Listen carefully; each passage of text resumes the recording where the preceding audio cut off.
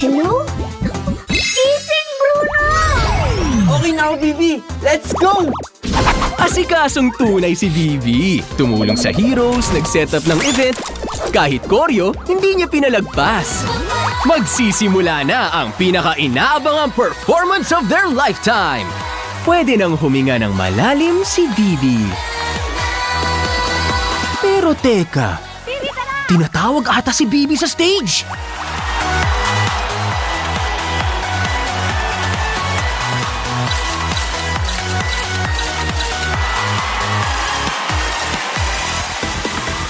Todo kilig, todo bigay, todo ang saya ni Bibi! Dahil sa pagkakataong ito, si Bibi naman ang bumida. Nice to meet you!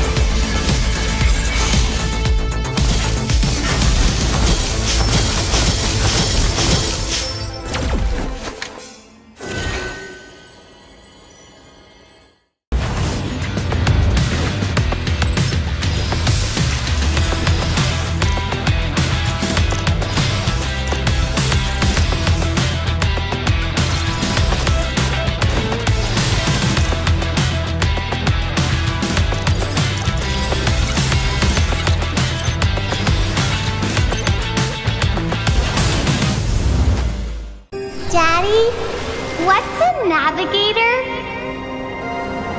Navigators safeguard the lighthouses across the Nexus Sea. It is a responsibility that we must uphold.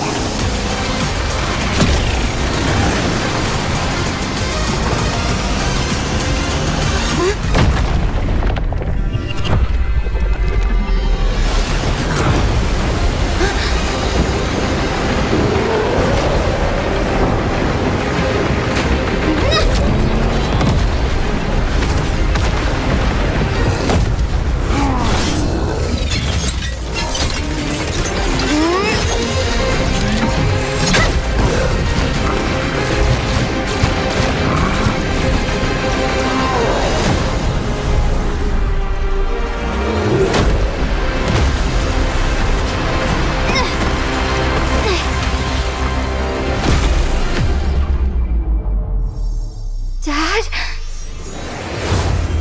I'll always be with you.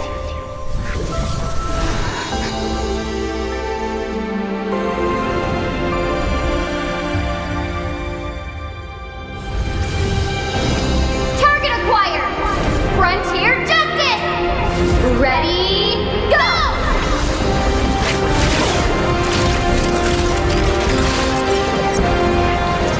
For all the Laylas out there!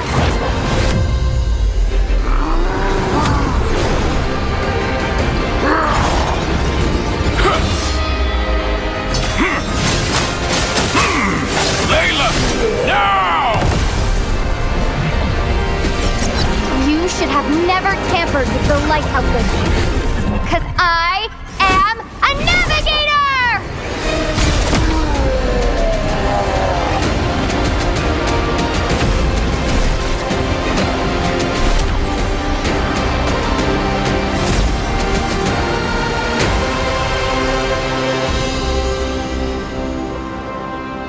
I'm gonna be the best navigator ever! I know you will.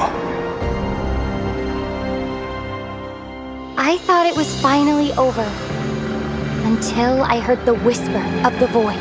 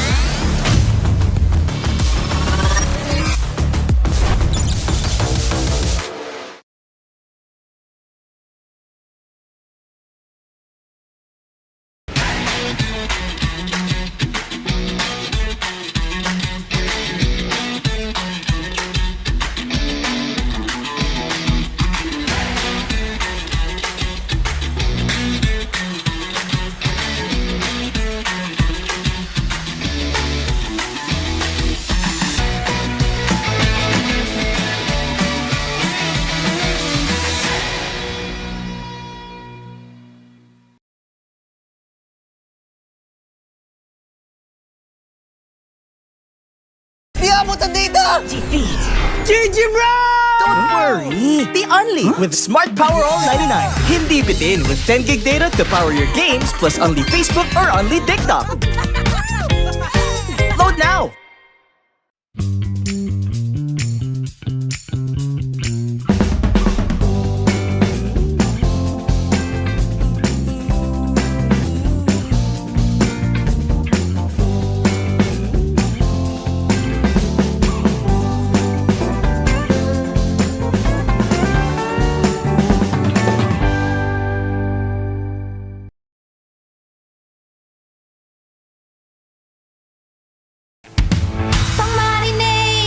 Panggisa! Pampasarap! Ang daming ititimpla! Luto mo yan with Knorr Liquid Seasoning. Mula luto tong plato, sarap panalo. Luto tong plato, sarap panalo. Luto tong plato, sarap panalo. Luto tong plato, panalo ang luto mo.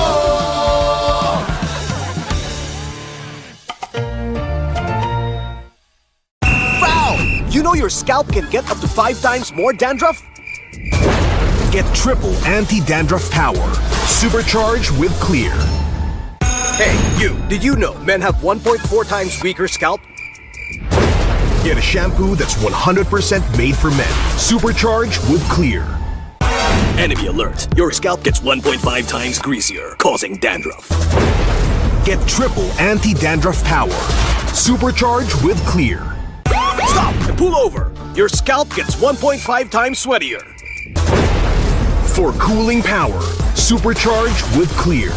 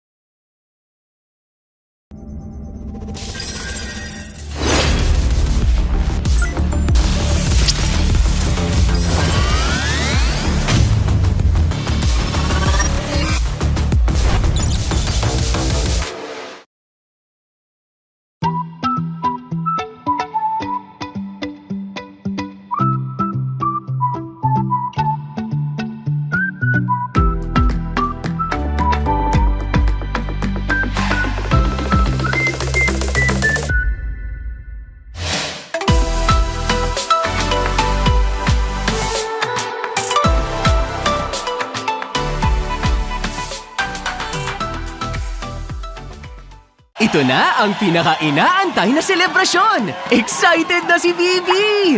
Marami pa siyang kailangang gawin para maging ready ang lahat.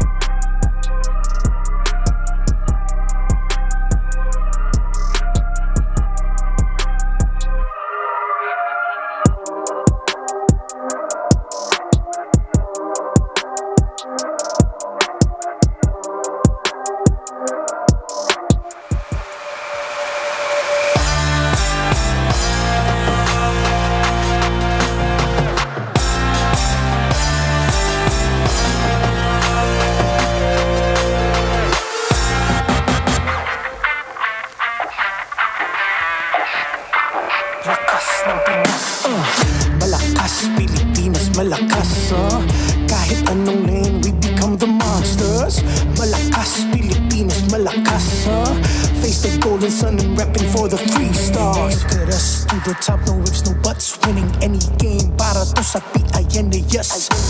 Di mo matitinag aming boses sa new level. Nasa kalye man o mobile, you know I become a legend. Listen, open fire, we cannot be winners, but with pressure, like diamonds are made of. Switching lane na parang gera, HP racing made a setup. Kakatang buhat ni Hilda, full dome SS parang Laila.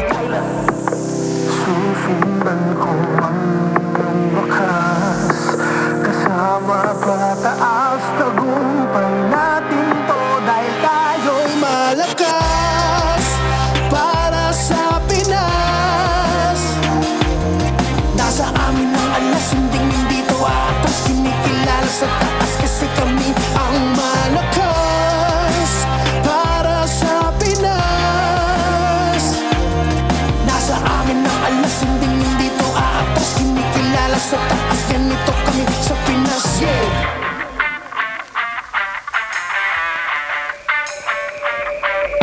Laging MLBB, no surrender, no retreat. Pag nagsama-sama, just imagine what we can achieve. Laging MLBB, no surrender, no retreat. Giving 100 on my all, cause we just cannot be defeated. We are unstoppable, immune and invulnerable. Ready ang equipment, lahat frozen, mala, crowd control. Pakita on the jab, east to the southeast. Taas ang matawag, proud and loud, cause every enemy we devour. Susundan ko ang iyong wakas, kasama pataas, tagumpay natin to dahil tayo'y malakas para sa Pinas.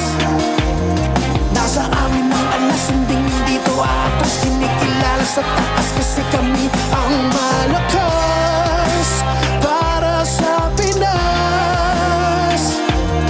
Nasa amin ang alas, hindi to atas, kinikilala sa taas, ganito kami sa Pinas. Malakas, Pilipinas, malakas kahit anong monsters. Malakas, Pilipinas, malakas face the golden sun and repping for the 3 stars.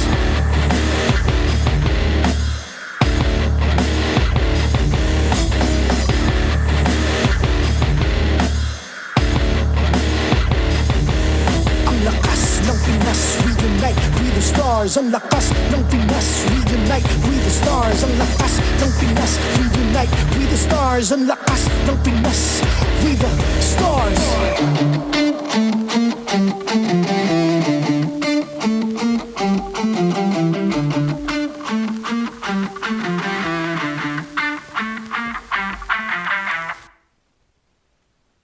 The 16th season of the MPL Philippines is brought to you by the following sponsors: Infinix GT30, the power behind every madlang gamer; Smart, the simply reliable telco partner of the MPL. Victories you can count on. BPI, the official bank partner of the MPL Philippines. Mas epic na bukas, buksan sa BPI. Our partners in esports: Clear, power up your dandruff-free scalp. Supercharge with Clear. Nor, sarap panalo with Nor. And our official suppliers: Sip, alis uhaw, sip na. Arctic Aircon, the difference in cooling. And Go Hotel. Tara na sa Go Hotels. Let's go explore more. Don't miss any action by following the official MPL Philippines pages and subscribing to our YouTube channel. Follow MPL Philippines on TikTok for more content. Witness and experience the new era of MPL Philippines Season 16 playoffs live at the Cuneta Astrodome. Go to the official MPLPH website to secure your seats.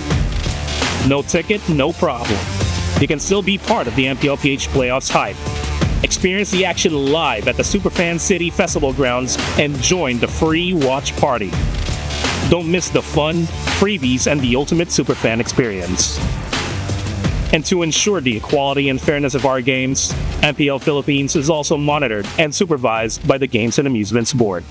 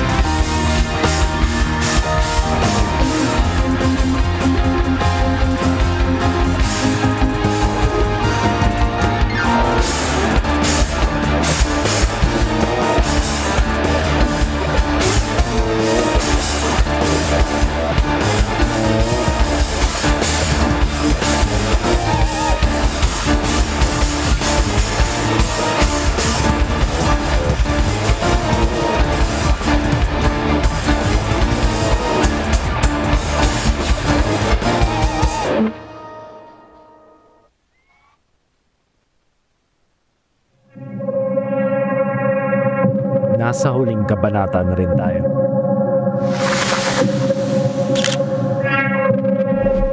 Sa libro ng legasiya ng tao.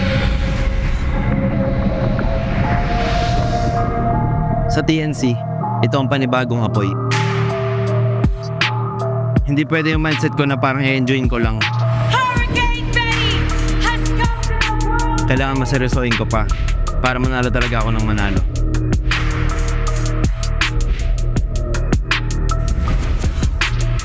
Bawat talo, ginawa kong aral. Umabot kami sa lose streak point na almost 5 lose streak kami. Pero buti ngayon, nakabawi kami. Tapos yung panalo pa namin ngayon, yung nakapag-secure sa amin ng para sa playoff. Dito ko papatunayan na kaya namin mapagsabayan kahit mga rookie lang kami. Sinisisi ko yung sarili ko talaga nun kung bakit kami natalo. Kaya gusto ko talaga patunayan no, doon ko ilalabas talaga yung laro ko, babawi ako ganun. Kasi kapag sarili mo nun talaga, feeling mo sobrang hina mo ganun, magdadoubt ka talaga sa sarili mo. Kaya mahalaga na may kasama ka na na lagi mo cheer up sa'yo, na sasabihin na buo tiwala nila sa'yo. Hindi lahat ng laban ay panalo, pero bawat pagkatalo may aral. Yung losses namin sa MC at last season, yun yung dahilan namin para magpursige ngayong season na makuha ulit yung Untitled Championship at makapasok sa M7. Hindi lang ako naglalaro para manalo. Sa ngayon, yung goal ko, maging GOAT yung Onyx Philippines. Hindi kami nandito para maging second base. FLCN, amin yan. Nung nakabalik ako, mas gustong gusto ko mag-champion. Eto na yung second chance ko. Para sa akin yun yung sukatan ng lahat ng pinaghirapan ko. Redemption yun. Para ipakita na kaya kong bumalik at manalo sa pinakamalaking stage. Kung may isang linya na ilalagay sa trophy, siguro yun yung hard work never betrays you. Na-realize ko po na hindi na laro-laro lang yung ML after nung season 2 MPL kasi first time ko nakapaglaro sa mga stage sabay sobrang daming tao doon ko na-experience yung mga bagay na di ko naman na-experience like nagpa-victory yung mga pansakan gano'n. The myth, the legend, the mad cow TV. Siguro yung sinakripisyo ko yung youth ko kasi simula bata pa lang ako nagsimula na ako mag-ML and Yung ML hindi lang siya basta laro. Sobrang hirap niya physically and mentally. The GOAT of MLBB, parang ang bigat ng titulo. Pero bigay sa akin to ng tao. Ito ang hamon nila para sa akin. Napagtanto ko na rin na hindi ko na hinahabol yung laro. Ako na yung hinahabol nila.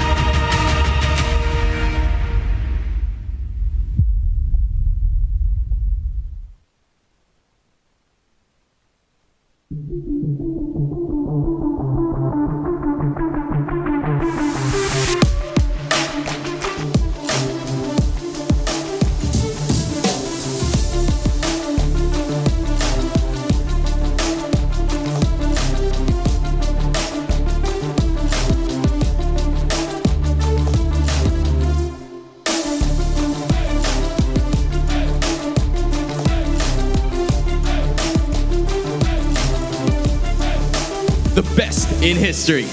Super fans, ito na ang simula ng tunay na bakbakan. Together with Hans and Almira, this is your very own Odin. Samahan niyo kami sa aksyon at maging saksi sa lakas ng Pinas!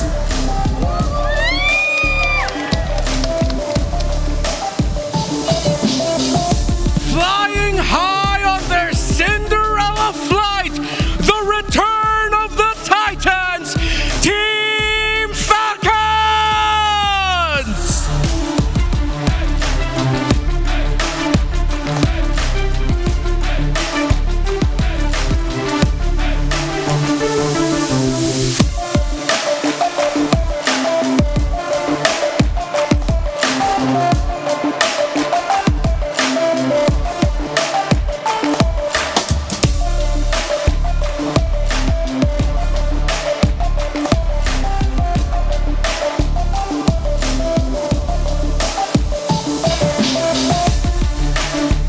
They continue to rise!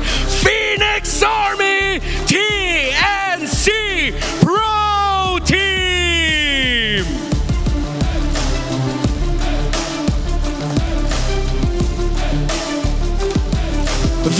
rookies that twisted the league, Twisted Minds!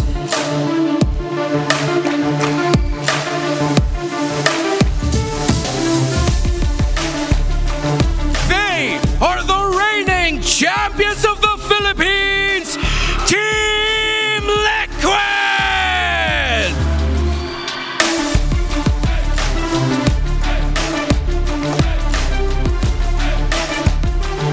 They are the reigning champions of the world, Onyx Philippines!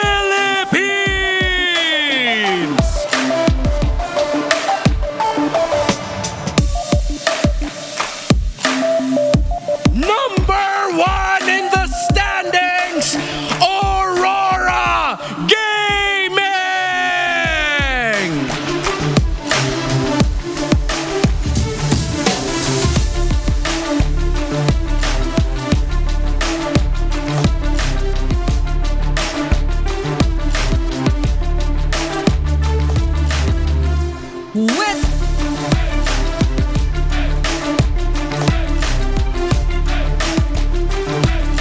Witness the strongest and the fiercest teams in the world of MLBB. Welcome to MPL Philippines Season 16, the playoff!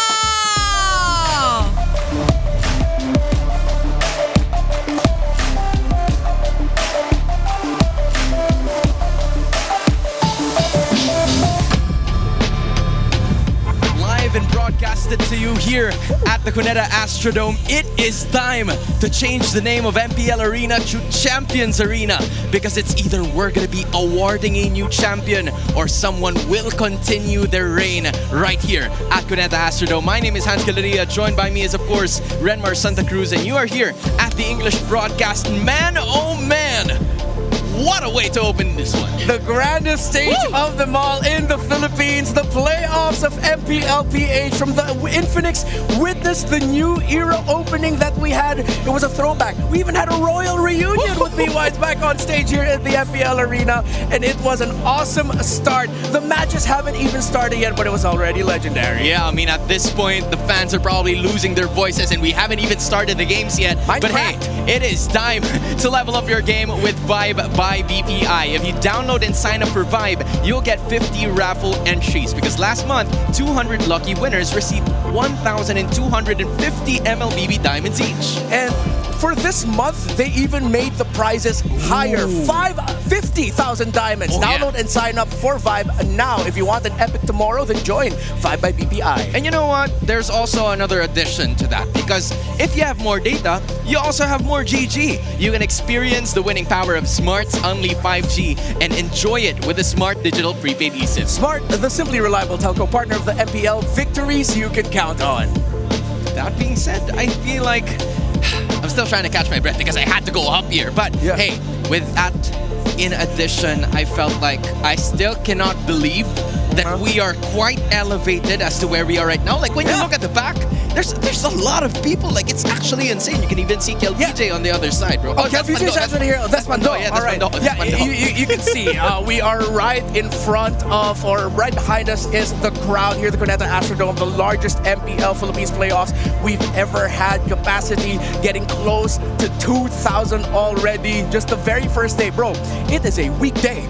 And there's a lot of people there. Yeah, they probably had to leave whatever jobs they had. But hey, we also are being taken care of because the tournament is monitored and supervised by the Games and Amusement Board. They take care of us right over here, and we take care of all the possible action that is about to happen throughout the next 5 days. Because I'm gonna tell you, man, or if I haven't told you yet, I'm pretty excited for this one. Yeah, I'm pretty excited. A lot of people are. I was hearing and feeling the vibe of the people, considering that this season, so many things has happened. From Aurora ending the season with a 13-1 match win streak, only losing in week 1 against Falcons. From the Project Next entering mid-season, changing the entire game.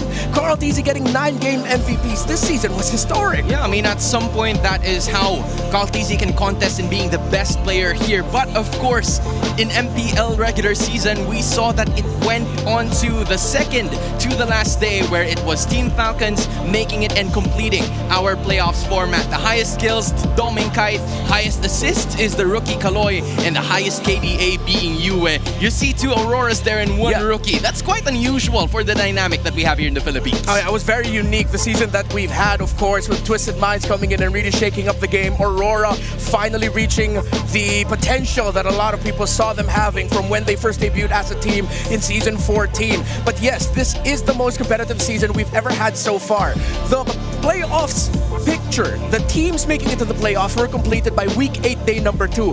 But the final bracket wasn't completed until Week 8, Day number 3, down to the wire. I mean, if we're looking at the standings, it gets as close as possible. You're looking at Smart Omega and AP Bren. Major love and appreciation to those two teams, but it went down to a single battle, to a single game that kind of depicted on whether or not Team Falcons is going to be advancing, and they did, together with TNC, Twisted Minds, and the other ones at top. The stars aligned and Falcons still somehow made it to the playoffs, but now they have to go up against a team that a lot of people thought would be up there with Aurora, top 2 in the standings, until Onyx Philippines won against TNC Pro Team Week 8, Day number 3 to secure the seconds lead and advancement into the second round. The defending champions of the Philippines, the champions of MSC, will be fighting for tournament life in Day number 1 of the playoffs. And they had the chance to not let that happen during the regular season. So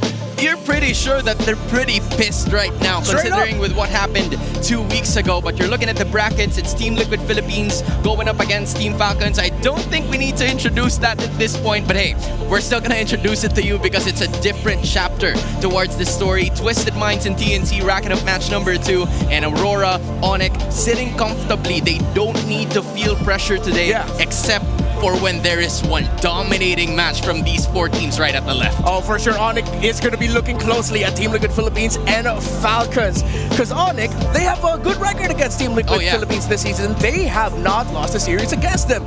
Meanwhile, Team Falcons, though, they were able to get one over Onyx. For Twisted and TNC, a lot of people, and I've got to agree with the community, Aurora are sitting pretty and very comfortable. But they are going up against 2 of the most unpredictable, potentially biggest dark horses that we have. Besides Liquid, because they're a literal dark horse. Yeah, I mean, for both Twisted Minds, you're right. I just realized that like 3-4 seconds later. My bad, dude. But hey, for Twisted Minds and TNC, you're absolutely right. Both of these teams having something to prove.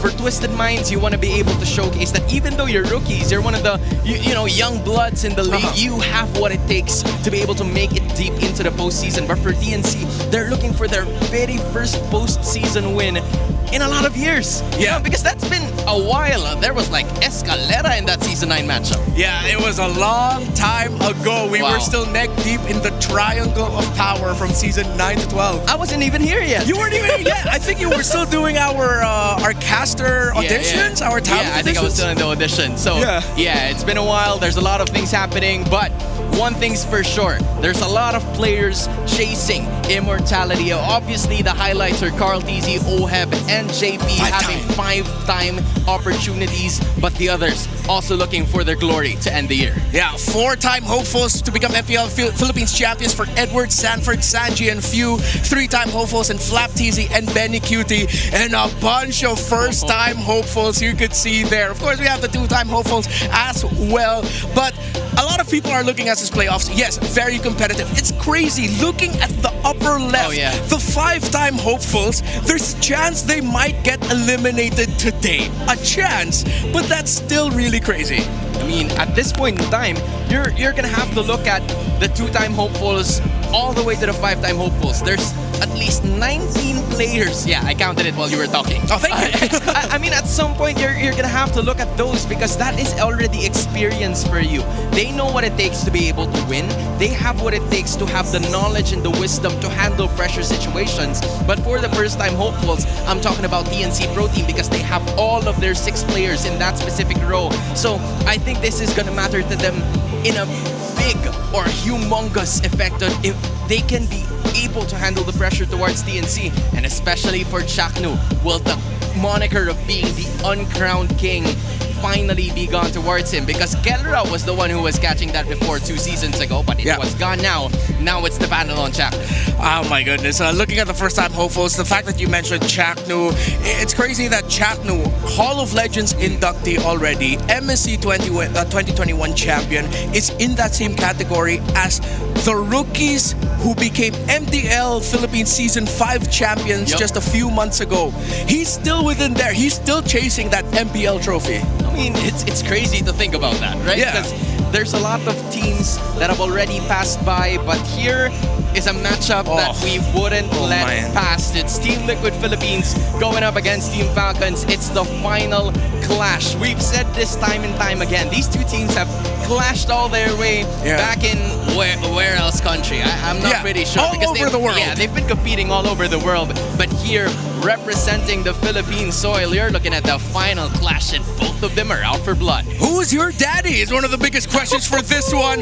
Who's gonna win and advance? Team Liquid Philippines, they are on the path, potentially, of the golden road if they become champions in MPL Philippines Season 16. Standing in their way, their longtime rivals, the team that no one expected to make it into the playoffs, now here, first round, Team Falcons PH. To dub this as legendary is an understatement. Oh yeah. It is mythical and immortal at this point. Bro, this is weird because like you're looking at Ateneo versus La Salle at this point. That's actually true. I don't know if the foreign audience is quite familiar with that, but let's say it's like Duke versus North Carolina. Yeah, I don't know. I will say De La Salle, the better university. Oh, okay. Go Green Archers. Yeah, you know what? Because I'm from La Salle too. Anyone from Ateneo, sorry, you're not part of the panel, so hopefully you can just state that in the comment section. But hey, that is how big of a rivalry this is for both of these teams, and the odds are stacked against the Falcons, and the question is if they can beat the odds, because before week 6 or right after, fresh cut. Yeah, I will and some fresh builds. Easy. I'll help you complete what you wanted to say there. They were 2-8 after week 6.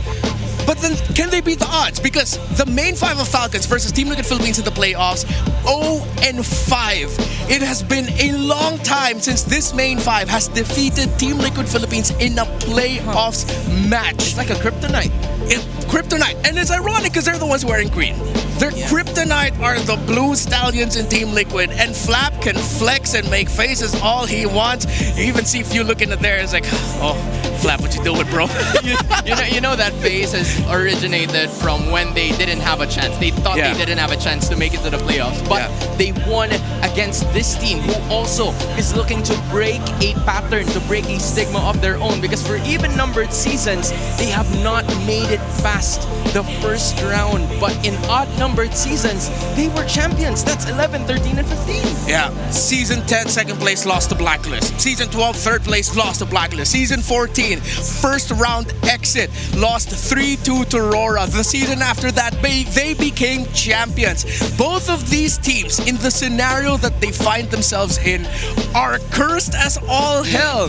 Which is why I have said multiple times, this series, the fact that we're getting it in the opening matchup of Season 16 playoffs, is both a blessing and a curse. Because like, you'd expect these two teams to make it to at least the postseason, but they're facing each other now. They were even the ones who faced off throughout the last slot of the playoffs so that Team Falcons can take it. And how poetic is it that the team that TLPH is going to be facing is a team that defeated them in the regular season when they were about to make it into the upper bracket. So now, you saw Carl Tizzi a while ago. He wasn't even looking at the camera. He was locked in. Yeah, he's locked in. If you missed out the opening video that we showed up, the quote there, the game is no longer chasing me.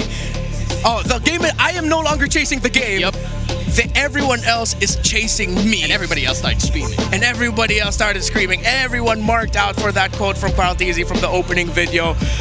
So now, we have to talk about the epic take, man. Oh yeah, for Are sure. TLPH and Falcons still Titans in this new era? Do you want to start it off? I mean, I would, just by saying simply yes. Because like, usually if you are no longer a Titan, you would struggle for a bit, which Team Falcons did. Yeah. But they showed the resilience. They showed what it takes to be able to take this all the way into the playoffs. And if they need to struggle to be able to get to where they want to be, which is the grand finals, then they could possibly do that. But it's unfortunate that it's going to happen in the first round against Team Liquid. I'm just going to say, they are not the Titans that we knew them to be. If they were the Titans that they were, we'd be getting this match later into the playoffs. Oh, yeah. Day 3, day 4, or day 5. Not on day number 1. Not day number 1? Not day number 1, but they are still definitely up there. Of course, we know Team Liquid Philippines fresh off of... No, not that fresh. It's been quite some time. Oh, yeah. Their MSC win in Riyadh, Saudi Arabia. Coming back here. Team Falcons just recovering and just barely making it into the playoffs. And as we see the screams and cheers of all of the super fans at Superfan City, from the Cavalry to the Green Falcons, it's heartbreaking to see that the festive mood will eventually, inevitably, turn sour because one of these teams will already be eliminated. You know, for both of the fans or the community belonging to these two teams, they're gonna need all the support that they can get. Because at the end of the day, one is gonna be staying and one will go. And at some point, I'm quite interested on how this will affect the gameplay. Because I'm sure both of these teams are quite used to the pressure.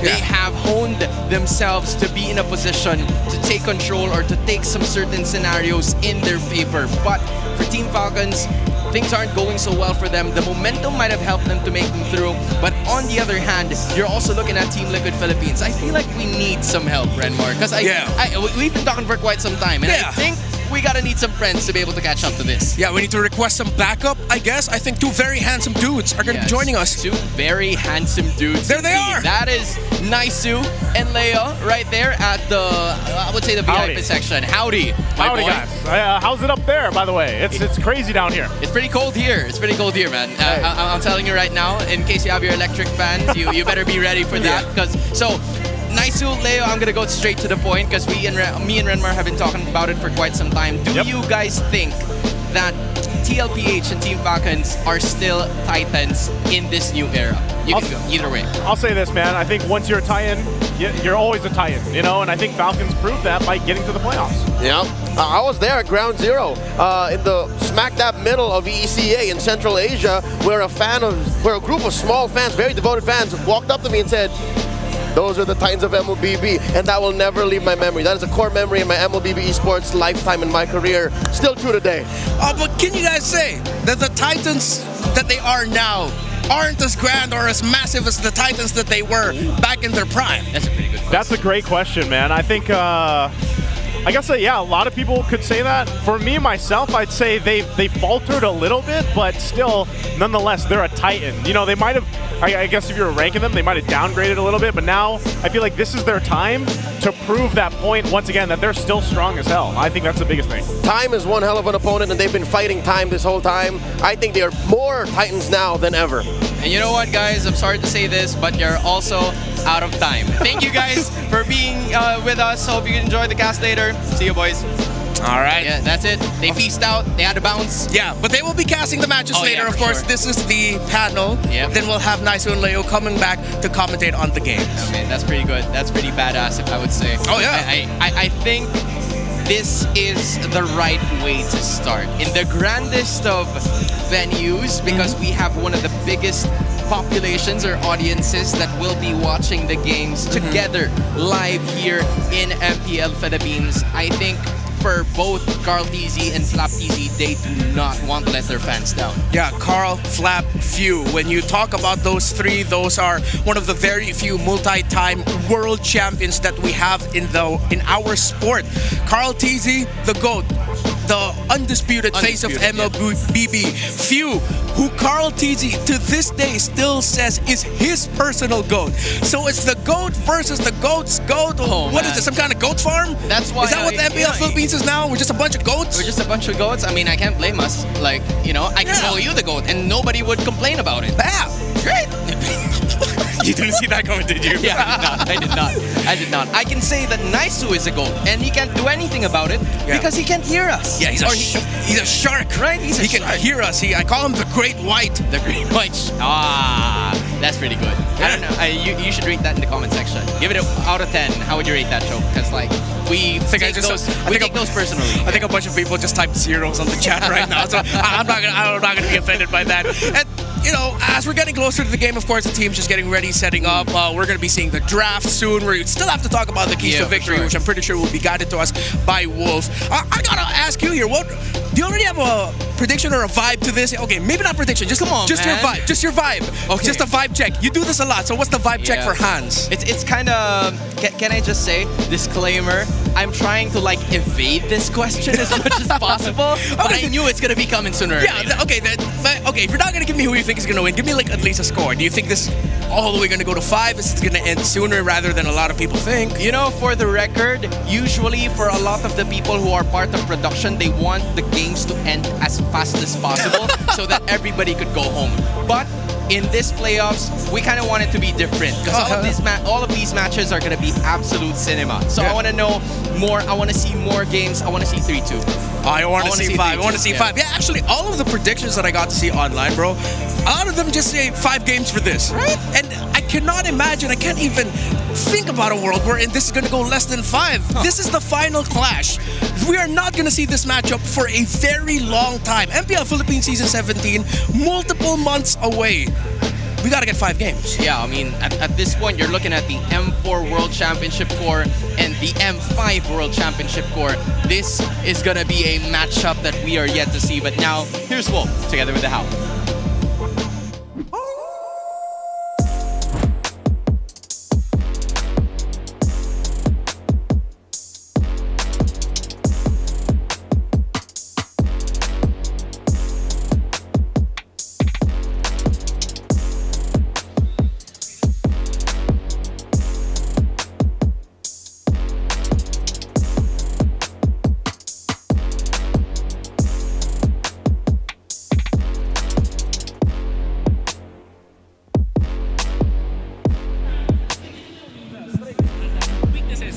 Side ng Falcons, it's also clear na yung Ogwen suppress pa rin ang kailangan i-deny ng Team Liquid Philippines. Nasasabi ko na ito na aking previous keys to victory, pero ngayon ulitin ko dahil kailangan pa ito kahit playoffs na kahit nagbago na yung battlefield natin. Ito pa rin yung nakikita kong strength ng side ng Falcons at kailangan nila i-challenge yung gold lane non-marksman hero nitong si Super Marco, which I think is interesting kasi nag-bane na siya eh. Pero hindi pa natin nakikita yung full potential nung non-marksman gold laner mula dito kay Super Marco. So kailangan i-challenge yan na side ng TLPH. Now for Falcons, very quickly, kailangan nilang i-deny yung first turtle via the draft to. Lakasan nila yung first turtle nila o kaya naman via rotation, kumbaga wag nilang hayaang makakuha ng first turtle na side ng TLPH. And additionally, i-counterpick nila yung mga XP lane ni Sanford in relation to the first turtle. Ang pinakamalaking importance ng isang XP lane ay dun sa first turtle at laging tinitake advantage yan ng TLPH. Tingnan natin kung katagos ang Falcons sa factor na to at kakayanin ba nila yan ang kanilang keys to victory. And speaking of victory,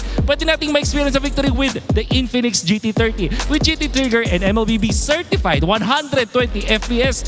Will enjoy ultra smooth gameplay and outplay the rest. Yan po ang ating mga aabangan sa laban na to. At actually, sobrang excited na ako dahil ito na yung Act 3 or yung Part 3 ng rivalry ng TLPH and Falcons dito lang sa MPL PH Season 16. Magbabago ba ang mga playstyle? Makakita pa tayo ng maraming fighter gold lane. Alam ko, hindi ba masyadong magandang tawagin na fighter gold lane lang yan. Pero alam naman natin na pwede nga naman gamitin yung mga fighters like Ruby, like the Esmeralda, like the Lunox, yung sumisikat ngayon na X-Borg. Hindi ko lang ma-imagine na gagamitin to ni Super Marco, pero tingnan natin kung yun na nga ba ang mangyari. Magkakaroon ba tayo ng assassin versus assassin battle between Carl TZ and Kyle TZ? Yan ang exciting din naman talagang mapanood. Kaya wag na nating patagalin to. Panoorin natin ang pagpasok ng ating mga teams. To oversee and uphold the tournament's integrity, our marshals, Joshua G, Chico, JJ, and Yaku Jeff.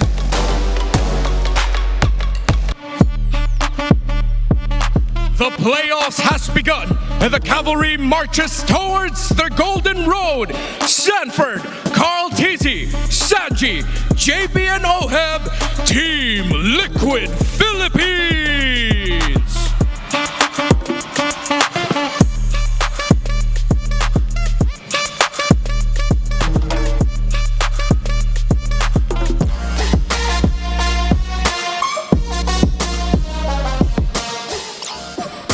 The Titans have returned for their final clash against their rivals. Welcome to the playoffs, Flap Teasy, Kyle Teasy, Few, Ogwen, and Super Marco, Team Falcons!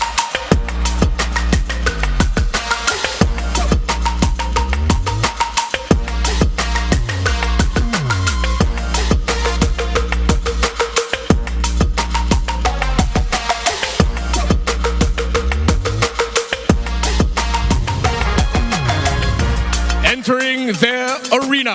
Their coaches, Coach Arcee for Team Liquid Philippines and Coach Trevor for Team Falcons. The final chapter, the final clash, MPL Arena. I want to hear you scream.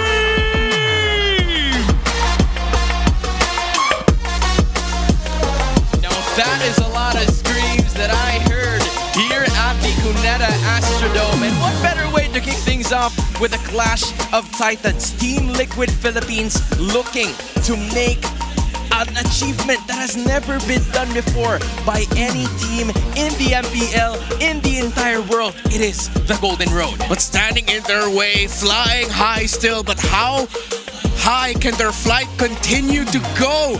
They almost didn't make it here, but at the end of the interview, Carl Tizzy was asked by one Hans Galleria after defeating AP Bren. Oh yeah. How ready are you for Team Falcons? Carl Tizzy said, "We are ready. We know how to beat them. We will beat them." And that is a statement from the GOAT, from the face in himself. And especially when you're looking at the team head-to-head, this one, Team Falcons got beat just because of how well Team Liquid Philippines has been performing all throughout the regular season. Yeah, so for Falcons and Team Liquid, when I was studying the drafts of these two, they are very similar, except for one key difference. The Team Liquid Philippines is a little bit more flexible for their last picks, blue side and red side as well. They play around the flexibility and the wider hero pool of Sanford and Sanji, while Falcons, they have a very set template of where they want to go. Ogwen and Super Marco's picks almost always goes blue 4-5 or red 4-5. But the difference is we are in the fighter gold lane era. CC has been rising. Wolf has mentioned other picks as well going into the gold lane from the fighter's perspective. That might change the game and might be one of the main weapons Falcons will hold on to. A lot more of those are probably going to be talked about later in the draft, and at this point, there are some ideas that they can produce heading into this matchup. But I want to know some vibe checks here at the Smart 5G Pick Test. Dad, dalawa tayo mic check, Dad. Dalawa tayo? Yun, okay. Hello, check. Sa Falcons, good luck sa atin. Shoutout sa Falcons, manalo ng malulupit. Shoutout sa inyo guys, palapitan na lang. Ano rin masabi natin sa Falcons? Good luck sa laban natin. Dami na punta ng mga tao. Mag-ingat kayong lahat. Galing pagtatapat na natin ngayong season to, palapitan na lang mga repa. May the best team win na lang, Dad. Galingan na lang natin. Guys, welcome nga pala sa playoffs guys. Enjoy kayo. Bibigyan namin kayo ng magandang laban. Di namin kayo bibigoyin. Mapapasigaw kayo dyan, mapapatalong kayo dyan sa upuan nyo kahit nasa pinakamataas kayo. Oh pre, laglagan to eh. Bangan nyo guys, huling pagkikita na ng mga Titans. Pew and Ogwen combo. Let's go. Hello. Breakfast in bed, I'll get you interested. Two random things to say. Uy, tama na. Parang di naman James Reid yan. Wala pang hindi pa nag-i-start, dami na agad tao. Sheesh! Si The GOAT, tahimik lang. Dikdi ka ng sige palagto. Baka di kayo na-inform. Sa mga audience na pumunta ngayon guys, salamat sa pagsuporta. Bibigyan namin kayo ng magandang laban. Ogsim, gagalingan namin para makapasok kami sa top 4. So para sa ulit ang ticket nyo guys. Grabe, lakas naman yan. Alis pa. Sila, wag po. Miracle do exist. Eras of the league. Day 1 o 1 day lang? Pili lang tayo that day 1 or 1 day lang tayo dito. Nice. Sino nga pong happy ending? You know, Few, I have the same question as you. Who will have it as their first day in the playoffs, and who will have it as their only day in the playoffs? That's a lot of thinking to do, but one thing's for sure. For both of these teams, specifically from OHEB and from Few, they want to show the fans that they deserve to be in the spot that they are right now. Yeah, for OHEB, he's got to show up with more fighter gold lanes. I mean, he plays the Bane incredibly well, so that's something that Team Falcons have to look out for. They faced that exact same matchup. OHEB in the Bane, Super Marco the Granger, then they traded it out in their last series. But then Few, I think, definitely needs to step up for Falcons here. So Few actually has one of the highest assists in the league, 230 assists, 120 for 210 for Sanji, just to compare. However, Few also has the highest deaths amongst all mid laners with 95. The third lowest for mid laners is Sanji at 47, so there's a huge gap there. That's at least, what, 4 more deaths each game on average for Few. So he's really got to watch out for his positioning here. And Sanji and Few are going to be a big focus on the draft. Because for them, Juicin and Farsa is the main trade. These two teams are always fighting for those two heroes. Yup, especially with how aggressive Team Liquid Philippines has always been playing. Although we saw some sort of that kind of recipe from Team Falcons over the course of Week 7 and Week 8, where it was Kyle TZ constantly playing Lancelot, the highlight of the Eastern Shin, which, by the way, I believe is going to be heavily contested towards this map. And man, I'm telling you right now, this is just 2 seconds and we are completely a second away from making this officially our first game of the playoffs. And, you know, if you were living under a rock, we've already made our annual map change, which is basically how the changes are going to be, but broken walls are going to be the choice here for our two teams. It gives them a little bit more avenue, but hey, look at this. Team Falcons has only played in this map once this season. And if you have been living under a rock, please let us know if your home was affected by the Broken Walls map. As that house of yours, that rock might have been shattered by the Broken Walls map. So here we are, red side. We were talking about it earlier, man. The CC going into the gold lane. That has definitely changed things up. Up there with Bane Gold Lane, up there with Alice EXP Lane in terms of the trading of priorities with our drafts. So Liquid are looking at Roam mid and an EXP and or Gold Flex. But I think Liquid are looking at that CC pick more as a Super Marco pick than it actually is a Flap TZ pick. I like the respect shown by Liquid, and I like that Falcons. I have always said this, just never give the 1-1 to anyone you're going up against in MPL Philippines, especially since OHEB is perfect with that hero. You know, gold laners in MPL Philippines are doing a pretty dang good job in making sure that that 1-1 is scaling perfectly, and it's quite unstoppable when that happens. And same could be said for that chip. We haven't seen a lot of chip all throughout the season, so at this point it's Team Liquid Philippines and Team Falcons just really taking matters into their own hands, and there is the Zushin, quite familiar for Sanji. I would say this could also go for Few, but they've denied that from Few. Instead, we're gonna give Kyle TZ a familiar hero with that Lancelot. Alright, so this is very in line with the ordering of the draft, the priorities for these two teams. Liquid, we mentioned it earlier, the Juicin and the Farsa trade. They banned Farsa, get Juicin. Sanji got a savage with the Juicin earlier this season against AP Bren. 6-1 and 5 was his KDA. Now Kyle TZ steals away a Carl TZ favorite pick in the Lancelot. Yisun Shin is still open, but then now with Grok's presence, what is Liquid gonna do to make sure they back up Carl TZ in the jungle? They get JP's Gatot Kacha earlier on. So now the priorities have changed. It's Sanford's and OHEB's pick that we're waiting for in the second phase for Team Liquid, while Falcons might lock in their mid laner here or already show one of their gold laners so they can start banning it out against OHEB. Lots of bodies covering for Carl TZ in this Team Liquid Philippines strategy, but for the other side, that's Team Falcons looking for a hero, quite possibly for Few or maybe even for Super Marco, because we saw a lot of potential trades here in the banning stages. You still have 2 more options here for the bans if you are Team Falcons, and for that final pick, it's going to be the Kimmy, so they want to preserve that Super Marco pick, because just like what you said a while ago, they have a high tendency of picking a Super Marco hero in the 4-5 spot, and I think that's exactly what they're gonna do. Yeah, it looks like they really didn't, they really haven't changed their tendency there. So they instead pick up now the Kimmy at the center of the map. So that's one of the top 3 trades that you have. That's the triangle of power in the mid lane. Juicin, Kimmy, Farsa, and then that's going to be that. Now, the fact that you have the Kimmy means you need a little bit more range. So let's see if Super Marco ends up with a Granger in the 4th pick. You deny OHEB that. But then at the same time, they can float around the idea of them picking the Harith in red 4. So let's see if there's going to be a trade there. But if that happens, you also still have an Esmeralda open, actually, that Liquid could go for. An Esmeralda can still even go into the gold lane if Falcons decides to go Harith red 4. So this is one of the toughest parts about drafting right now, post-Project Next, the flexibility that fighter gold lanes bring you. Look at Aurora scouting competition right away. They're not even going to see them in the upper bracket finals until the upper bracket finals. But hey, I think from what I picked up from you, the Esmeralda was there quite removed immediately. Same goes for the Lapu-Lapu. At this point, Team Liquid Philippines and Team Falcons are removing any sort of fighter opportunity. So there is a possible chance that we get to see something more, something even, flexed, such as the fighters. I think for Eman back in BTR, we've seen an export, gold laner from him. Even a Cho fighter is a possibility as well. Yeah, and Cho gold lane is a high possibility now. Oh, yeah. So they ban out the Harith Team Falcons. They're setting themselves up for a Granger pick. But then the usual response of the Granger in the Irithel is still open. But I wouldn't like the damage profile that Liquid will end up with. If Super Marco and Falcon shows his pick at a red 4, Liquid can honestly just go Cho gold lane. They can go Ruby gold lane and they'll be okay. I'll lean a little bit more towards the Cho, however, considering that if they go with the Ruby, they might just be susceptible to a tectonic charge from a Grok. So Liquid take out a comfort pick from Flapteasy, from the Uranus. But this sets up for potentially just locking in a Phoveus right away.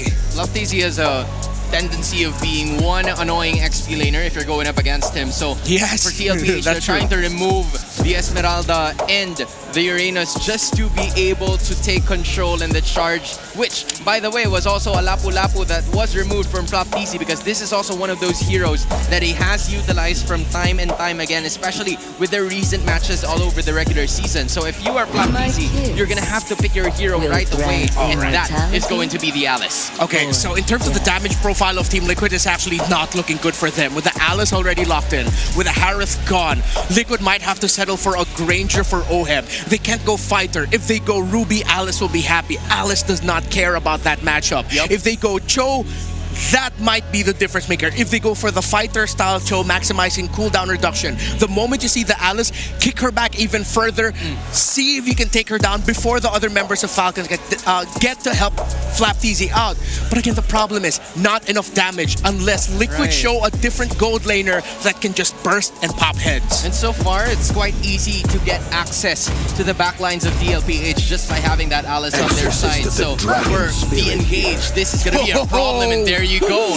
They picked up the Ruby. They're taking the risk here. I'm talking about TLPH and the Yuzhong. We have not seen you in forever, my guy. Welcome back.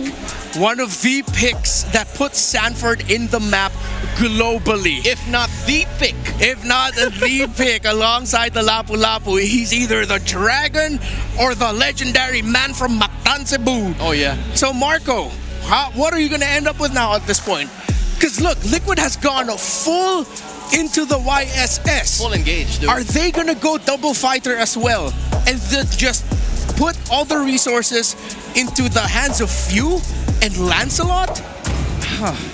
That's a pretty tough question to ask in Team Falcons. They're trying to figure it out, but now they go with the Claude. It's a hero that has been used by Super Marco, but they're not gonna fight Team Liquid Philippines in their very own game that they want to play here. They want to try to scale a little bit further, just so they can have enough damage to make this happen. But for Cuneta Astrodome and for people watching at home, this is the clash of the Titans, the final clash. Every game feels like their first game, because at this point, if you want to be able to make it into the top 4, you're going to be facing a familiar foe, and we're looking at the lineups right now. It's a mix of old and new strategies for both of these teams. Whoever rotates faster is going to win this game. Ogwen needs to be locked in here alongside Few. Falcons, they cannot allow Team Liquid Philippines to build a very quick lead. That is a Yuzhong with a Petrify that could even mess up the entry of a Claude. As this game extends, Super Marco might be wondering, wait, I have damage, I have my items. Right. Liquid can just build up a bunch of blade armors, but Falcons, that Alice is gonna be their main centerpiece to ensure that the Claude, the Kimmy, and the Lancelot have the time and the space to deal a damage. But they will get to that point only if Ogwen and Few get their rotations right alongside Kyle TZ. They have to win Turtle 1, they have to win Lord 1. I mean, honestly, you're talking about Few right before the start of the matchup as they were being asked to step up quite, not even in a gradual manner. He has to step up big time makes sure that he evades a lot of deaths that would usually happen in like the minute 5 or minute 7 of the match. But for FLCN, he's been doing this with all of the other heroes such as the Esmeralda and the Uranus as well. If he wants to at least annoy the rest of the members of Team Liquid Philippines, then that should be the route for them here in game number 1. It's quite a packed audience that we have right here at Cuneta Astrodome, and everybody at a weekday, Renmar. At a weekday, we are stacked right over here. Lots of familiar faces that we saw before the start of this game, and at this point, I am with you, ladies and gentlemen. I cannot wait to get this show started. It feels like mid-December 2023. Oh, wow. It reminds me so much of the Rizal Memorial Stadium. Our voices ran out during that time. There were tears dropping too. Yeah, how people are seated right now, the arena we find ourselves in. I wonder if there's a bit of familiarity and a bit of a reminder for the members of Team Falcons, who at that time were the members of AP Bren when they became the first team ever to not only win in home soil, but the org to become the first ever 2-time world champions. But Team Liquid Cavalry is outnumbering the Green Falcons, and Liquid have, I gotta admit, man, a slightly scarier lineup. But my mind keeps going back to, can they actually have the answer for the Alice? Yeah. And I think one of the questions we have to ask is, what the hell are Sanford and OHEB gonna build? Are they gonna go for the hybrid? Are they gonna go fighter tank? Are one of them gonna build a little bit more physical penetration to actually give that Alice some hard time? Because you're gonna have to mix some dominance, ISIS, and Sea Halberds in there. I mean, for the side of Team Falcons, I think their main ace is obviously going to be FLCN with that extra sustain. The setup is going to be immaculate towards getting them to a possible comeback, because they're going to have to wait for Super Marco. Let's be real of that. It's the timing that is quite an occurrence here for the side of Team Falcons. If they can at least provide a good situation for Super Marco to scale and get a lot of damage early on, or maybe even in the mid stages, then that could help them a ton in game number 1. But the challenge is for, Ogwen and Few, even the trio mid position for the side of Team Falcons to be able to at least get some smooth objectives heading into the map. Because if you're looking at Team Liquid Philippines, they kind of have everything figured out. They have a good amount of crowd control, even have a decent amount of damage, and at this point, all they need is perfect execution to be able to take this game 1. Yeah, actually, Team Liquid Philippines, with how you mentioned that, once we get into the team fights, their lineup might actually be the one easier to pull off, because one of your main damage carries in the Yi Sun Shin is happy just staying in the back, allowing the Sanford, Yuzong, and the OHEB Ruby to front for you, deal a lot of the initial damage, and then Carl T's is just gonna come in to finish the job. Well, for Team Falcons Philippines, Super Marco's timing here needs to be really good, because as we mentioned earlier, with all of the crowd control that you pointed out that Team Liquid Philippines has, the fact again that there's a Petrify for the Yuzong, a second skill, a very quick one from the Ruby, might just mess up the entry of a Claude after a BMI. Even though he'll pop the Purify and have the CC immunity, it's still a tough task for Super Marco to be able to find the right time to actually enter with the Blazing Duet Ultimate. And not to mention that there are also some early invasions toward that gold lane matchup. So both Super Marco and OHEB, who has been victim to a lot of those early invades in previous matches that we've had before, they need to take better care, better communication at this point. And for Team Falcons, I gotta say that, Kyle TZ has been pulling off some quite insane mechanics towards Carl TZ, but for the GOAT himself, I mean, he said it during the interview, right? He knows how to beat this team right over here. They have a lot of support for both of these teams, and it's just gonna be a matter of time to see this matchup and how it's gonna be going. So I think for all of the people, especially for Onyx Philippines, the matter at hand is how they would be able to initiate, but you're looking at the start, the beginning of a possible end for at least one of these two teams. The question is, who or which Titan will be able to get over the wall and make it to top 4, Renmar? What a moment that we are heading into. Falcons, Liquid, the legend of Titans unfolding before us. Mythical and immortal at this point. The opening matchup of the Season 16 playoffs. It's them again. And I was seeing the discussions online with how it seems to be a curse for Carl Teasy. And a lot of that curse seems to involve Few. I completely forgot about that. Yeah, but then Few's also looking at Carl. It's like, we haven't beat you guys in playoffs in a long while. In MPLPH, we may have won against you internationally, but not in home soil. So that big question is hanging above their heads. You know, Renmar, I was at the front row, right? I was trying to talk to both Carl Teasy and Few because they were sitting beside each other. So Few was giving high fives to the other people. And then as soon as he sat with Carl Teasy, he was like, yo, Carl, you gotta give this to us, man. Yeah. You have a lot of championships already. And then Carl was like, I'm quite unlucky because this is an even-numbered season. He's talking about season 16. Yeah. And that's been the pattern for quite some time. You know, we were looking at season 10, 12, and 14.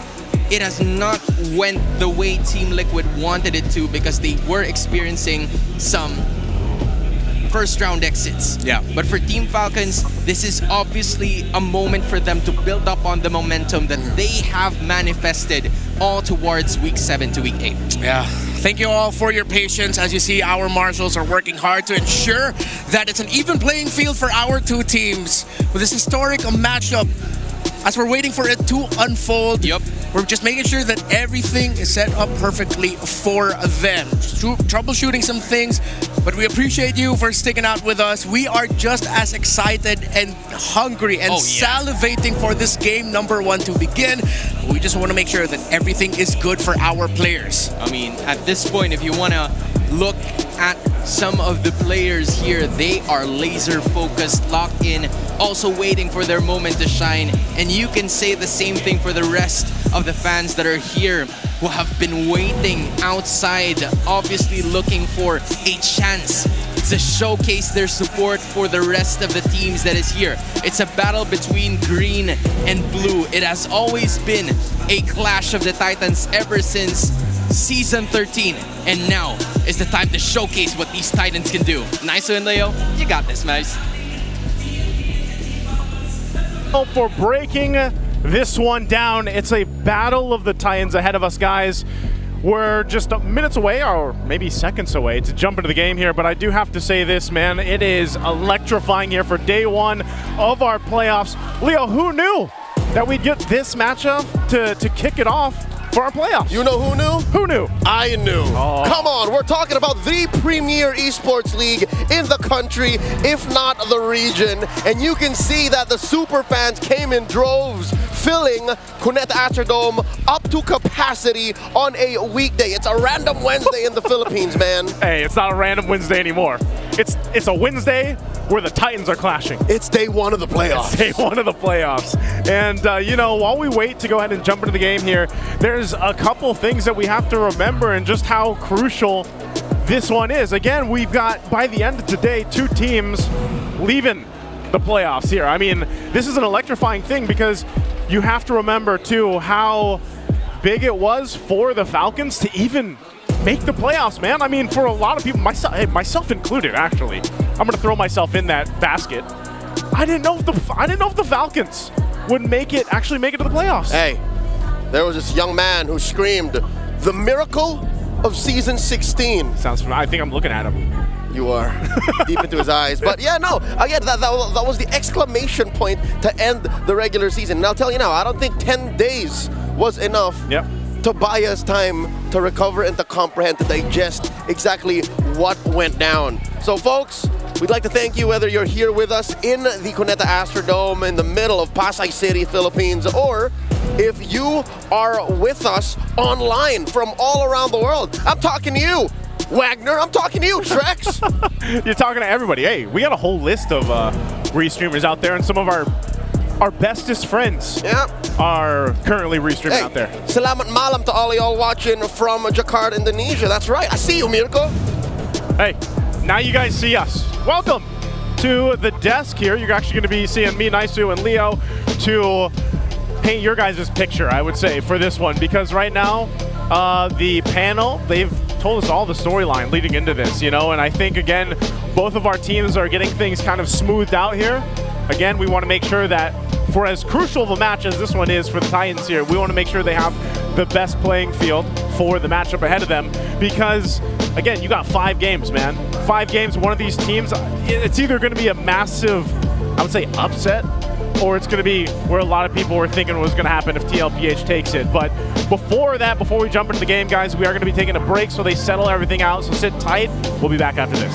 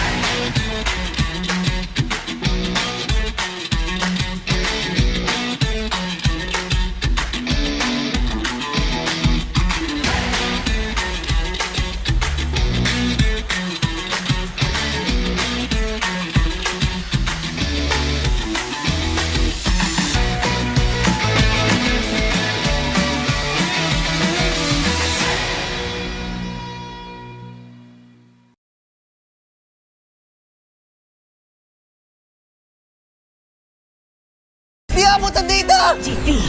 GG bro! Don't worry! Be only with Smart Power All 99. Hindi bitin with 10 gig data to power your games plus only Facebook or only TikTok. Load now!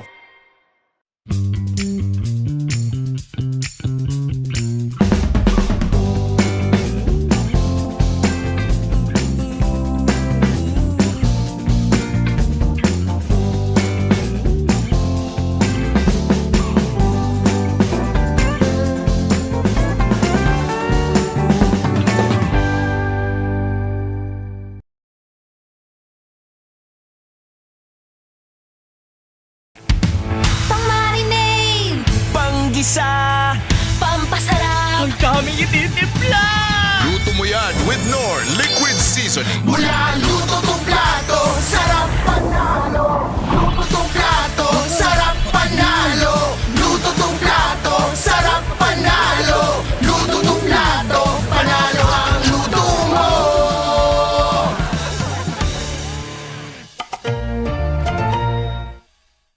Foul! You know your scalp can get up to 5 times more dandruff? Get triple anti-dandruff power. Supercharged with Clear. Hey, you! Did you know men have 1.4 times weaker scalp? Get a shampoo that's 100% made for men. Supercharged with Clear. Enemy alert! Your scalp gets 1.5 times greasier, causing dandruff. Get triple anti-dandruff power.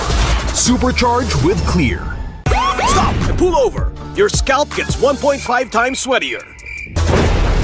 For cooling power, supercharged with Clear.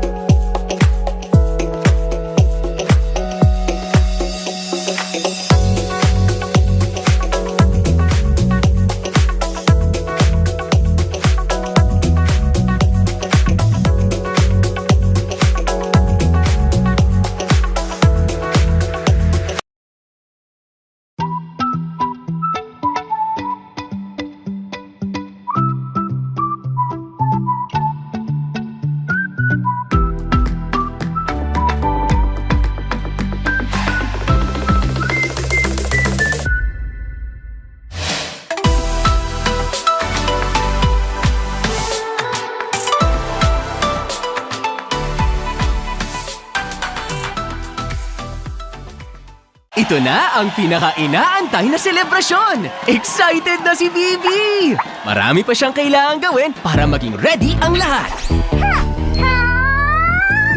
Bibi, huwag masyadong pen. Focus. Ganito ba? Ay, naku. Bibi. Gatot kacha? Need help? Injection! Ingat pala ako. Ito na lang. Wag na! Please, ibalik niyo na ako sa base! Wag! Bibi! Bruno! Hello? Gising, Bruno! Okay na ako, Bibi! Let's go! Asikasong tunay si Bibi. Tumulong sa heroes, nag-set up ng event. Kahit koryo, hindi niya pinalagpas. Magsisimula na ang pinaka-inaabangang performance of their lifetime. Pwede nang huminga ng malalim si Bibi. Pero teka, tinatawag ata si Bibi sa stage.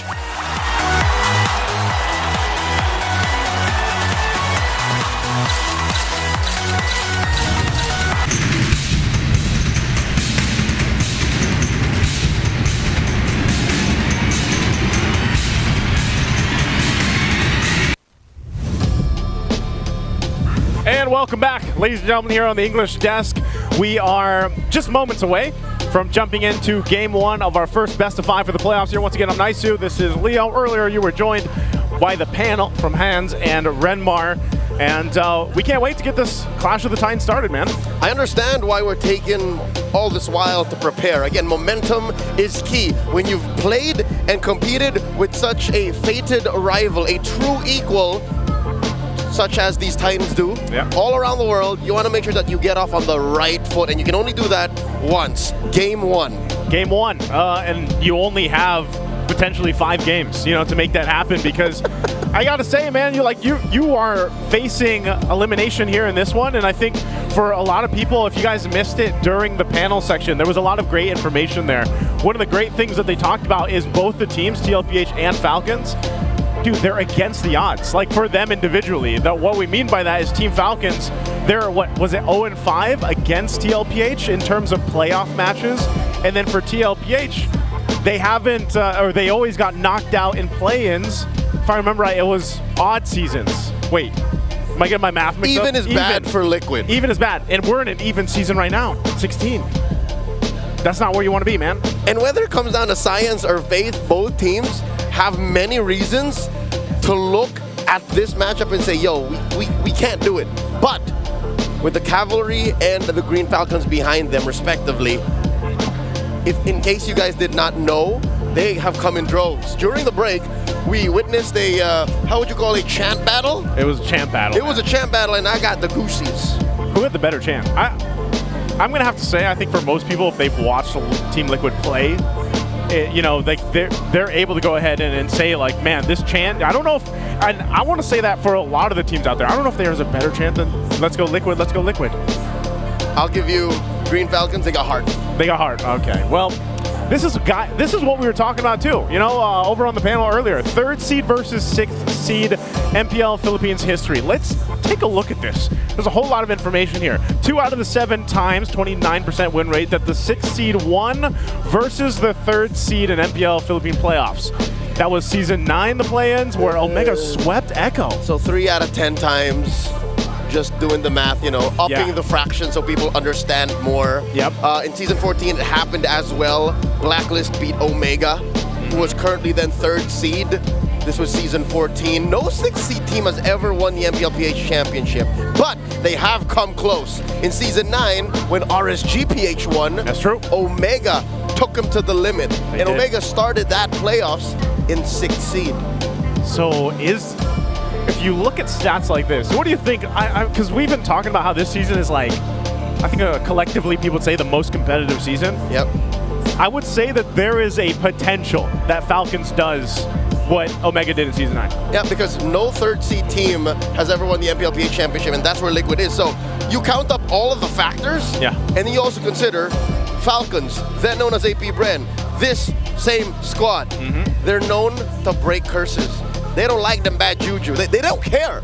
You know how no team has ever won a world championship in home soil? Or twice. Or twice. Yeah. Falcons looked at that and said, yeah, we don't care. Hold my protein shake. Basically, if we saw all the flexing that was done by Flap earlier on. Also, by the way, just so you guys, if you missed it during the draft while we wait to jump into the game, we are going to go into broken walls for our game 1 here. Yep. You can see how this is panned out in season 16. We've had 13 games. There was an average game time of 16.5. Average kills 22. There's a 1.34 kills per minute here, but also the draft. If you look at a lot of the heroes that have popped up here, I would say the only one that we're really seeing is the Juice and the Kimmy. Those are both in the game, but that's it for the first draft that we're going into game 1. Everyone else has either been banned. Yisun Shin is in this one too. Oh, that's right. Was Yep, picked by YSS. Team Liquid on the 2-3 swing on blue. Something to note, it's become a, how do I say, vernacular, universally. Started, I think, in MPL Indonesia, wherein Broken Walls is considered the neutral map.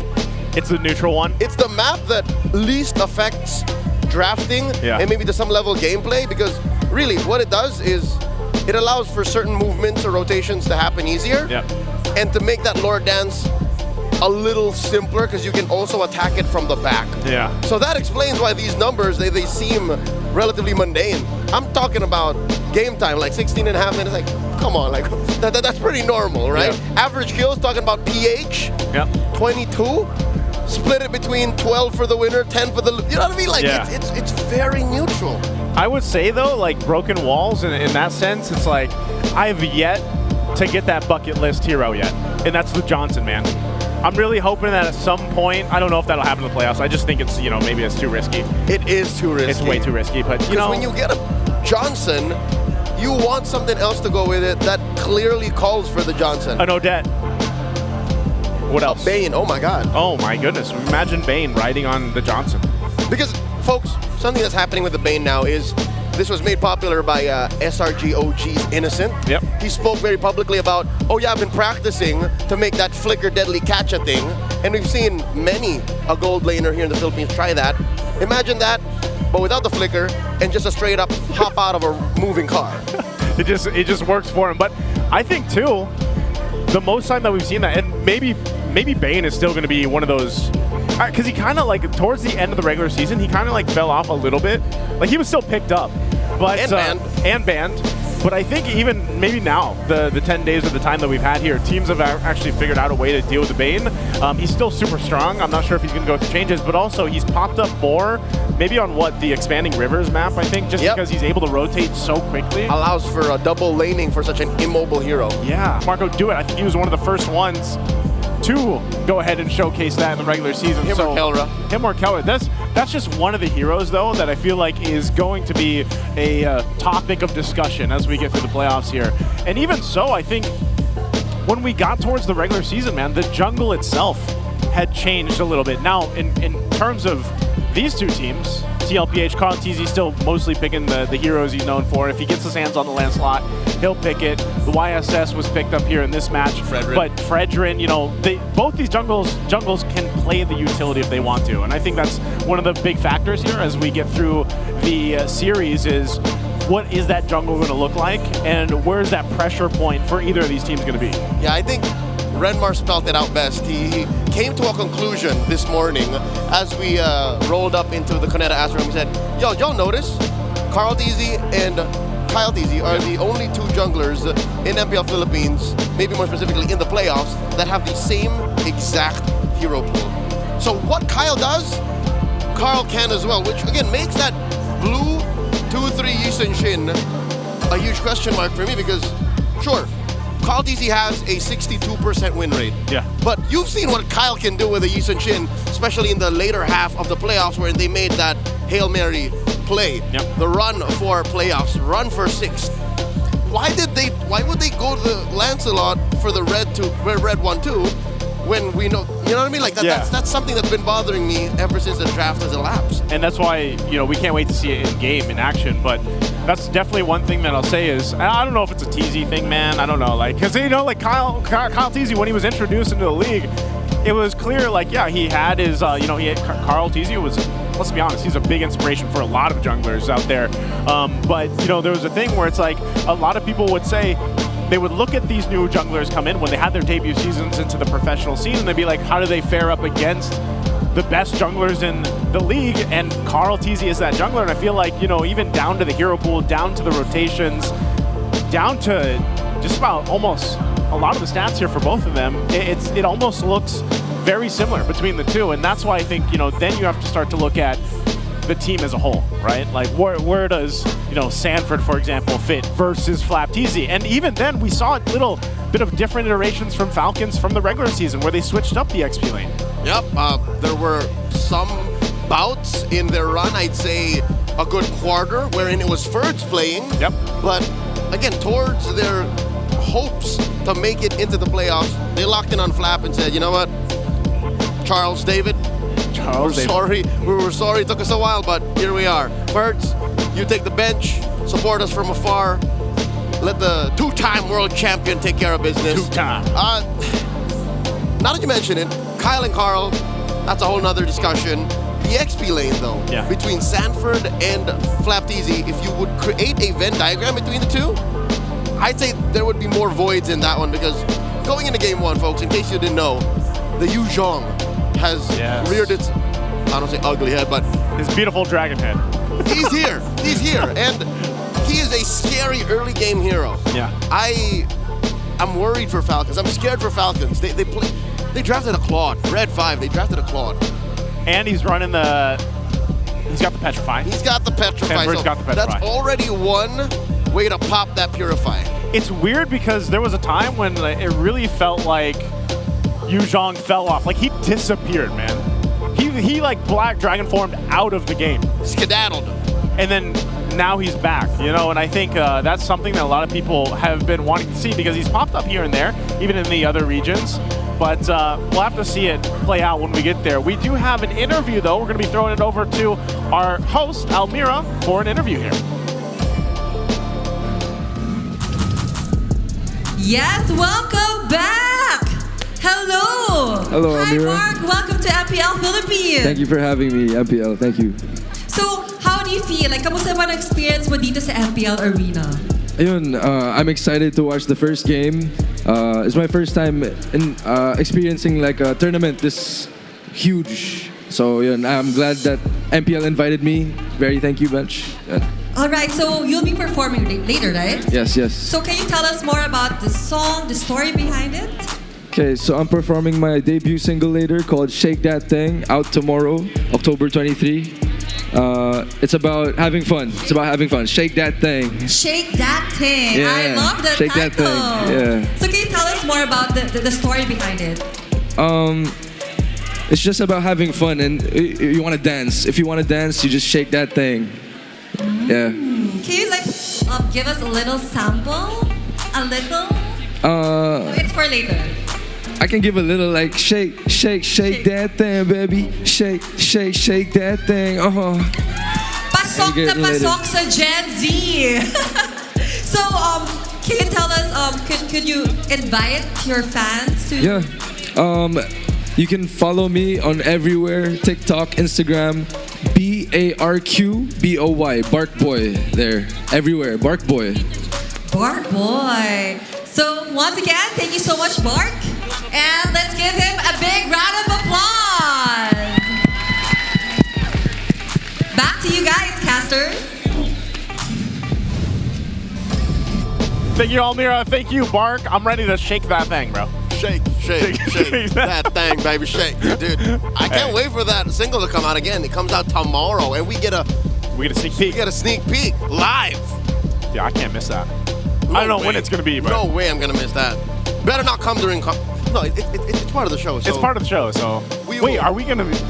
Will the audience get to see it then too? I'm gonna unplug. I'm gonna unplug and just listen in. I'm gonna take a seat up front. Hey, I hope we get a chance to go ahead and tune into that. Right, you know, again, shout out to Bark. Great to have him here. Boy. Yeah, at Bark Boy. Check him out on his socials, even for our international audience out there. If you guys want to go ahead and check that out and shake your thing. That's OPM, Original Pinoy Music. Original Pinoy Music, OPM. Man, what? That's what it stands for. Yeah. I've always wondered. TIL, OPM. Today I learned, you know. But yeah, to catch everybody up, I think I'm trying to peek over there. At this point, I'm trying to look over there, man. I think they're still getting things situated. It looks like, you know, we're getting closer there. But I gotta say, what a crowd! Day one. Oh yeah. I don't know, like, did you expect this? I did. I told you, man. I know that the Cavaliers and the Green Falcons are devoted fans. Yeah. Possibly, because I'll tell you, they're international fans, man. That's true. Liquid is possibly one of the oldest esports franchises and organizations in the history of the game, right? Yep. Or of the world. And then you're looking at Falcons, dude. They are a global brand. They are. So they're both. I mean, technically, yeah, that adds to the whole Titan aspect. Yeah. Like, even before, you know what I mean? Like, when that moment. That moment. That moment in Kazakhstan when someone walked up to me and say, "Hey, there's the Titans of MLBB." I'm like, I don't know what you're saying, but was that a whoa moment? Like being in was it Kazakhstan? It was, yeah. I can't tell you how magical it was until it was over. Like I look back at it now with fondness. Yeah. These two teams were there and they were playing, and it was again a 10-15 second moment where someone walked up to me and said, "Hey, they're the Titans of MLBB," and I'm like, "Yeah, they are." Yeah, they are. And it only dawned on me how important that moment was. Yeah. When I got home and years back, right here, right now. You know, I'd love to. Hey, I know we didn't get to have a community poll here today, but I'd love to actually know what the community thought. Like, if you guys are out there in the chat too, like, would they? The question put out to them. Yes or no? Would they still consider Falcons Titans? That was the question. That was the epic take. Is it just Falcons or both of them? Both, I guess. Yeah. Okay. Let's say both. Are they still both TLPH and Team Falcons? Are they both considered Titans still in this new era? For those of y'all who say no, I want to hear why. Because just because Falcons struggle in the regular season doesn't mean, well, I don't know. I want you to explain to me. Quantify and qualify why you think they're not anymore. Because look back at the history of the league.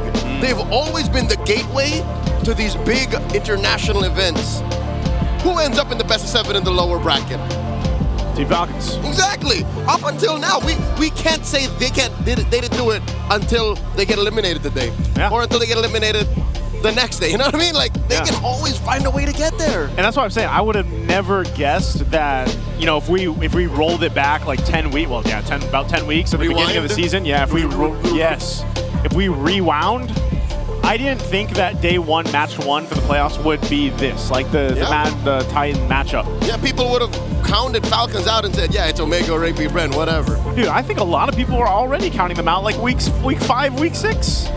People didn't, like, I was constantly asked about Falcons. I have a confession to make. Yes, you did. A part of me accepted that.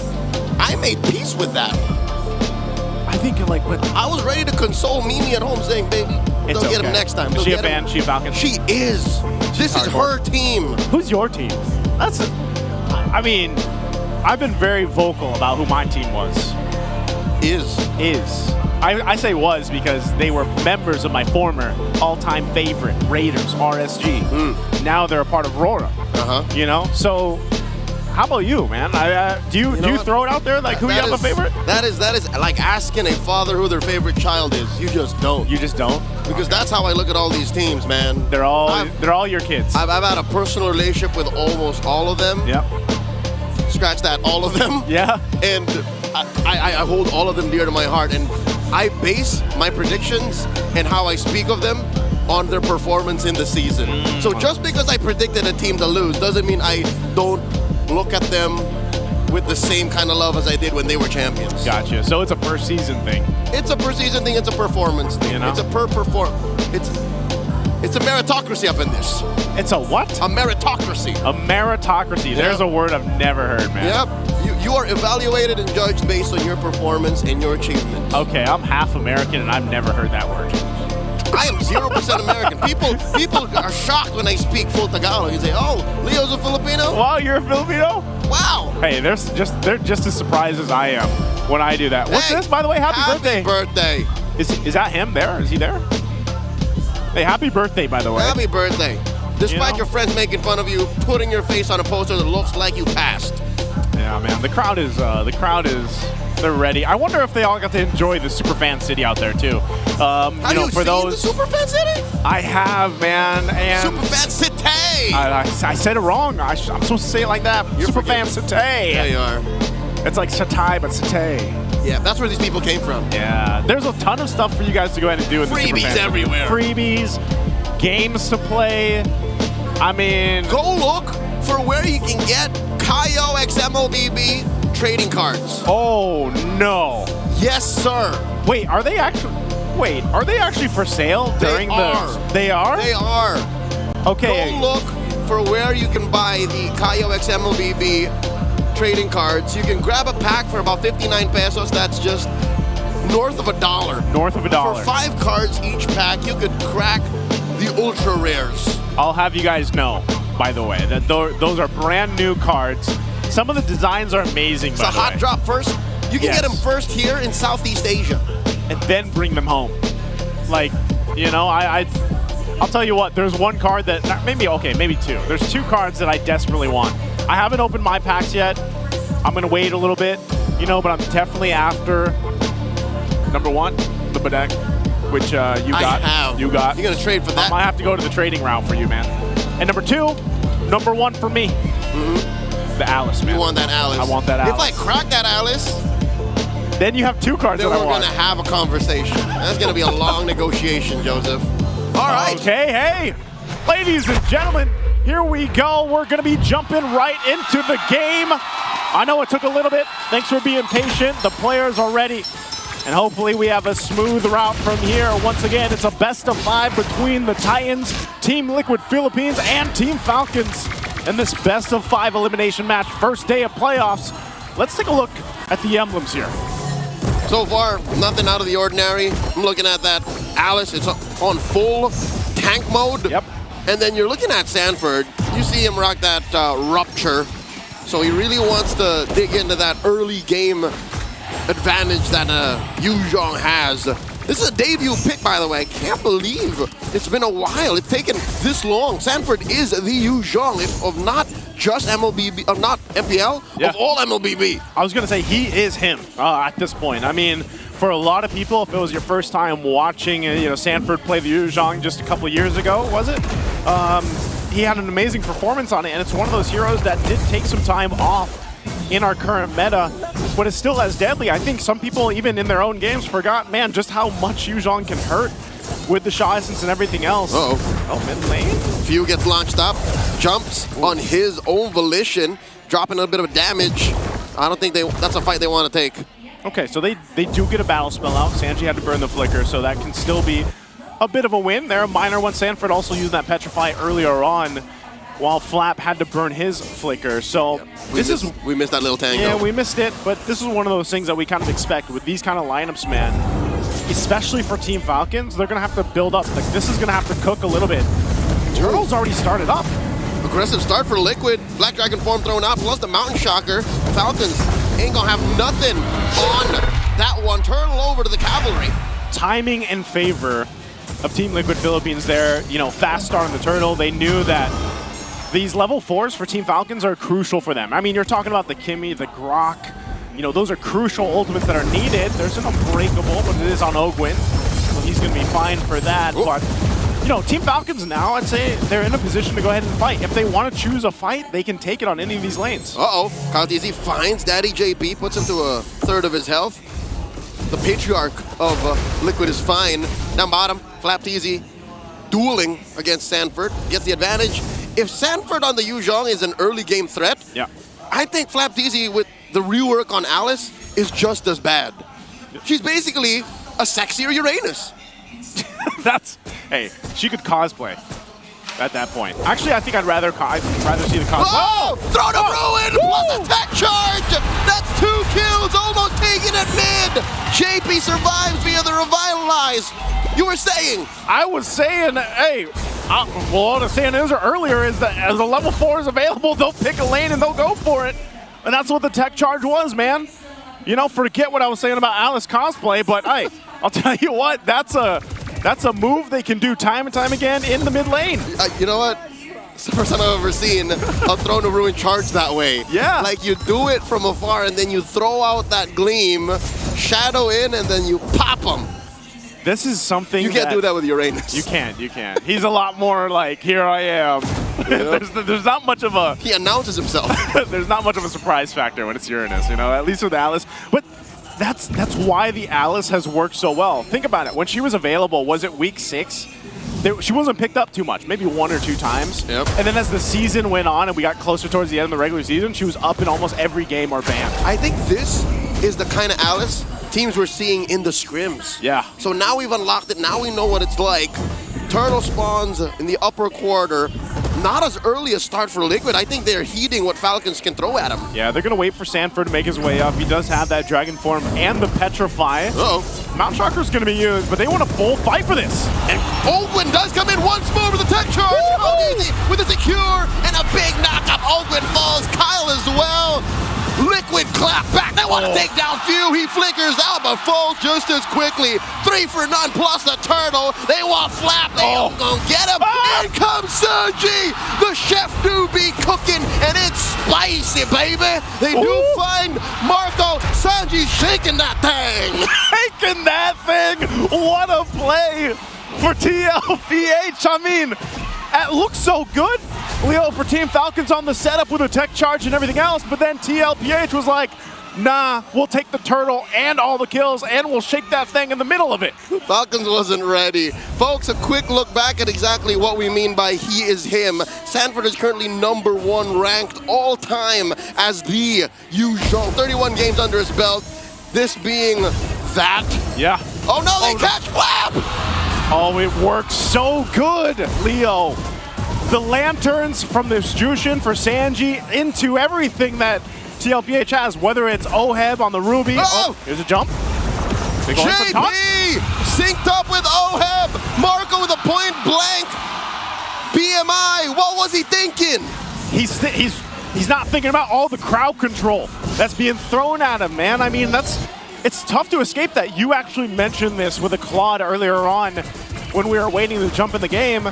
It's like, it's a Claude. You have what? A BMI plus the Purify. That's about all you have. He had only one of those things. He only had one of those at that moment. But even then, if he had both, the problem is TLPH has so much crowd control, so much CC that they can actually deal with anyone from Team Falcons. Literally, they all have CC. They all do. So check how Marco is going to make the most of that. They're down 4K. Liquid can literally just, press down on that wound. Oh man, this makes me almost worried that if Team Falcons forces a team fight into this third turtle, that the same thing might just happen here because they're losing that economy now. So TLPH will start up this turtle. They have complete control. They're going to go for Ogwin. He's got to defensively tech charge out. Few though, is he going to do anything? They spot him and they compromise him, take him down as well. Flap Easy going into the back, thrown a ruin, no one home. Ogwin shambles, cracked in half. Marco with the defensive BMI. Flap Easy falls, he's going to have the BMI on out of there just as quickly. The duet ain't going to hit no one. While Falcons are reeling, and they want to take down Kyle. Oh, can they actually chase him down? He has the stacks here, but I think he's able to get away. Again, he is this Lancelot, but still, man, it's like TLPH can choose whatever they want and go for a team fight, even if it's extended. Because you look at this, where's that brunt of damage from Team Falcons going to come from? It's not enough yet. It's not online yet. Super Marco isn't there. He's still a ton of gold away from being online. And Joseph, it's a very specific kind of damage. Yes. It is DOT, DPS at best. So they need Liquid to sit there, stand there and say, we won't fight back as much. But they won't have it. They are literally blitzkrieging. It's a Liquid stampede right now. It is. You know what the problem is even if you want to wait, if you're Team Falcons, Team Liquid's not letting that happen. They have so many options. Even if it's just JP jumping in your back line to force a response, it's so difficult for Team Falcons to post up and be like, all right, let's play the defensive game here. Because now, I mean, talking about 8-11 into this game, they're down almost 8,000 gold. You know, in this situation with this kind of lineup, you don't really have much of a choice but just to kind of watch and hold on. Like, you've got to buckle up and hope that you even get to a late game. Fortunately, Falcons does have decent wave clear. Looking at how Ogwin can actually put up a wall, delay waves, use that as a specific tool. Few with that good range. Tech charge? Oh, they're fighting big! Tech charge with the wall coming in, but they just get squished right there in that wall that Ogwin dropped. Flap is gonna take it as well. 3-0. Liquid are almost 10K up. Joseph, this is painful to watch. You see what I'm saying? If you decide to fight in your Team Falcons, TLPH will take it. Look at the burst damage they did to Ogwin, who's supposed to be the tanky guy. Speaking to all the fight fans out there, this is literally a fighter who is down on the 6 to 12 position, punching up. You just don't. You just can't. You protect yourself. You've got to. Gloves up. What is that? Was that what they're saying? Gloves up. Put your gloves up. Put your gloves up, man. Cover up. But Paquito's not in the game, so who's going to do that? I was just about to get there. Open can put up walls, control waves. Few can just pew away. Find a way to get Marco that farm he's looking for. Double lane while he can. Again, Liquid is gonna freeze now. Look how they're barely touching these waves. They're waiting for this Lord timer. They want to time it exactly on the spawn. They want this Lord to come at 10:15, not 45. Yep, there it is. So right there, Oheb will go ahead, finish that off. And mind you, they already got one of the Holy Shields down too. I'm not sure if they actually got mid. Yeah, no, mid's still fine. They got the tier 2 there and top, but they got that Holy Shield down on the bottom side. So Team Falcons, you're looking at this. You're facing a 13-1 deficit, 10,000 gold. You know, where is this? Where is that hope? You were mentioned earlier that they could clear some of these waves out, but this is one of those things, man, again, where TLPH might just force this one in and punch it in for game 1. You know what? It's a stroke of mad and evil genius. Liquid may or may not have on purpose not pushed the tier 2s to further delay Falcon's wave clear. And resources, because look, if the waves were coming in to actual inhibitors, it would be easier to get resources, right? Yeah, they'd be able to farm. But if you have tier 2s, it gets much harder. There goes the pulse, and there goes the tech charge. Oh, they're trying, but no, Flappy's not tough enough. He gets squashed that fast. Again, they went for the initiation. Owen burning the flicker, tech charge, and to get nothing. Unfortunately, it's Flap that went down. Now sitting at 0-5 on this Alice, not the game that Flap was looking for. Or Team Falcons, they might be facing a very difficult base to defend here as they push in TLPH with a massive lead and everything else. They're gonna go! They cracked the base down bottom, they cracked Marco, folded him in half, and there's just 3 defenders left. I don't think this is possible. I think Falcons might have to just recover from the back as the base is up next. Lord still standing. Team Liquid Philippines stampede through game 1. Game 1, reminding everybody what a Liquid Stampede is here for TLPH. So dominant already to start off the series, showcasing that, yeah, they at least are here to still be claimed as Titans, to still push forward and break the curses that they've had for the even number seasons here. But Team Falcons, man, I don't know what happened there. Very rough game. Maybe, you know, they had the game plan to get to game 1, and you know, it took us a little bit to get there, and then it kind of fizzled out. It was actually pretty tame up until Liquid said it's go time. Yeah. And I'm trying to look back at what time that exactly was. 4 minutes? 5 minutes? Yeah. They were aware. They knew that they were on a clock, and they followed that to a T. It's unfortunate just that we couldn't see Team Falcon's lineup actually come to fruition. Like there was a couple tech charges, man, but that was about it. You know, you get a tech charge in, but then you are actually just dying after that. One amazing sequence. One. That's it. And that's the troublesome part. If you have this kind of lineup, especially with a Claude in the gold lane, you have to be able to build up. You have to get to that point where you have your power spike on the Claude. But I gotta say, even that Oheb Ruby, man, it paid dividends from start to finish for TLPH's game plan here. That's something I love about this metagame. Oheb on that Ruby was the stopper. Yeah. It was able to provide on so many different fronts what Falcons needed to be able to actually get their lineup going. He had CC, he had decent damage, he had great sustain, and his ult was off of a cooldown so quickly that Falcons never got away with anything. Yeah, it was so good. Again, MVP performance for Oheb. We're gonna have to go and have this broken down by our panel. Let's them take it away. For starters, you can usually talk about a statement win, but in this game number 1, Team Liquid showed Team Falcons what a statement win looks like. They were being backed into a corner so hard that Team Falcons found it hard to even make their way back towards a potential comeback. I will introduce a terminology more commonly linked with another esports title of the shooter variety and adapted for MLBB. What Team Liquid Philippines ran here is a traditional GOATS lineup, except there's at least just one more extra bit of damage. Everything the Team Liquid Philippines built was for the Yisun Shin. The Claude last pick that we mentioned did struggle because of all of the crowd control that that Liquid has. After the initial pickoff that Falcons were able to get onto Sanji, the center of the map, Turtle 2 just became a massive nightmare for them because the moment they initiated, Liquid threw everything out.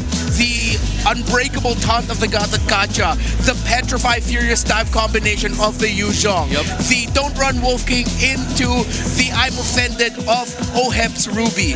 That Falcons, even though if you look at their lineup cover Liquids, you have what looks like a very solid bridge to the mid to the late game. You have the Alice and the Kimmy potentially to bridge on over for the Claude. But when you face a lineup that gets a massive win at Turtle 2 and they just completely take over your jungle after that, there's no coming back, bro. We were talking about the Infinix keys to victory from a while ago, and Wolf highly emphasized on the Turtle not being taken by Team Liquid Philippines if Team Falcons would want to win. Unfortunately for them, it didn't go that way because of the early pressure that was done by the Cavalry from minute 1 up until the end of game number 1.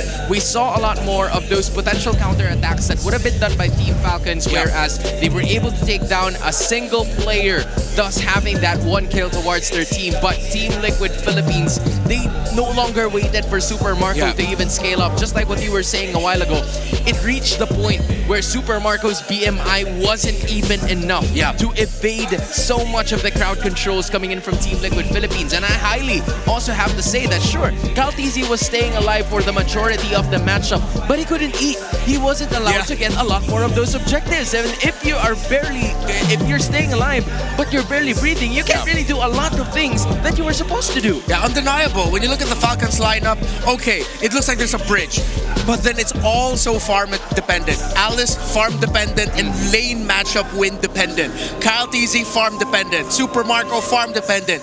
Even the Kimmy farm dependent. And when that gets shut down, the farm and the flow for Falcons, again, way too difficult to come back. We mentioned Blade Armor. There's one on the Yuzhong, one on the Gata Kacha, and then we mentioned Sea Halberds and Denials of the region. You had one placed on the Ruby after a Brute Force Breastplate build, after the War Axe from Ohep. So everything that we pointed out, from the item conditions to the conditions of how they are going to execute, Team Liquid got to take that. Falcons did not. So let's look again at the sequence. Starting with the laning phase, it seems like this Yuzhong is now the response to the Alice EXP lane. Right. Because Flap TZ couldn't get a comfortable laning experience until Ogwen actually helped him clear his lane. It matters so big. Yeah. In terms of level 1s to level 3s, because that is where Flap TZ could either make or break the potential lineup here. But going back to what you said, I think that Yuzhong was like the icing on the cake here for the lineup of Team Liquid Philippines, just because of the fact that there was enough damage, enough initiation, and that's what TLPH wanted to go for. Yeah, the fact that Sanford went for the fighter emblem set and then he built up Rupture as his first talent, it's massive. And you felt it immediately at Turtle 2. And again, the key condition earlier, as Wolf laid down the Infinix keys to victory via the Howl that you mentioned as well, deny the first Turtle. Falcons didn't even contest, but they made the right call after that. They found the gank into the mid lane. They brought Sanji down a little bit, but then the Yuzhong is the one that was left unchecked in that Turtle 2 fight. The BPI rich guy, it's not Oheb, he's the rich guy, it's Carl TZ. GPM 900 for this Yisun Shin. This was a GOAT's Protect the GOAT lineup that Team Liquid built, and they played it perfectly. You know, the interview is starting to make a lot of sense now, Renmar. There's a guy named Hans Galeria who was back then on the stage. Yeah. Carl TZ just basically told him that we know how to beat Team Falcons, but I didn't expect with a week of preparation for them to be this dominant. To think that they were able to put up a solid, an understatement of a win, a victory here in game number 1. I just wonder what's going on in the minds of Team Falcons, because they were being backed into a corner even during the draft. Because when we were looking at the potential, last pick coming in from Super Marco, we were thinking that he could possibly match the playstyle of Oheb by joining in a fighter gold lane, but that didn't really happen. Instead, they picked up a Claude, which we were like, wait a minute, that's kind of kind of sus. Yeah, that was honestly the biggest head scratcher for me. I don't know if that was a player call of like, yo, Super Marco, get something that you're comfortable with in lane. We've mentioned this a lot throughout Season 16, that teams need to find a balance of getting a pick that should be good in lane for the laning experience, vis-a-vis how look it goods for the big picture. They needed more range. They didn't need a marksman that is going to dive into all of the crowd control dished out by Team Liquid Philippines. The Claude is a head scratcher. The Granger wasn't banned out. You can make an argument that what if Super Marco didn't want to play the Granger up against potentially the Ruby. Right. And even so, the Granger with having one dash and a bunch of mini dashes through the use of his ultimate might be not comfortable going up against the Yuzong and looking out for the Yuzong in the team fighting. I think they still should have gone for range. They should have gone for the Granger. Super Marco bit the bullet even more because he went for a dive-heavy marksman. I mean, if you are Super Marco, you're gonna have to at least engage. You were forced to engage in like the first 5 minutes, and that is not the best case scenario. Here's one for you. Casters, at syempre marami tayong matututunan ngayon dito sa ating bagong segment, The More You Know. At nakita natin din sa ating first game na yung funnel strategy na gustong gawin ng side of Team Liquid Philippines ay napakaganda naman ng kanilang execution. Siguro ito na yung pwede nating ilista sa mga top games na pwede nating aralin at sabihin, ito ang meta ngayon, ito ang funnel strategy. And again, I want to use this term funnel strategy sparingly kasi parang hindi naman talaga yun yung way lang para dito. But this is a Yisun Shin na carry strategy wherein meron tayong dalawang fighters doon sa side ng TLPH to make it so na yung jungler, yung fina-funnel ay makikita nating magiging effective. In fact, nakita natin sa game na to na meron 900 GPM si Carl TZ mainly because sa kanya napunta yung mga proper resources. Pero hindi ganun kadali. You still have to win your mid lane matchup. And usually, ang isang Grok na may kasamang Kimi ay mananalo laban sa isang Jushin. Ginalingan talaga ng side ng TLPH kaya naman nanalo pa rin sila dun sa mid lane Prayo. Eventually, ay nakita natin yung Yuzong na naging effective para sa TLPH. Important hero mula sa side ng TLPH dahil hindi natin siya nakita nung Season 16. Pero yung efficiency ngayon ng TLPH ay lalong umangat.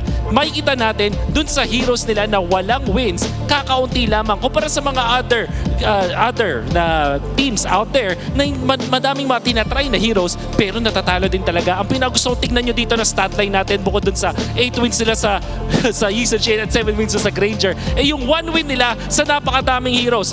Kayo na bahalang bilangin kung ilan yan.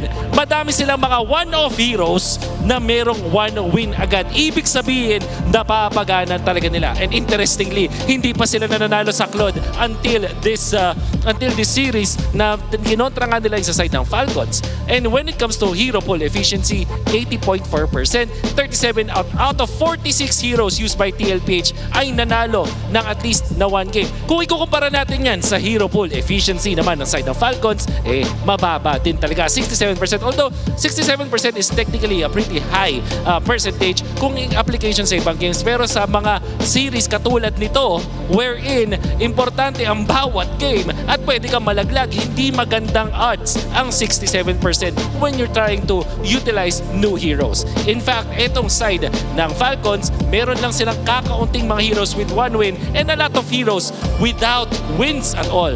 Siguro dahil na rin yan sa naging regular season record ng side ng Team Falcons. Pero kailangan nating tandaan ang TLPH when it comes to their pocket strategies, maaasahan nga talaga. Napakaganda ng kanilang performance at may expect natin na kapag meron silang gustong itry na gawin na gamitin ng mga heroes, napapagana talaga nila. Kaya naman talagang masarap ang pagkakapanalo dito ng side ng TLPH. Sa sarap panalo with Nor, masarap din ang magkaroon ng bagong kaalaman. Again, the more you know. Maraming salamat syempre sa pakikinig at meron pa tayong maraming mga laban sa ngayon. For now, bakit hindi natin ito ibalik sa ating mga panel? Thanks again, Wolf. Again, that is the more you know. Yep. And unfortunately for Super Marco, it was a Super Marco Nor! Did not see that coming, man. I did not expect that to come out of you. It's quite unfortunate. All right, I'll give you. You got me that. I got you earlier during the pre-show segment, so now you're gonna get me now. All right. To sum up very quickly, what Wolf? The second time. You were what? I felt like I was born the second time. You felt like you were born the second time? A second enlightenment, just because I got you. Bro, you need more sources of happiness. If that's what's gonna make you happy. all right. By the way, we have the Element Awards coming up. It is back. And the question is, who will rise to become Legends of MPL Philippines Season 16? The awarding is going to happen on October 24th. That's just day 3 of the playoffs? Yeah, that is day 3. All right. I think we got to sum up real quick what Wolf was mentioning. Correct. So the main point was to show off the hero efficiency between Falcons and Liquid. And that Liquid, because they actually have a big hero pool and they have more wins, it just shows that they are definitely more efficient with all of the strategies that they want to dish out. As per told, as we saw with the Yuzong coming out of nowhere with Oheb, Ruby, Gold Lane, Fighter Lane, that, well, it worked out.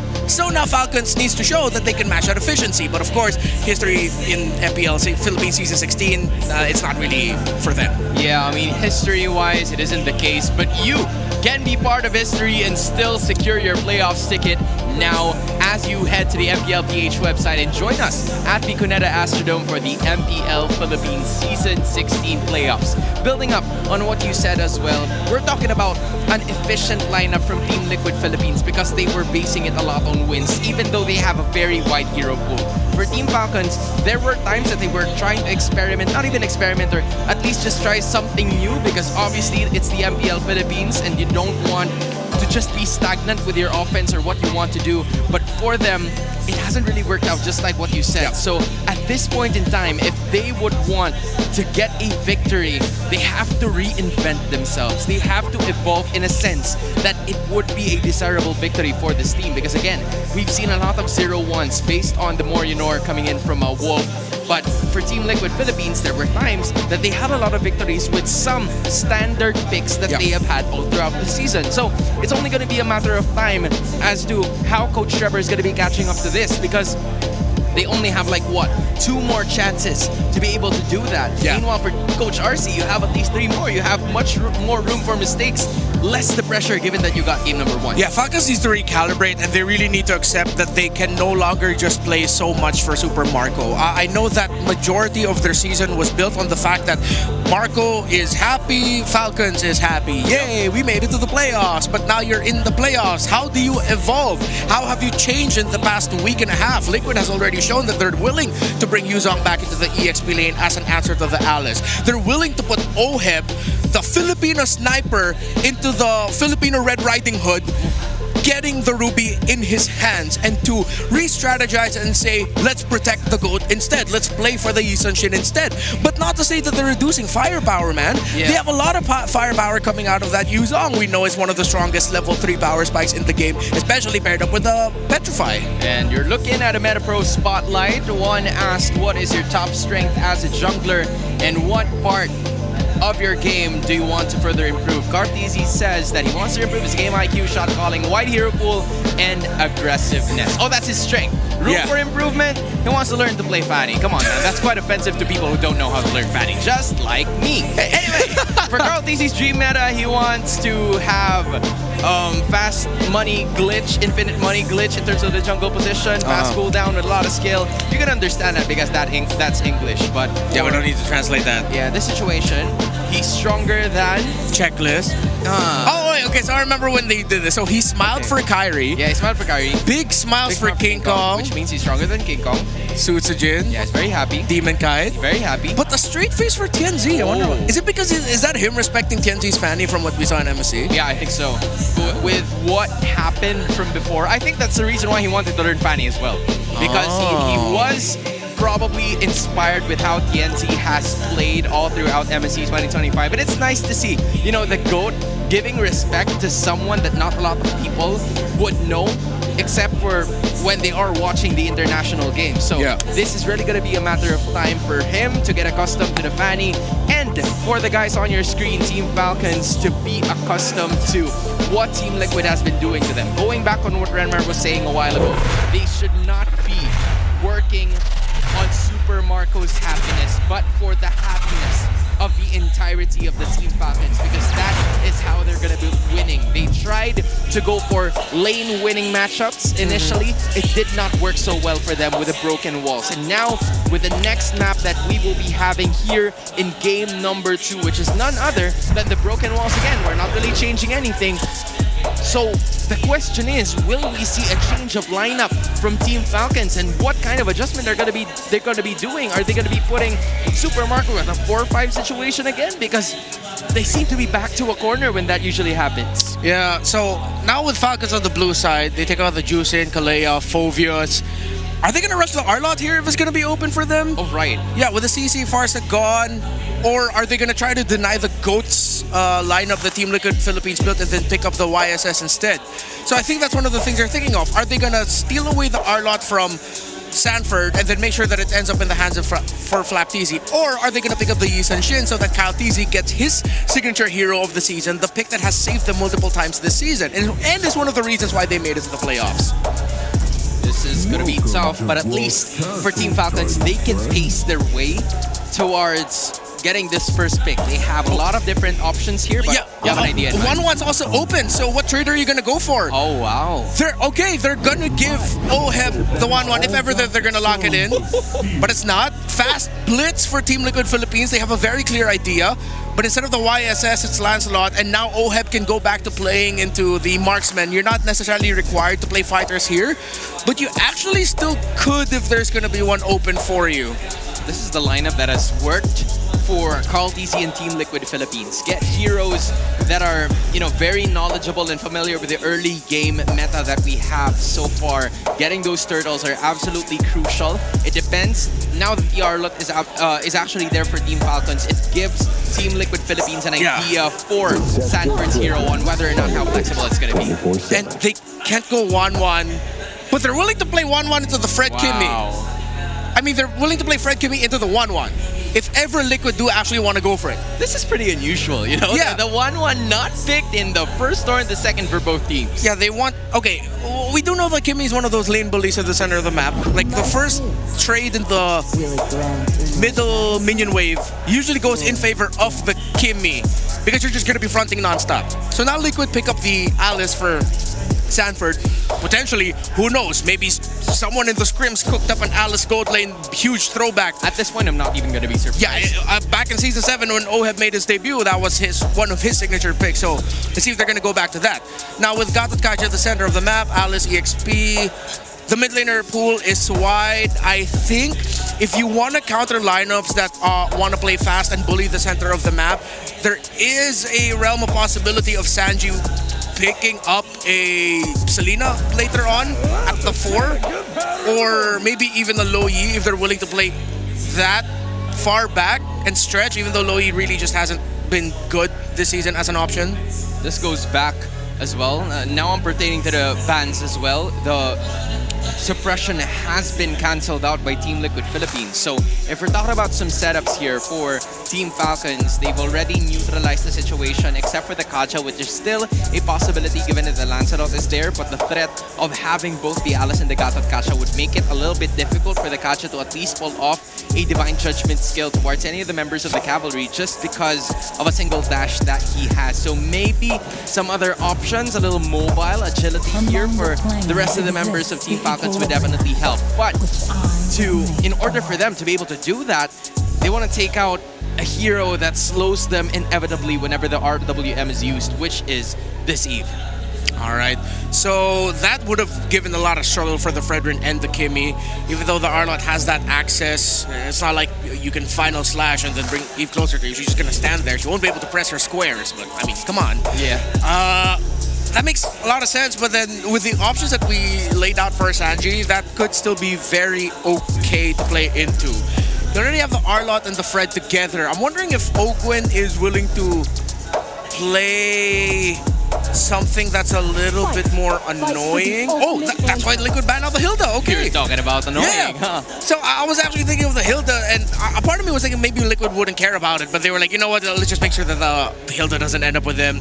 They can't even go for the big pickoff because if they go for the Kaja, you won't really have the exact burst damage that you want to play. We mentioned the Lo Yi as an option earlier that gets banned out by Falcons. Yeah. I think Sanji can still definitely go either the Selena that we mentioned to help stop the rotations, find those members of Falcons with the traps, or if he's feeling pretty ballsy and you want more damage, just go pump out magic damage with the Lunox in mid.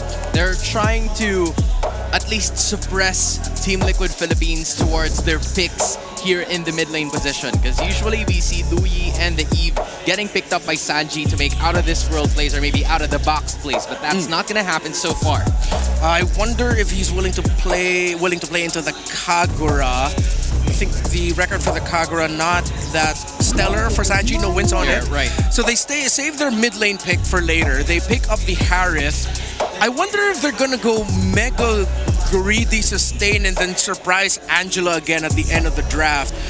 Because they don't need to get burst anymore. They have the Harith. They're fine with that. Right. So I think for Team Falcons, they tried to do that greedy lineup from game number 1 where it's heavily, lenient towards it. But I get the point. I see the vision here coming in from Team Falcons. If they want to pick off a greedy lineup, they can do that just because of the Alice and the Harith still needing some scaling.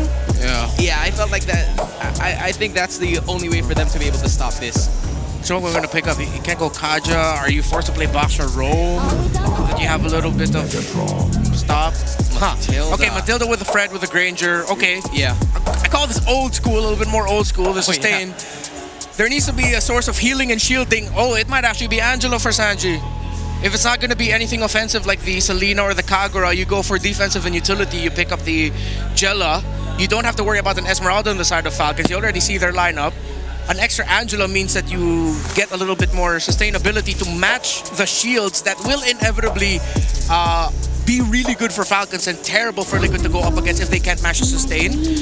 So, they go for damage. They still go for the Lunox that we mentioned earlier. They don't want to match the sustain. They want damage. A lot of people were pretty much bashing the people who use Angela in the MPL because you give very skilled players a hero that only has a few buttons to press. But with the Lunox, they're gonna go damage. They're gonna try to break through the wall of Kyle TZ and Flap TZ. And together with Ogwen, the Lunox doesn't really care about the shields that will be committed here by the rest of the members of Team Falcons. But for Super Marco, the range finally comes in. He no longer needs to go all out and further engage with the idea of fighting from the distance. And I think based on the Alice and the Gatot Kacha of Team Liquid Philippines, he's gonna have to be really careful about this approach. Yeah, a lot of crowd control still on the side of Liquid, so it's up to Falcons to not mess this up.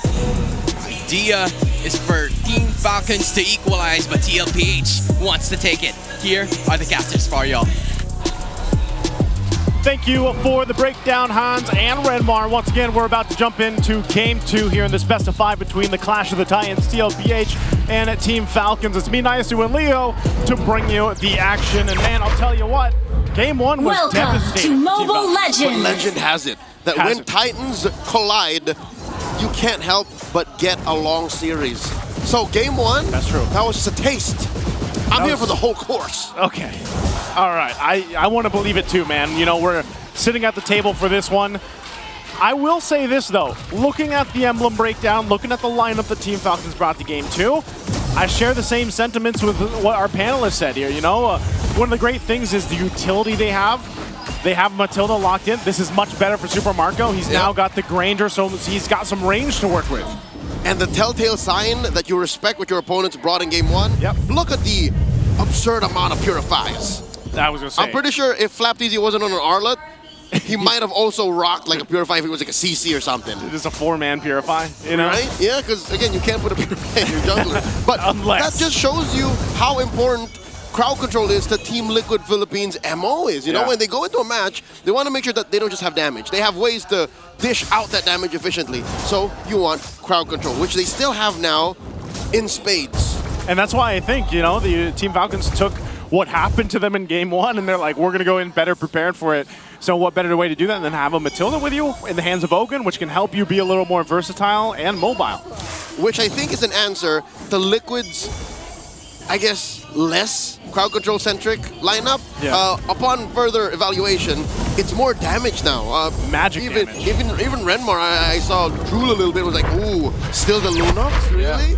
Because that is such a specific choice to make. That's a decision that they made in tandem with their coaches Coach RC and Coach Tic Tac. Sanford here, going to the back line, throws out that shadow. Ruin, no one home. Few less than half health as Carl just wails away at the turtle, securing it. JP still alive. Revitalize AOG on out.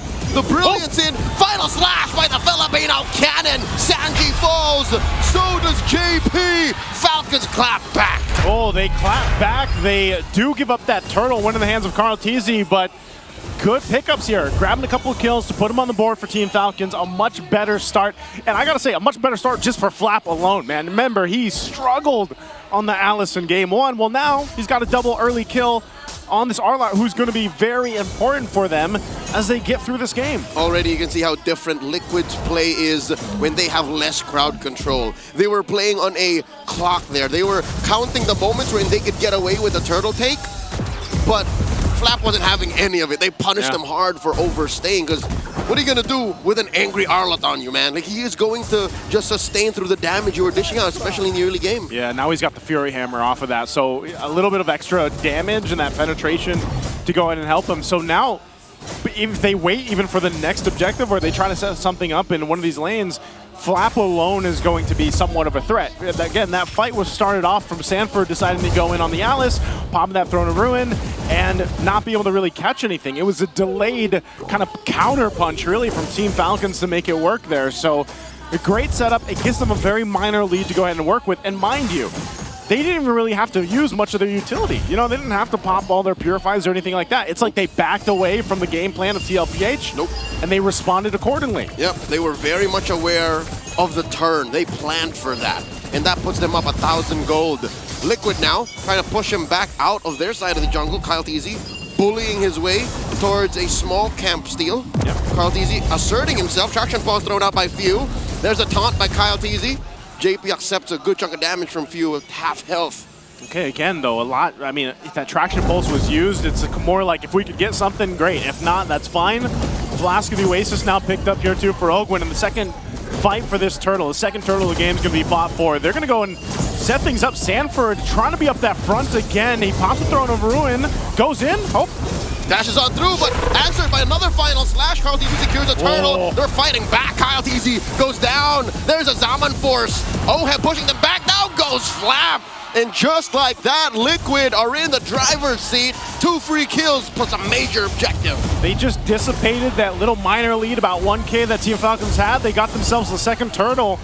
So TLPH will find an answer, and they're going to be looking to take a little bit more if they can here. So Carl Tizzi won't be able to grab that buff, but that was a big swing in favor of TLPH from letting things back into the balance, you know, from letting it not slip out for Team Falcons. And what's dangerous, Joseph, is the fact that they changed nothing about their approach. It was the same. Literally the same thing. Oh, we're going to blitz down the turtle and then clap back when we can. Yeah. I think they were just checking ranging in the first engagement. And now they know better what Falcons is capable of. They know what Flap Tizzi is willing to do and are able to sidestep. Exactly. That's it. A missed final slash. Missed final slash. And you know how many times that TLPH, they're always like that, man. They might, you know, kind of get caught in the early game, but when something like that happens, like a big team fight like that happens, they're able to go ahead and adjust very quickly. Uh-oh, they catch Sanji. Kenny Brilliance out just in the nick of time, gets it, doesn't spend the flicker. Close call for the chef. Great for him to keep on to the flicker, too. I was almost half expecting him to use it, but knowing the limitations here, once again, TLPH will go ahead and just set things up 30 seconds away from this turtle. You can already see, too, once the items were coming into place, they've already got those first items being locked in. Oheb, too, could be a problem here if they just let him have his day here. All right, by dropping the Zaman Force, he does chunk that turret down to half health. TLPH, amazing map control with the small window of opportunity they got to snap themselves into 1,000 gold lead approaching. Yep. This is a good look for them going into Turtle 3. It's funny, man. It's literally what we saw for after Turtle 1 for Team Falcons. Now it's the case for TLPH. So we'll see if Team Falcons has an adjustment themselves. Again, they've got so many kind of ways to cover down with the crowd control, with the purifies here. We'll see if they can actually take the last turtle of the game for them. Flap's going to be able to jump in, but it's Sanford leading that charge again. What can they do here? Traction Pulse thrown out too. They're going to go. AOG coming in. Daddy JP, all eyes on him. Zaman Force thrown out as well. 3 go just as quickly. Few is up next. Didn't even get the purifiers. Marco falls. Baby cakes doing work. Ooh la la. And that was a stampede if I've ever seen one. TLPH just completely wrecked Team Falcons in that last turtle fight. It looked like nothing was going well for them, even though they burned the purifies and everything else. Few didn't get the time to do it, but man, it just seemed like they didn't stand a chance in that team fight. It's a swing and a miss. You mid-block a low sweep by purifying into a lineup that has so much damage and just the right amount of CC to get it in. One more look at it, and look at this. I think Liquid just moved too fast that Falcons wasn't sure if should we go for the turn of the steal. Turn of the steal, and it was too late. It was a complete, like that is a stampede, man. So I'm saying, like it looked like Team Falcons wasn't sure what they wanted to do in that team fight. And TLPH was like, we don't want to give them that opportunity to even think about it. We're just going to go. It's an identity crisis on the first date. Like, who am I? Who are you? You know, and by the time you don't even realize it, the date's done. What do you want for dessert? Who am I? I'm back at home, man, you know? I'll tell you what, though, TLPH, it took them a little bit longer to get to this point, but it's more or less the same of what happened in Game 1. They've now got themselves a good, comfortable lead. They've got a couple items, you know, each member here, and you almost, I think this is going to be Holy Crystal for Oheb. Oheb has been nearly untouched. I mean, he's 3-0-2. I don't know if he's even used the Purify much. And that is a missed opportunity. Oh no, oh no, Liquid! Bear down on the few once more, force him back. Kyle Teasy just acting as the shield for Falcons as another throw of Rowan. Puts him down to half health. He's backing up. Down goes Flap. Flap sacrificed himself so the rest of Falcons can back off. Again, how many times can you do this? You know, how many times can you take the punishment if you're Flap Teasy here? He had such a good start in this game too. The double kill off in the early game, but now he's, you know, and you can't blame him. That's kind of his job. He's got to force himself into these situations where he's trying to get a final slash off to give them an advantage. You know what the hard truth is? Even if this went extremely well for Flap, he's not the one Falcons want to succeed. They want to put money on Few. They want to put money on Marco. And that's not even happening. It's crazy how different even this Alice is working for TLPH in the previous game, man. And it's, Sanford's not doing anything fancy. He's just pretty much like, he hasn't died, that's one thing, but he's utilizing that Flicker and that Throne of Ruin combo really, really well. That's zoning out Team Falcons. And, you know, trying to put the money on the right heroes here, on the right members, is that much more difficult when you got Sanford up in the front of it all. But looking at how Falcons is reacting to it, they have 3 Purifies. Yeah. So what 40 is doing is essentially canceling and negating these Purifies. Which like in turn, giving a Purify. Yeah, like baiting a Purify, exactly. Yeah. So, again, he just becomes a sexier Uranus. He's just literally standing around them, waltzing around, forcing a response so the rest of Liquid can dish out the damage. Yeah, I definitely choose Alice any day over the Uranus, you know? That's going to be the case for, I think, a lot of the teams here throughout the playoffs. It was already the case for the end of the regular season, and now we're seeing in the hands of TLPH. Oh, they're just limit testing here for Carl Teasy. Again, wanting to get these shields, the Lord is going to go ahead and walk up on the top side. We'll get this Holy Shield down up top. TLPH finding themselves again with a massive lead now at this point, almost 10,000, nearing that 9,000 mark. Tier 2 turrets will fall, and these shields being held onto for Team Falcons. So they're going to have to figure something out quick here, Leo. They held on to that mid lane inhibitor. The shield there is going to stand for 1 more minute. That's wise for Falcons. I think they did the right thing. Because imagine if you even lost that resource. Imagine just by not touching that siege minion, you would have flubbed and got a free wave clear. Falcons are still in this. I think Falcons are still locked in. I'm thinking of ways that they could clap back. At least number 1, Marco isn't exactly starving. There is some resources coming into this Granger. Flap Easy, we talked about this so many times. You can miss 99% of your final slashes, but if inside your base you can wipe them out with that last one. It's that one. It's that one. Yeah, that one can change the course of the game. So Cope is alive. The Cope is alive, but I think in order for it to actually become a threat, they're going to have to get that, you know, the gold and the items over here on Super Marco especially, because yeah, crowd control-wise, you got that covered for Team Falcons. You got a lot of utility. You got to be able to go ahead and capitalize on that. And who is going to be doing that? Super Marco, and he's just not there yet. He was about 2,000 gold behind Oheb, So I think if you're looking at Team Falcons on how they can go ahead and maintain themselves into this game, it's really buying enough time to get Super Marco to the point where he needs to be. We've seen him do it before, man. Yep. So you can't count them out completely, even though this is a massive lead right now for TLPH, and they're taking just about everything they want. It's not impossible. Team Falcons and Team Liquid PH right now, because of this 10,000, 11,000 gold lead, are playing their own little sadistic version of Pac-Man. One of them is dodging, while the other is just moving around, trying to get resources and score up and close that gap. Liquid are doing this very, very disgustingly. Despite the Matilda on the other side, Liquid are so mobile. Again, you have that Gleam, you have a Lancelot that can dash on through, you have an AOG, you have a Gatot Kacha that can go, from point to point, little corners of the map. Yeah, and he's, like, look at him. JP will just post up, and he can get out that way, too. So Lord's already secure. They might force a fight. Throne of Ruin, 540, and they're engaging. They do get that engagement underneath that orange. Salmon Force. Not a good look for Liquid to overextend. Falcons back off. They do. They're going to go ahead and disengage from that, but that was all to get this Lord. Good thing, I will say this, Team Falcons held on to the Purifies. Yeah, a Flicker was burned in that exchange. Flap doesn't have that, but they've got the Purifies ready. They have a little bit of time to go ahead and prep up for this Lord push up top. And Team Falcons, if you really look at this lineup, oh no, are they going to try to make a play? Okay, they did. Ogun did punch forward with that Circling Eagle, but they've got enough time to reset here and get ready for this base defense. Interesting pivot. Yeah. Suddenly turning over to Sanji when he was expecting to turn on Carl TZ. Yeah. But I guess they were just buying time, because look, Falcons are forced to Ube to even respond to anything Liquid is throwing their way. They do eventually get to this Lord. JP with the AOG, fighting underneath this tier 3. Not a good look. JP falls. Oh, they're going to be able to go. Now Sanji in trouble. Takes a shot himself, but Carl, they just want that turret. That's all they're going to be able to get. 2 for 1. Inhibitor falls in mid. Now Kyle underneath Carl's blade.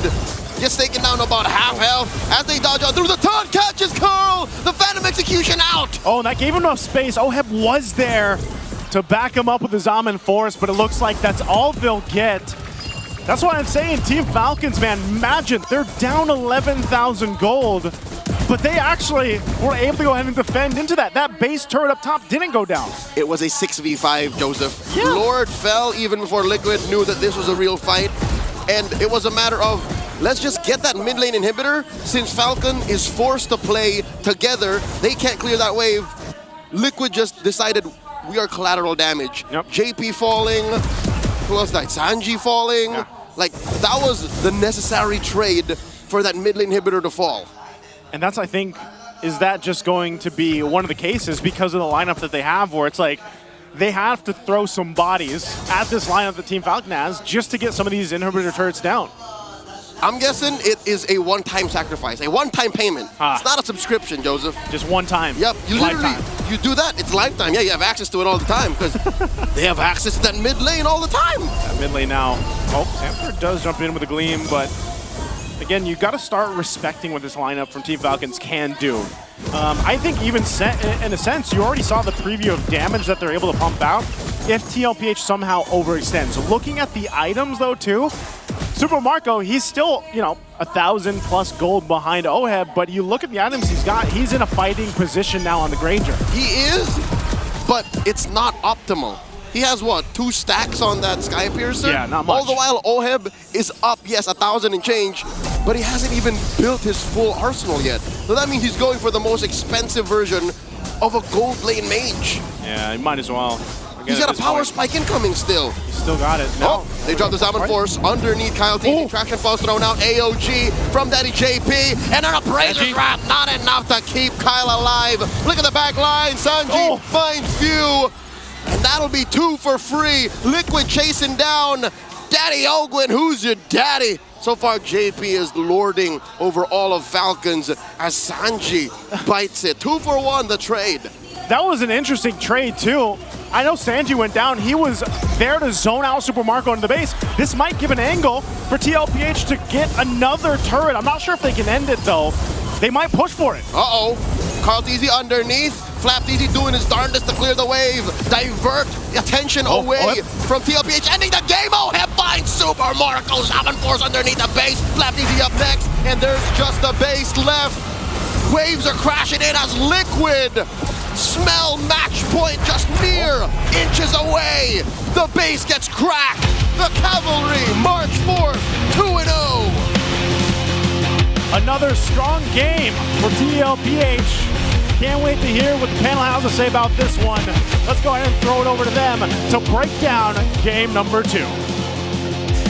All you gotta know, boys, is that the Cavalry means business. And when I say business, it's tough, serious business. They're richer than me when I was in college. That's how big of a lead they've had in gold, and that is Team Liquid Philippines at match point. I don't get why Team Falcons seem to be hell-bent and wanting to play lineups that want longer team fights. They're allowing Team Liquid Philippines to play fast, to play high damage, to play quick. It seems like Falcons are looking at this with a more defensive mindset. Where's the killer instinct in the Falcons that want to take control, that eventually made the climb into the playoffs after suffering for majority of the season? While Liquid are just re-injecting into their veins what being part of Team Liquid actually means. Playing fast, playing decisive, playing with hella damage, and just showing off your mechanical prowess. Yes, you can see from the first turtle fight that Falcons, the vision of them wanting to play for a counter is executable. But then once you get into Turtle 2, Turtle 3, if you cannot get a big win before that main sequence, and then Team Liquid Philippines continues to fight even more, and the Harith is left unchecked, you're not gonna beat the damage that Liquid are gonna dish out. Falcons, they picked the Super Marco Granger into the last. That's another MVP performance for OHEM, and easily. Because he was aggressive at the right time. He went forward and went aggro at the right time, catching Team Falcons off guard. I don't know what they're doing trying to play for longer team fights, man. That's not how you play against Liquid. I mean, we saw some glimpses of greatness coming in from Team Falcons right from the start of that first turtle take, because they were able to at least get some explosive plays to happen courtesy of Flapteasy, and I thought things were going well for them back then. But they went back to the reactive kinds of Team Falcons that continued to put them at a bottomless pit where they cannot find a way to be able to execute. And that is the idea that they want to do here in game number 2. But Team Liquid, knowing the idea, the lineup that they had in mind, they had the Lunox, sure. They even had the Harith, who you would expect to be able to at least scale during the middle to the later portions of our game. But that didn't matter anymore because Carl TC was so fed pretty quickly. And you saw them right there. If you're Filipino, you basically understand. Or if you have a Filipino friend, you probably understand that too. But it's just the mentality of, you know, Team Liquid Philippines. They know that they are capable of finishing them off in one major clash that could depict the rest of the game here in game number 2. Yeah, you can see here in every team fight, look, Sanji left unchecked. He's just gonna go around the back. Yeah, they can sustain, they can hold, but then once that Lunox shows up, what are you gonna do? Just darkness in, chaos assault, not much. So one of the suggested picks that we thought that Liquid might want to lead to is to match sustain for sustain. Go for the Angela in the mid. In the first objective team fight, I was saying behind the scenes that, oh, maybe the Angela could have done better there and they could have countered the engage that Falcons brought out. But then Turtle 2 onwards is when we started saying, so when Falcons wants to try and pick Sanji off, but then they don't get Sanji and he just gets the Brilliance out, in comes OHEM, in comes the Lancelot. And so now the resources that you wasted trying to take down that Lunox was already spent. You have no resources anymore to take down the Harith. Liquid, they are doubling down on their key idea heading to this playoff, going up against Falcons. They're playing fast, they're playing aggressive, while Falcons, they're too defensive-minded at this point. They understand the concept of a front-to-back composition. I have to say that OHEM sure is the MVP of the game just because he dealt so much damage, but you also have to give props to Sanford and to JP, man. They were at the right place at the right time, doing their jobs in a spectacular manner. Gatot Kacha and the Alice were key problems for even Flapteasy in trying to set up, because I think during the first 2 minutes or first 3 minutes, it was a battle of setups between the EXP laners and the roamers. And for Ogwen, he was trying to speed up the tempo of this game, sure, with the Matilda and the guiding wind, but unfortunately for them, the major crowd control skills and the major playmakers weren't on their side. It was on the side of Team Liquid Philippines because Sanford has more area to cover. JP has also more area to cover, and that enabled OHEB to scale. Carl Tizzy to even scale as well. I was asking you a while ago on whether or not, because usually you would see Alice and even, a Harith scale up later in the later portions of the game, and you won't see them provide enough impact in the first early minutes. But that changed because of how well Team Liquid Philippines has scaled all over this game. Yeah, well, the undeniable truth of this current metagame is just more damage wins. For majority of the history of global MLBB, it was the longer, better, cleaner team fight wins. Now it's just, bro, you can afford to build up a lineup that just dives in front of all of your opponents, bombards them with damage, and then you're just gonna win. With Falcons, there was something that I mentioned in the draft. It was an old school approach. To double down a little bit more, it just felt dated. Seeing the Mathilda, the Fredrin, the Kimmy, Arlott, and the Granger. The Granger was picked last alongside the Mathilda on the blue side. Well, then Falcons, they could have gone for a more old school approach, but then they brought out the Lunox instead for the raw damage to pair it up with the Lancelot. And yes, you can say that the Gacha, you think of him as a hard tank. You think of him as a stain, a tank that picks up the Revitalize to not only drag out the fight even longer for his team, but then also heal his teammates. But we know that Gacha is one of those heroes that the longer a team fight goes, the more damage he can dish out, actually with enhanced basic attacks coming out of him. And they decided to double down on more damage for Gatot, for the mid laner, for the gold laner. They had an overload of magic, but it was okay because the Granger took too much time. And he also I don't know why I came out like that. Time. Yeah, I don't know why I came out like that. Yeah, I think Enigma was pretty proud on. I think I was a little bit too passionate on that. And then in addition to what you said, I felt like there was slight of a problem with the Kimmy pick for me personally, because JB was just standing on business on wherever the bullets are going to be appearing towards the Kimmy, and he was defending, scaling on it so well that there wasn't enough damage coming in from the side of Team Falcons, where initially there was supposed to be enough damage, and that created a lot of problems for Team Falcons because they weren't enough to at least burst one hero down.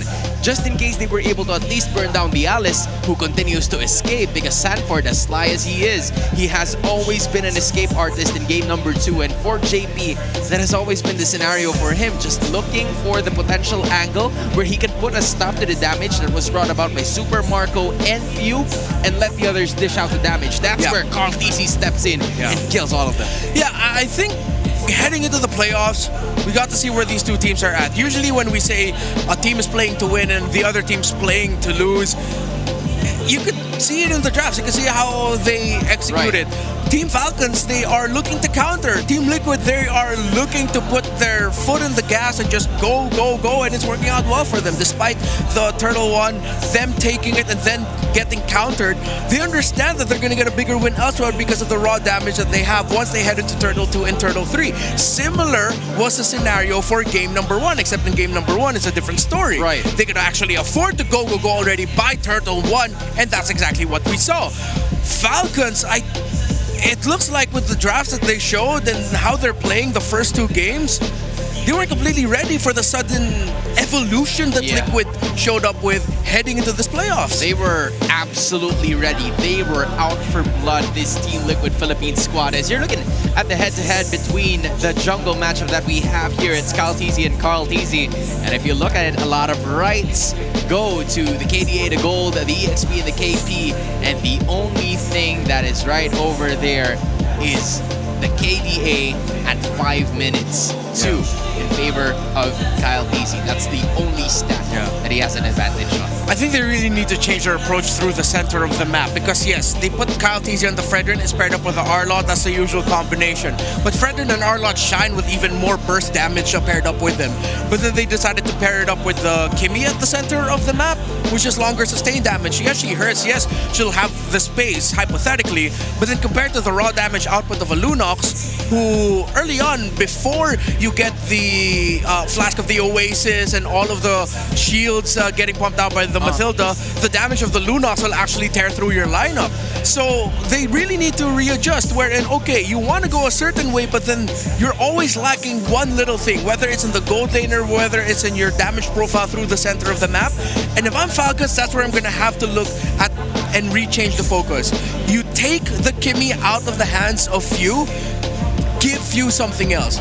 Give Few that can deal more damage. You know what? You're right. They have a pretty tight window, right? If we're talking about Team Falcons. But for our fans that are right over here at the Cuneta Astrodome, you can power up your Dander-free scalp supercharged with Clear.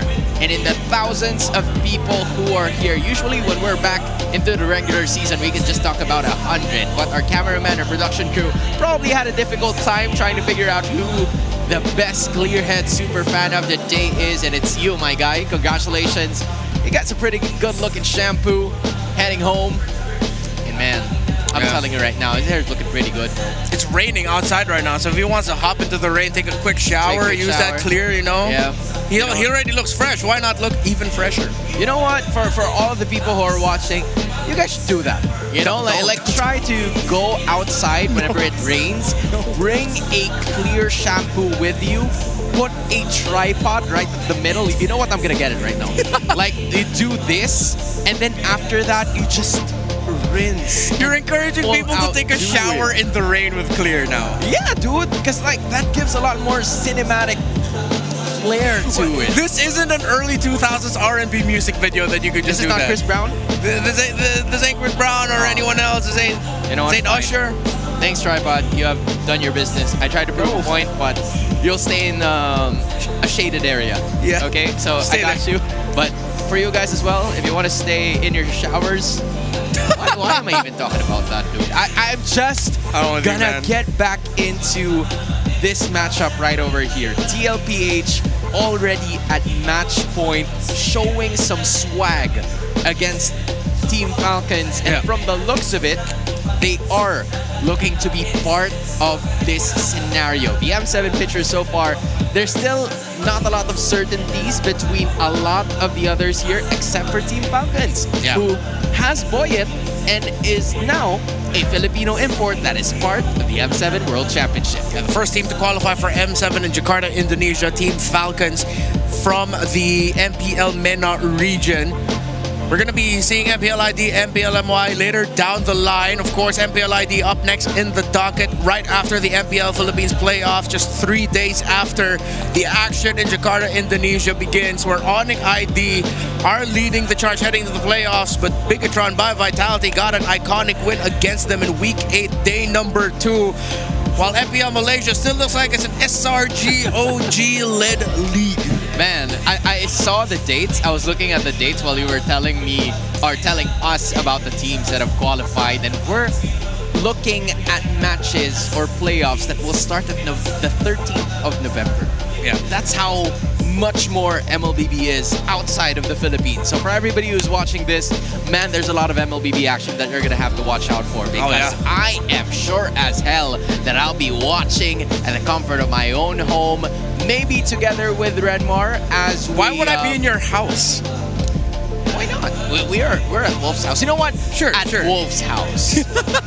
Yeah, that's fair. Okay. He accepts visitors there. I don't know if you've never invited us over to your place. So no, yeah, but like, let's go for your place. I don't know if we'll make enough noise for me to get kicked out. So wait, you want us to make enough noise for you to get kicked out? No, not really. That's not what I'm saying. I'm trying to like structure it in a sense that I don't want to get kicked out. But it's quite inevitable. I get you. That we get kicked out. Like, remember when Wolf got like a noise complaint warning? Yeah, Wolf. We're talking trash about you because you're at Filipino broadcast. Yeah, anyway, not talking trash. We're stating facts. It actually happened. You know what? That's true. That's true.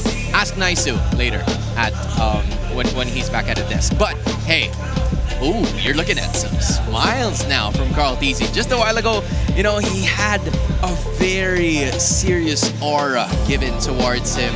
But I think for Team Liquid Philippines, they want to break the curse of not making it into the second round of playoffs in the even-numbered seasons. We're looking at 10, 12, and 14. But for Master Ogwin, this is his last hurrah. Every single game from here on out is gonna matter. It's a do-or-die matchup. And when he's holding to that Franco Kaja and Hilda, he can make it happen, but none are given to him in the past 2 games. Yeah, the second phase ban on the Hilda of Master Ogwen was actually brilliant by Team Liquid Philippines. One of the heroes that we posed, we thought he'd pick up something a little bit more annoying. It was blocked right away. The Matilda could have been annoying, but then Liquid just met it with some damage. So I'm going to double down on what I was saying earlier. Falcons need to stop playing the Kimmy, and then just pick up something like the Farsa if you can for a few. Just get it on his hands already, if it's possible.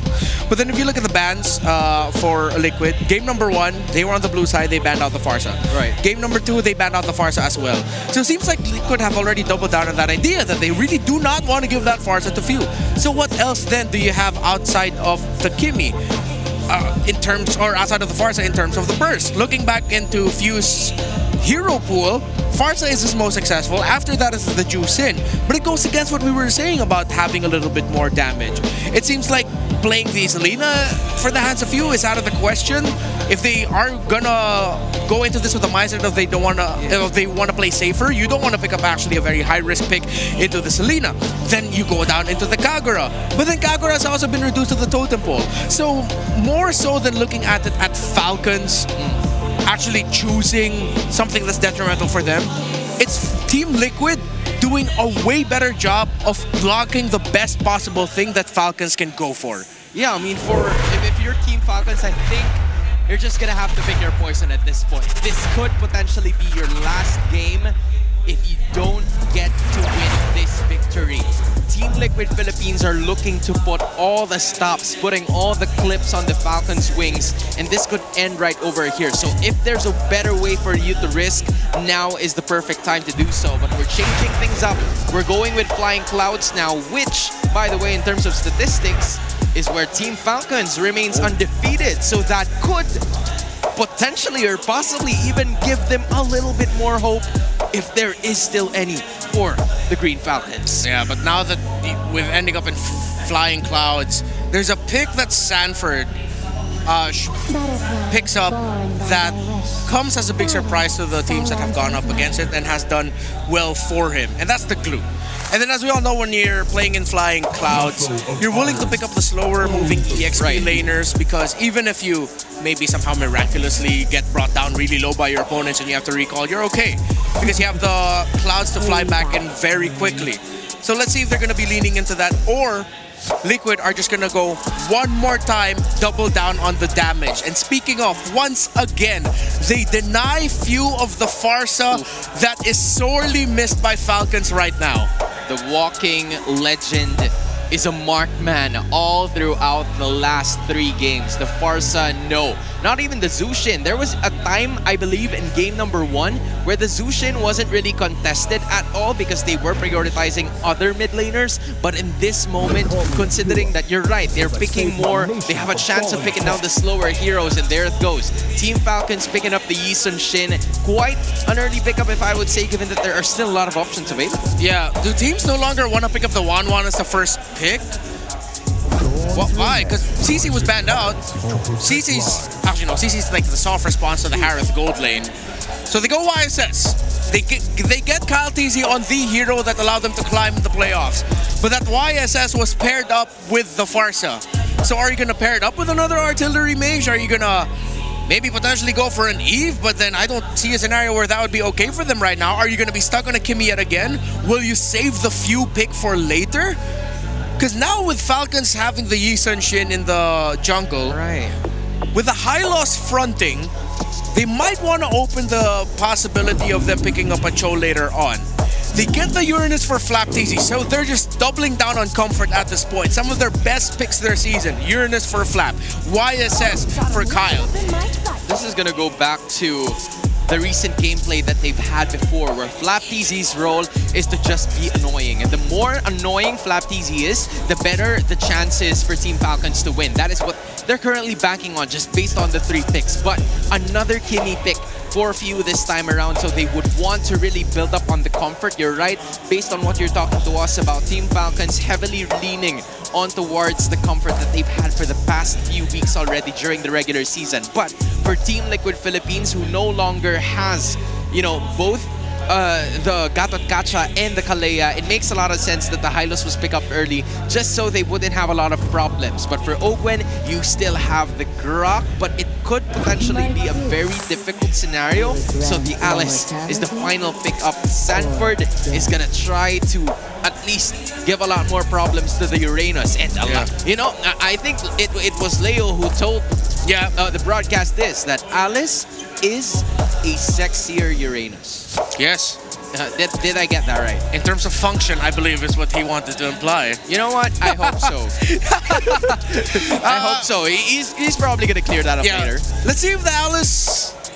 I think at this point, the Alice is just going to do good no matter what happens. I'm heavily leaning towards the possibility that we're just going to see Falcons get swept and Liquid's going to advance into the next round. But let's see if there can be surprises thrown out. You take out Ogwen's pick with a lack of burst. They're gonna need to pick something up really good for Marco. They're gonna need strong burst. I wouldn't even want to see them consider something like a Moskov as their typical thing. Takes a bit too much time. Granger, Kimmy together again. You know, maybe should be okay, but you don't see the mid laner of Sanji. They could easily just pick up the Lunox one more time and just go burst. That's another revitalize roamer for JP, so they'll be able to sustain. Maybe the first ones, they get countered. So I like they're reducing to the burst that Liquid could potentially go for. They take out the Lunox, they take out the Harith, so now you're gonna have to see Team Liquid settle with something else. You know, there's a slight limit towards the total damage output that Team Liquid Philippines can produce here. Compared to the first two games, we saw that raised in an exponential level for the Cavalry. Meanwhile, for Team Falcons, it's the usual routine for the bands of TLPH. Just take out Ogwen's heroes and also take out Fuse heroes. And that has been the process for victory, so that no matter what Super Marco's hero is going to be, we're going to be sure that we can at least box him out, not get enough scaling, and put Oheb in a position where he can actually win. And speaking of box, there goes the real-world manipulation that's gonna slow everything down in Sanji's tracks. What sucks here is even if you pick up the no, you can't even pick up the Valentina anymore because you already showed the Kimmy. What a pain in the ass for Falcons. Eve, Alice, Lancelot, Hylos. It really just looks like Liquid could just run over Falcons right now unless they could somehow make a pick-off burst work. Yeah, they have an ace up their sleeve, given that they're being backed into the corner so much from the draft alone here of Team Liquid Philippines.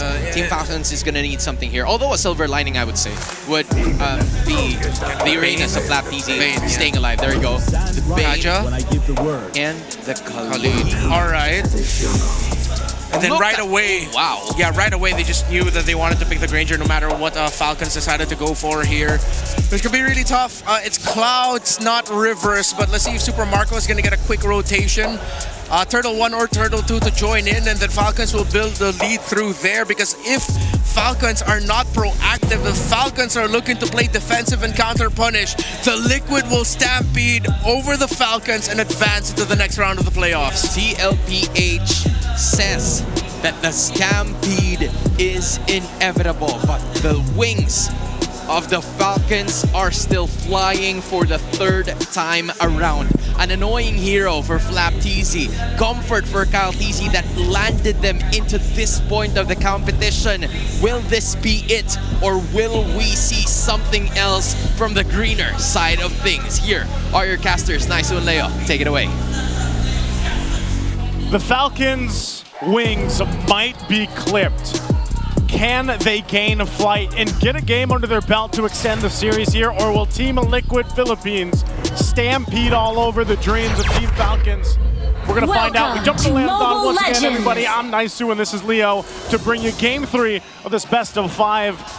And man, oh man, has it looked bad for Team Falcons so far. They need an updraft. They need a little bit of a breeze. And I think the speed that this draft they got in Game 3 might serve that up. Very sustainable in the gold lane. That Bane, the Khalid and Ogwen. Few's been holding on to this. And come on, it's old versus new.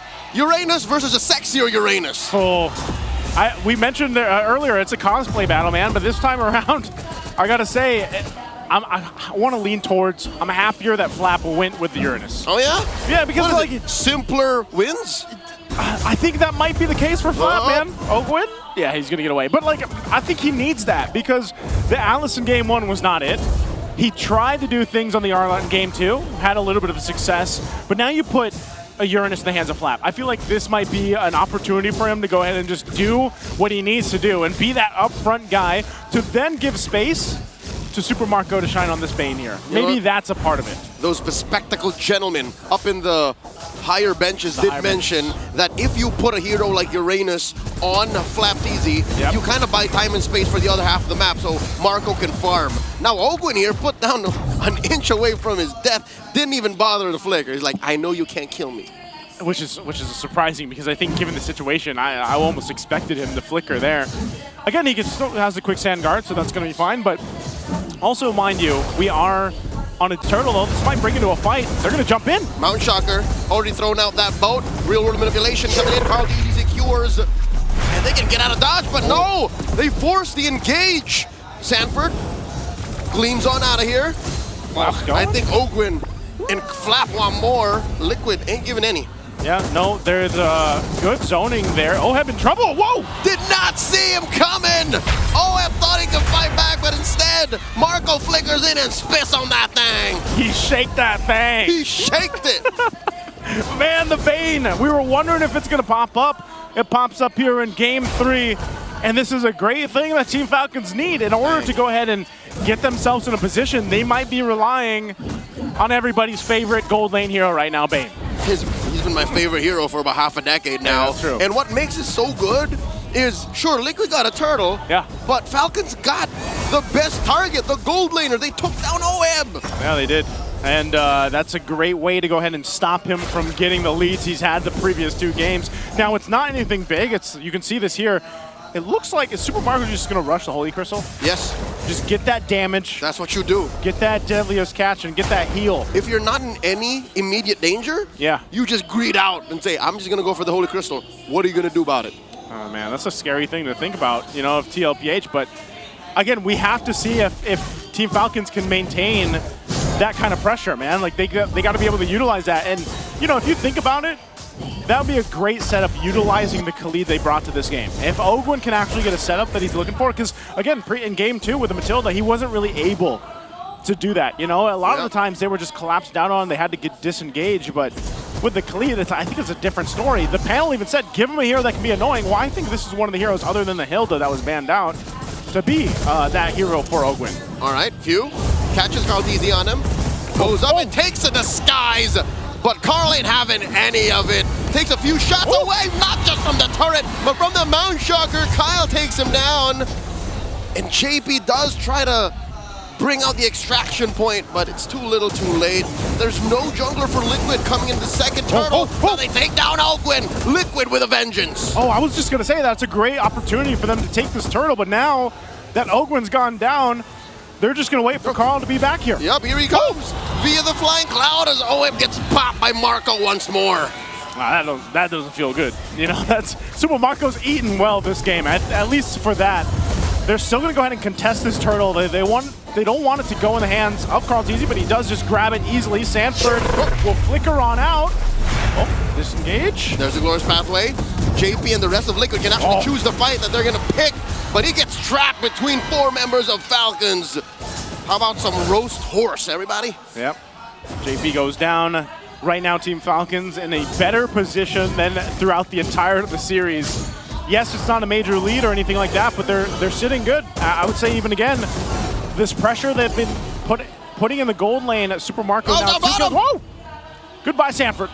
Oh, hold on. Real manipulation trying to punish Flap. They do get him, but I'll tell you now, that's still a good trade for Falcons. They also get that turret, so great play on the macro sense of things here. I'm not sure if O's going to go for Oheb. If he dies here again, that's going to be crucial for TLPH. They're going to have to help Oheb get back into this game. Traction pole's used up, but it's just JP that gets grabbed into it. See, that's the thing. It's difficult for Liquid to put Oheb in a spot where he can farm freely and safely. There's so much going for him. A chubby old crab man with a cannon for an arm. You have a Korean legit historical figure going around who can see the map. That's what's missing, I think, vision. Liquid doesn't have the same kind of vision that Falcons does. Yeah, they don't have that vision, but they have the box. The panel mentioned. Whoa! We just skipped it for a second, and Carl pops. Marco, how? What just happened? I did not expect Super Marco to go down just to Carl Tizzy when he was up there on that side. I thought it was the Bane that randomly bursts people. What's going on? Flap Tizzy gets the glory pathway and the railroad manipulation on him. Throwing out that Mountain Shocker. Too much damage. Oakland gets popped by Oheb. Baby cakes are clapping back. 2 for free. Make that 3 for Count and Marco, who just comes in on a cloud. That's hilarious. What just happened, man? Liquid Stampede. They stampeded, started with the perfect target. It was Super Marco. 60, man. That's just what they do. And now this third turtle. Mind you, I think throughout the series, Carl Tizzy has all the turtles in his hands, man. He does? I think so. Literally. I think 6, 8, 9 in total. 9 turtles. And again, objectively, TLPH is just playing better. Even if they lose some of these turrets or some of these deaths in the early game, they're able to go ahead and find these moments where it just turns the game in their favor. Pretty sure that's not how the animal kingdom works. Goats do not have a strict diet of turtles. Hey, you heard him in the opening. What is it? The game's chasing him now. Yep. He's not chasing the game anymore. He's completely, he's on new, is this New Game Plus? This is New Game Plus. Game of the Year edition. Game of the Year edition, New Game Plus for Carl Tizzy right now. Hey, our game did win a few awards at the Mobile Game Awards this year, so... That's true, that's true. You're something right to about that celebrate. one. Oh, this Carl is Tizzy and Ogwin gets caught by the Glorious Pathway. Danny JP means business alongside 3 other members of Liquid. Oh, they force him to go the other way. The conceal from Ogwin. This is just a matter of time. Run, a Ogwin. formality. Ogwin can't even sacrifice himself to the turret. He's wasting their time. He's wasting their time and looking up top. He's bought enough time for Super Marco to go ahead and push into that. That's an execution. Oh, but still few falls as 40 finds him. Throne of Ruin, able to slow the assault. He might go down here. Kyle Tizzy throwing out these swords and arrows and swords. Finally he falls, and in mid, Flap Tizzy pushing them all back. Okay. Some peace and quiet for a second here. I would say that wasn't so bad for Team Falcons. Yeah, they lost a couple bodies. They were able to get the tier 2 up top. That whole thing that Oakland started by, let me tell you something, running off on his own. Yeah, bought him enough time to go ahead and at least get a turret. Now, in the grand scheme of things, is that going to change much? Right now, TLPH is still in that driver's seat. They're able to go ahead and control this because the Lord is coming up in about 15. It feels like it's slowing the inevitable. But if that happens one more time, if some way, somehow, Falcons shrink this 800 gold lead from Liquid and maybe take it up to their side, put it at about 2,000, 3,000, then maybe Marco can be once again that force of nature that gets them on the board. If somehow Marco bursts one of the crucial members of TLPH. Kyle. Carl or Oheb? Or even Sanji, maybe. Even Sanji. He could burst any of these cores. Yeah. If he bursts, basically if he bursts anybody, that's a big help for Falcons into this Lord. I think they'll take their time though, because again, they were fighting into a box of Sanji. Sanji, with this whole Eve pick was highlighted in the panel of being deadly. Oh, whoa! Carl Tizzy here! Oh! Tango with death against 2. And now Oheb barely alive. Mount Shocker, they know how low he is. They see him. Sanford, Throne of Ruin, but it's not enough to stop Falcons from taking him down. Few falls, no trades for Liquid. And it's just a free pickoff. Liquid overextended. Man, a whole lot was thrown there. Ogwin is on that side. I don't know if they're going to start the Lord off of that. It was only Sanford that goes down. He'll be up in 12. And remember, this is Flying Clouds. So we can join in this fight, but it looks like they're going to try to at least blitz it a little bit. Oh no, TLPH is back for this fight. They want to wait for Sanford to be up. They drop down the pathway. Lord is very low. Kyle Tizzy secures, and the arena goes wild. Kyle gets popped by Carl. Carl Tizzy looking to survive, and he will, but only for a second more. An amazing Sandstorm by Ogwin, plus a deadly catch by Marco. And now it's just Sanford left. 40's holding on against 3 members of Falcons. This is nigh impossible to win, but he might take down Super Marco, but he won't, as Marco spits on that thing. It's a wipeout. It's a wipeout that Team Falcons needed, and my God, what a raging sandstorm from Ogwin to set that thing up and capitalize on what Team Falcons did. Falcons used Carl Tizzy's anger and vengeance and forced him to overextend, equal to the rest of Liquid overextending, and then they caught him with that too. Ult combo! They got him, man, and you're seeing it. This is the switch. This is the draft. And I'm talking about the gust of wind that these Team Falcons needed here. It's a step in the right direction. It's not going to win them the game just yet unless somehow they're able to get the right targets down. This Lord is making its way towards the base of TLPH. And they're going to try to hold it here. They drop down the Glorious Pathway. But where do they go? Deadliest Catch drop down too. They're going to clear out that Lord. Takes a couple hits on the turrets, but they maintain the top and mid turret. It's damage control mode for Liquid. As for the first time in this whole series, 3 games in, they are down 3,000 gold, and they're staring down Falcons' push across all 3 lanes. I'll tell you now, Joseph, looking at a Bane on the opposite side, looking at it at 6-1 and 2, it's not a good feeling. It's not, man. It's scary. Especially when he's waddling in front of you, man, and if you get to see him on a cloud, even more so is it devastating. Crabs aren't supposed to be that high up in the sky. That's how God meant him to go. I've been asking for this since the regular season. I wish we had a Bane cam. Oh my God. You know? Dude, Sky Piercer on the Bane. I wonder how many stacks he has. Are we able to check how many stacks the Bane has? Minimum right 4. Minimum 4. Minimum 4. Dude, he's got and he just got the wings. So he's even faster now. And shielded. A little more sustainable, as if the single click on the ale wasn't enough. Yeah, he's a little more chunky now, I'd say. You know, he's all tummy. Yeah, this is, I don't know. Oh, passive push up top 2. All right, Liquid answers back. All right, what can TLPH do here? I mean, as much as I gotta say it's looking a little dicey for TLPH, you can't count them out. Just like we were saying that in the previous game with Team Falcons. This kind of lineup, you even saw how tanky Sanford can be on the Alice, but I think even to an extent, they just got caught in a bad team fight position. OHEB has struggled, and I think this is the sentiment here with our gold laners right now. You know, the typical heroes that we usually see, they're having a really hard time in the current meta. Yeah, I think what you could call that whole situation where they got wiped out is a string of bad decisions. Yeah. And hard punishes from Falcons. That means if Liquid answers half of that equation with better decisions going into the late game, and they should be fine. They only really have to worry about Falcons' positioning, Falcons' propensity to go for that 2 ult combo, which is so devastating. Liquid got caught from out of nowhere with that. They got clocked. They got gassed immediately. So if Liquid can see that, then they should be fine. Easier said than done, obviously, because Falcons has better vision overall. I think Ogwin's trying to do exactly what he did before. He's going to be spotted out there by Sanford, though. Yep, snuffed out. Are they going to just go ahead and stop them? They're going to go for this Lord, though. It's for the taking. Traction Pulse zoning out Liquid as Sanji Falls didn't even get the use of most of that real-world manipulation. Sanford comes in, taking down Marco. A huge shutdown for the Apex Predator. He's still alive, but just barely as Kyle takes him out. 2 for 1 the trade. Ogwin wants to get to the back line, taken down OHEB, but the Filipino sniper survives. In comes Carl TZ. Suddenly Falcons are so chunky, even a Lancelot can't put a dent on him. Ooh, that could have gone way worse if OHEB went down too, but man, Sanji deleted in that fight. They lost a ton of damage on the profile here for TLPH. And for Team Falcons, they're walking in with this next Lord toward the base. More than just damage, I think it's the utility. It's the box that Sanji provides that was so important for Falcons to find and to neutralize. Oh my God, Carl TZ put down 1/8 of his health. That was scary. Yeah, he's gonna go back, heal up there, dealing with this Lord. They do have the waves cleared out though, so they'll be able to clear out the Lord. They lost another base turret.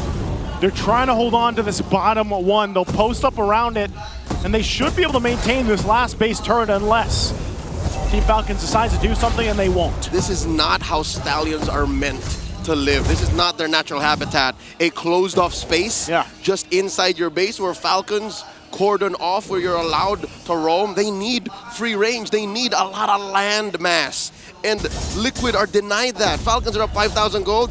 I'll tell you now, worse than the amount of gold is again the lack of vision and effective space to move around. That's why Ogwin is capable of finding OHEB so easily. Yeah, like I said, this is a tough game for OHEB. You know, you can see he's got some items, but he's not going to have any stacks, or literally no stacks at all in the Sky Piercer, but also he owes stacks. Yeah, and he doesn't have the defensive items he needs either to withstand that. He's literally relying on his dash and the flicker. But that's the thing. Would you build a defensive item on a Granger in this case? Yeah, because you're still lacking damage. Is there... All right, this is rhetoric, but Is there enough damage on Carl TZ to scare Falcons? I tell you now, no. No. He's been puncturing through dudes for the better part of the past 5 minutes to no effect. And that's what I'm saying, man. It's hold on, Sanford, okay. That is the Mountain Shocker and the Traction Pulse already. Okay, so Liquid standing their ground, forced out 2 ults. They forced out 2 ults. I think if you look at this too, again, this is one of those situations where TLPH is in that position where we need those items, and by that I mean especially on Sanford and especially on JP to go ahead and tank up a lot of what's being thrown at them. But even so, if they have those items, it's also protecting OHEB. A Super Marco can appear from anywhere. So OHEB, the problem, like put yourself in OHEB's shoes. He's got to keep his head literally on a swivel, man, like 360. He's got to look for Ogwin and Super Marco. They can appear from anywhere. He needs more than a third eye. He needs a 4th, a 5th, a 6th. Yeah. There's so many things coming at him, and he's the only real reliable source of damage, because Carl TZ has to think of the retribution too. See, a lot of these wipeouts, they happen pre or post Lord, because they come from that moment, that singular need. I mean, if you really think about it too, Leo, like even Sanji, if he sets up the RWM, he's like a sitting target. Like he might be like he's not getting the full use out of his RWM in a lot of these fights. Not in the last Lord. Mountain Shocker coming in. Kyle TZ sees all of them. Oh, look at Ogwin posting up. Oh, I don't know if OHEB knows. Did they get information here? Sanji and OHEB both there. Ogwin goes for the back. Glorious Pathway dropped in. Kyle TZ secures and look at the back. Ogwin totally misses as OHEB dashes on out. Sanford taken out. Oh, they survive. Oh! And in comes Marco. Carl TZ, OHEB and JP retreat Marco! for the price of the Lord. This is not worth it. Super Marco's waited all series for this, and he finally gets it on the Bane. They'll clear out the Lord, and they're ready to go for Carl TZ. Tries to delay it. And it's just delaying the inevitable as Team Falcons PH get on the board, denying the sweep 2-1. Team Falcons needed a flight, and they got it here in Game 3. What a game, and good thing we're not going to a sweep. Let's go over to the panel instead. I asked for more damage from Falcons, and they gave Khalid swords, full damage on the Khalid, a Bane in the gold lane. I didn't expect this to happen. Now this is the Falcons we expected. Says not over. Definitely not yet. They're now playing with claws, some swag. Even in the items, we saw it just a little bit ago. You know, Renmar, there were some signs of keys to victory that Team Falcons still weren't able to do. TLPH still got turtles, but what in the world happened here? Why is it close all of a sudden? Bane gold lane, man.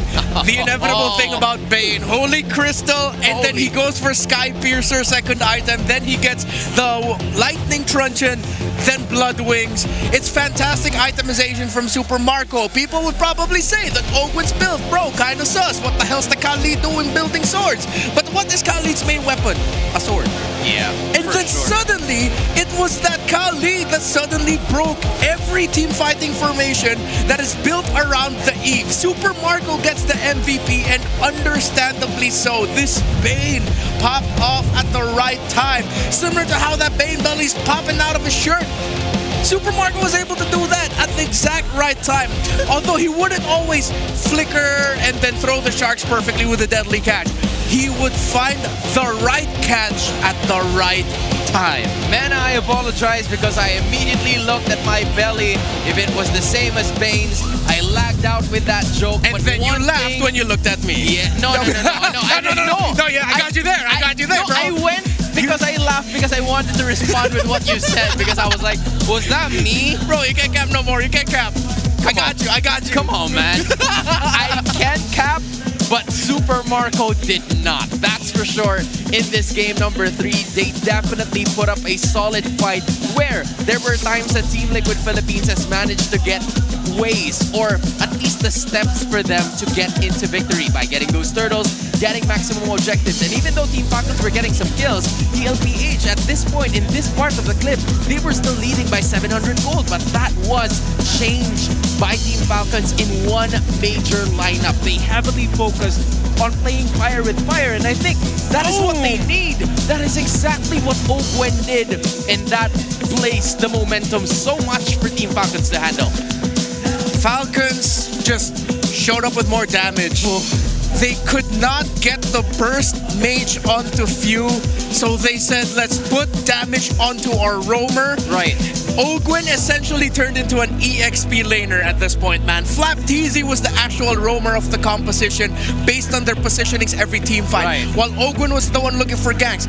Good avoidance there by Oheb. But you see how much damage Ogwen can dish out. Marco able to flicker just in time to hawk 2 on that thing. There's your roamer. Taking out Oheb, double kill, make that triple. Marco chaining the kills. That was just an insane amount of layers coming in from Team Falcons to keep themselves alive in this playoff run. You're looking at a 19-10 kill score. Quite an eventful game number 3 here. Based on what we were telling you guys a while ago, the only change except for those turtles were a lot of the invades coming in from Team Falcons. And I have to say, there were some mistakes coming in from Oheb during the early portions of our game that really gave Super Marco the edge in terms of the gold scaling. Yeah, for Team Liquid Philippines, you saw that it looks like they just weren't ready with the sheer damage output that could come out of Falcons. Right. Again, with the itemization, once the items come up, we really have to point out what they've done here, because there's also another crucial item. A very important part of a Kimmy build in this era, Demon Hunter Sword, that would melt any frontliner that's going to be standing in front of his way. Tip for the Kimmies out there in your RGs, pick up this item. Even if you only have like one super tanky guy on the opposing team, even if it's an Alice with a radiant armor, blade armor, you don't really care. It's gonna hurt, yes, but you do need that DHS to come out. Right. Deal as much damage as you can, and don't be the only main damage dealer. Falcons again knew that they are lacking burst. So then Super Marco comes out with the bait. Sky Piercer second item. Once that Divine Glaives in, bro, as long as Marco's alive and even he has just a bit of health, Liquid's gonna get melted. What an adjustment. It was a huge risk. Right. Not gonna lie, straight up huge risk by Falcons. Very. But they were able to hold on long enough to make it work. And this was a really good job as well from Flap TZ, considering that there were a lot of possible, entry points coming in from Team Liquid Philippines, given that they do have the Alice. They even have a high loss where once you see the glorious pathway come into the Land of Dawn, that means that at least 2 or 3 members of Team Liquid Philippines are going to be there to engage and get a kill. And that's what they've been doing from the 6th up to the 8th minute, where they were just basically targeting, Flap TZ and Ogwen. But the good sign coming in from them was that they were very much willing to die just to give out information. And once, Flap TZ or Ogwen is out, then Count TZ is just going to put up the Mountain Shocker and at least, give out the bits of info that they need to be able to at least prepare themselves for what's about to happen. Super Marco, hiding in the bushes. I think that's really what helped Team Falcons in getting this victory for themselves. The information and the ability to actually back that info up with damage. Yeah, you were pointing it out earlier, the errors of Team Liquid Philippines as well. The 2 times Oheb died earlier in the game should not have happened. And they had the information where the members of Falcons were at that time. Right. While Falcons also had the information where Oheb was. The first time Oheb died at the center of the map, yeah, he got to see Kyle TZ, but he knows that the Bane's going to be rotating from the gold lane. Why are you fighting there? And then the second one was, why are you checking the bushes where the Bane could be when the Bane is the one that could pop you off? So a few errors as well in terms of checking coming out of Oheb. Again, the fact that after the Blade of the Heptices, you see the Khalid go for the Dreadnought armor. Correct. But then the sudden surprise of the BOD third item after that, I think, is what made Liquid start scratching their heads like, wait, where's all this damage coming from? Why are we suddenly getting blasted by this Khalid? Khalid with a Heptices and a defensive item shouldn't be hurting this much. Oh no, he has a BOD. Yeah, that was like a like you said a while ago, a ballsy move coming in from Ogwen, because there were times that Ogwen wasn't really seen in the map as much compared to how much Flap Easy was at the spotlight of Team Liquid Philippines, and it makes things a little bit difficult for TLPH as to their approach on how they would be able to at least counterattack, given that the Raging Sandstorm could either make or break the situation here for Team Falcons. There were times that, the Raging Sandstorm hit at least 2 or 3 members and that possibly ended the team fight, or there was a time that it only hit 1. So it really was just a matter of breaking the game, dissecting it into the best of your abilities, and dividing the team fight where Super Marco is going to take advantage of it. Basing on how it was in terms of game number 3, it was the Bane really holding out his own and taking matters into his own hands against Oheb. New stat line that we have for our head-to-heads, the gold at 5, EXP at 5, KDA at 5. That pertains to at 5 minutes into the game, because that we usually see that as the crossover into the mid lane portion.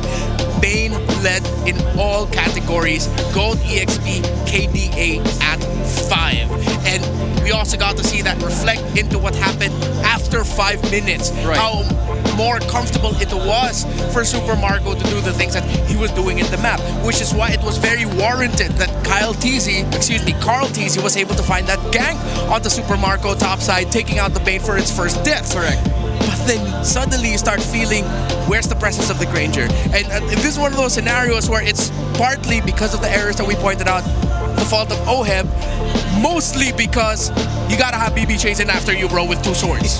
That's pretty difficult. That's a threat that obviously if you're Oheb, you don't want to face. Yeah, at the end, it was a Heptasis, BOD, Malefic Roar, Sea Halberd, Ethan. It's like, what is a backliner gonna do?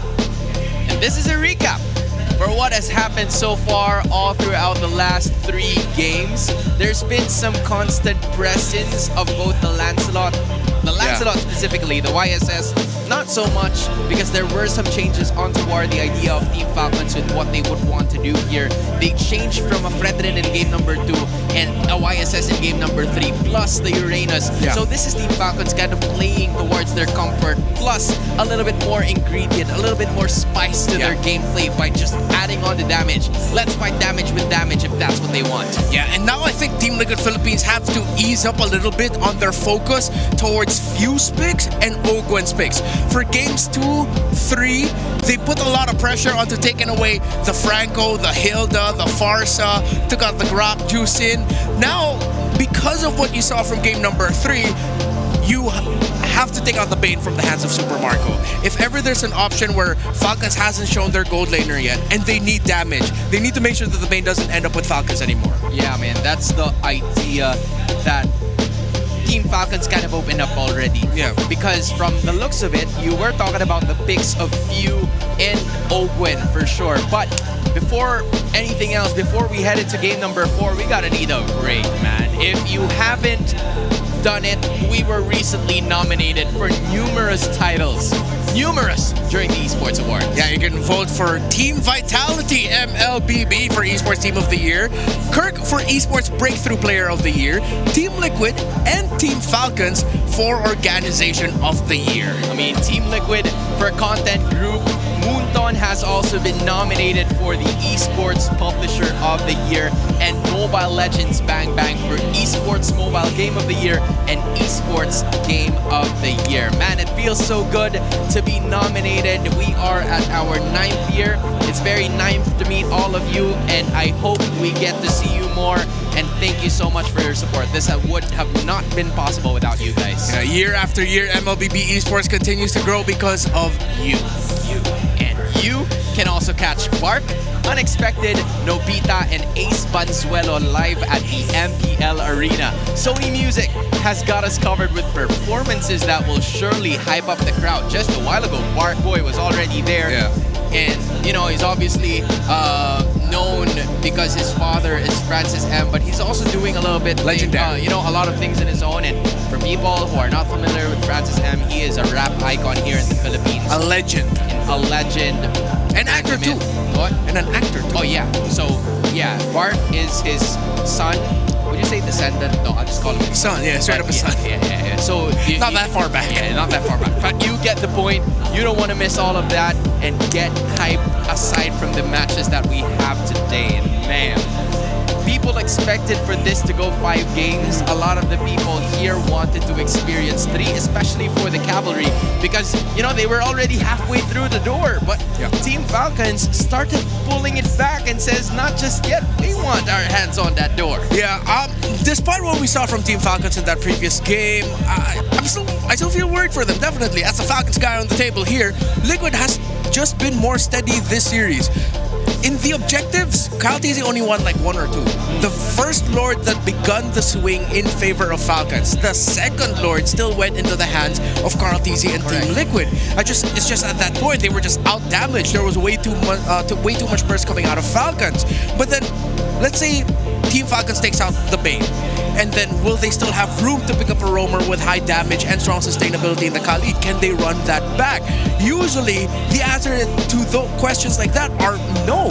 While Liquid, they may have lost, but they lost in a game where Falcons decided to flip a coin and it just landed in favor for them. Yeah, I have to agree on that one. It was quite a risk, a calculated one, or maybe even, you know, all cards are dealt, we're backed into a corner, might as well go all in. Yeah. Let's try to figure out how we can do this. And Super Marco's like, Coach, I want to use the Bane. I want to fight them where they're really pushing us back. And that has been the recipe for the success in game number 3. But knowing this, there might be a certain adjustment into Team Liquid's composition, because this is the first time in this series that they need to adjust their strategy. Yeah, I had no problems with the Liquid draft. I looked at the Liquid draft, we looked at the Liquid draft, and we were thinking, oh, this is probably not gonna go well for Falcons. Correct. But Falcons found that swing at Lord 1.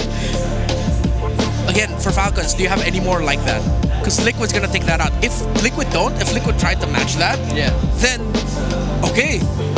What else are Liquid going to show? Are they going to go back to funneling everything into the hands of Carl TZ, who has been a monster all series long? Are they going to try to go double fighter again? Are they really just going to take out Bane and show the Team Falcons that the lineup just didn't work out? Who's going to go which? Falcons will go blue yet again for the 3rd game in a row. This gives Team Liquid an opportunity to just go for the same approach and just make sure the Bane doesn't end up with Marco. Yeah, and that also brings up the question, how many more fighter gold laners does Super Marco have in his arsenal? Because that, it seems to be the concern that we have right over here. In terms of the marksman, it does not work against Team Liquid Philippines just because of how fast, how aggressive they are in terms of the scaling up until the 1st to the 5th minute of the game. But in that 3rd matchup, there was a sudden change, there was a sudden shift in the tide because of Super Marco just having that fighter gold lane. So will the CC be available? Will, you know, the export even be an opportunity? You're looking at the top 5 rankings, and in terms of the average gold, it's OHEB.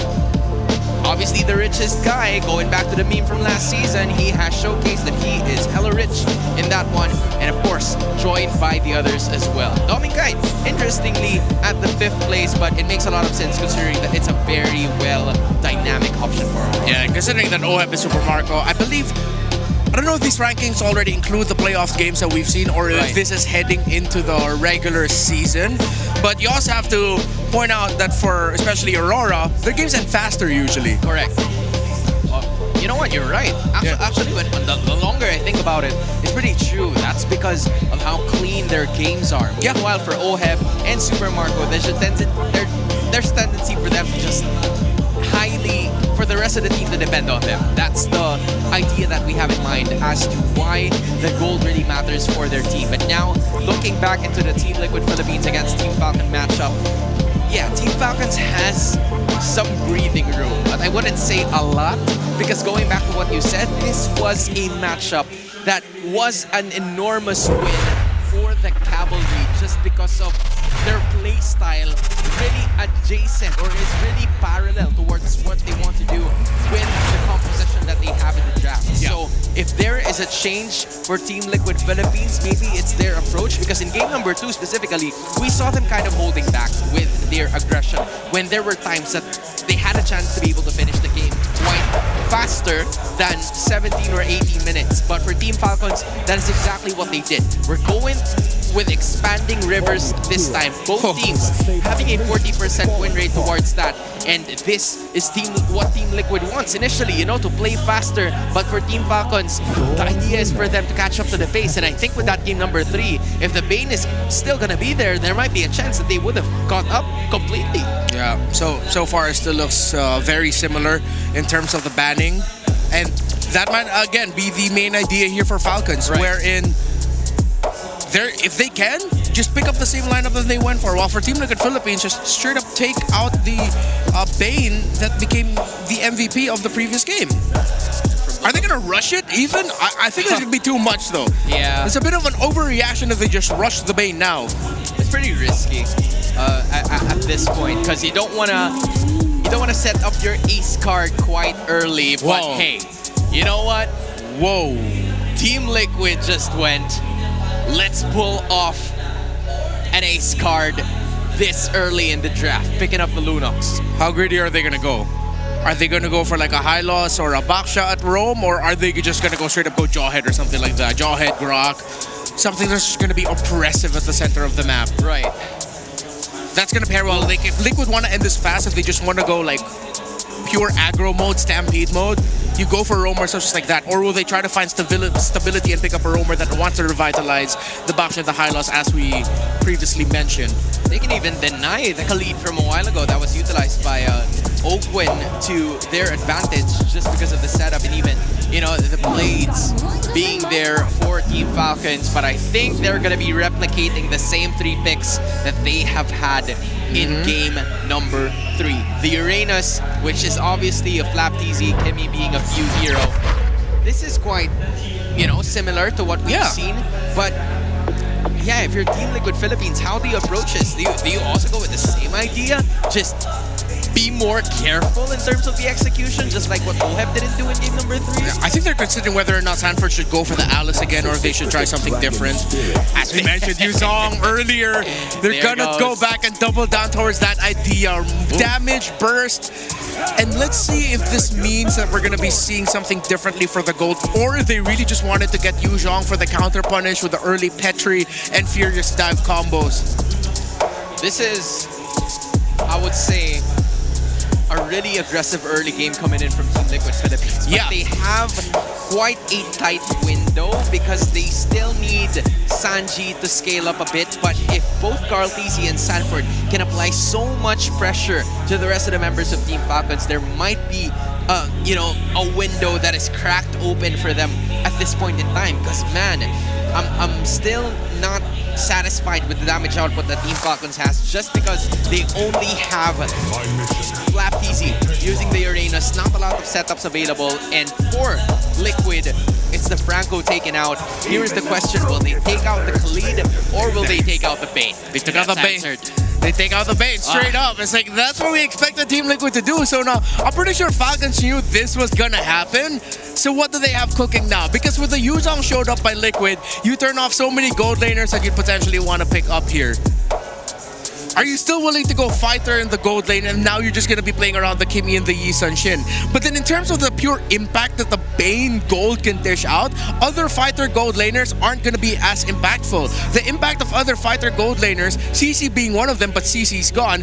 Esmeralda, you don't see enough shields. Esmeralda's going to get melted through most likely. The Lapu gold lane? I don't know how I feel about that. I don't know. Have you seen anything like that? But no, we haven't seen this hero in this series. The Hilda coming up pretty clutch here for Team Liquid Philippines. Yeah, and that is a Hilda that garnered so much praise after his performance in MSC 2025. JP on that Hilda messed up SRG quite often. So how is Falcons going to round it off? I think Granger might actually really struggle here. Yeah, there's a lot of dive coming in from Liquid. Brody, you don't... Are you actually going to go fighter, but then the Lunox damage is going to trump you? Oh no, this this Lunox first pick and rush by Liquid, though greedy as it looks, might have shut down a lot of things that Falcons want to do. So they go for Badang for Ogwin. And we mentioned in the previous game show, it didn't show up then, but it showed up here. This is gonna give impact. It's not gonna melt down the backline or deal damage as much as a Bane, but the displacement and the attention pulled by the way of the Dragon, and of course the respectable damage as well. It's alright. It's not as crazy as Bane, but it's alright. Might just be enough. Yeah, I mean, from the looks of it, right? The problem from Team Falcons is that Super Marco has always been in the middle of everybody else. But now he has to show there seems to be an idea that he can get away in certain situations where the invades are going to come for him. But the Esmeralda is going to be the answer, potentially from OHEB. This is a fighter-to-fighter matchup that we have not seen in this series. We had talked about the eras of the league all season long. How about we throw it back to the age of dreamers, to Sunsparks, to Kiel VJ. JP back then was the one holding the Retri as a mid laner. How different times were. Double fighter gold lanes. How times have changed. Will this be another edition for Liquid, or will it be for Falcons? Casters, the floor is yours. Thank you to the panel. Breaking it down, game 4 upon us. I gotta say this, man, Leo. I think I'm liking where gold lane's going. I think I like that we have a fighter versus fighter matchup in the gold lane. You like? I like. I'll tell you that I'm Welcome happy to for Mobile Bane, Legends. and I'm happy for a good other choices. Yeah. I'm not happy for how big picture this might look. Because teams have to now consider halfway through the draft, we don't even know what kind of gold laner we're seeing. So this is definitely a nice twist to the already interesting stop to the stampede. Yeah. So what more, a double pivot?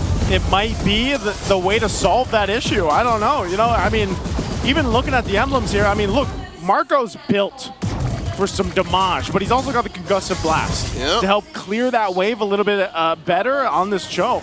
And to be able to rotate out, look, not even a minute in and he's already lurking around bushes trying to influence that mid lane matchup. Okay, he's gonna get spotted out though too, and that's the thing. It's almost a little weird, honestly, to see that. You know, Super Marco on a Cho and then OHEB on a Esmeralda. Hey, you know, when they both started playing, as mentioned by Renmar, it was the age of dreamers. These world champions have already been playing way before they started winning. And oh my God, early game, look at Sandford, the Apex Predator, putting Flap Easy down to a 10th of his. All right, so we were saying it's in their arsenal. It's there. They went through these eras. I wonder, you know, I would say I think for these players too, it's a nice change of pace. JP's going to deal with a lot of damage. Oh, wow. Possibly a Traceless into a basic attack away from death.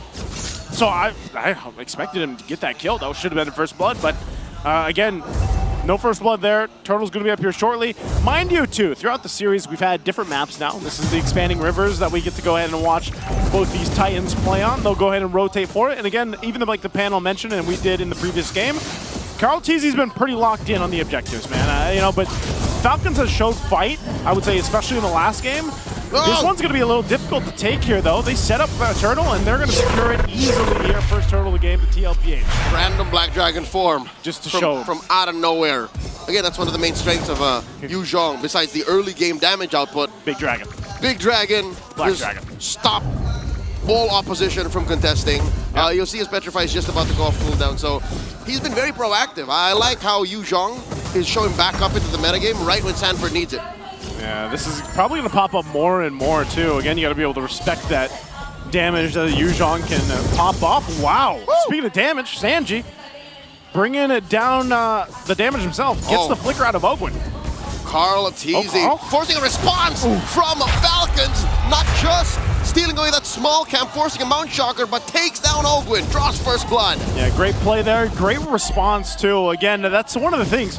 I'm still surprised, man, how many times Carl Teasy gets his hands on the Lancelot. You know, from game to game, and it almost seems a little just kind of like clockwork in a way. It's like TLPH knows how to set things up for Carl. Wow, by the way, Sanford burned the Petrify to go ahead and capitalize that kill with the damage from Sanji. He didn't burn it, Joseph. He used it very effectively to stop Flap TZ's reign to that bottom part of the map. And oh my god, Ogwen with a full combo, a fight breaking off camera. JP gets taken down by Kyle in an attempt alongside OM and Carl to take out the jungler from Falcons. You know what? Marco almost died too. He flickered out. So a whole lot. It could have been a whole lot worse, basically, for Team Falcons. There's a whole lot happening across the maps. Both sides. I guess that's what we expect here in Game 4. But this is the problem, man. Your TLPH, even if they're not getting those kills, they're getting a lot of resources. They're able to get their battle spells down, able to get a little bit of extra gold here. You can see that small gold lead building up in the gold lane themselves for OHEB now. But even so, it's more so of just TLPH playing to the strength of this lineup. Now, we have to look at Team Falcon's lineup and think, when does that power spike come in? JP, he's tanky enough, but will he survive this? JP flickers, gets the shield from that wide rush. Kyle TZ, Phantom Execution. Mountain Shocker from Kyle TZ. Flap TZ, will he survive? The answer is yes. Black Dragon form may have gone to waste. Wasn't really used much to their advantage. Super Marco hides in the river brush. JP putting up a perimeter. Mountain Shocker both thrown out. Kyle TZ punctured into that turtle. Gets the retribution. Kick by Marco on to JP. Oh, he still goes, but they're going to jump in. JP falls, but here was a response from Falcons. They want to go for Sanford. Sanford can't escape that one either. Ionic Edge gets him down, and Sanji barely survives. Team Liquid Philippines trades out 2-1. Oh, they traded out. They get the objective. I don't know if they're looking for more here. I think they're just forcing Falcons out. Baby Cakes is angry, but Flap TZ forces them back. Okay, forces them back. TLPH again with the objectives, but Team Falcons fighting for what they can. I think that would have been different too if in that exchange Super Marco actually had the flicker. He didn't have it, but he still was able to get the kickoff that way, the Dragon, to set things up to go ahead and focus on JP here. So here's an interesting fact.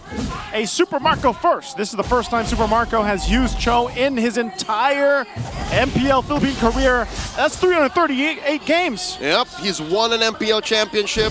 He's played across many different international events. He's become a world champion. And throughout all time, this is the first time he's played Cho. I wonder how that discussion happened in the draft. You know, it's like, hey, who do you want to play, Super Marco? Earlier it was Bane, and then it was, I wonder if he was just like, yeah, just give me the Cho. This is what the draft needed, and you already saw, right, how Marco was able to isolate JP, stop him from annoying and breaking the rest of Falcons formation.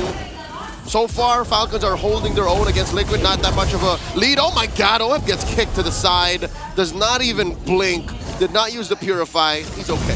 He's okay, but JP might not be. Takes so much damage, we'll have to flicker out, and survives. Meanwhile, Sanford, does he actually re-engage on this? Sanji's around the corner. There's 3 dudes here onto the turret. I don't think Team Falcons are going to fall for it. What is the rhyme and reason? Why are they doing this? Is this what Liquid was setting up? The mid lane push. Carl TZ, you know, Baby Cakes take down that mid lane tier 1. But Marco will trade out, all this while Turtle spawns. Turtle's up 3 for 3. TLPH is going to grab this objective too. A turret does go down up top. They'll get the brilliance out of Sanji. But that's what they wanted. I think TLPH played into this and they grabbed the turtle and the macro here. 2 Ts for 2 Ts. But I would rather trade a turret for a turtle. So in my book, Falcons win that. Falcons, yeah. I think if you look at this, the map pressure that they're able to put is a big thing, but this is the thing that I'm missing, Leo, is these fights and these objectives. You know what, I got a little confused. Yeah. Liquids win because they got the turret in mid and the turtle. It was just a turret. I thought Marco was going to go all the way to tier 2. Yeah, I thought he was too. Actually, when he was up there, I was thinking he was going to put pressure onto that, but... So Liquid's fine. Liquid is fine. They still maintain a lead, but I think even regardless of that, it's again, Team Falcons hasn't been really able to find a fight around the objective in this game. I know they've more or less given up that option. Maybe they're just preparing for the Lord fight here, the first one. It's more because Falcons don't allow it. Falcons are so good at breaking formations. Liquid has JP, but look at Falcons. They have Ogwen, they have the traction pulse on Few, they have Marco to get the kick. And Marco's been off map for a while. Oh my god, they throw everything at JP, and he does not have his flicker. Finally falls as Fanford finds Few. Can he finish what he started? Show energy, not enough. Oh, what a move from Few. Able to survive that. Ogwen's gonna have to burn his flicker, but man, a good catch. think how many times JP's had to deal with this, man. He's gotten fist break, fist cracked, everything for the better part of this entire of the game. Eventually, you know, he's had to always use the flicker to get out of there, but this is an interesting position to be in. But again, if you throw all that at JP, I think JP is happy to take it. That's what you call a threat magnet. Yeah. He is literally forcing ults out of Falcons because what is the alternative? He gets away, heals up, and then gets back into the fray. Yeah, that's just dad things, man. That's just how dads do. That's just what dads do, you know? They just tank up what they can and they let the kids shine after that. They roll up the sleeves and then go in again. Go again. Go again. Go again. TLPH, though, this is what they're going to do. They're going to go again for this objective. They're setting themselves up around this. They had a nice little push on the cross map. They're going to grab their objective and get in position. It looks like, though, Team Falcons actually wants to go and contest this if they can. Yep. Team Falcons have been playing the long game for the past 4 or 5 minutes, better part of the mid game.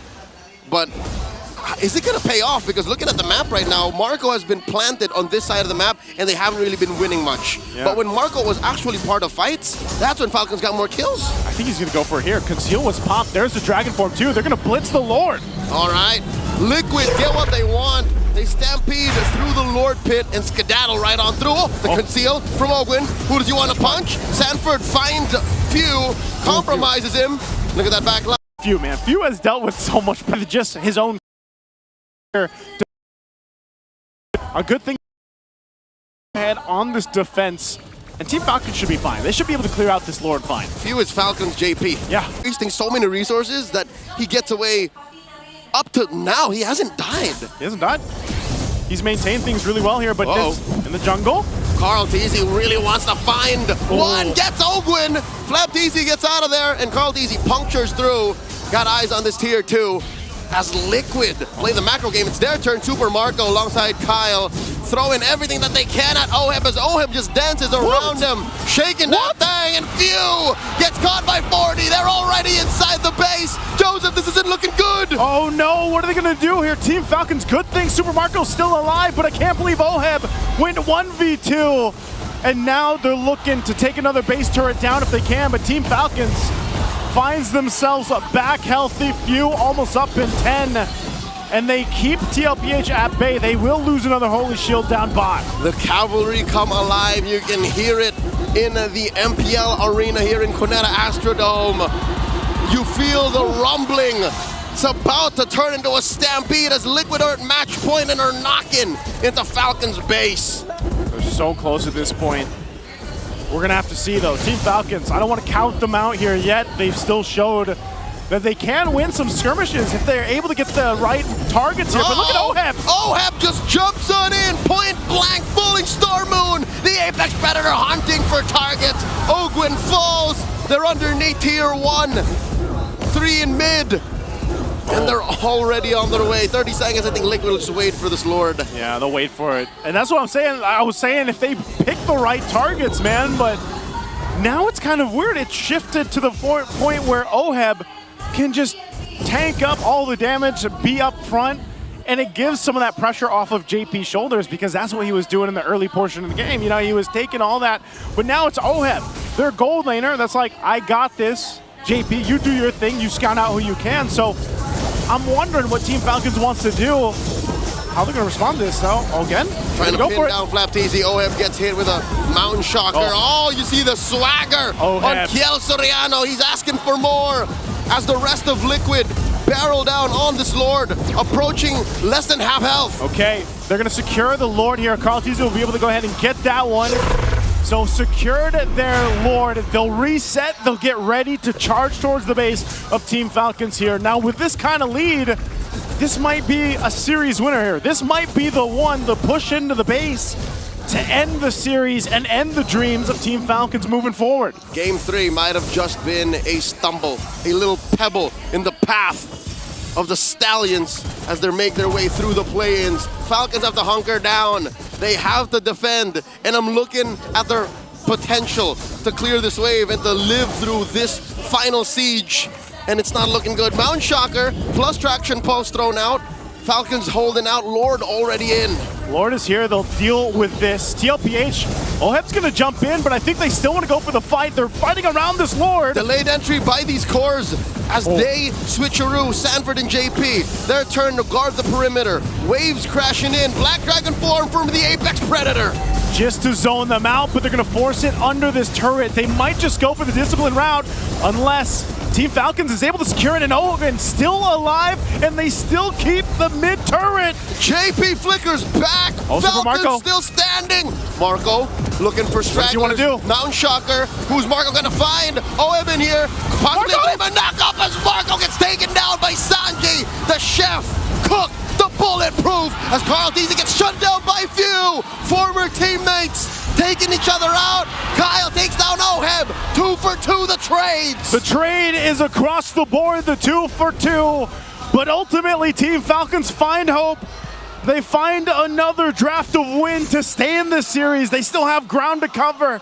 But this might be enough to get them back into this game, to swing it back in their favor. They took about, what, 5,000 gold from TLPH. It ain't over till it's over. This is what I was talking about when I said I'm uncomfortable with how the big picture looks like.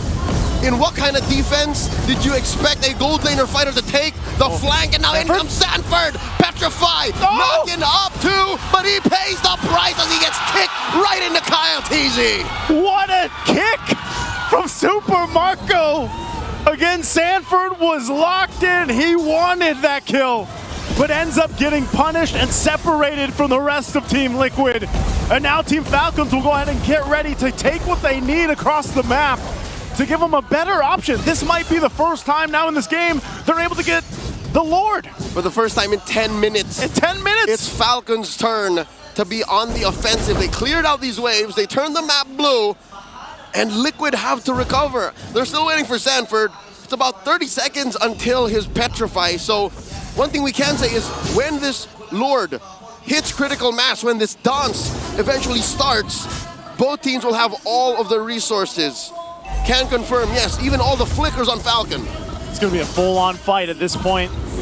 TLPH has had free reign over the objectives until now.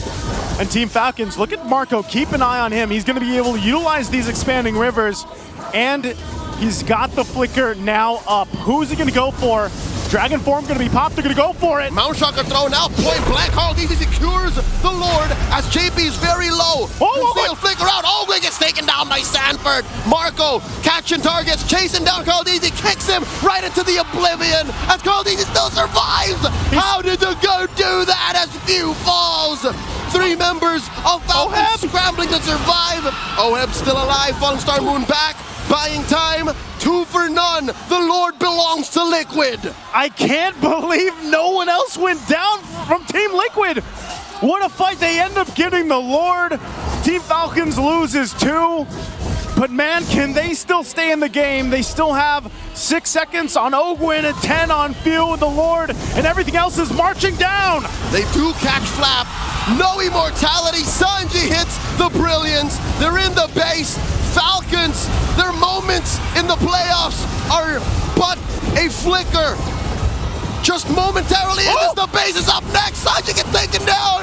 Liquid have stampeded through the rivals. Code Titans taking each other out. This ain't mythology, folks. This is reality. Liquid taking down Falcons 3-1. We thought we'd first see a sweep. That didn't happen. We thought we'd see 5 games. That didn't happen either. A Team Liquid showcasing once again that they are the better Titan in this matchup tonight. A 3-1 victory for Team Liquid Philippines. And it's unfortunate that we have to say goodbye to Team Falcons here tonight and for the season 16. Hats off to them, but congrats to TLPH. Let's throw it over on stage for our interview. Wow! Wow!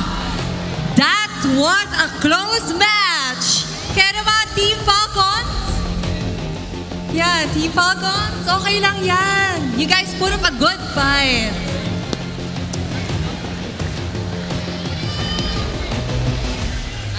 Palakpakan naman po natin ang Team Falcons. Alright, for the last time, anong gusto nyo sabihin sa mga sumuporta sa inyo since day one? Ayun, salamat sa mga sumuporta sa amin, sa mga naniniwala pa rin sa amin kahit na di maganda yung regular season namin. Ayun. Masaya pa rin kami na nakaabot kami ng playoffs. At talagang ang ganda ng laban. Kaya once again, palakpakan po natin ang Team Falcons. And for the last time, please take your final bow and final walk.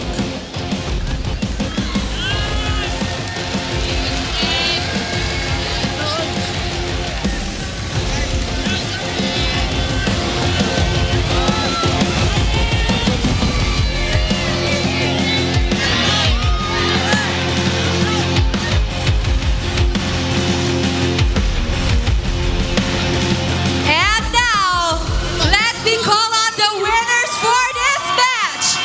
Team Liquid Philippines!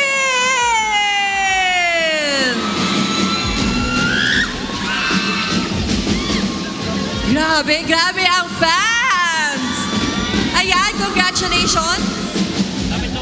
Congratulations, Team Liquid Philippines. So for Carl TV naman, bilang greatest of all time or GOAT, sino sa tingin mo or anong team ang matindi nyo makakalaban this playoffs?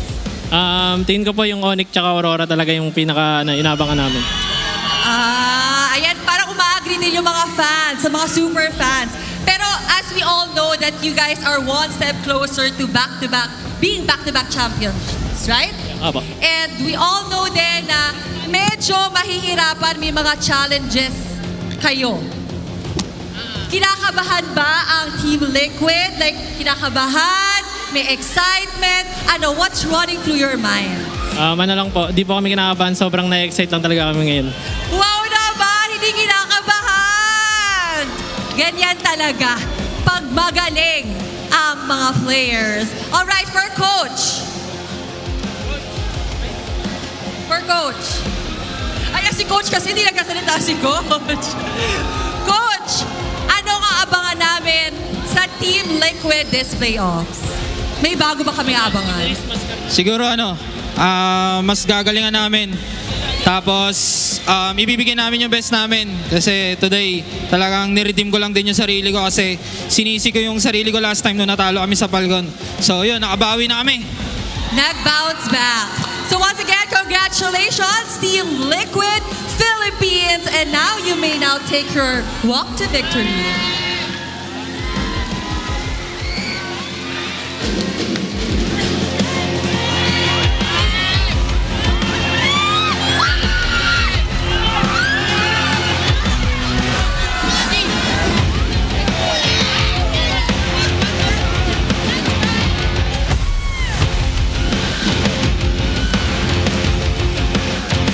Once again, congratulations, Team Liquid Philippines. At syempre, solid effort naman from Team Falcons. Kaya again, palakpakan po natin ating mga sarili. And, someone really had to win, but this is a game. Kaya naman, over to you, casters.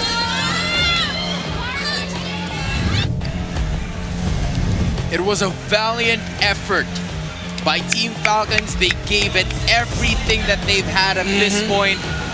But Team Liquid came with a purpose. They came, they saw, and they conquered this Clash of Titans. You cannot deny that now it is Liquid's prime time as the prime titan of MPL Philippines. And Carl freaking TZ has done it yet again. The game, he is that's my F word. He is no longer chasing the game. The game is now chasing him. Everyone is chasing him. And it was his great escape that made that risky play all worth it for Liquid there in the end. And of course, it boiled down to fighter versus fighter in the gold. Cho versus Esmeralda. And you saw it at one point, Oheb and Team Liquid knew they had a commanding lead, that the Esmeralda was just way too much for Falcons to handle. That was pretty crazy. That was honestly insane from the looks of it. It was just a tremendous effort coming in from Team Liquid Philippines because they know, they had the idea that it was Team Falcons trying to fight back. They've had the momentum right after that Game 3 victory. But still, it did not stop Carl TC, who has been using Lancelot for the majority of this series to take control and take victory and take matters into their own hands. And man, he came with swag today, and swag was what we saw all series long. The MVP of the game, he is him. The face of our sport, the greatest of all time, Carl Tizzy on that Lancelot. He did not lose Retri. Kyle lost over and over again. The sharper Retri wins. And Carl Tizzy got that in the bag. If it wasn't the damage, if it wasn't the space, it was the objectives that he was getting. And he silenced his doubters and he silenced Team Falcons. I mean, from the looks of it, it was Carl Tizzy. You know, going back to regular programming from what we saw just a few moments ago, it was Carl Tizzy paving the way for the rest of the members of Team Liquid Philippines to get this victory just because of those objectives alone. Team Falcons tried to fight their way back by getting a lot of pick-offs courtesy of those team fights. But because of Sanford at least scaling with those 1 kill and 4 assists already as we speak, Carl Tizzy was able to get more in terms of what he wants just by scaling a lot better. And you gotta give it as well to JP and even Sanji as well, because those damages or those damage outputs were quite insane coming from those duo, and just the final nail in the coffin for that Falcons to take on. Yeah, that Lord win there for Carl Tizzy. Even if Falcons were able to secure that Lord, it looks like it would have been too tough. Carl Tizzy, the great escape, that would have made it a little bit much more worth it for Falcons if Marco was just able to get one more hit on him. But Lancelot, the Lancelot of MLBB, was able to get away. And Falcons tried as much as they did. Well, the final Lord push, that was it. Did we saw the Great Escape? Did that actually play? Yeah, we got to see it. We got to see it. Pisses me off that I was like, yeah. That was Carl Tizzy for you, man. We had to clip it because there was just too much emotion.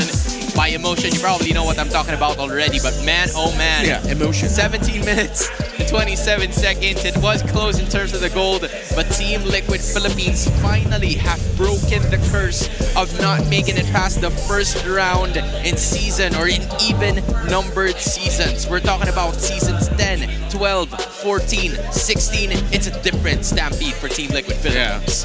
Sorry, man. I'm just going to have to correct you there. They were able to make it past the first round. It's just they haven't won. You know what? That's fair. Yeah, they haven't won in even numbered seasons. So that was the main point of it. And the last time we got to see them in an even numbered season, though, yes, you're right.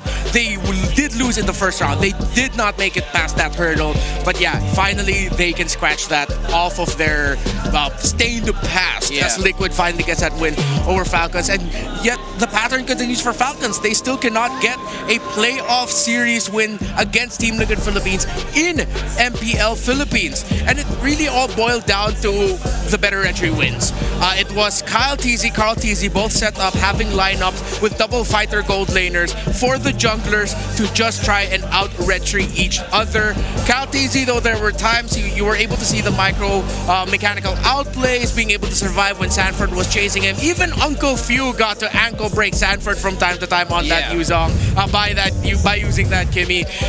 It just wasn't enough. They needed to win those retributions. They needed to win those lords. And at that point, it wasn't given to them by Team Liquid Philippines as Team Falcons just continues to scrap for resources the longer that the game goes. You're looking at Carl Tizzy being the BPI rich guy, just taking control of certain amounts of situations. You'd usually see Oheb having 800, Carl Tizzy having a 900 GPM in game number 1. But considering that this was a closer fight, Carl Tizzy had to prove himself time and time again. And that moment, specifically in the last clash of the day, really have proven to us why he is the face of MLBB, because he can make big-time plays in big-time situations, such as game number 4. Yeah, it was a big-time performance, not just in this game, man. This entire series, I feel like, looking at what everyone's been saying online about how Team Liquid Philippines and Falcons play this, there is one common theme. Carl Tizzy is cracked, bro. He's busted. Yeah. He was a monster all series long. I would say that, you know, he's got to be nerfed, but I don't want that to happen because if he makes it into international, I do not want him nerfed. I want him to bust every single one of the players internationally in their butts. And I mean in the game. I tried to do that and make it rated PG the best way that I could. But based on Renmar's reaction, and probably the people who are listening to this, I have to immediately apologize. And yes, hey, shout out to you, my guy. It's one of the rare times in my career where I got broken on a panel segment and I just completely got You know what, for everybody who's watching this, that is my goal for the entirety of this broadcast. To break, to bust through. I get it. I get it. Yeah, I get it. You get it already. I get it. Good to know. What a series. I mean, as much as I think a lot of us here would have loved to see a game number 5, that was just a perfect ending for Team Liquid. How they were able to win that game number 4 and eventually win that whole series. Carl still really on point. I like how we're really seeing how this meta has changed in the week and a half, and I'm pretty sure the things that we're seeing now are things that have been cooked up even as early as the regular season. Yeah. The fact that Red Side was a Lancelot Lunox rush pick for Team Liquid Philippines, that they could pick both sides, go for fighter gold lanes at the end there, and then the Esmeralda, I think, just ended up becoming too much to handle. We did see that. It was rare to see Oheb fall in that one because of all the shields that the Esmeralda could get through the Badang, through the Cho, and of course, with the Uranus wanted to build up Oracle.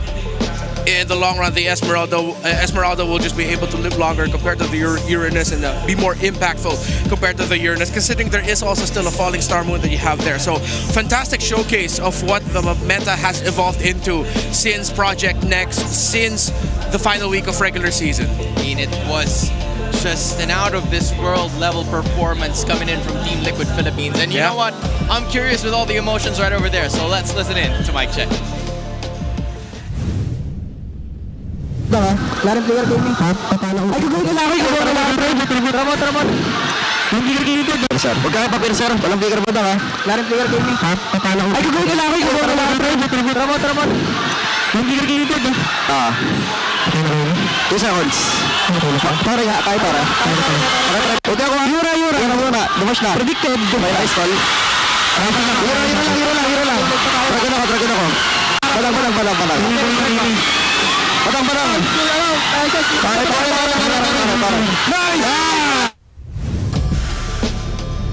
And that was before the emotions suddenly popped in. It was, quite a stoic face from all of the members of the cavalry. They were just really focused on bringing the Falcons back into the ground, and that is exactly what they did.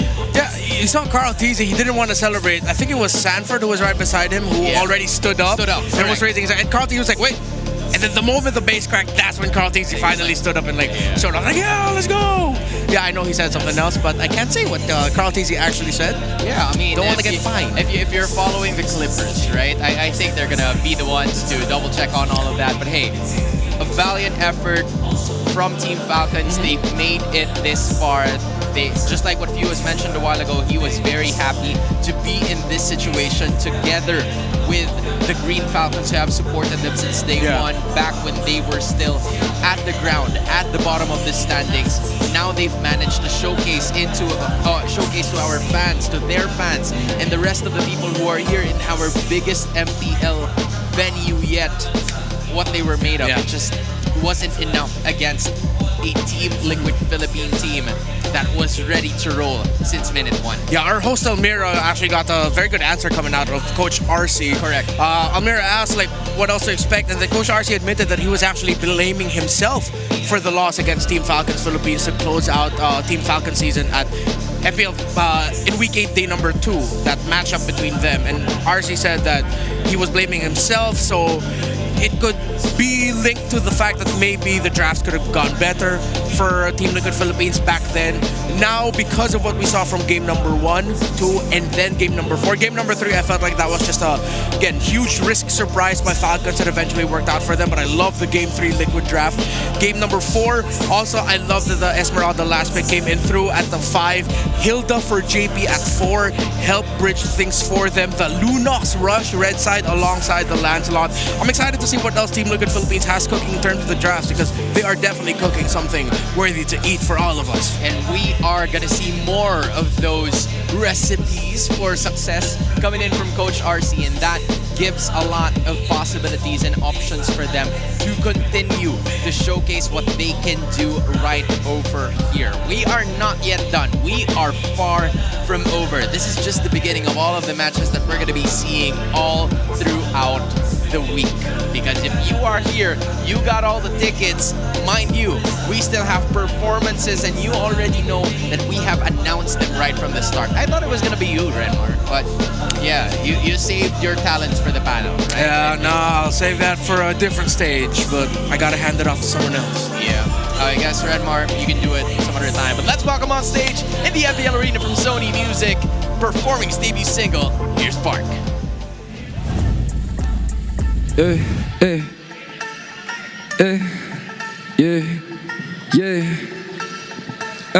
Yo, sabi ko naman sa'yo, paglapag na magalo na alam mo na magulo. Salbahe na lalaki pero di na bababae, pero lang hinahabol kasi yun lang totoo. Kaya kung ingit ka, huwag ka pumikit, tumilat na mata at saka makinig. Ang dami na wala sa maling sinasabi, kaya kung ako sa'yo, magtikom ka na ng bibig. Ang dami mga fake-ish, sobrang whack, sobrang basic. Di ko nga alam kung bakit ba yan na playlist. Tignan mo kami, independent doing gang-ish. Baka daw 11 na sa top, why you ain't-ish? Alam mo kami, ganon kadali kumuha ng pera ng EA ng ex. Alam mo kami, ganon kadali kukunin yung pera tapos aalis, yeah. What's up everybody? Ako nga pala si Bark, aka Arkin Magalona. Po-perform ko yung new single ko coming out tomorrow called Shake That Thing. Drop that heat, Dre's. Yeah.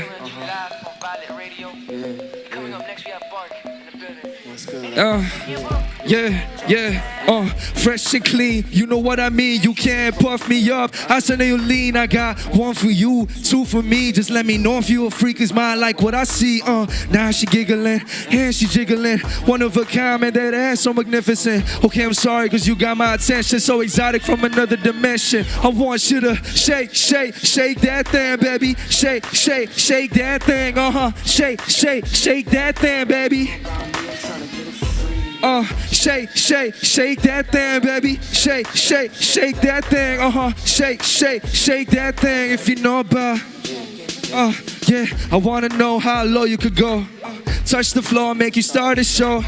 Ass so fat, now it's starting to show. And she knows what she's doing, but she act like she don't. She don't know about me. Lifestyle free, smooth with it. I be in my white tee. Gotta check Nike, cause I'm fly high key. And your man ain't do it like me. I want you to shake that thing, baby. Shake that thing, shake that thing. If you know about me, I'm trying to get it for free, yeah. Shake that thing, baby. Shake that thing, shake that thing. If you know about, ladies, shake that thing, shake that thing. Yeah. And now I'm down to my last song. I got my DJ with me. Give it up for Dre's, everyone. Okay, let's get it.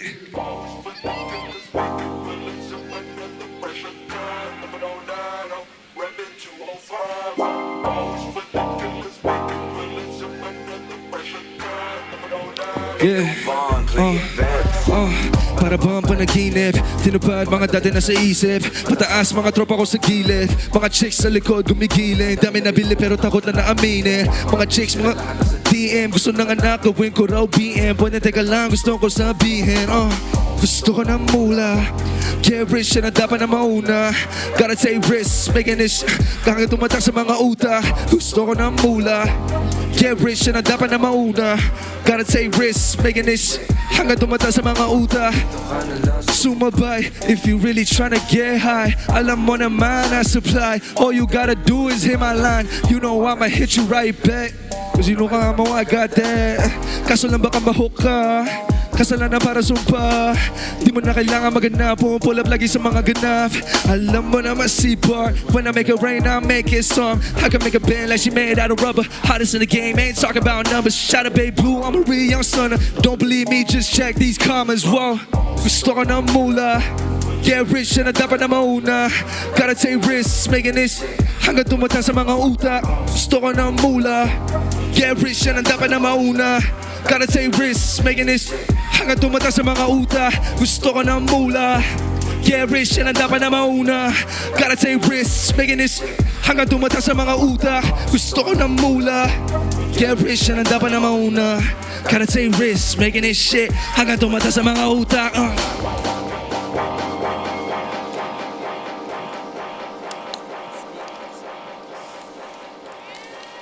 Thank you, everyone. Thank you, MPL.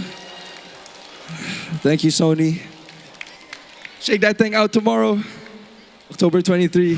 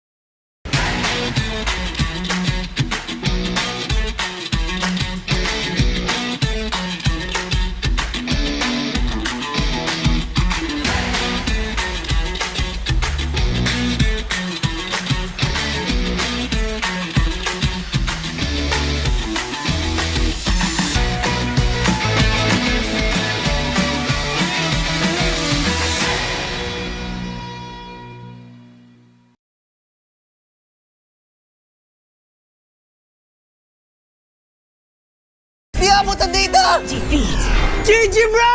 Don't worry, be only with Smart Power All 99. Hindi bitin with 10 gig data to power your games plus only Facebook or only TikTok. Load now!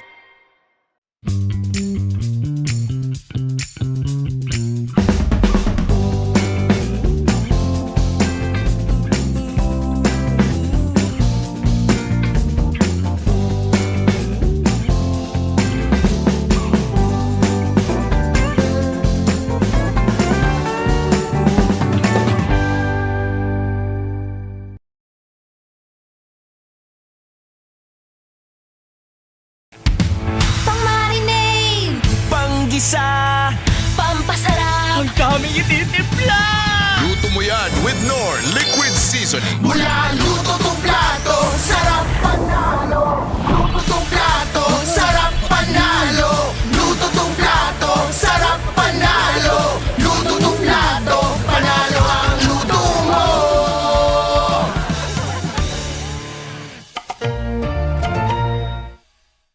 Foul! You know your scalp can get up to 5 times more dandruff? Get triple anti-dandruff power. Supercharged with Clear. Hey, you! Did you know men have 1.4 times weaker scalp? Get a shampoo that's 100% made for men. Supercharged with Clear. Enemy alert! Your scalp gets 1.5 times greasier, causing dandruff. Get triple anti-dandruff power. Supercharged with Clear. Stop and pull over. Your scalp gets 1.5 times sweatier. For cooling power, supercharged with Clear.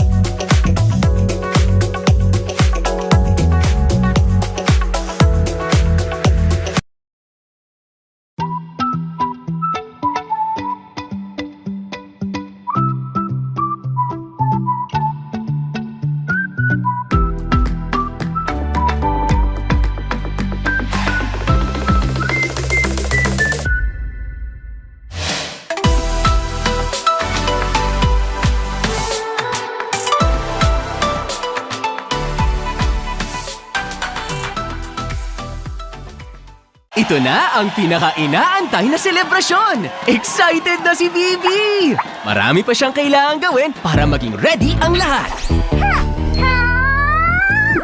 Bibi, huwag masyadong pen. Focus. Ganito ba? Ha! Ay, naku. Bibi. Gatot Katya? Need help? Injection! Ingat pala ako.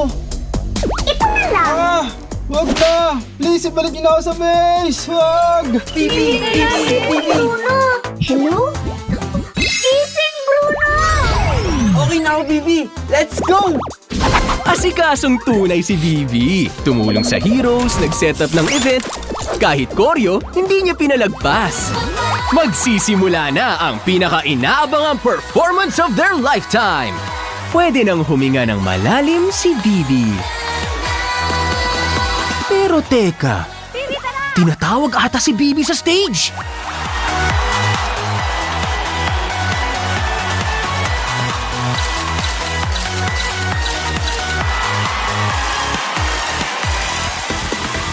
Todo kilig, todo bigay, todo ang saya ni Bibi! Dahil sa pagkakataong ito, si Bibi naman ang bumida. Nice to meet you!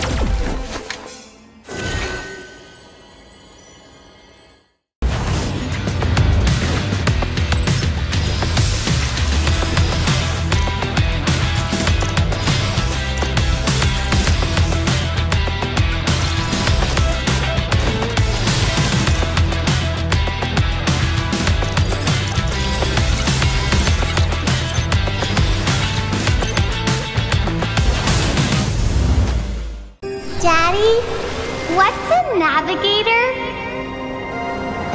Navigators safeguard the lighthouses across the Nexus Sea. It is a responsibility that we must uphold.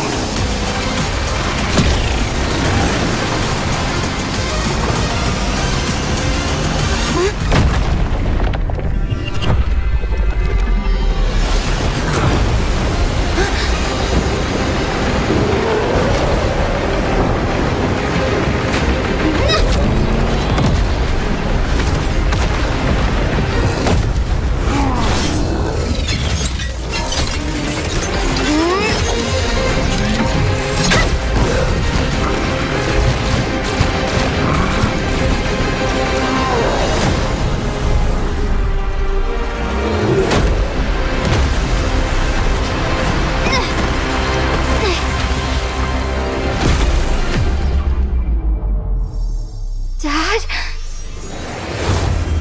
I'll always be with you.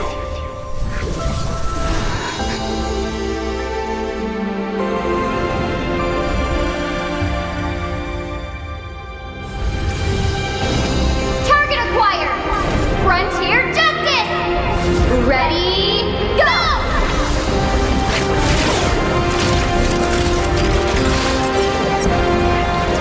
For all the Laylas out there!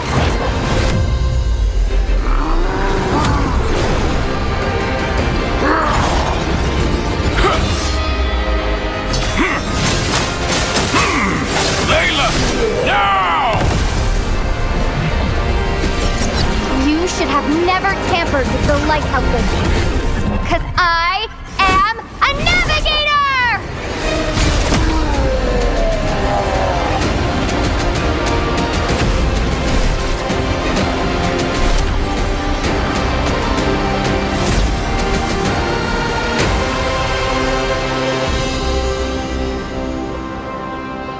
I'm gonna be the best navigator ever! I know you will. I thought it was finally over. Until I heard the whisper of the void.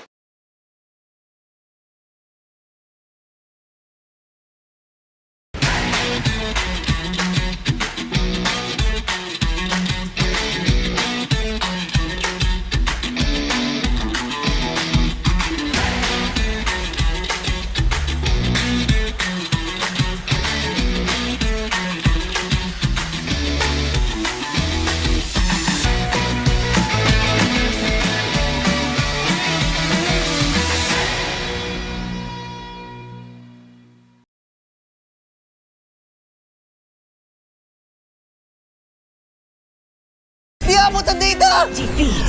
GG, bro! Don't worry! Be only with Smart Power All 99. Hindi bitin with 10 gig data to power your games plus only Facebook or only TikTok. Load now!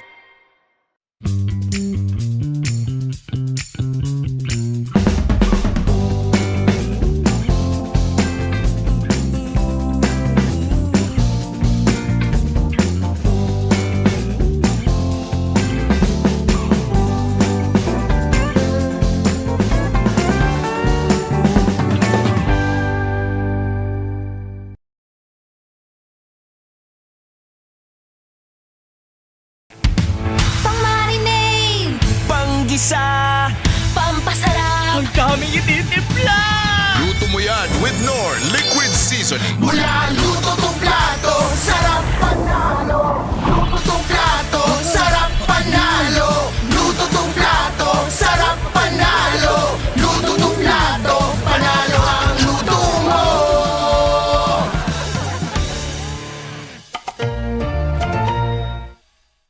Foul! You know your scalp can get up to 5 times more dandruff?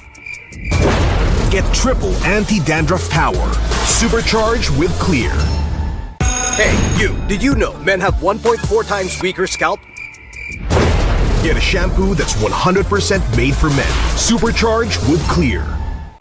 Enemy alert! Your scalp gets 1.5 times greasier, causing dandruff. Get triple anti-dandruff power. Supercharged with Clear. Stop and pull over! Your scalp gets 1.5 times sweatier. For cooling power, supercharged with Clear.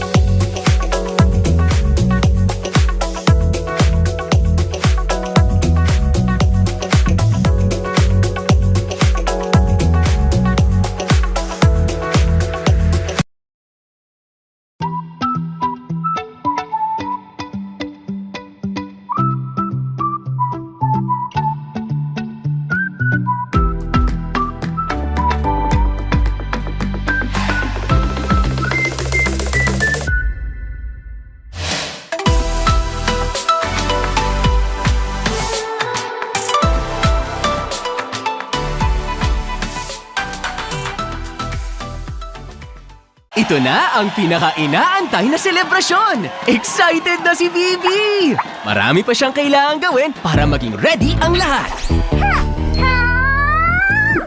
Bibi, huwag masyadong pen. Focus. Ganito ba? Ha! Ay, Bibi. Gatot Kacha? Need help? Injection! Please, ibalik niyo na ako sa base! Wag! Bruno! Hello? Gising, Bruno! Okay na ako, Bibi! Let's go! Asikasong tunay si Bibi. Tumulong sa heroes, nag-set up ng event. Kahit koryo, hindi niya pinalagpas. Magsisimula na ang pinaka-inaabangang performance of their lifetime. Pwede nang huminga ng malalim si Bibi. Pero teka, tinatawag ata si Bibi sa stage.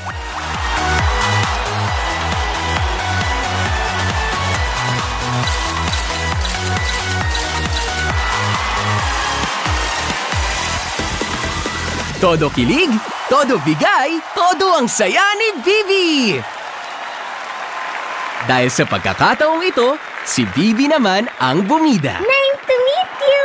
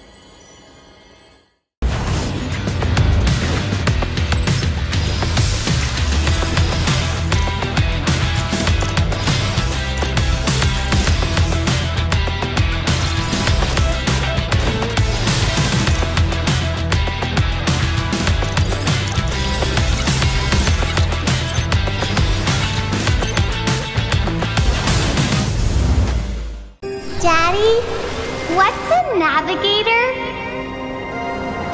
Navigators safeguard the lighthouses across the Nexus Sea. It is a responsibility that we must uphold.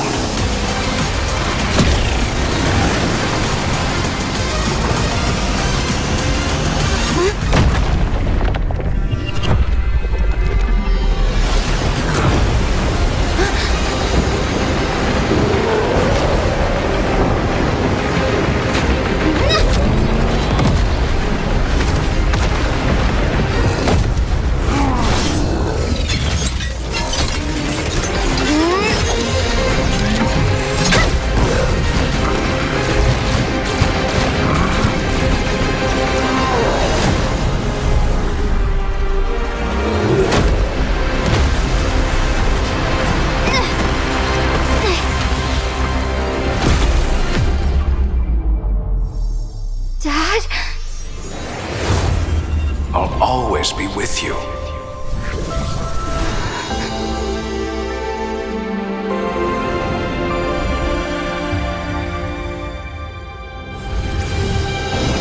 Target acquired! Frontier Justice! Ready, go!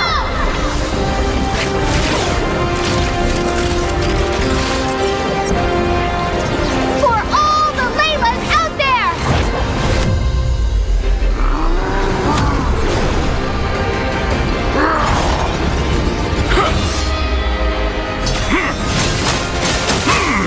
Layla, now!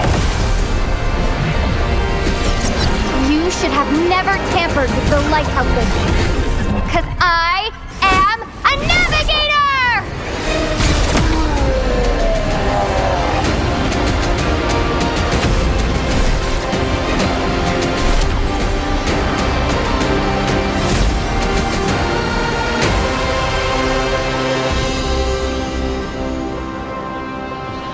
gonna be the best navigator ever! I know you will.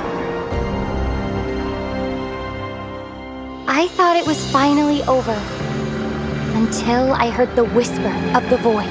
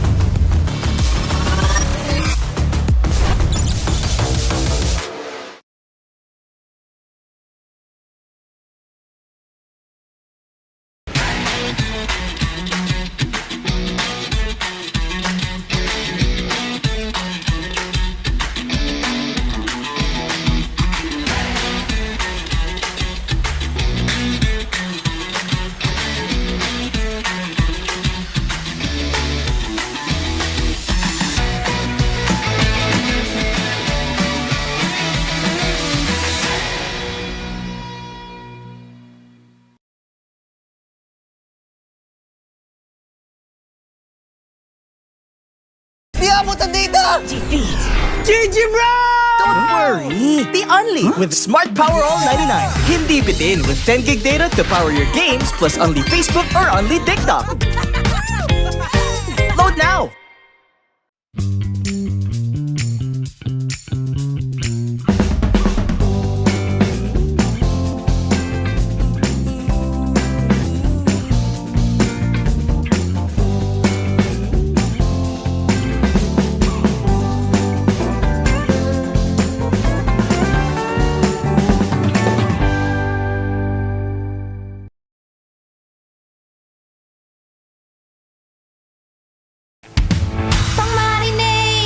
Panggisa!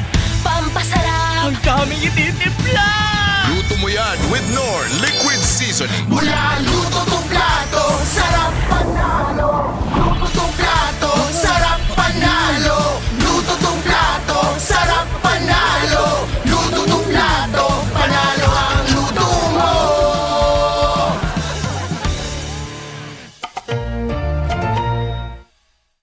Foul! You know your scalp can get up to 5 times more dandruff? Get triple anti-dandruff power. Supercharged with Clear. Hey, you! Did you know men have 1.4 times weaker scalp? Get a shampoo that's 100% made for men. Supercharged with Clear. Enemy alert! Your scalp gets 1.5 times greasier, causing dandruff. Get triple anti-dandruff power. Supercharged with Clear. Stop and pull over! Your scalp gets 1.5 times sweatier. For cooling power, supercharged with Clear.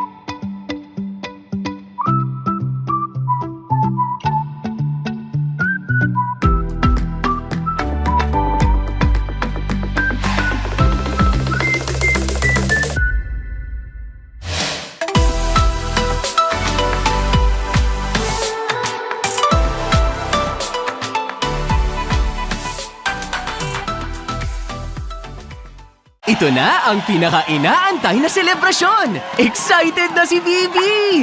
Marami pa siyang kailangan gawin para maging ready ang lahat. Bibi, huwag masyadong pen. Focus! Ganito ba? Ha! Ay, naku! Bibi! Gatot kacha? Need help? Injection! Wala ako. Ito na lang! Wag na! Please, ibalik niyo na ako sa base! Wag! Bibi! Bruno! Hello? Gising, Bruno! Okay na ako, Bibi! Let's go! Asikasong tunay si Bibi. Tumulong sa heroes, nag-setup ng event. Kahit koryo, hindi niya pinalagpas. Magsisimula na ang pinaka-inaabangang performance of their lifetime. Pwede nang huminga ng malalim si Bibi. Pero teka, tinatawag ata si Bibi sa stage.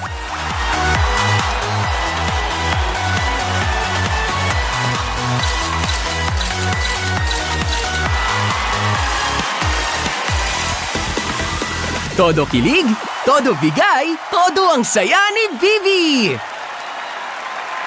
Dahil sa pagkakataong ito, si Bibi naman ang bumida. Nice to meet you!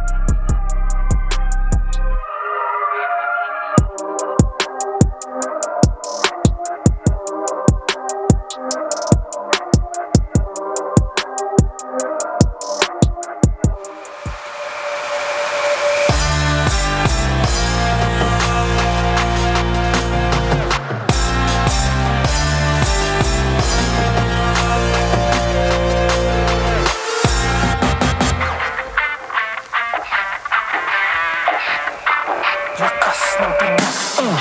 Malakas, Pilipinas, malakas. Kahit anong lane, we become the monsters. Malakas, Pilipinas, malakas. Face the golden sun and repping for the 3 stars. Look at us to the top, no ifs, no buts. Winning any game para to sa PIN, yes. Di mo matitinag aming boses sa new level. Nasa kalye man o mobile, you know I become a legend. Listen, open fire, we unite, we winners. But with pressure, like diamonds are made of. Switching the lane na parang gera. HP Racing made a setup. Pagkakatang buhat ni Hilda, full dome SS parang Laila. Susundan ko ang iyong wakas. Kasama pataas, tagumpay natin to. Dahil tayo'y malakas para sa Pinas. Nasa amin ang alas, hindi dito atas. Kinikilala sa taas kasi kami ang malakas para sa Pinas. Nasa amin ang alas, hindi dito atas. Kinikilala sa taas, ganito kami sa Pinas, yeah.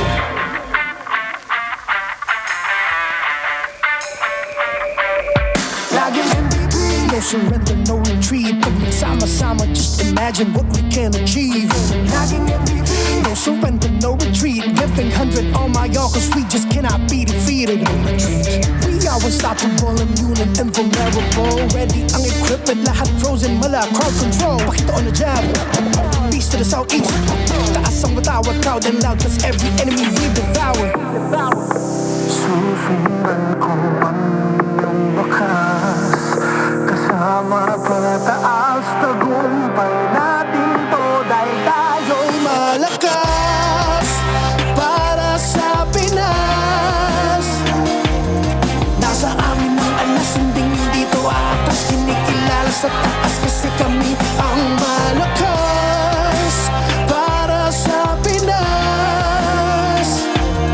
Nasa amin ang alas, hindi dito atas. Kinikilala sa taas, ganito kami sa Pinas, yeah. Malakas, Pilipinas, malakas. Kahit anong become the monsters. Malakas, Pilipinas, malakas. Face the golden sun and repping for the 3 stars.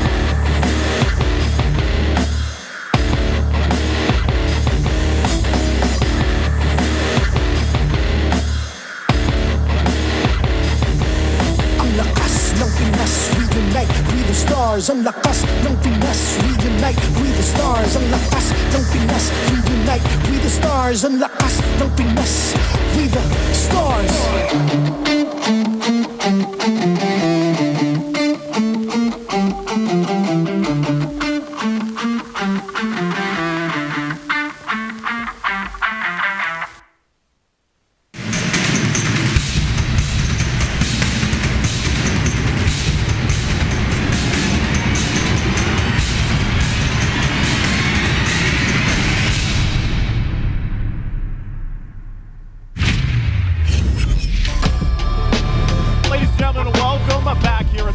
One of our playoffs here for the MPL Philippines Season 16. It's me, Naisu, joined here still with Leo, and we just witnessed, you know, an amazing matchup, but it was unfortunate that we had to say goodbye to one team. That team had to be Team Falcons. We were just one game short of going all the way, and I think you can chalk that up to Liquid just being that much more prepared.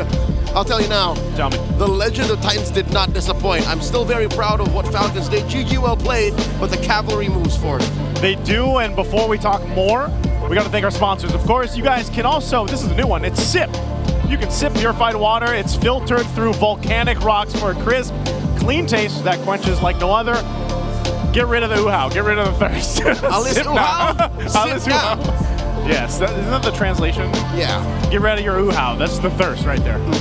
What else do we have, Leo? No funds to shell out for air conditioning units that you will only use once? Worry not, Arctic Air Rental has a wide range of packages that will surely fit your budget. Be it an indoor function, like we are here, ladies and gentlemen, or an outdoor affair, our Arctic Aircon rental is here to make your events cool and fuss-free while keeping your guests comfy. I'm pretty comfy. I think most of the people here are pretty comfy. Like, you gotta remember, if this is packed, there's a lot of body heat in here. Yep. Especially with the heated matches. But don't forget this too, guys. Let's go to Go Hotels. Let's hashtag Go Explore More. Big shout outs to Go Hotels. Have you been exploring more in the past couple of days? I have, man. You know, I gotta say, big shout outs to my Go Hotel room buddy, Wolf.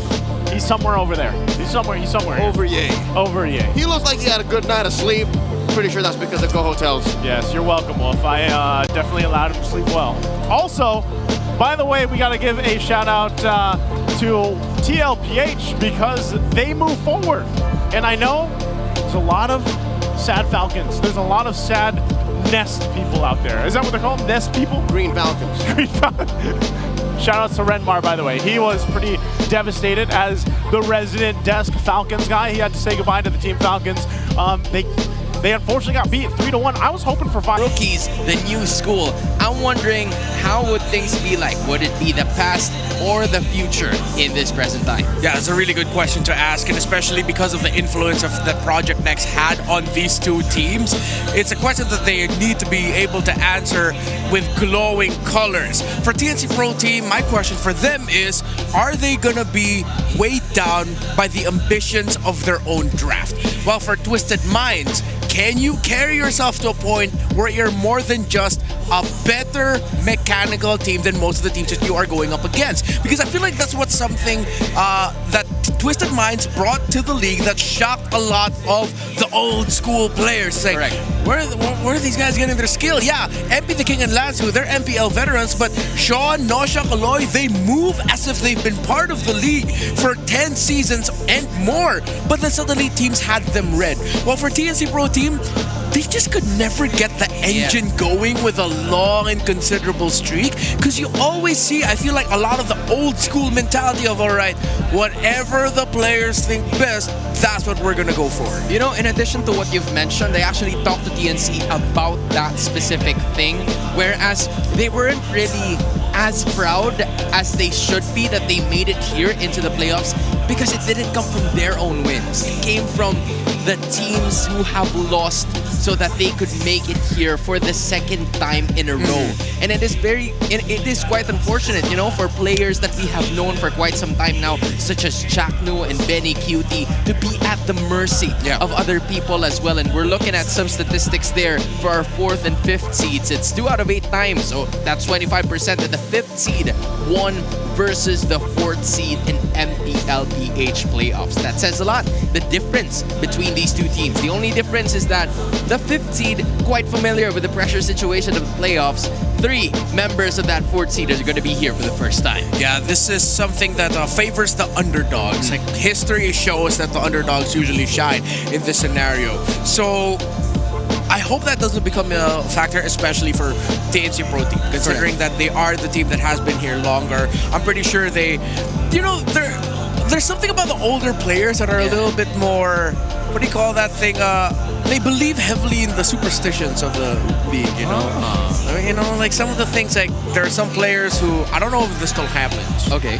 But like, you know, don't prefer not to like wash their hands before they hop on stage. I remember. Like, or there needs to be some time before like they wash their hands and then they get on the device, because for them it's like, oh, they're washing off like the skill or something like that. Dude, if I remember correctly, there was one player who doesn't take a bath before a playoff game. I know it sounds disgusting.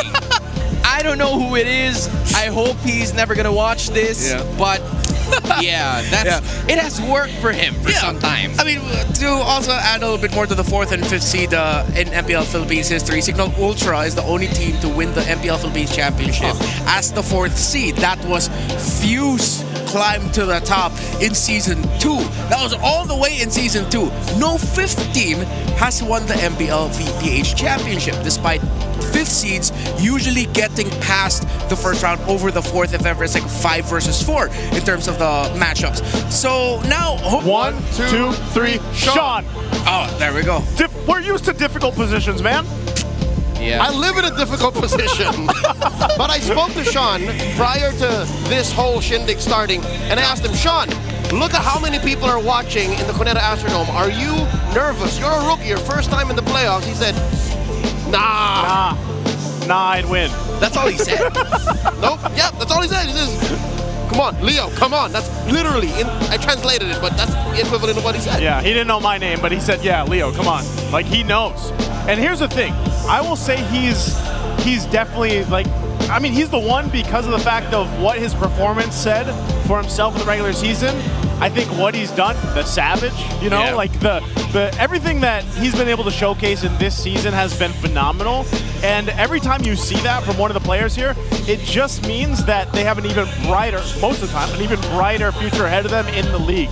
Now, again, hopefully he's able to do that. Yeah, I mean, if he's already starting like this at this point in time, who knows? Yeah, he is currently second in the standings of highest KDA, highest kills and assists in a game where you got 0 deaths. He set a record already in his first season. Real quick, at the same time, old school versus new school. Ooh. 1, 2, 3, new school. Hey! Oh! I'm joking. Old school, old school, old school. I'm old school, I'm old school. You know what? Nice move. You had a chance to take it back and you did. I'm gonna say goodbye to you guys, because yeah. See ya. I'm glad Nice didn't catch that. I just straight up blurted out, you're just old. And now he can't do anything to me right now Nice, for the what next are you gonna do 4 or 5 about game it? series. Nice-u, if you heard me say that, or like stand up, no, he can't stand. He can't do nothing. no, he can't do. He did. Oh, he stood up. He stood up. He's standing on business. Ladies and gentlemen, he's standing on business, but Both of these teams have to.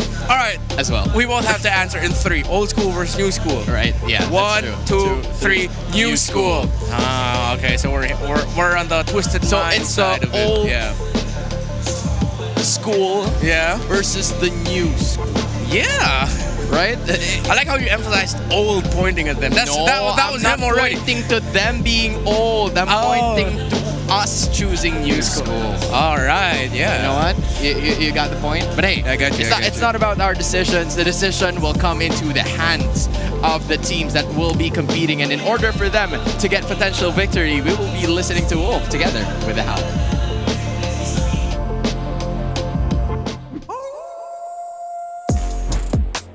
At makikita natin ang bakbakan ng the TNC going up against Twisted Minds in this elimination round na naman sa playoffs. Ang magagandang performance ng ating mga rookies ay matetest na talaga dahil they're gonna be up against the veterans. At uumpisahan natin yan dun sa gold lane dilemma. Meron kasing problema ngayon ang TNC as well as itong Twisted Minds. Mas malaki si Twisted Minds kasi hindi pa natin nakikita sino siya dun sa mga fighter gold lanes. At na-prove naman natin mula dun sa ating series number 1 na kailangan talaga marunong kang gumamit ng mga strong lane dun sa iyong mga gilid. So, kakayanin ba ng Twisted Minds na magpakita ng kakaibang gold lane choice para kay Nosha? At tinatanong din, maraming nagtatanong kung si Nosha ba ay magiging clutch pagdating ng playoffs. Yan ang ipoprove natin later on. So, para sa akin, malaking problema to para sa Twisted Minds but they have to overcome it. Now, for the specific teams, tingnan natin ano nga ba yung kailangan gawin ng Twisted Minds going up against TNC. I think specifically para sa Twisted Minds, kailangan nilang puwersa yung TNC sa mga late game / end game scenarios. It's weird to say na yung rookies pa natin ang mas malakas sa mga endgame scenarios, pero mapoprove naman yan ng mga regular season performances ng Twisted Minds. Yung TNC hindi ganun kalupit when it comes to late game scenarios, kaya ito yung pwedeng i-abuse ng Twisted Minds. And lastly, para sa TNC, kailangan lang nilang manalo sa lane-to-lane matchups. Kapansin-pansin na kapag ang TNC ay nanalo ng kanilang mga lane-to-lane matchups, mas nakakilo sila sa mapa. And this is also the problem para sa Twisted Minds if they don't win the lane-to-lane matchups, be it via draft o kaya naman sa execution. Kailangan talaga ito para ma-secure ang pagkakapanalo ng ating mga koponan. And I think na-excited na kayo makita kung sino nga ba ang mananalo sa bakbakan na to. So ako excited na rin ako makita yung mga teams natin na papasok dito sa ating stage show. Alam ko nga, babasa na natin dito sa ngayon. Pero sa ngayon, ang kailangan i-focus ng dalawang teams natin, yung kanilang mga gold laners. I am excited dun sa gagawin ni Benny Cutie kasi siya yung unang quote-unquote commit talaga sa Fighter Golden. I think mag-agree naman ng mga viewers natin as well as the analysts na maybe itong katabi ko na ang pinakaunang nag-commit ng fully sa Fighter Golden ay si Benny Cutie. Kaya naman siguro ito yung possible na advantage ng TNC. Ang kabang-abang yan, abangan na natin ang mga teams natin on their walk-ins dahil excited na ako makita ang TNC versus Twisted Minds. Our marshals for this match, Joshua G, Juven, JJ, and Yaku Jeff.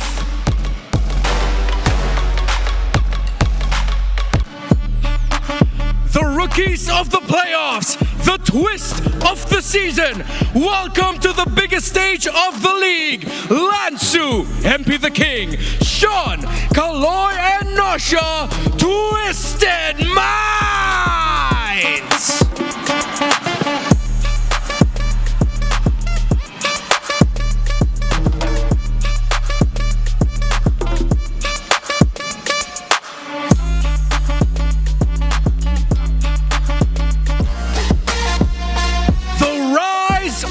Phoenix, the march of the army. 3 more: Zaida, Lancy, Chapnu, and Benny Cutie, TNC Pro Team.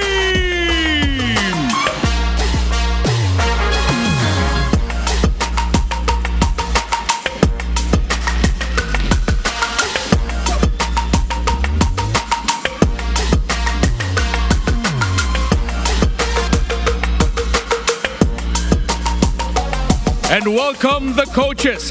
For Twisted Minds is Coach Bonjan. For TNC Pro Team, Coach Itumax. MPL Arena, Twisted Minds or TNC, Mag-ingay!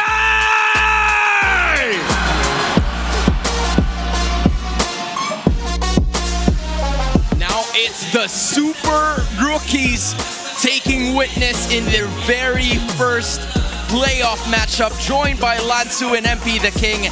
They are gonna meet business here at the Champions Arena. My question, Nosha, are you back? Twisted Minds needs you back. Lansu, MP, Sean, and Kaloy have been great all season long, but Nosha's presence has been sorely missed. He's going up against the Storm. He's going up against someone who was right there in Season 9 when Gold Lane Fighters were a big part of the business of the game. We haven't seen your Gold Lane Fighter yet, Nosha. Are you ready for Benny Cutie? And you should be ready for the voice of the people as well. They have been rooting for TNC ever since they made it back into the playoffs. We're talking about players in the roaming position. Now, Chaknu being installed into the lineup, you know that he's gonna bring the pain. He's gonna bring those sets, those nasty, nasty opportunities that will be manufactured by that Mamba himself to make sure that they will get this victory. But on both ends of the coin are these two teams, Twisted and TNC. Yeah, I really have to wonder if Twisted Minds are ready for the unpredictability that is the TNC Pro Team draft. TNC Pro Team have one of the largest, if not the largest hero pool of the season. And to add to that, Chapnu has been the guinea pig of Coach Itumax. 16 unique heroes played in the roam position. I wonder how the conversation for those two would go like, because they used to be teammates. They used to be, Chaknu, you want to go with this hero? Yeah. Like, I don't want to do it. I'm pretty sure that's how it goes in every draft that they have. Like, that's what it's like. Again, when it comes to the blue side, looking at the stats, it was actually really hard to try and predict how TNC Pro Team are gonna want to sequence blue 2 to 5. Blue 1, it's a sure thing. Zaida gets his pick. 14 out of the 20 games played, it was Zaida's first pick. Everything else in the blue side is like, what are they gonna go for? It's like they're juggling for it. Yeah, well, they're juggling for it. While red side, on the other hand, I don't know. It's Twisted Minds ready for it? Maybe the pink test will give us a clue. It's the unpredictability of the Phoenix Army against the Minds that would make it work. Here's the Smart 5G pink test. Binabati ko nga pala yung mga taga-Pasay dyan. Salamat sa panonood sa amin dito ngayon. Let's go, Cuneta! Yan nga guys, salamat sa mga pumunta dito at pupunta pa lang. Chakno ng Pinas, guys. Si Sir Chakno. Sir Chakno ng Pinas! Focus tayo ngayon, tol. Nakpayag ka, uwi ka malungkot. Masasabi ko sa venue, napakaganda. Malaki. Sobrang laki. Saan yung mga tropahan ko na mga taga-Nova Bayan? Let's go! Nice one, Isagi! Let's go! Ang balagbag! Pink test, start na ang pink test, team. May check na ba? Mic check na. Hello? Wait lang, tol, focus lang, tol. Parang sumasarap ata kasi ako, pre. Tol, wait lang, tol, focus lang, tol. Guys, welcome sa playoffs, guys. Sa mga pumunta dyan, kahit maulan. Magandang laban. Maraming payong, guys. Yari daw kay Kaloy lahat. Ano guys first time na kasi namin playoffs Message ko sa playoffs, sobrang ganda ng venue, guys. Kaya guys, punta na kayo sa venue, guys. Di ako madaldal, wala kasi akong brace, guys Di ako confident magsalita. Pag nanalo kami, papabrace na ako ulit ni Tita. Si Tita na bahala sa akin. Ay, hindi. Si Tito pala, si Tito. Kailangan ko lang manalo versus TNC. Pagbigyan naman yung mga rookie dyan, boss, oh. Ay, Daddy. Tayo ay magmamic check na. Bigyan nga ng isang balakpakan dyan. Ay, sana makapasok kami. Ay, makahula pala. Uy, pasok na tayo, pre. Kaloy, anong masasabi mo kay Chakno? Happy Father Days. Pre, idol kayo si Shaq, no? Sir Chakno. Energy nga, pre. Energy nga. Alalay nga, pre. Alalay nga. Well, I'm gonna get the right. What's your message for Chakno? Happy Father's Day. Happy Father Days because that's what he said in the former interview. All right, happy Father Days. What a throwback. I think I believe it now when Twisted Mind said when Leo dropped that little nugget of story, I think from Nosha or Sean, it's like, yeah, they're ready for the playoffs. Again, they in the MDL Philippines Season 5 Grand Finals, at a mall in Metro Manila past midnight in front of hundreds of people, they won their MDL championship in Green Hills. Now here they are all the way in Manila. It's actually a considerable distance. Yep. A little bit of a considerable distance. And now they're going up against TNC. It all starts with the draft. I'm really going to leave it at that. And it's a historic rivalry because it's Coach Bonchan, Coach Itomax, it's Coach... why am I blanking? Dude, it was a blacklist execration. Yeah, there, exactly. It's a blacklist execration matchup that we got. And at some point... Coach Hito, XA even had Benny Cutie and Chakno at some point. Yeah. And on the other hand, obviously for Bonchan, you had MP the King, who was part of Blacklist. So there are some, signs to it that could very well dictate. When I put it back to the keys to victory, there was a time where Wolf was saying, or Wolf was telling that the victories or keys to victory for both of these teams is for them to take it into the later portions of the game.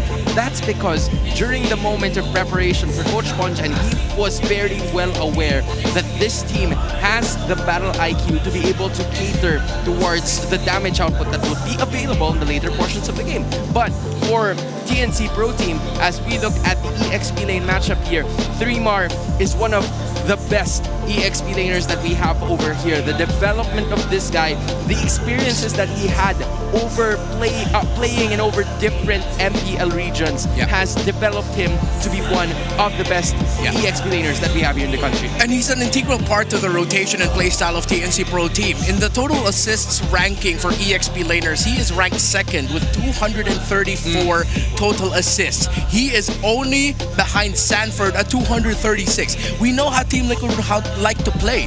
They gather up together, they go aggro, they really heavily contest objectives from the very first turtle. TNC Pro Team do the same, except that the only difference for TNC Pro Team that I feel like I hope they're ready to adjust is that they're willing to play longer objective dances, not just hop into the thick of things when it's not completely their time yet. You're looking at a team that could make it all the way. Both these teams regarded as the dark horses for TNC Pro Team. They've had some visions of brilliance, and for Twisted Minds, just like what Naisu and Leo have been mentioning, they have been leading for the first 3 weeks of MPL Philippines, so the potential is there. And from the looks of it, dude, this is the first time that we're gonna be seeing Twisted Minds playing in the Dangerous Grass. Yeah, TNC has had a fair amount of games there, and we thought that Dangerous Grass would be a team that would be well loved by TNC, considering that they got Chakto, they got the Mamba. Snakes thrive in grass, the Mamba thrives in grass, but they couldn't get it. So I like Twisted Minds' approach here. They are willing to really heavily respect Zaida's fanning. One of the most impressive fannies that we've seen this season, considering that we barely see this hero played.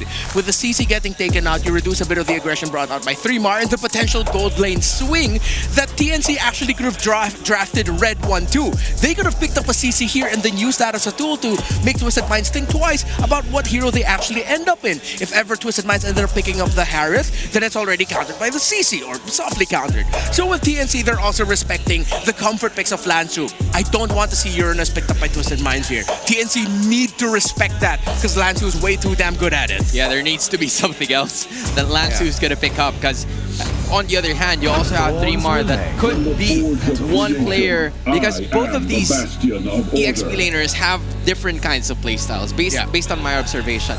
3mar is kind of like the playmaker, an additional one aside from Kaloy. Meanwhile, Lansu's like the sponge. He's used to taking a lot of damage, and that is what he's used to. And we are going to go back to that regular programming because the Alice is going to be picked up by the Admiral. Yeah, so we get now why the CC was taken out. They want to go for the Harith here. So that's going to go for a little bit more of an honest team fight from TNC Pro Team. Correct. Unless they have any more surprises like a gold lane Esmeralda from Benny Cutie. Something that Twisted Minds might actually be willing to ban out in the second phase of the banning phase. Now, TNC actually picked up the Gatot Kacha here. Right. With that, they block one of the top picks for Kaloy. And I think they expected the Alice and the Harith to actually get picked up here. Correct. So I think they're gonna be banning out the Kalea in the second phase. Now, TNC ends up with the 1-1. We rarely see 1-1 get picked in this slot in the red side. Is Twisted Minds ready for it? That's my main question. Dude, where has this been? Where has this hero been from the first series? We have been looking for this hero from the start, but now it's going to be out in the open. So the 1-1 would be utilized by the Storm, and they're going to make sure to rain on Twisted Minds' parade. But we're heading into the second phase of the bans. You're looking at the comfort, just like what Renmar has mentioned a while ago. There's still TNC looking to pick up a mid laner for themselves, and the same could potentially be said. Actually, it's different because the Zushin is already available. So Twisted Minds, they're playing right around their wheelhouse, giving comfort as well to the rest of the members of the Minds. So the ban on the Hayabusa is because the best hero played by MP the King this season is actually the Haya. 62.5% win rate, 5 wins. So with that, there are still a lot of junglers that MP could go for. He does have a relatively wide pool. As they go for the Harith and Juicin, they can actually go for stability in the center of the map if they want to play solely around Nausea's Harith. But if they want another carry alongside that, with the Lancelot gone, you still have the YSS. Never mind, they actually just got taken out right away. You still got, I wonder if they're willing to pick up like a gold lane Bane. We might be seeing something unique here from MP the King. If they want sure burst, they can revisit the Nolan pick that they have 1 win with. And with the Esmeralda taken out, we did float that as an option. That could have gone now into the EXP lane as the 1-1 was revealed. Mid laner for Lancy, I would like to see them consider Farsa now for strong burst. It's a very cramped situation for both of these teams. Both of them knowing which ones to ban in this current situation. But if you are Chapno, you already have a Gatot Kacha on your hands. Twisted Minds still doesn't have a hero going on to their side. Hilda could be a potential option here if they want to go for it. It might be quite difficult considering that the Gatot Kacha is there. But if you want someone that can annoy Zyda, you'd go for that. But Benny Cutie, or should I say 3mar, is going to have the Lapu Lapu as his prime choice. Again, we talked about 3mar being the playmaker, and that is exactly the hero that he needs. Let's see if they're going to settle for the Fovia. Oh wait, no, excuse me. There is already an Alice on the side of Twisted Minds. So Kaloy gets his Kalea, and there is a Leomord. A new pick in the jungle, and they picked that fast. Dude, you were talking to me about this. Yeah, I thought it would be... Okay, my conspiracy theory is that there is a team out there willing to play Leomord in the gold lane. But Leomord in the jungle, okay. Oh my gosh. Pick and pop. Okay, they're going to be playing around the clay. They don't really have burst. They have a strong displacement to help feed the Leomord. The Alice... Oh, that's a complicated team fight that TNC might actually be rattled to deal with. This is difficult. And plus, now you're thinking Lancy might struggle with a Farsa, so they might even consider something like a Novaria. But now they go for Valentina. Okay, they get the pick and pop of the Kalea if they do want to get the ultimate of the Kalea. They can get Tsunami Slam. They might even be able to get the Throne of Ruin. Yeah.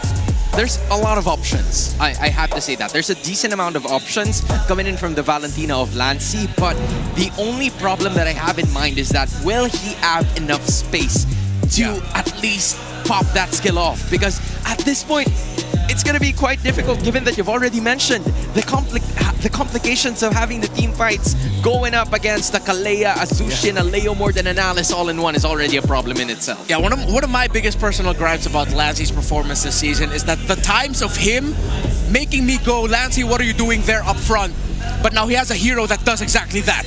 That is going to be the question. What does he do? What is he going to do? It's TNC going up against Twisted Minds. Nice to Leo. Take it away. Take it away, we shall. Thank you so much to Hans and Redmar for breaking down our first draft of the best of 5 here. Again, a do or die for both of these teams to move on in the playoffs. Twisted Minds and TNC. It's been nice to join here on desk with Leo. Legends. And man, I'll tell you what, it's a Leo Mort in the hands of MP the King. I mean, how do you feel about this? I'll tell you now, there's a young man watching. Yeah. From in the way, all those passes. Oh, wait, hold up.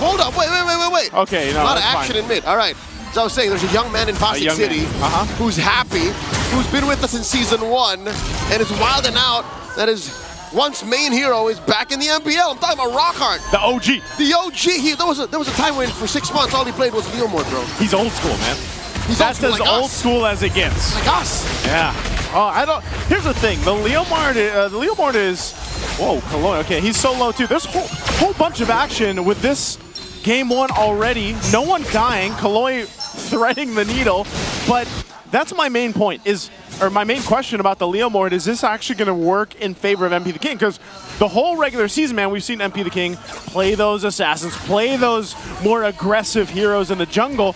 And can we say Leomord is that guy in this current meta? He is somewhere in between because if he's you like remember, a YSS in a way? There were times where MP would stray a little and go into the territory of utility. Yeah. And we're not as comfortable when he does that. Yeah, you feel a little that's more anxious. That's more Sensui thing. That's But true. Leomord falls right in the middle. I'd like to throw back to the likes of Aurora, Turkey. Our friends when they were once known as Incendio Supremacy, like they were really good with the Leomord. That's the peak of Leomord success in my book. I was going to say, that was a signature thing, you know, and I'm just wondering, because it's going to be the first time that we see it in the hands here of Twisted Minds, and just in general for our league here in the Philippines, how is this going to work out? The first turtle, though, Let's see it's how going to break this out. fight works out. Lansu cuts right through that nest. And we do see a Throne of Ruin, but that's not going to stop Zaida. He secures the turtle. And look at Chaco and 3 more. They push back MP. He's not ready for the smoke. AOG coming in from the Mamba. They take down Lansu. And oh my God, Joseph, they're going to go for the purple. They're going to go for it. They're going to steal it too. Man, this is why I was asking, how does Leomord work here?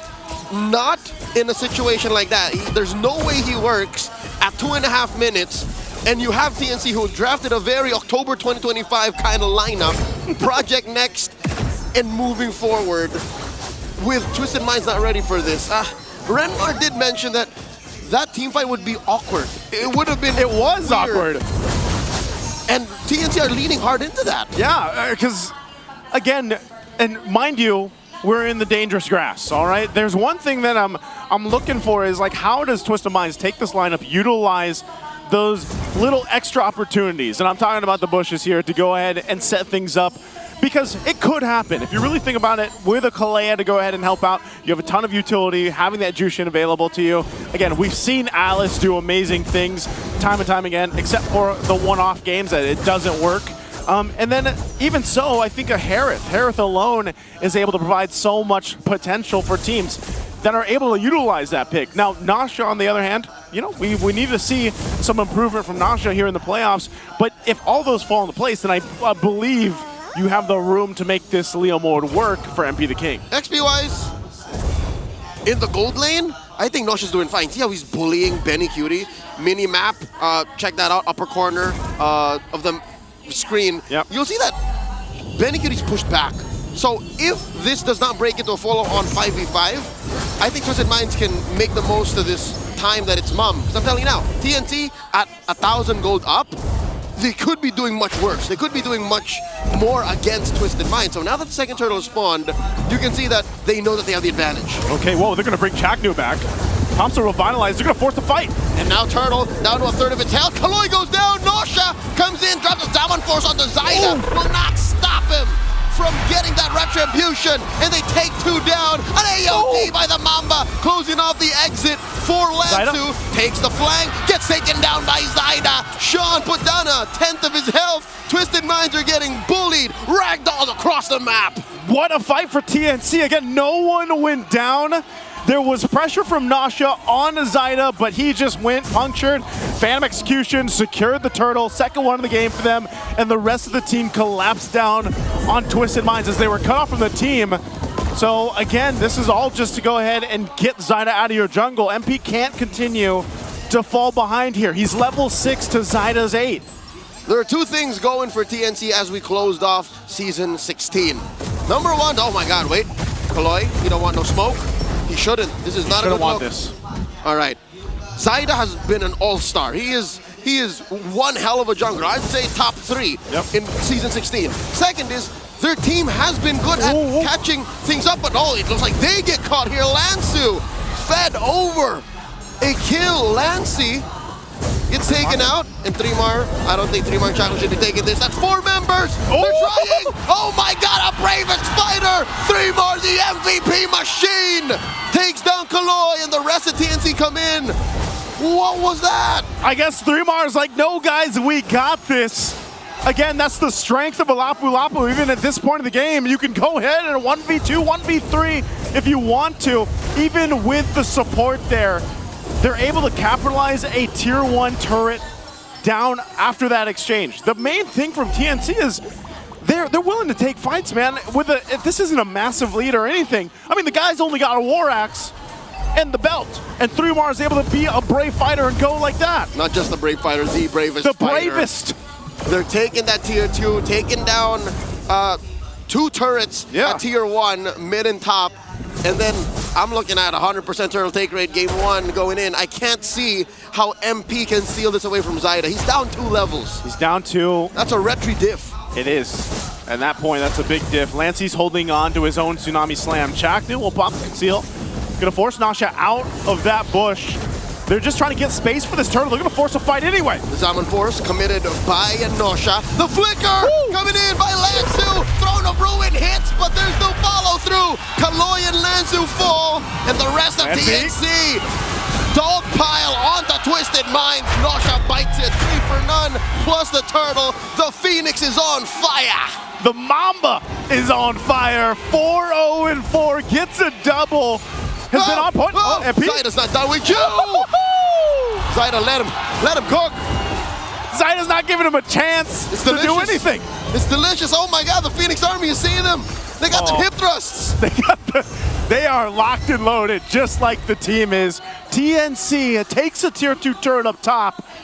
This is one of the more dominating games we've seen from TNC throughout Season 16. I don't know, man. I did see that they took a little break. It looks like, you know, when they had that time off, they spent it building the synergy, taking a break from everything else. It's paid off, man. Look at them now. And that's what was lacking through TNC in Season 16, right? They've always had this routine procedural rotation. Wolf noted that they always have a game plan no matter what kind of weird draft they end up with. Again, Chaknu, him and Etomaster's just like, whatever, you know? I'll play 16 heroes in Season 16, whatever. But now, it's all coming into play. You know what? Maybe this is just because compared to how Twisted Minds drafted, TNC's just so tight. Is that it? It might be, man. Again, I don't know, because it looks like when they go and approach these fights, regardless of what Twisted Minds actually had to draft, well, the Leomart is probably a big part of that, but it's also more the fact that TNC is just able to pick off the right members. They've had complete control over every space around the turtles. They're probably going to have the same thing for the First Lord, unless Twisted somehow throws themselves, but I feel like they'd throw themselves into their deaths if they decide to fight TNC. And throwing yourself at your opponents half the time might work, especially if there is a, you know, minimal gold gap. But here we're looking at 8,000. That's diff. Almost 9,000 between them. That's too much. That's too much, man. That's about an item and a half on your cores. And that's why I think you give up this Lord. It looks like that's going to be the play here. Twisted isn't going to be close to this at all. And they'll have to just kind of buckle in. Now, if you look at this, like, where are they in a position to actually turn the game over in their favor? Well, it starts with the first defense that they're going to have to push into this and defend on. But I'm worried about the firepower that they have, because even if they go for a pickoff utilizing Kaloy here, I don't know if they have enough damage just yet. They don't. What they're going to do is they're trying to use their turrets. That's going to be what'll make up for this lack of firepower. They have 2 tier 2s in mid and in the bottom. TNC taking their time. We've seen this all across the 3 games that Liquid dominated earlier today. this is beneficial to the team that's ahead. They're slowing down the push, so resources trickle down slower to the team that's on the down. Yeah, right this. You can see the items. It's just their Twisted is not ready yet. This is going to be a tough defense for them. Yes, they hold on to these holy shields that Lord making its way, but at this point, it's TNC to press the situation if they want to. Twisted on the defense, on the response. Lord's going to crash into that top turret. It's going to be half health. They're going to be able to clear this out, but the shields are down. And TNC, they're going to be happy with that. Now they still have these waves pushing in. We'll see if they decide to make a play. Now Lancey's holding. Oh, it's 3 more! He is non-stop coming in. Catches Sean. Beniguti takes to the skies. Doesn't even yet. He's still holding on to that crossbow of Tang. Nosha's already used his Purfry and his Amon Force. And just like that, Twisted Minds, they're staring at all 3 lanes cracked. Oh, hold on. There's the Tsunami Slam. It's a stolen one. They fed a kill over to Beniguti. TNC so quickly taking down Twisted in game 1. A quick game 1 for TNC. They came into the playoffs on fire. The Phoenix has risen. And man, what a game. That's completely locked in here for game 1.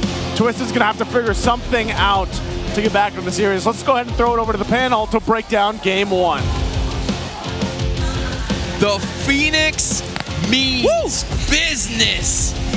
What a dominating game coming in from TNC Pro Team. It's the old school, showing the Youngbloods how it's done in game number 1. At the beginning of the series, I posed the question to Twisted Minds. Did you bring something new from the regular into the playoffs? Something new that is not just you trying to be better mechanically than your opponents. Right. The draft that they pulled out with that Leo Mord as one of the last picks, that is an ego pick where you would want to snowball early by outplaying your opponents. Correct. If you do not get that and afterwards you die or you get pushed all the way back, you lose a side, you lose a member from your team, and then you get your purple buff stolen afterwards, after the first turtle, you've already lost your window as the Leo Mord. They had some opportunities, and that is what they were trying to do right from the start. We talked about overwhelming. It was Chaknu instead, who was quite overwhelming for the rest of Twisted Minds to handle. I believe he is our MVP of this game number 1. An absolute monster performance. And the question from this guy specifically was that if he can still play in the same way or even better than he played in the past few seasons. And now he's showing us that he is ready for prime time.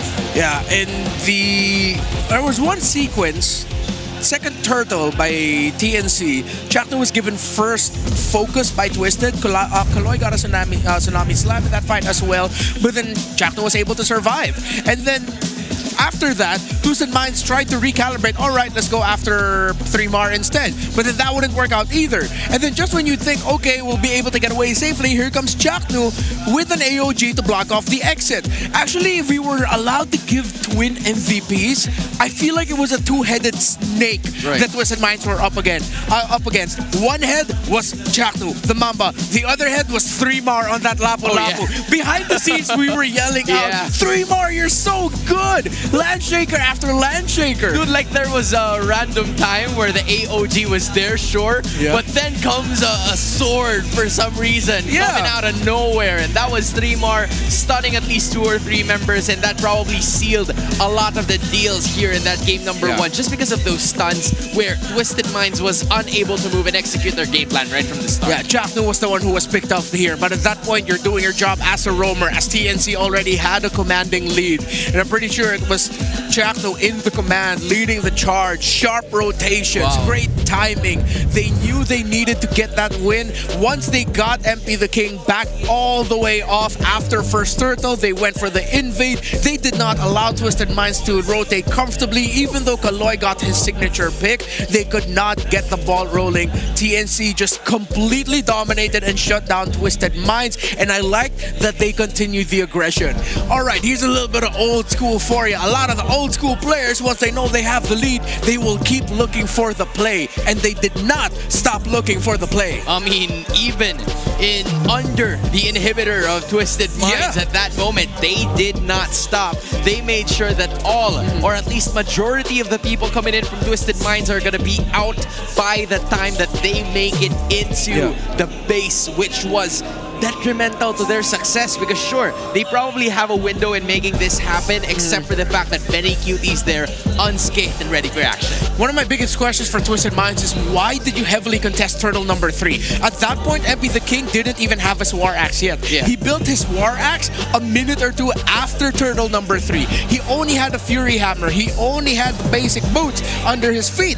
And then Twisted Minds, they still heavily contested it through a what looked like a unique take on the play of, all right, Kaloy, get the Tsunami Slam, miss, but then it's actually Lansu setting things up with the Throne of Ruin. Right. But then MP the King is like, guys, I don't have my items yet. The team fight of Twisted Minds, it latches around this Leomord that I don't get why Twisted Minds were fighting when the Leomord wasn't ready. The timing wasn't theirs right from the start. It's like the idea was for them to go all out guns blazing, but MP the King doesn't have a gun. So that's the quite unfortunate scenario, because it would have been a totally different story. I understand that Twisted Minds had an ace up their sleeve. They were ready to execute it into perfection. And again, going back to what we were talking about during the draft, the plan was to overwhelm them in the certain situation that they would be able to get a lot more of those objectives. Unfortunately for them, it did not happen.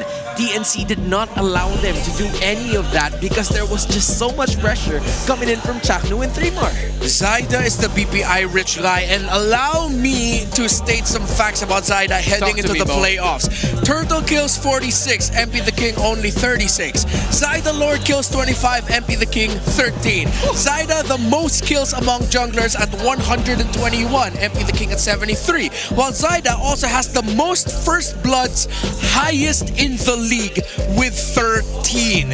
Zyda, there's a reason why people have been saying that this dude's been carrying the team, is because he has been statistically dominating for TNC Pro Team. He might just be the fire that the Phoenix Army needs to burn even brighter as they try to get their very first win in postseason, in playoffs after quite some time. Because the last time they did it, Season 9. They didn't even get a win. They didn't even get a win last season. Because they advanced straight into the second round in Season 9. Because they were top 2 in the standings. And then they were brought down, and then they were eliminated. So yeah, TNC has yet to win a playoff series. But they are off to a great start. Given that this was a dominating of a performance is an understatement. They knew what they were doing. Maybe some, rookie jitters coming in from the rest of the members of Twisted Minds. But obviously Coach Bonchan is going to put them straight into their minds. It's TNC taking game 1. And to talk more about it, here's Wolf with another solo analyst.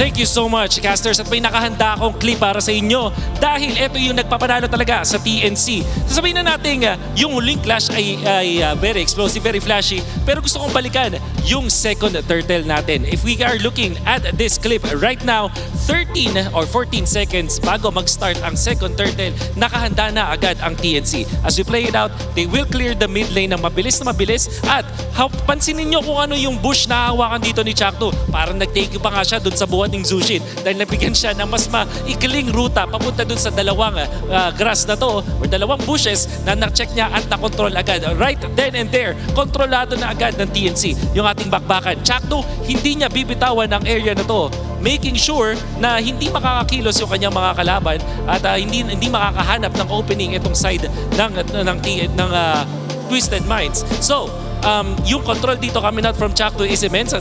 Yayakapin niya yung tatlong members ng Twisted Minds, waiting for the right opportunity to pop that revitalize. So, kahit pa nakuha ng ni Kaloy ang magandang initiation, in fact, mahuhuli niya yung talagang target niya dito. Wala namang follow-up kasi tignan natin si Chakno, niyayakap yung tatlong members ng Twisted Minds. And then etong si Lancy sumama na dahil ang ginugo ng members ng Twisted Minds ay etong si Chakno. Nagkaroon ng opening si Lancy na kopyahin yung Leomord ultimate, the best ultimate to get in this specific scenario. And even after the stun mula dito kay Kaloy, walang magiging magandang turtle fight para sa side ng TNC. Kaya naman nagbukang malinis dahil up until this point, wala ng resources ang TNC. Kaya naman naging libre ang Turtle. May kasamang maraming kills in favor of TNC. Afterwards, maglilinis na lang sila dito. Buhay na buhay pa dito si Chakto. Nakakonect na si Benny Cutie sa kanyang teammates. At kahit sa pagdating ni Nosha, kapos na ang resources ng Twisted Minds. And isang magandang visualization kung bakit naging MVP si Chakto sa laban na to. Dahil napakaganda ng kanyang mindset.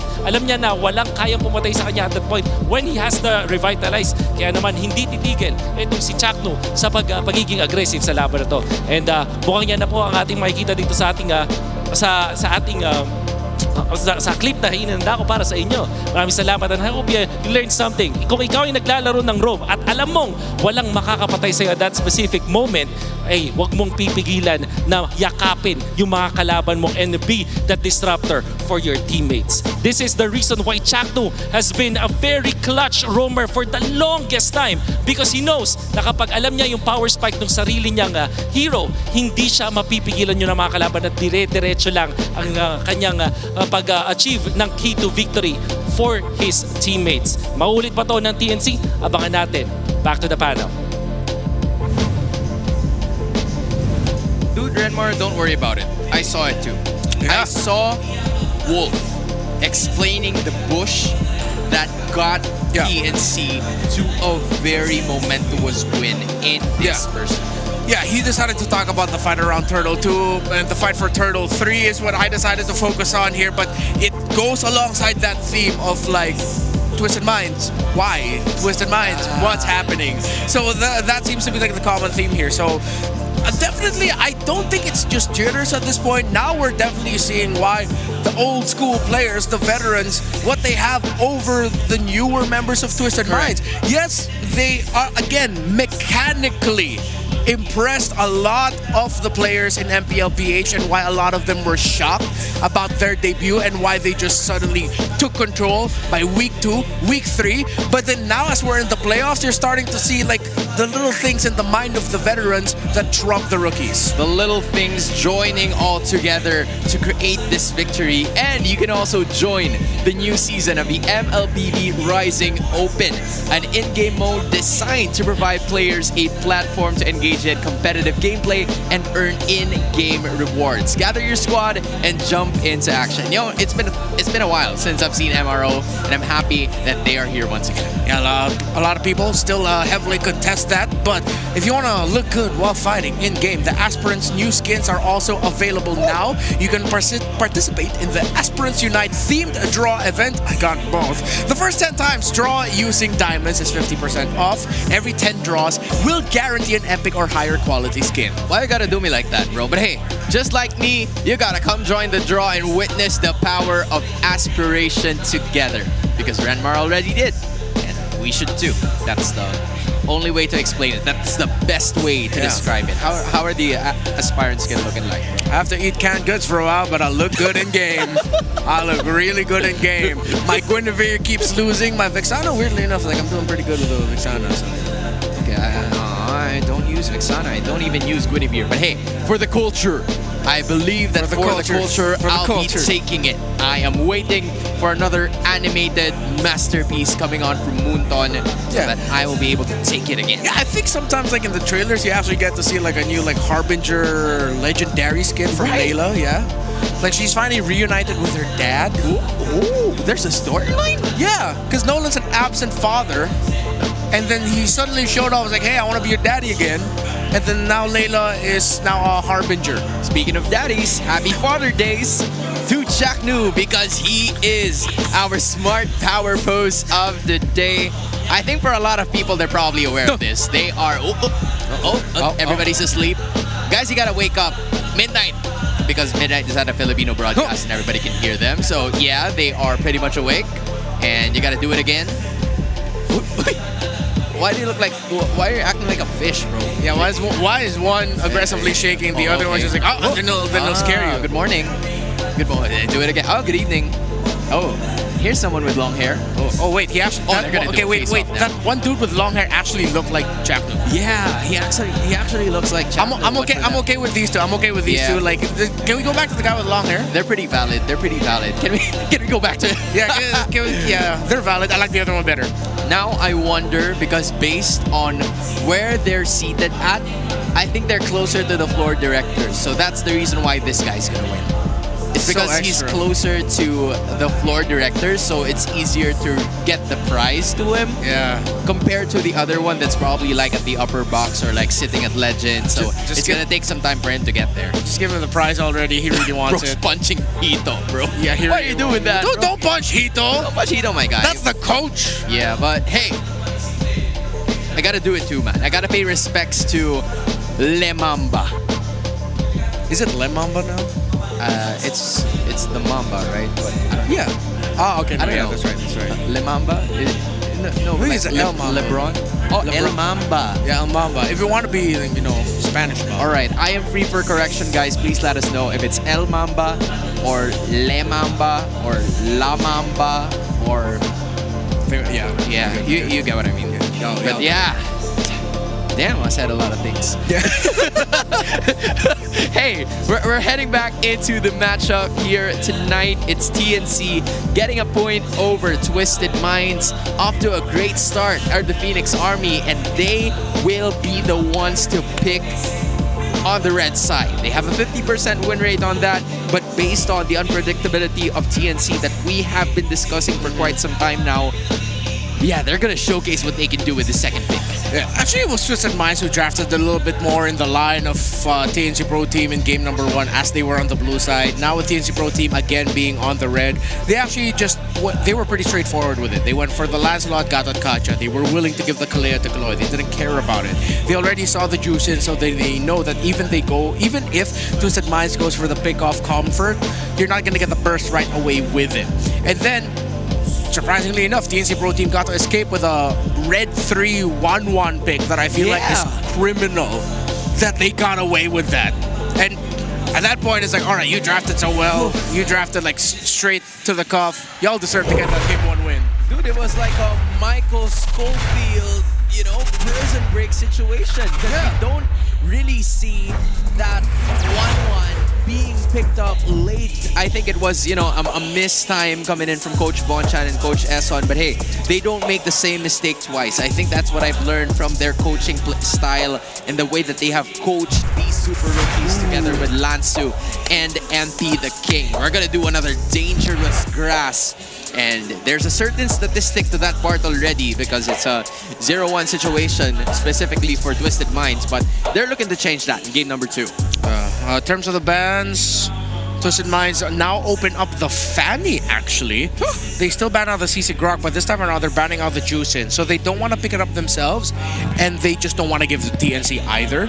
While for TNC, this time they're taking away the Uranus Baksha, and they still take out the Kimmy. Still very similar bans, the exact same ban, from game number 1 for TNC. So now Twisted Minds respecting the Gatot Kacha. Yeah. This is the second favorite of Kaloy. After the Kalea, it's Gatot Kacha.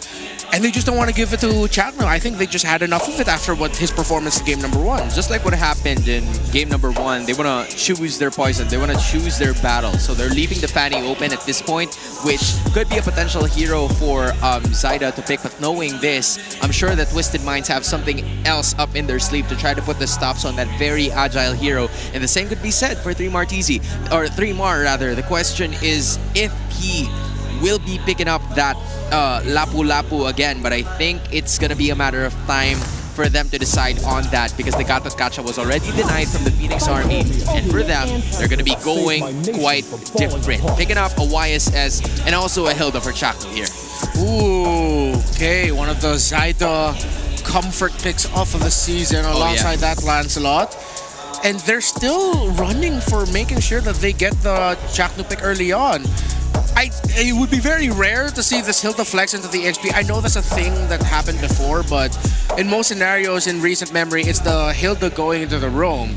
So I think it's them backing on the idea that TNC, with the Baksha gone, that they're most likely still going to be going for the Assassins, because historically that's what Twisted Mind shows. You're right. So are they going to go Fredrin? Are they going to switch things up for MP the King?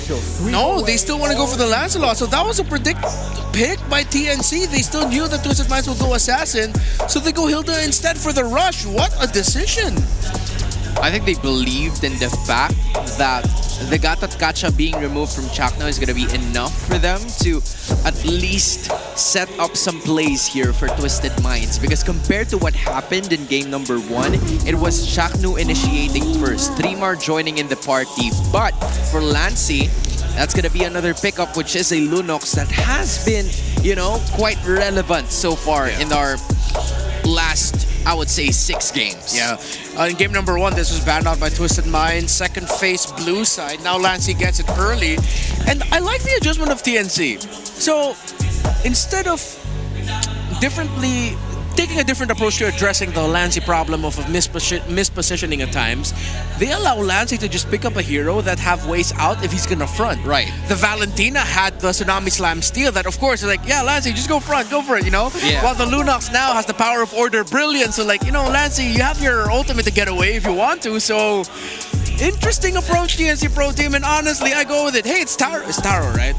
Yeah, that's Taro. So, yes. Yes, that's yes. MLBB.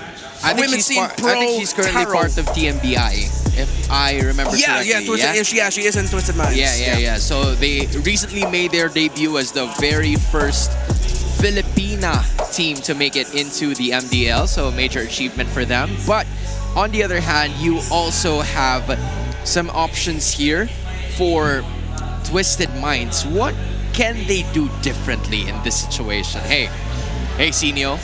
I don't know if you know him, but you probably do now. That's a rap star. That's a rap star, bro. We're not talking Flow G, but that's a rap star. Yeah, that dude can destroy you with his words. What? Wait a minute. What? Bro, I thought we were in dangerous grass. Why did I see broken walls?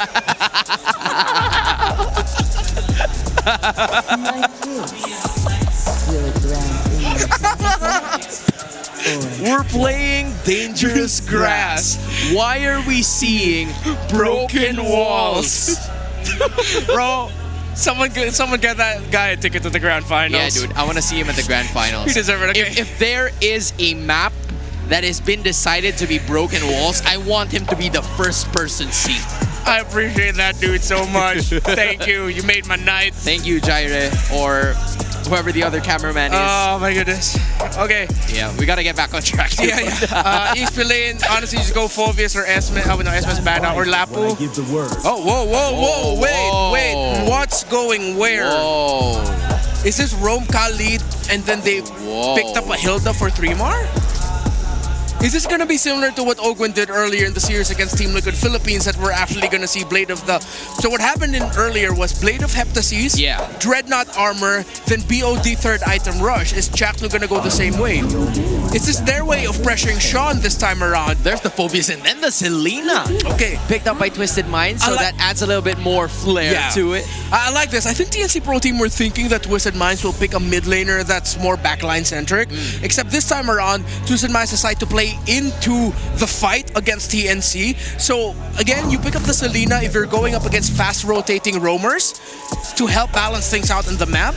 So I get the Selena pick, but there's a chance he might just get straight up blasted by the Lunox. So I think it's going to be up to Sean to see how will he be able to consistently hit the Abyssal Arrows and stop the rotations of TNC Pro Team, as it does look like this is a Khalid or roam for Chakno. At the end of the day, it's still a matter of skill. They have what it takes to at least go for the team fights if they want to. There's going to be enough vision for them to at least work their way into certain situations where they can win. But for TNC Pro Team, that is Trimar holding on to a Hilda. Something that we don't usually see, and a Khalid picked up here by Chakno. I am quite surprised with how things are going here. I don't know what the other casters are, so nice. Leo, what you got going there, boys? Hey, I'll tell you guys what we got going over here. We are just as excited to see Game 2 ahead of us. Again, it's me, Nice2, and Leo to bring you Game 2 in this best of 5. TNC off to a good start. One game under their belt, a decisive one at that against Twisted Minds. To Mobile Legends. Already. Chaknu crossing over. You're trying to get that level 4. I mean, you could be aggressive as a Khalid, but this is something else entirely. Back to what you were saying. Hey, I was going to say, you know, after the game, we saw the Mamba play on the Gatakacha that was taken MVP by him, MVP. Now he's going to play the Khalid. He had to burn the flicker early on, that's fine.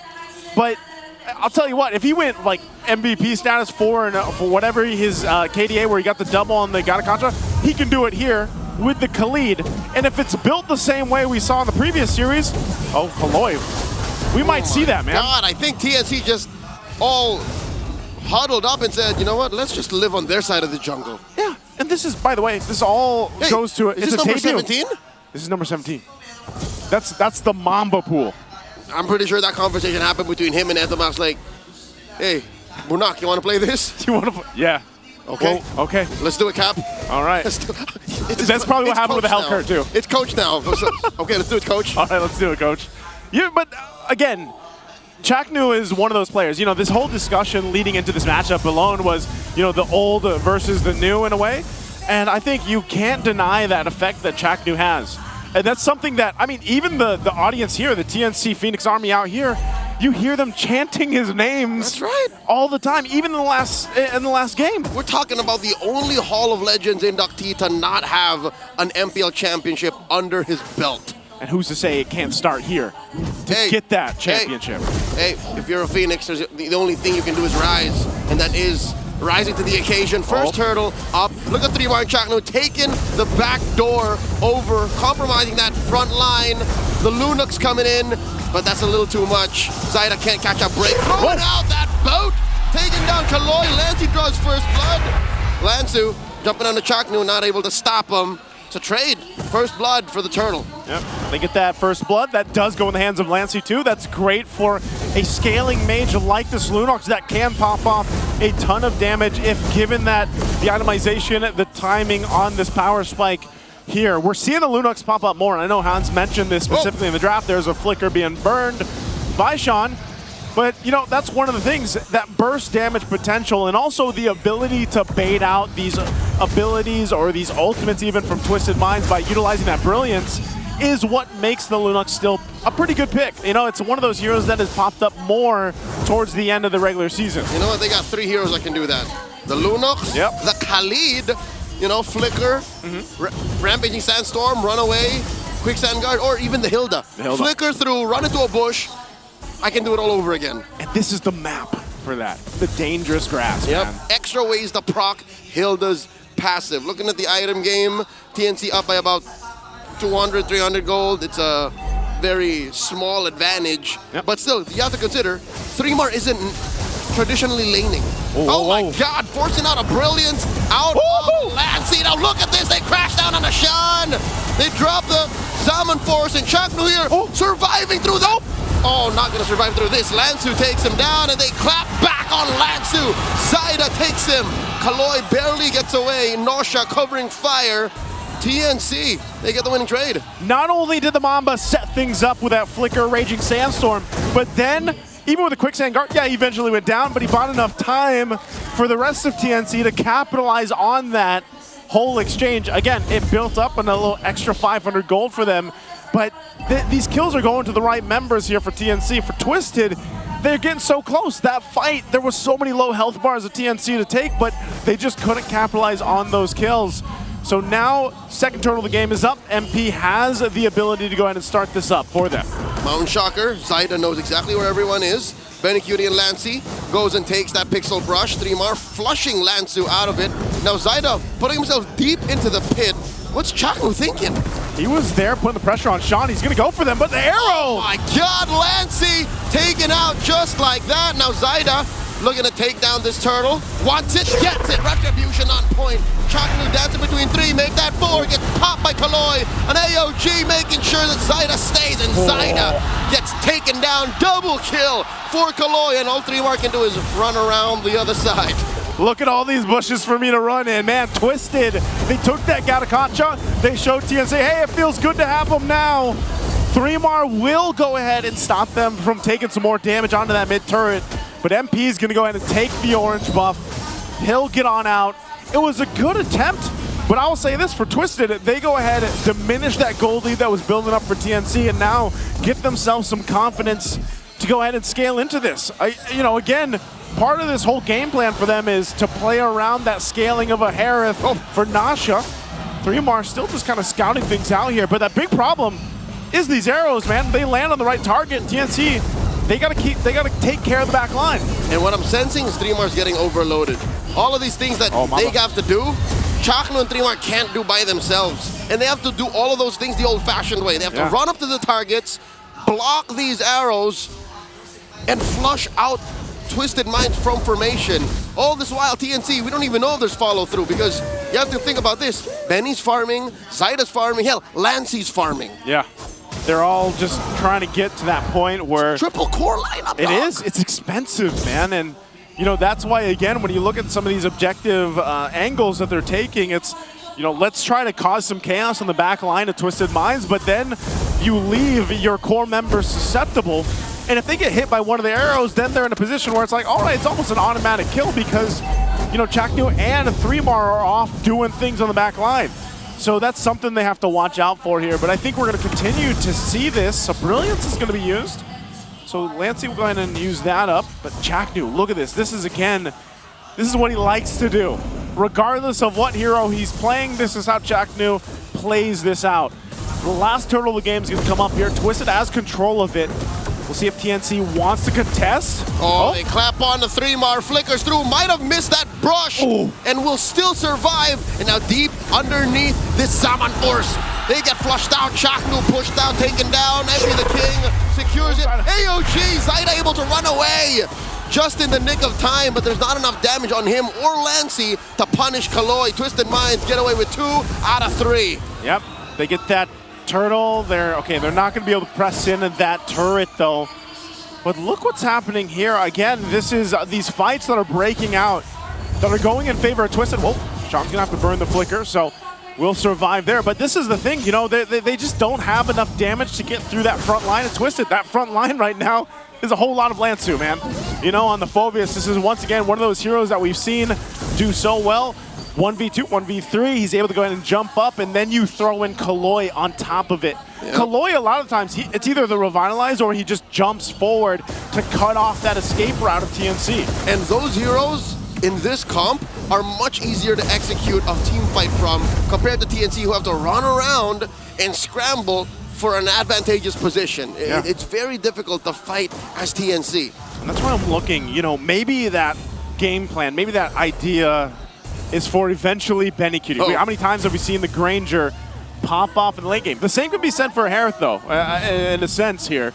But this might be one of the moves for TNC. It is an expensive lineup. It does have time to build up. But if you get to the late game, dude, you have great damage, physical and magic in terms of the Granger and having that Lunox there. Plus, sprinkle a little bit of YSS. That's what, 5 or 6 minutes that you're hoping Twisted Minds doesn't roll you over with. Yeah, maybe 8. Maybe. I'm trying to be optimistic, but with the way it's going, Zyda's doing the right thing. He's being very sneaky about this. He's hitting that turret, gets that cheeky push down bottom. Nothing Twisted Minds can do to stop it.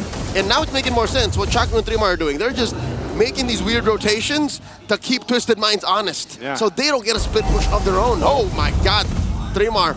Is he wasting the time of 4 members? Eventually, though, too, 3mar, I was going to say, he's going to be able to go ahead and tank up some of those arrows, some of that magic damage. He just gets the Radiant Armor.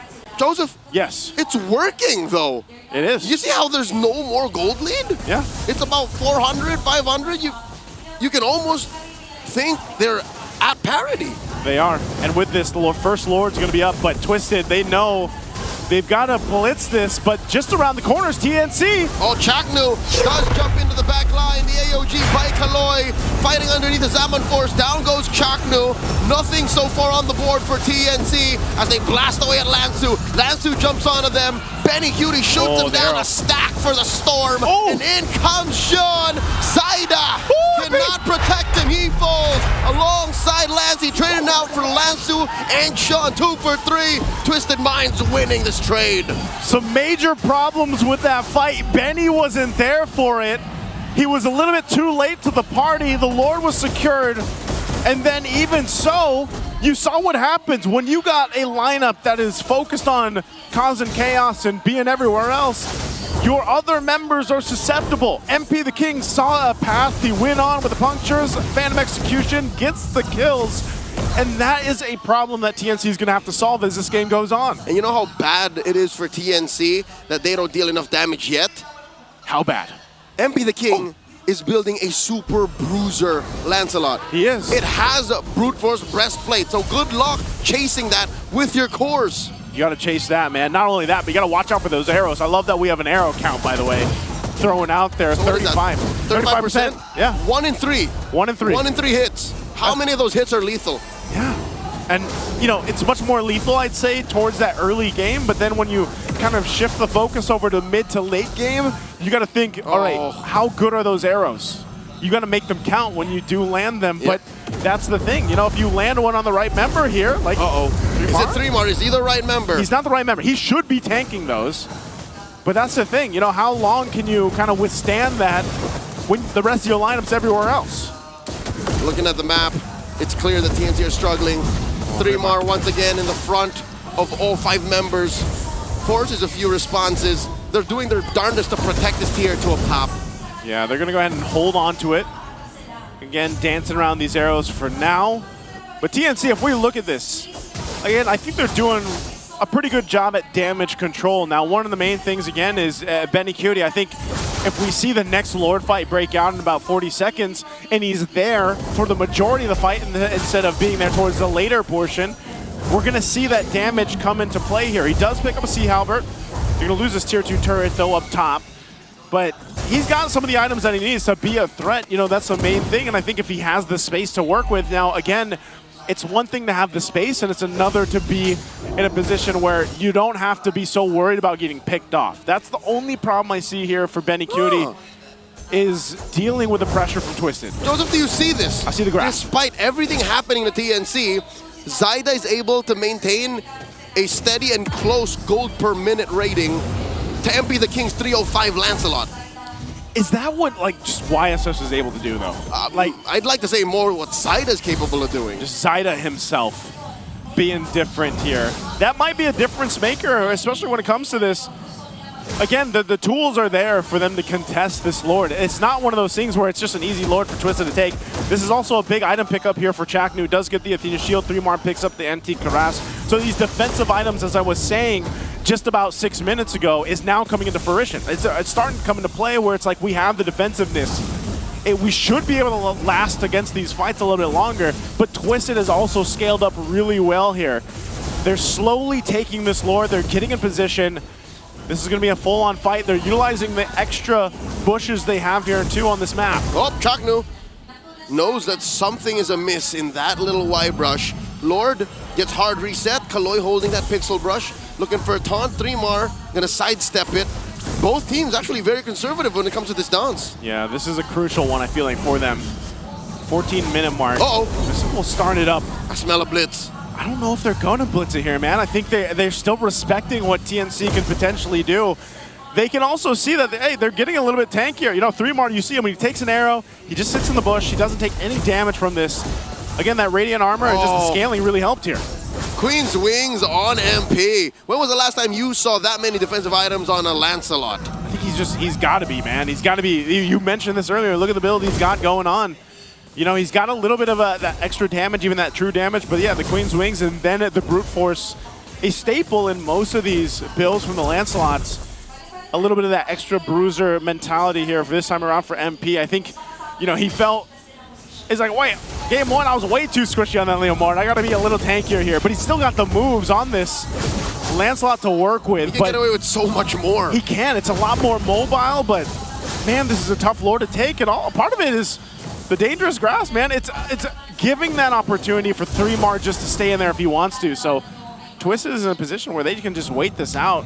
Okay. And delay it. Interesting rotations by these junglers. Again, neither of them have to fully commit to it until the rest of the team agree to blitzing. So you'll see now there's more of a presence from Twisted Minds.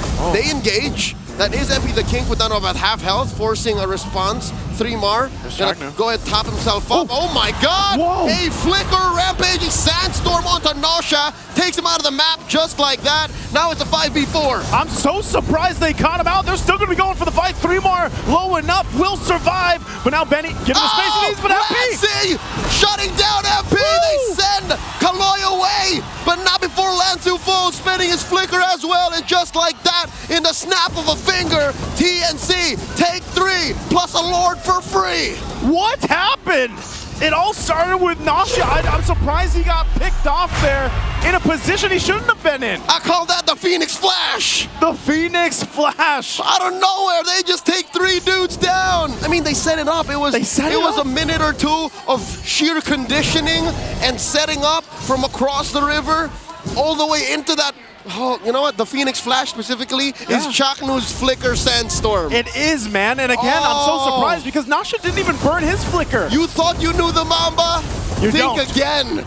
You don't. Man, what a turn of events. What? You gotta remember how long they stayed around that Lord too. It wasn't a blitz or anything. They took minutes. And now we get to that point. I said, hey man, I think they need 8 minutes. Well, they got 8 minutes, Exactly Leo. on the dot, Joseph. Woo. They're following military time. It's military time at this point. That Lord making his way down bot. TNC just waiting for the moment to push down some of these turrets.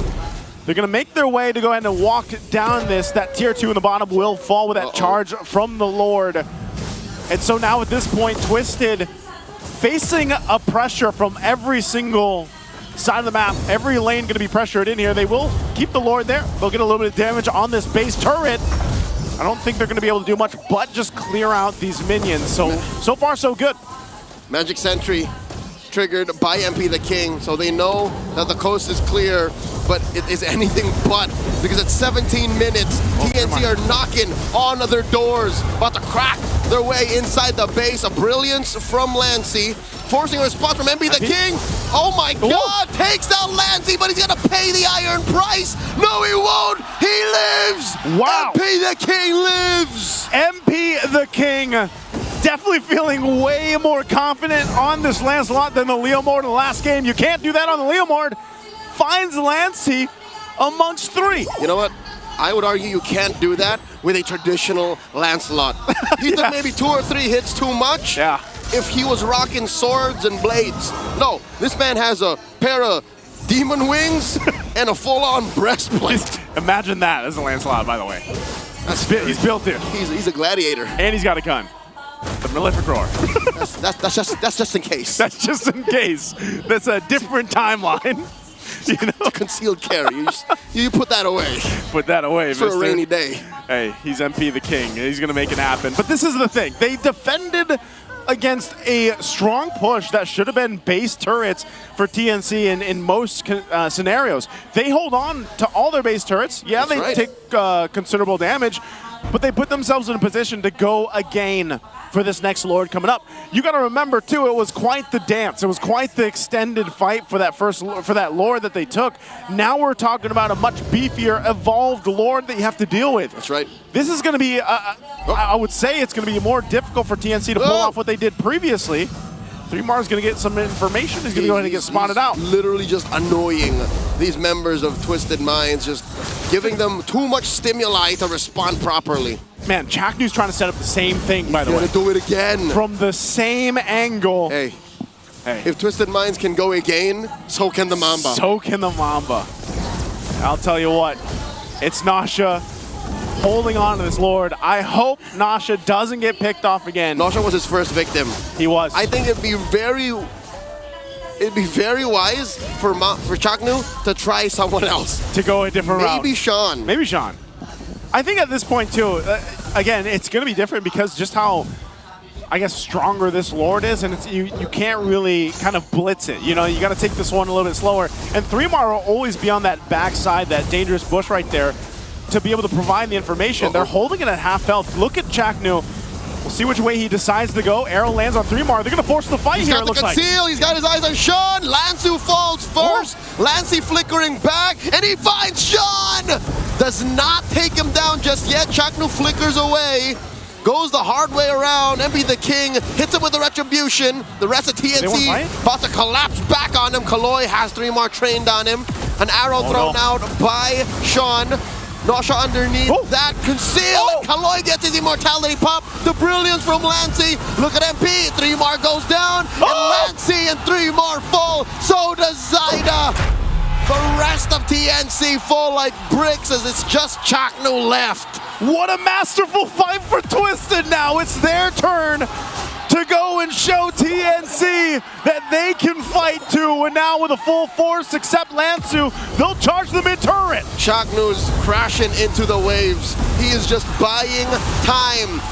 But it's not going to be enough as the turret falls.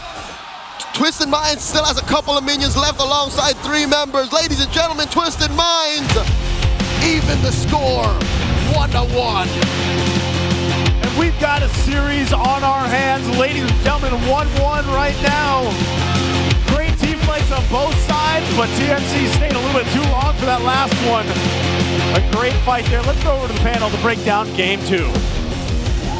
Sean, Nosha, the Super Rookies are online here in game number 2. What a moment. They get their first win in playoffs in their careers, and what a way to take it in a 20-minute game. Yeah, with so many things happening across the map, I was surprised when I saw the clock. Like, wait, that was 20 minutes? We were getting closer to 21? Because when you have the Khalid and the Hilda, there's always so many things happening around the map. Right. There's always vision being taken. There's always someone trying to look for the flank. And that's what TNC were trying to get their wins through. Because Twisted Minds were showing off again their best quality as to why a lot of the teams were surprised by their performance. But then TNC, especially in that scenario, that Lord 2 fight, 15 minutes in, the fact that they were able to find the angle to make sure that Nosha would actually be the first target down after Chaknu and Zyda found the concealed play through the left bush in mid. Then Twisted Minds were thinking, how are we going to find a turnaround? And MP the King was one of the reasons why they found it. Because when TNC Pro Team were going forward, Lancey decided to dance with MP, but then MP the King took him down. He phantom execution into a bush with 3 members of TNC. Yeah. Still got the kill onto the Lunox and even got away. That helped equalize and balance things out for Twisted Minds so that they could set up a little bit better for Lord 3. And Lord 3 was just mechanics on mechanics. Sean hitting the Abyssal Arrow. This is one of the heroes that he plays a lot on his stream and excels with. We don't see it a lot in FPL Philippines Season 16, but he showed off as to why that is a deadly combo for him and Kaloy on Agatat Kacha. Honestly, I felt like this was a really good mix of both teams just showing their mechanical prowess in this game. Yes. There were moments where Chaknu kind of turned it all around with the Raging Sandstorm on towards Nosha that got them a bit of the lead for TNC. But for Twisted Minds, you were already saying it. There was no question that MP the King was the MVP of this game, even though there were other players that kind of finished it off just because MP the King were making a lot of highlight plays in order to keep Twisted Minds alive in this game number 2, because TNC had a momentary lead right from the start. They were able to take control of the Lord, the positions, because 3mar and Chaknu were there trying to give them vision as much as they can. But for Twisted Minds, it was enough damage. Even though there was Lancey holding onto that Lunox, it was not enough evasion for them to get out of danger, because there was just brilliance, class from MP the King, and even getting out of that situation. Yeah, Sean's gonna land the Abyssal Arrow onto Benny Cutie as he was trying to fight a little bit better into that one. And of course, Nosha cleaning out the back, while it would be MP the King to get the final blow there onto Benny Cutie's Granger. Khalid, Chaknu tried to hold the wave for as long as he could, but at that point, the cooldown respawn timers way too long side of TNC Pro Team, and TNC were just outplayed, this time by the mechanics and the raw prowess of MLBB from the new school. Even though MP the King, we know, has been a veteran for quite some time, even alongside Lansu. I mean, I gotta say, I think this is the first time all throughout the day that we have seen Phobius. We've not seen Phobius in the previous matchup, and deservingly so. Lansu was holding his own, and not only that, he was also creating a lot of opportunities for the rest of the members of Twisted Minds to come in. I retract my former statement a while ago that Lansu used to be the one who acts just as a sponge, because he is definitely more than that. He continues to make plays for his team, and man, I have to talk about Sean as well, because we even had, a hit rate for the Abyssal Arrows that was showcased a while ago, and he was hitting a lot of it, and even though it was 14 out of 35, he was mincing on some of the other crucial opponents that he need to take down, and that's exactly what he did. Hey, a 35% plus rate in other sports, especially if you're thinking about basketball. A three-point shooter. Three-point shooter. You Correct. think of them as a shooter at that point. They are a shooter. Yeah, bro. and you saw, that's why we were discussing the Selena here as a really great pick.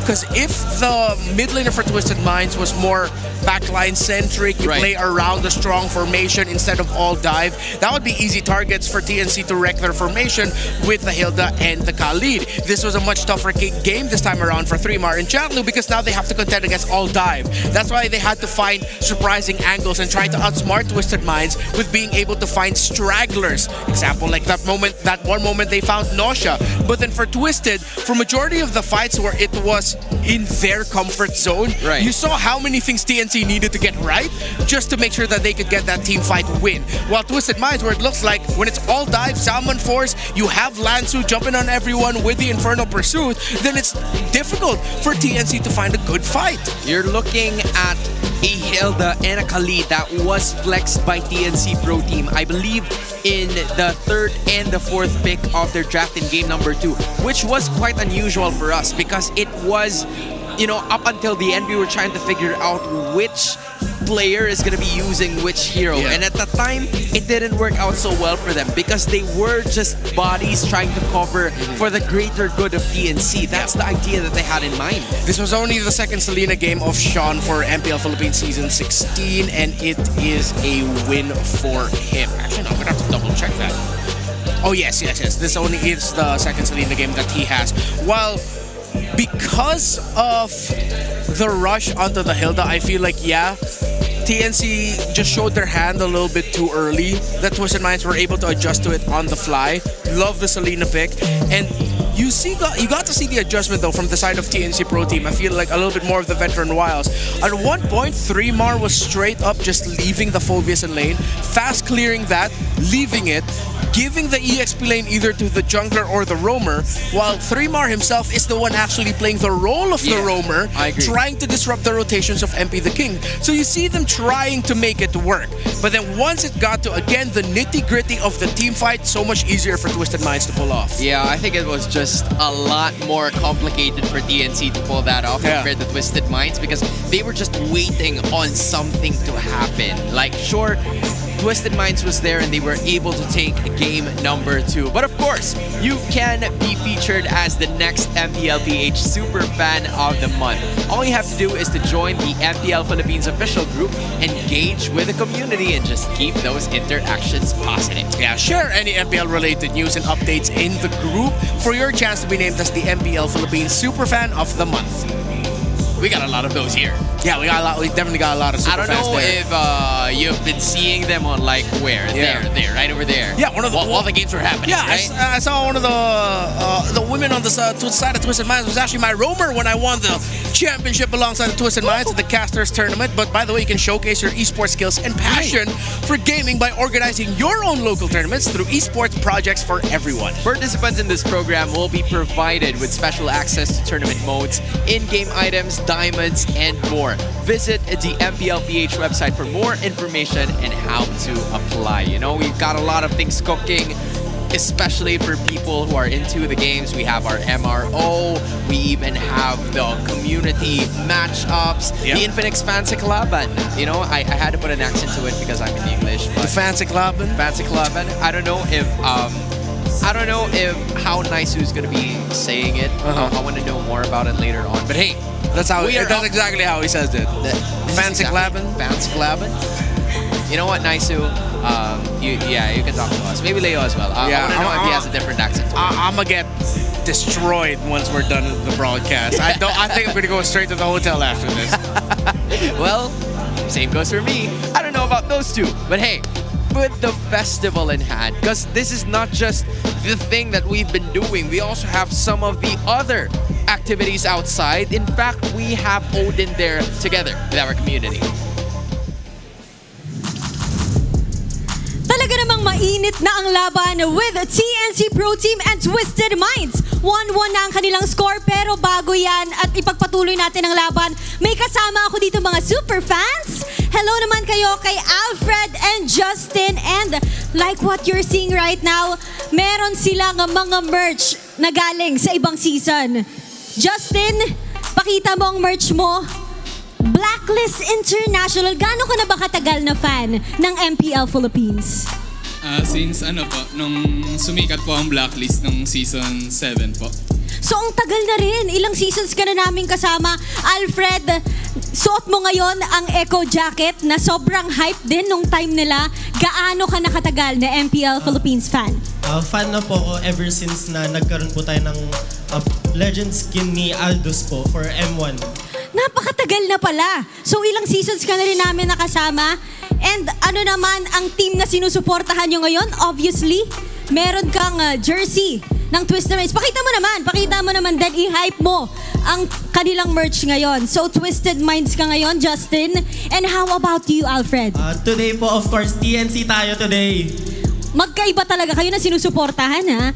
Pero bago tayo pumunta sa ating game, nanalo kayo ng MLBB merch! Congratulations!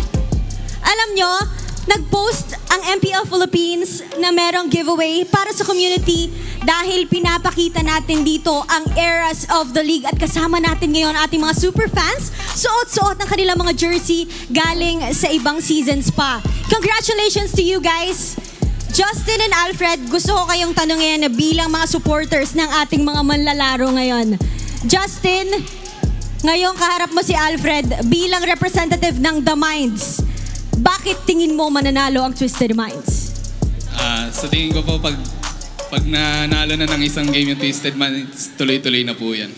Nasa kanila daw yung momentum.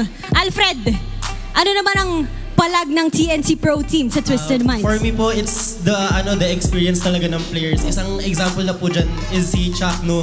Nakita po natin yung impact na pwede niya malagay sa game, especially since ang tagal na po niya sa scene and ang dami na niyang scenarios and teams na napuntahan. Wow, analyst ka pala, Alfred.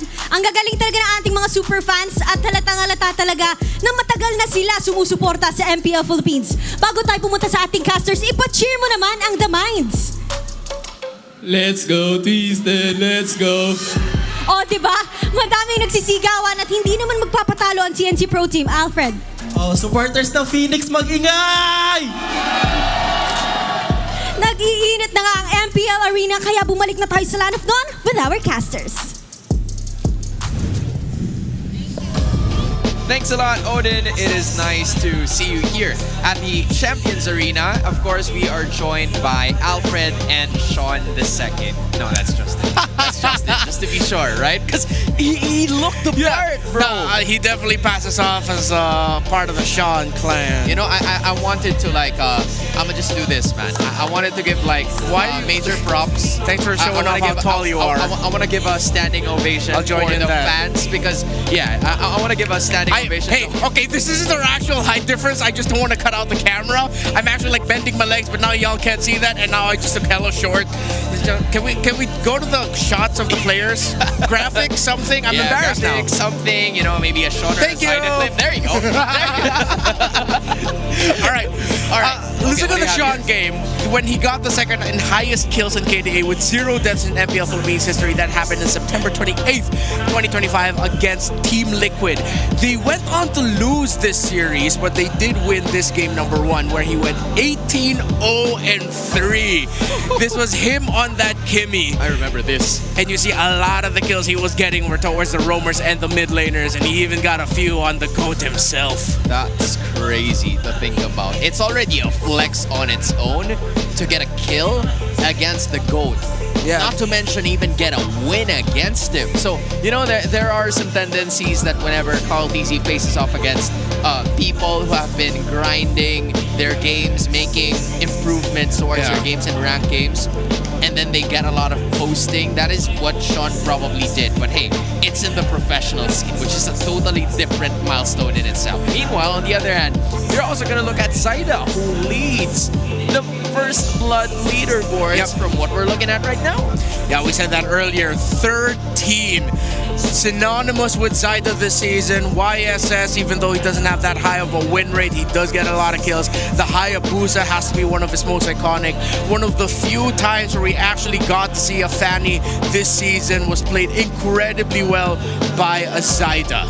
Oh, that's a lot of kills for one specific jungler, and this is the reason why even a while ago in game number 2, Renmar, we saw Zaida being the rich guy in spite of that defeat. So that really goes to show you that he's a very stable jungler for the side of DNC Pro Team. And you were talking to me about probably he's the one up next. We talked about Shakno, Benny QT all throughout the season, but Zaida, you gotta give this man his flowers as well, just really showcasing what he can do as he makes his way back into the playoffs. Yeah, I think because of his performance this season, a lot of teams are going to be looking towards trying to maybe get him away from the talents of the Phoenix. It's like, hey, how much for a little Zaida, you know? How much to get him on our team instead? And if I'm TNC Pro Team, I'm going to be jacking up the price, because Zaida is a centerpiece for sure. And if you're going to build around anyone in the Philippines, you build a team around Zaida. That is exactly what they tried to do here, giving him more capable teammates in what we saw as of the moment. Meanwhile, on the other hand, this was also a composition for Twisted Minds that we really didn't expect. 3 of the players that was part of the MDL Philippines Season 5 champion team was taken. No, 4 out of those 5 members, because Kane went to Cambodia. Yes. Obviously, that was the news that happened before this team, this roster was announced. And, you know, being led by a veteran player in MP the King and the very tenured coaching staff such as Coach Bonchan and Quezon, this is a team that was destined to shock a lot of people, and they did just that in game number 2. Now, heading into game number 3, we're going to be looking at quite a different dynamic here for both of these teams, because there might be some changes in terms of the draft approach that they had. But we are now looking at the broken wall. Shout out to the guy a while ago that had a broken wall inside her mouth. So yeah, that dude was funny. I hope we get to see more of him again. I still don't get how he gets to do that, bro. So that's a magic trick. Okay, Twisted Minds on the blue. CC Grab Juice in. Similar to their game 2 drafting pattern here, and let's see if they're actually going to be trying to go for the same exact one again. Dude, look at this. It's Gata Kacha first pick again. I was looking at the comment section of the TNC Pro Team posting where they would say that Shakno is balagbag in terms of his Gatot Kacha usage, which means he is a badass Gatot Kacha user. Yeah, that's true. At some point, here's the change now. They picked up the Lancelot for Zaida, and Lancey will be settling with a Kimi, who hasn't been opened in 2 games. Yeah, TNC continues to refuse to give the Kimi to to Sean, and then they take away a Nausea pickup. Yeah, they ban out the Harith and the Granger's there, but there's an option to go for the 1-1. Right. But now Twisted Minds understands that. That's why they pick up the Hayabusa this time around. So you're not going to go ahead and rush the gold lane pick just yet. They go for 3-mar on the Hilda yet again. But who knows? Maybe this time around, Jackno feels like playing the roamer Hilda instead. And then you get a different EXP laner, something that allows 3-mar to be the main roamer to hold the front, while it's actually Jackno playing more of an EXP role, trying to get kills. Twisted Minds still respecting the potential of a Cho to pop up, and they take it away. So you could have put the Cho as well for Jackno at the center of the map, and that's a good ban. I mean, if you're looking at it, the Hilda, I would say, is a pretty good pick for TNC Pro Team, just because Hayabusa takes a little longer compared to the Lancelot in terms of getting that purple and orange objective. But if I'm talking about MP the King, would manage to put in the work and get those objectives before that level 4 comes into play. Because sure, TNC is gonna have the vision, but they can't do anything about it if there are some disruptions towards the idea that Twisted Minds wants to execute. We've seen the Granger, we've seen the Gatot Kacha come into action games before this, and that is what they're trying to do against that. Cho and the Khalid are gonna be taken out by Twisted Minds, so we're not gonna see any sort of flex from Chaknu if he goes for this Hilda, but the Selena and the Phobius have quite big threats for the Phoenix Army heading into Twisted Minds. Yeah, Lansu, I feel like we didn't give him enough love from the previous game. He was hitting a lot of flicker dark waves that stopped the NC Pro team from fighting a little bit more comfortably or set up very well for Twisted Minds. Right. So, with the high boost now for MP the King, they wanted to get rid of the heroes that can actually put a lot of difficulty in the center of the map by taking away the Khalid alongside the Cho. With the Selena taken out as well, it's like they're really trying to shoehorn Sean into picking up a hero that's a little bit more backline focused. Now, an Obsidia, still the only hero so far that I'm so 50-50 towards. And it's funny because for TNC Pro Team, or actually for the season, it's a 50-50 for the Obsidia. If there's a pick here that Sean might want to consider, I would suggest the Kagura, but I would understand if they would be willing to pick up a Farsa, even though that isn't actually a tendency of Sean. Yeah. Usually it's a Kagura in the scenario, but let's see if that's what they're going to go for. That's another set-up hero for Lansu to use together with that Gatot Kacha. It's a pretty good combination. The Kagura right on point by Mr. Renmar Santa Cruz here. You can give at least a little bit more movement. There's a lot more wiggle room if you use that Kagura compared to the Farsa, which is definitely useful when you have a Hilda as your opponent. Yeah, you need something that can just front. They might just trap. I think they have to put the frontliner in the EXP lane instead. Something stronger, but then they're up against an Alice. I think you can just settle for a high loss for Revitalize, because you know that there's going to be a Revitalize for the Gatot Kacha here for Twisted Minds. But then I don't like the rotational speed that they'll have, that Chaknu might just end up being a sitting duck in most scenarios. So you see a very close discussion between the two. Are they just going to match the Revitalize with a high loss or something else? Based on the looks of it, okay, that is not going to be the case. So based on our conversation a while ago, it seems like Chaknu will no longer make this a flexible hero. They will stick with regular programming, which is Hilda being placed at the roam position, but the Yuzhong being added into the mix here for TNC Pro Team. How does this bode well or bad for them, depending on it? Well, TNC better damn win Turtle 1. If they can get a start similar to how Team Liquid Philippines got a start with their Yuzhong in game number 1 against Falcons earlier today. If not, front line is so flimsy. Damage profile, this Alice is going to tear through them if they allow Lansu to farm comfortably. But let's see. Earlier, the idea was that maybe the Yuzhong is the lane counter the Alice. Let's see if 3Mark can replicate that result. This will also be a challenge for Benny Cutie, trying to evade a lot of the initiators coming in from Twisted Minds, who will be taking their first way throughout match point. Here's Nice and Leo once again. Thank you so much, Hans and Renmar, for breaking down our draft here. Game 3 upon us, sitting at 1-1 right now in the series. This best-of-5 elimination for either of these teams out of the playoffs, Twisted Minds and TNC. We're about to jump into the land of Dawn here. Leo, this is a different draft on both sides. How are we feeling? I mean, the Hilda goes in the hands of Chaknu this time.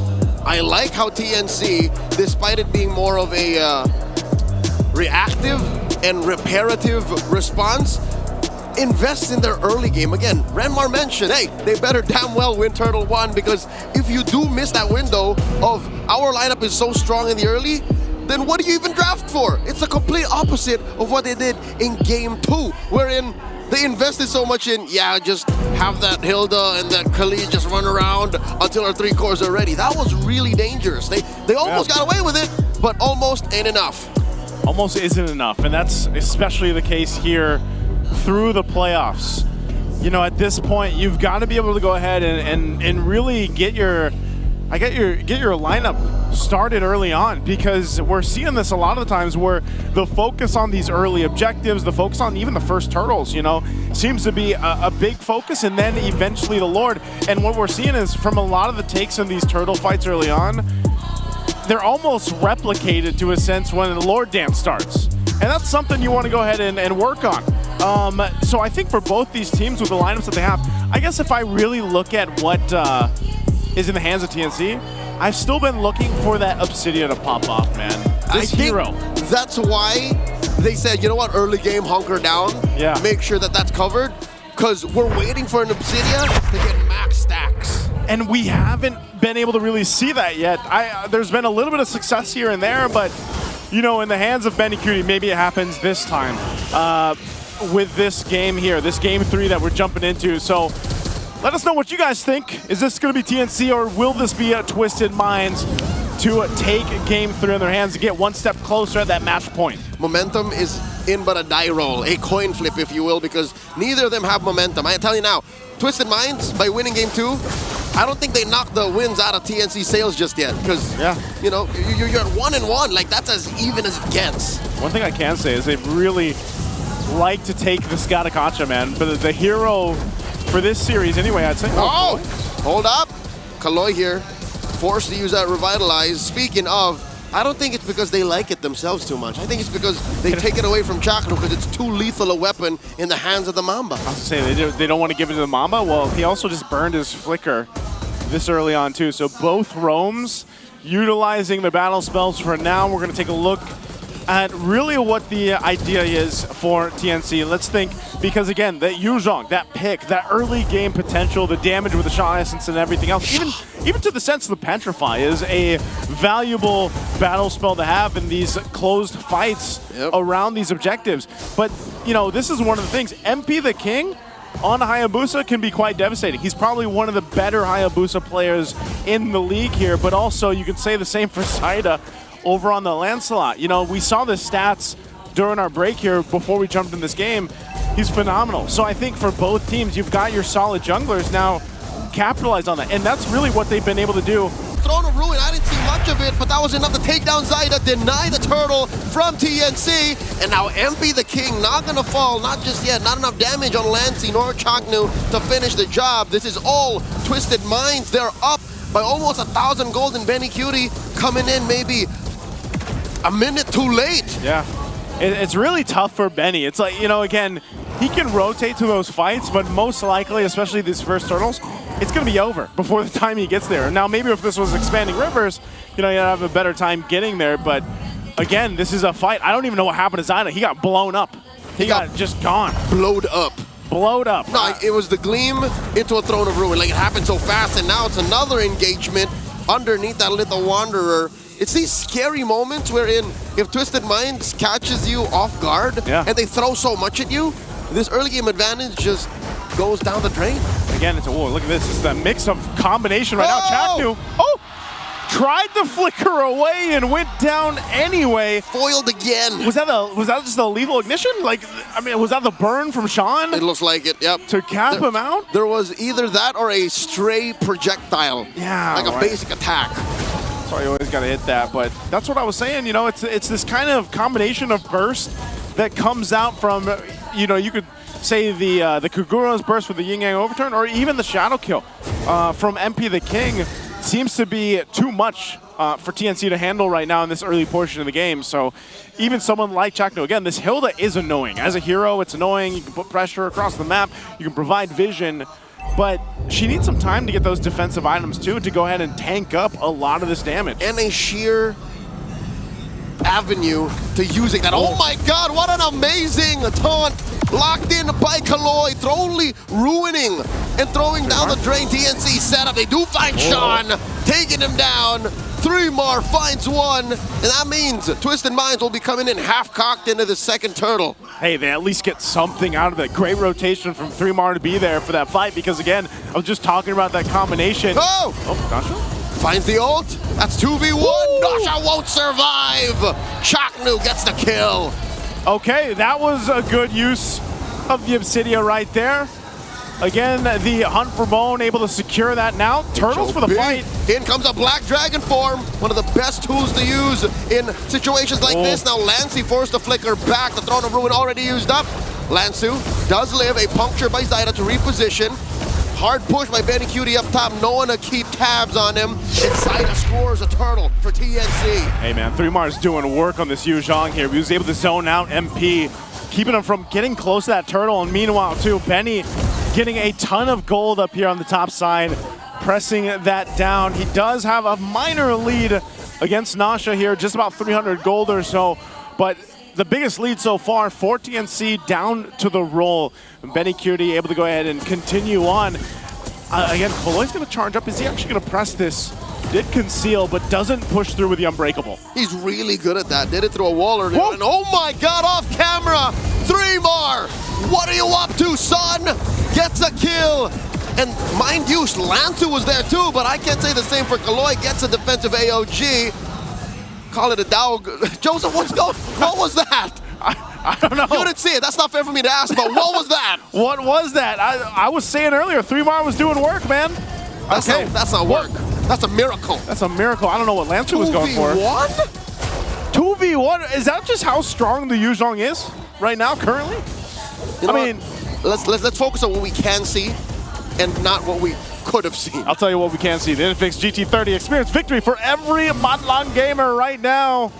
I'll tell you what, the Modlong gamer right now is 3mar, man. It's 2-0. That's him. He is the masses with how he took down MP. Come on. MP's got nice phalanges. He's got the fingers playing the claw on the Hayabusa, but where were those claws when he was getting hunted down by the big black dragon? Hey, man, you can't claw your way out of the big black dragon. It was just, you know. He petrified. For sure he petrified. I'd be petrified too if I saw that. That was like battle spell, buddy. That was part of the sequence. So looking at the map, TNC owning the other half. This should definitely be good news for TNC as they try to use this turtle as bait to try and take down that tier 2 up top.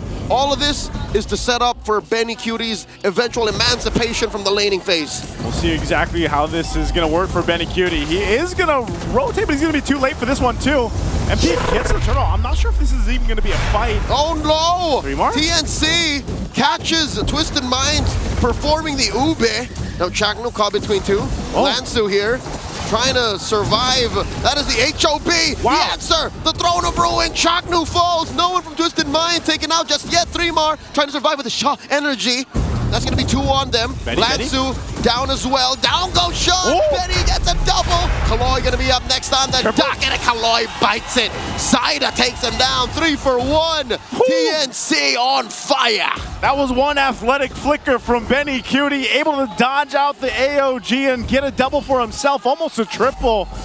Pumping out the damage. He's got the gold onto the Subsidia. I was asking to see it perform. Look at him go. He's still going. The HOB takes him down. Joseph, if he's not at max stats yet, he's pretty damn close. Look at the damage he put on Nasha. Dude, and the Phantom Shadow Meld, I mean, like the way he moves when he uses the moves and grooves, he's Shadow Melding everywhere. That's too much. This guy is at work right now. The moves and grooves at work? I'll tell you what, did the build change? Is this a different build for the Obsidia? It's an early priority on the Haas clause, but look at this. Chaknu has 4 members on him, forced the flicker. That is Lancey throwing out the traction pulse, and oh my God, Grand Theft Orange, Zaida bullying MP the King, stealing his lunch money. Tell you what, okay, MP's gonna get Zaida out here, but I'll say this, man, that can't feel good as a Granger. Like, all you can do is shoot straight, and you got an Obsidia just like dancing around you. You got bones all around you. You got bones, you got shadow. Like, what do? You can only shoot one direction. What is this little girl from the Abyss doing to me right now? That's not a gunfight I'd want to be in. I get why Granger's so emo now. Actually, that's true. Man, he's gonna, you know what? He's gonna take out the violin here, but Lord is up. TNC finds themselves in a good, healthy lead. They've got position to go ahead and take this Lord up. They're gonna pull it down towards this open side because of the broken walls, but Twisted looks like they want to do something. Kaloi's gonna actually pop the conceal. Looking for a good taunt. He's not gonna find anything with that Unbreakable though. Zaida is also at half health, so I don't know if he's actually able to finish this out, or they just want to bait Twisted into doing something. They're gonna pop their own conceal. The call is real. Black Dragon form, 3mar's going to hunting, has eyes on 3, has a Petrify, uses it, catches the back line. MP the King shadows out. I think that's the clear signal. TNC gonna blitz this. MP the King does not get a free hit at it. Zaida with that Phantom Execution plus the Retribution secures the Lord. Lansu already using his Throne of Ruin. Benny Cutie finds MP. Kaloy up next. The Storm is unstoppable. Benny going in for more. The HOB plus the Phantom Execution. Sean the only one left. Sean purifies that as Zaida looking to get out of this. It's a dangerous wall. That's a Thorn Rose saving him. And he's out of there. TNC takes everything. I wanted an Obsidia game and I got it, and I hope you guys are entertained as well. Benny is having a phenomenal game. Just dancing, shadow stepping, just everything all over Twisted. They want to fight back. Oh no, Chakno gets caught. Shadow kill, and they get punished. They don't get pushed in just yet. Twisted Mind stops TNC, but only temporarily. Oh, they still got to deal with this Lord. They should be able to clear it out, but I think with taking out Chaknu, hey, Twisted Minds, they're fine. They deal with the Lord, they deal with the push, they maintain the base turrets. At 11 minutes, given Benny Cutie's at 6-0-3, and he's one item away from filling up his kit. He's got to be at max stacks. He's got to be, man. The amount of damage he's actually pumping out.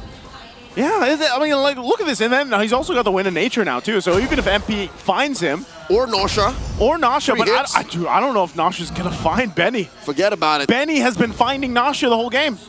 He's been going for him. To think Obsidia in practice has shorter range, it's just he's more lethal now. Yeah.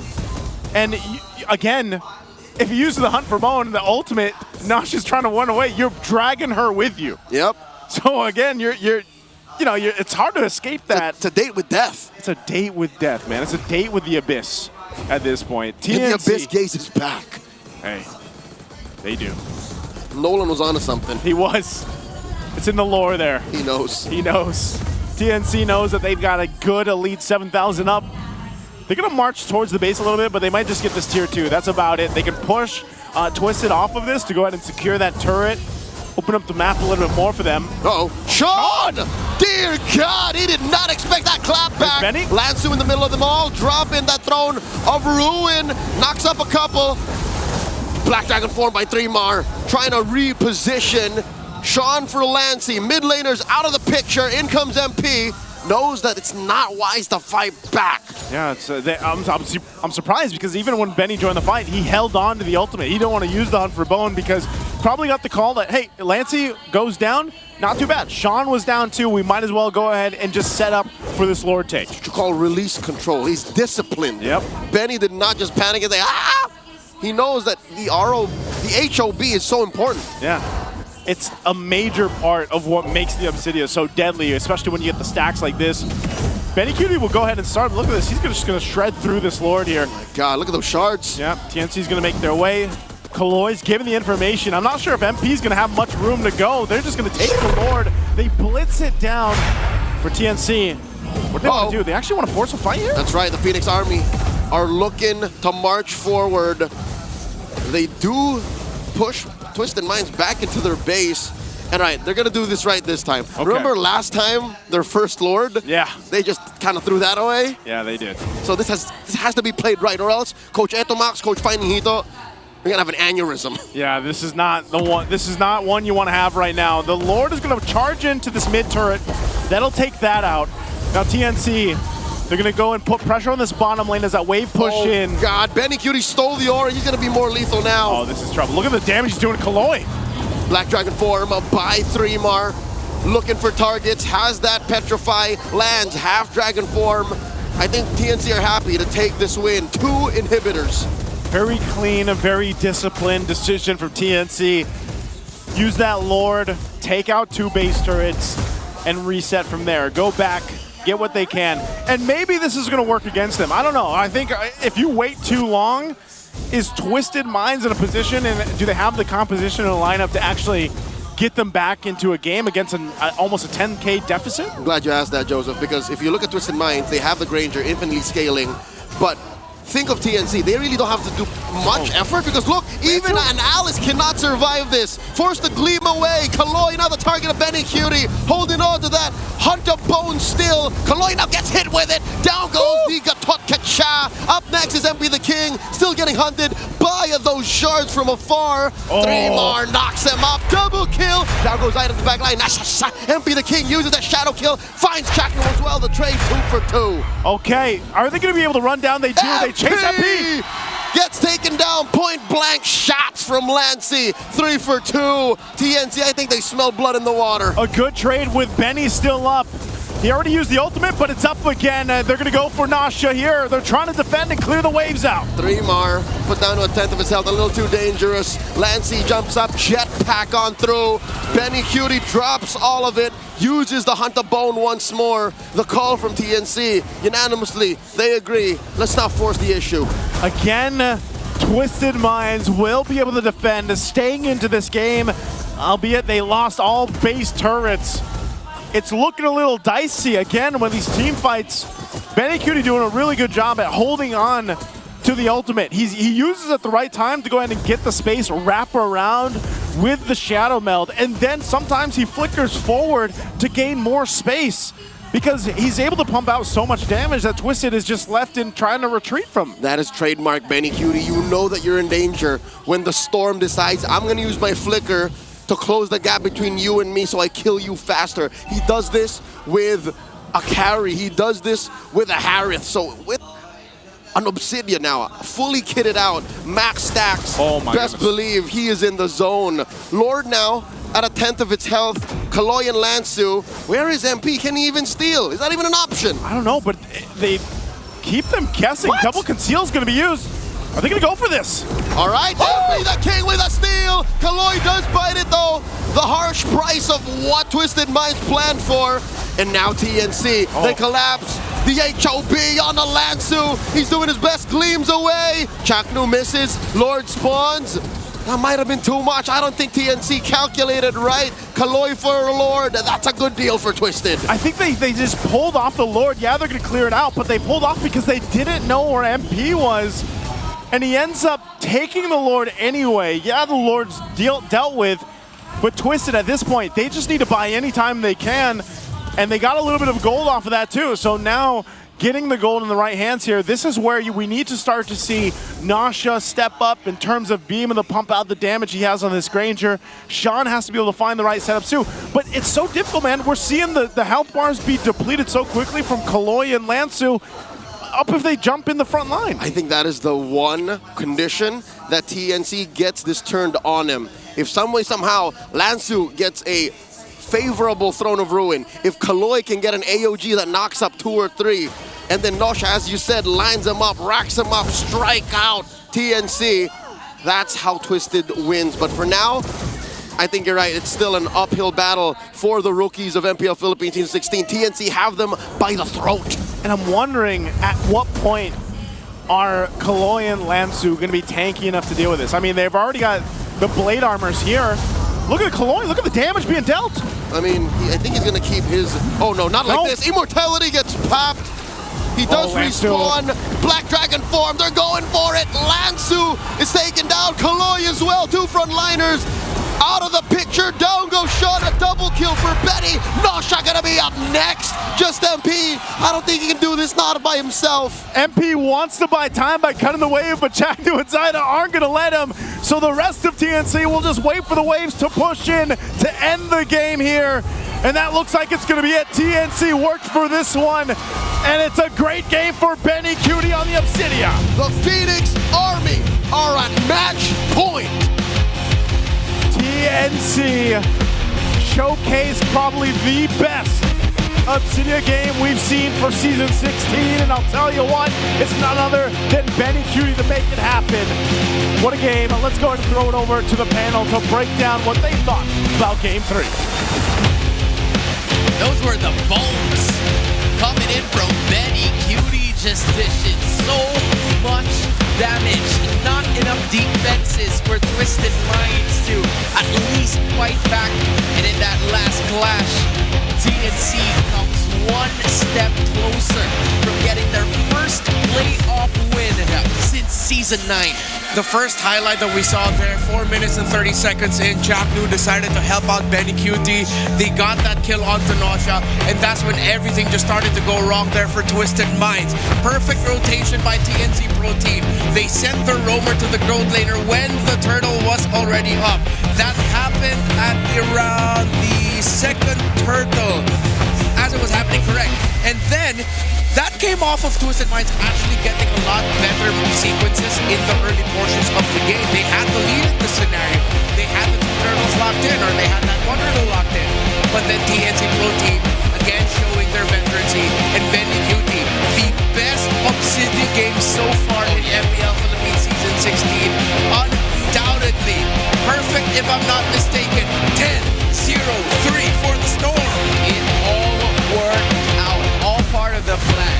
On a regular basis, you know, the Obsidian we've been talking about this hero, and you were 50-50 about it. It's quite difficult to make it work in a certain composition since it's the one in season, but he still made it happen. And for some reason, it felt like it was inevitable for Benny Cutie to scale, given that there were a lot of rotations coming in from Chapter that made it work. Yeah, they made it work because of the rotations. That's how you make sure that Obsidia farms up a little bit faster. And I like that TNC committed this fight post-Turtle 3 because they needed to. As Twisted Minds just decided to blitz it, they forced Twisted Minds to fight a fight that it looks like not all of them were so completely in for. And it just led to the point where TNC Pro Team built their lead even more there. And Nausea, despite that fantastic Harith game in game number 2, continues to be the hidden factor yet to be fully unlocked by Twisted Minds. They need to consistently unlock Nausea even more so because Benny Cutie, the times where TNC have won have been the games where TNC got to unlock Benny Cutie significantly faster than they get to unlock Nausea for the side of Twisted. And that was 1-1 in game number 1. Unscathed, same could be said for this Obsidia brought about by the rest of the members of TNC. Again, this was a Chakno masterclass of rotation from what we saw. This, if you want to know more about how to move around the map, specifically with this map right here, which is, I believe, the Broken Walls, you visit this game. You visit game number 3 and watch Chakno rotate in the mini-map. That is how Benny Cutie got a lot of his farms, got a lot of his damage, and it reached the point where he was even going to flicker in just to dish them out. Yeah, I like the positioning here of Benny Cutie a lot. With TNC drafting a lineup that could have been very flimsy in their front line, they understood that they had a timer. They needed to find wins and build leads. Turtle 2 onwards, get that Lord 1. They didn't get Turtle 1, but when it came to Turtle 2 onwards, they were taking control. Ben Cutie was yet to be killed, and Twisted Minds were punished for the missed time or greatly countered engagements that Lansu was coming in with the Alice, with the Flicker, and the Throne of Ruin. And it looked like despite Sean getting his iconic hero for the season, alongside the Kimmy, of course, you have that Kagura. Twisted Minds just going to get the ball rolling because their gold laner suffered in lane. Now, there's something that Chapter did here that I appreciate. Usually you see Hilda's in this scenario want to build Thunderbelt to get that offensive capability alongside sustainability. Okay. Yeah, went for the tank emblem set. Yeah, went for Concussive Blast, but look at his full build defensive item rush. He went ahead and built the Athena shield first, then went for the Anti-Cuirass into the Twilight armor even. By the way, Twilight armor, I'm going to be saying goodbye to you soon once the patch finally drops. But this was the perfect itemization by Chapnu because it allowed him to be more aggressive and to just constantly try and hunt down Sean, who was his main target, while MP the King was mainly targeted by 3mar in this series, in this game number 3. Yeah. You even actually had a great flank by MP the King to help Lansu out in the bottom lane, but 3mar just straight up countered that with getting a kill onto MP himself. It's like they had assignments, you know, which makes it quite easier given that they only needed to target like at least 1 or 2 specific people or heroes if they're actually playing as of the moment. And it really boded so well for them because it reached the point where the advantage was just right over there for the side of TNC Pro Team, given the fact that they Yuzong really helped out a lot in certain initiations. You're looking at Benny Kiwi, obviously the rich guy, dishing out 66.7k total damage. And from, you know, the idea that I had in mind, I was wondering why it reached at least 18 minutes. But it made total sense because they were playing with an Obsidia. They had to at least wrap up some time for them to get the damage in, and it would appear in full bloom and full potential if it managed to make it to the late game. Yeah, and TNC Pro Team, I gotta give it to them. They improved on one of the things that I really was looking for them, which was longer engagements. Right. Wherein you see a little bit more patient TNC Pro Team that wants to really read the field and see if they can go and commit before they go for the full commit. They're willing to play the longer dance around the objectives, the longer little fights, and then go for the full-on fight. And that's tough to do with a lineup that actually has a damage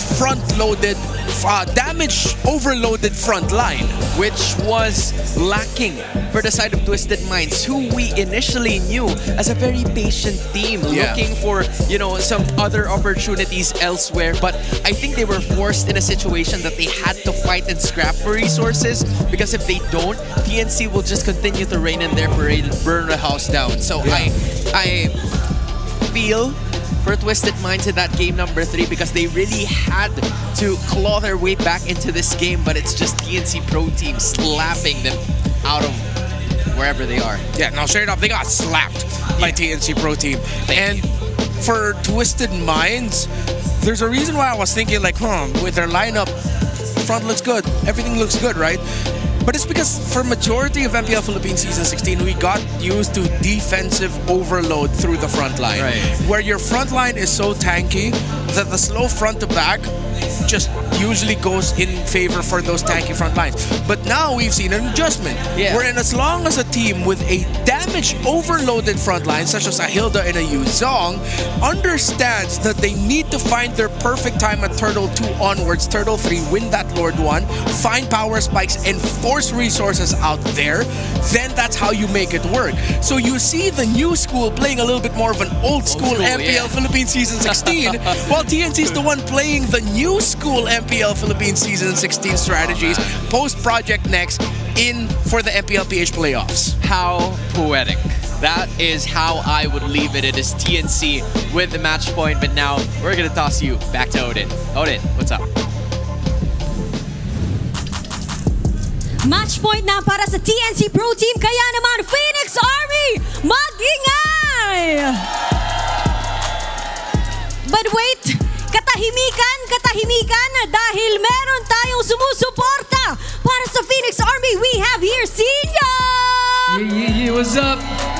Welcome to MPL Philippines, Sinyo. Alam kong napakarami ang nakakilala sa inyo ngayon. Sa iyo ngayon, ito ang ating mga fans sa MPL Arena na nag-iingay. Kumusta ka na ba? Welcome to MPL Philippines. Okay lang. First time ko ngayon dito.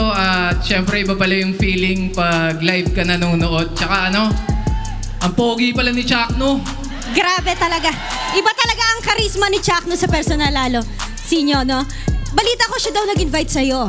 Oo, kasi si Chakno nag-invite sa akin dito kasi sabi niya, pre, check mo ako sa personal, mas pogi ako, sabi niya. Ayun, kaya napapunta talaga ako. Na-verify. Chakno, kung nakikinig ka man, napakagwapo mo raw, sabi ni Sinyo. And balita namin, nag-ML ka daw. Oo, nag-ML siya. Ano nang rank mo ngayon? Hindi ko na maalala, pero ang highest rank ko is 74 stars lang. Sana all. Dahil dyan bubuhatin mo raw si Chakno. Alam natin na nakasama ka na rin namin sa Project Next. I think 2 years ago, Sinyo, di ba? Oo, tama. Oo, nung may patch tayo na malaki. And sa laban natin ngayon, napapanood natin ang Twisted Minds and TNC Pro Team. That's old gods versus current gods. So sa tingin mo ba, nakakasabay na ang mga rookies natin na kalaban ngayon ni na Chakno? Yun kasi yung diferensya ng nakakasabay sa nakakapantay ba? Kasi may kita nyo naman sa standing 1, 2. Pagka ganun dapat tulog din. Diba? So, makakasabay pero respect the gods. Hindi kayo makakapantay. Masyadong maanghang ang iyong mga salita, Sinyo. Ngayon naman, gusto kitang tanungin, ano ba ang mensahe mo sa ating MPL fans? At nasampulan mo na rin naman kami, kaya bibigyan kita ng 1 minuto para kay Sinyo, mensahe mo para sa MPL fans. May maiksing mensahe lang. Siyempre, una sa lahat, salamat sa pag-imbita. First time ko dito, kaya nga napakasaya. Para sa akin, si Chakno ang pinakamagaling. Wala nang iba. Agree kayo, di ba? O dapat mag-yes ka. Yes na yes para kay Sinyo muli. Thank you. MPL Arena, mag-ingay! Maraming salamat, thank you. Sinyo. Maraming salamat We're po. happy to have you here. Sana makita ka namin ulit dito sa MPL Arena. Kaya naman, ibalik na natin sa ating mga casters dahil mainit na ang ating laban. Damn, Renmar.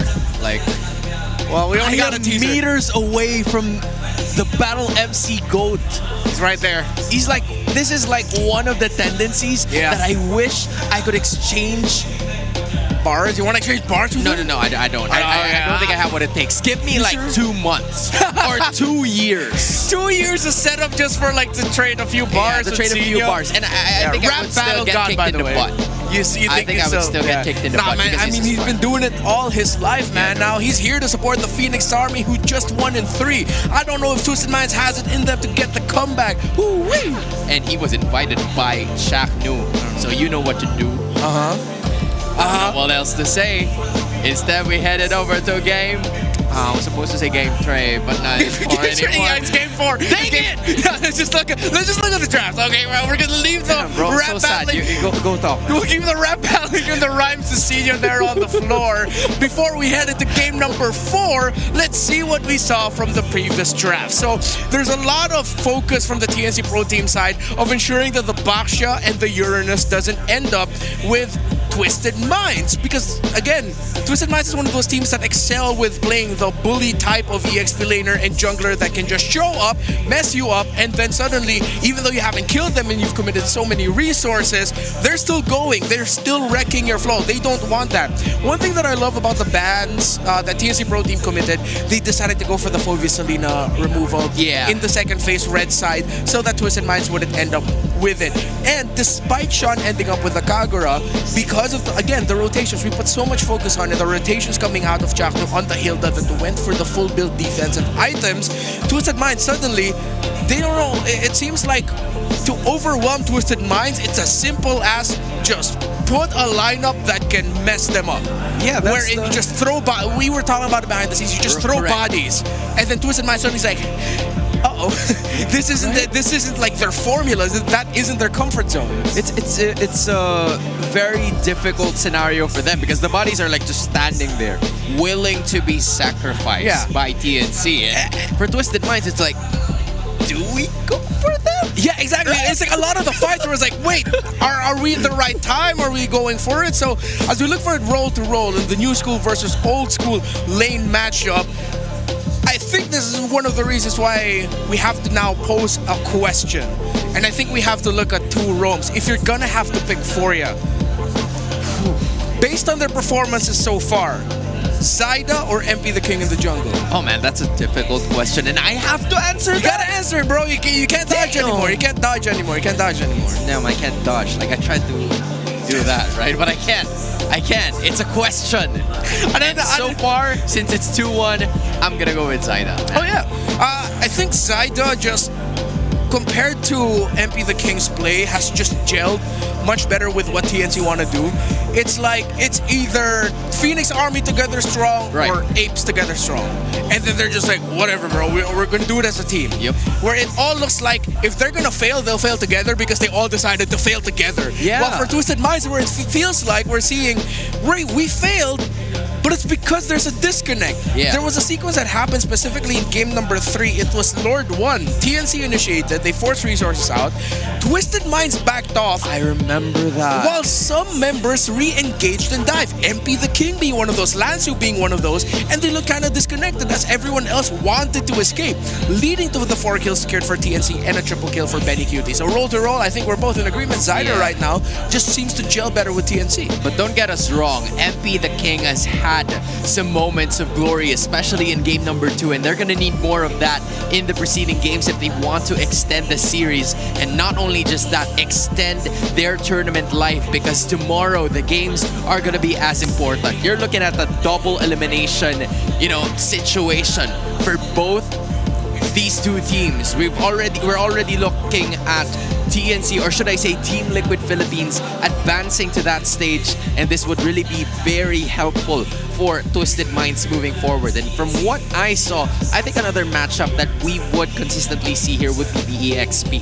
Lansu and Trimar going head-to-head, trying to make the most plays as much as possible. We've seen Lapu-Lapu, those bravest fighters, and of course, the other skills coming in from the Lapo as well. That continues to stun. Yep, that land shaker. And then you have the Alice, brought about by Lansu, who is known for the Uranus, is to be the sponge, but yet he's continuously evolving, and that's what's needed here in the playoffs. When he was the Phobius, he was setting up well.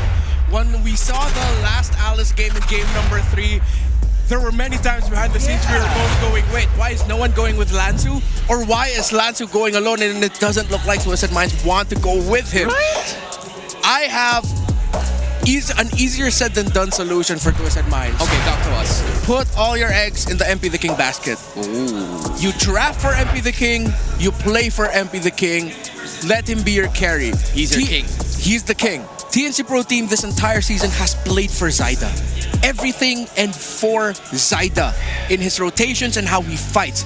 Twisted Minds now has to change their timings, Kaloy and Sean with their initiations, bring back to how they did game number 2, because that got Katya and Selena together set up much better for the jungler of MP the King at the time, which was his Lancelot. Given that idea, I found a sense of enlightenment, because I think that's easier to do. Aside from, the drafts, which are, of course, going to be in the care of the head coaches, the execution is where it's going to take part. And Zyda's going to be picking up another Lancelot towards the series. Meanwhile, for Twisted Minds, we are still figuring out, trying to think on whether or not they would be playing for MP the King. But here's the case now. This is the Dark Magician. This is like, the best hero for Sean with his best KDA, the second best KDA in MPL Philippines history. We're talking about the Kimmy here, and it finally reached his hands together with Agatot Kacha, yet denied once again by Twisted. Sean needs to make history again with this Kimmy. And if the Gatot and Kacha and Kimmy is what they're going for, does that mean we might be seeing Twisted Minds recalibrate a little bit? That this won't really fully be an MP the King lineup. It's an MP the King and Sean lineup. And that takes away the pressure from Nosha. A rush by TNC Pro Team. Oh, man. Early Cho and Grok. If you're Twisted Minds, you're thinking, is this really going to go to the gold lane? Or is TNC going to whip up another surprise and somehow park a Cho in the EXP lane? Hey, man, at this point, Benny Cutie's like, I can't let this series go without me playing like a fighter gold lane, because that's what I've been doing for the entirety of the regular season. So it should at least appear every once in a while, and now they're gonna speed things up, prioritize it at quite a high rate. And maybe that's why they were so willing to give Sean his Kimmy. The fact that they knew, all right, we're gonna give that, but we're gonna pick up the Cho. I feel like the selection by TNC Pro Team is their end game draft. This is them looking to end it here, to close it out here, to deny Twisted Minds of forcing a game number 5. So Twisted go for the Hayabusa, but look, TNC already picked up the Grok alongside the Cho. Wherever you are in the map, you're gonna be worrying for the Haya and the Kimmy. Now you're gonna have to make sure that Lansu ends up with an EXP laner that can clear lane fast, get out, and help the jungle if needed.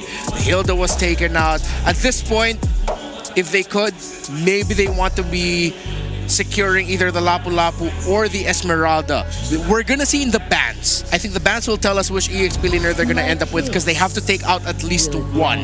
I think the vision would also be a problem for Twisted Minds at this point. Like, you're looking at a Kimmy and a Hayabusa, which can be very vital in the early game if they're the ones who go first to initiate the plays once they reach level 4. But for the Grok and the Cho, they're gonna be aggressive as hell, man. I'm sure that they're gonna give such a hard time for MP the King at this point, because the idea that you were pointing out a while ago was they needed to play for MP the King, which is an easier strategy, an easier tactic, rather than having those disconnected 50-50 risky plays that we've been seeing from Twisted Minds. So this really is a matter of will they be able to execute it into perfection, and for TNC, they should not be able to, they should not overextend, because that could be the window that Twisted Minds could take advantage of to continuously punish until the end.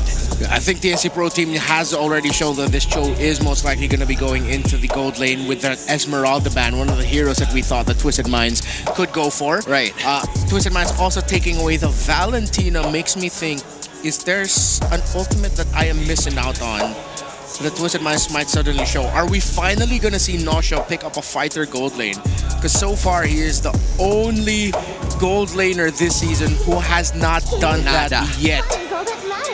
TNC banned out the 1-1. They're trying to force Nausea into a fighter, but he can still just default and go Moskov, go Granger, the space creation. But then the thing is now, you're not going to be playing for MP the King. You're playing for 3 carries. You have to be able to give resources to equally. You have to help Sean get his maybe glowing wand as quickly as possible, unless it's that Kimmy build where he rushes the Sky Piercer. And Kaloy, both Kaloy and Lancer are gonna have their hands full by just trying to create some space for those 3 carries to get golden dish out damage, not to mention that they have to worry about the Grok and Show. So yeah, the situation here is dire for Twisted Minds, but I think they can come up with something.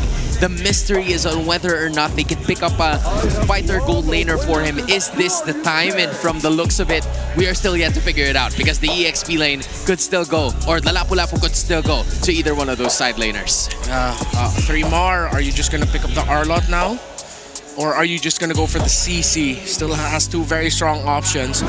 TNC can go full dive, honestly. They'll be playing around the Lunox. Yes, they are encouraged to go double fighters for the side lanes.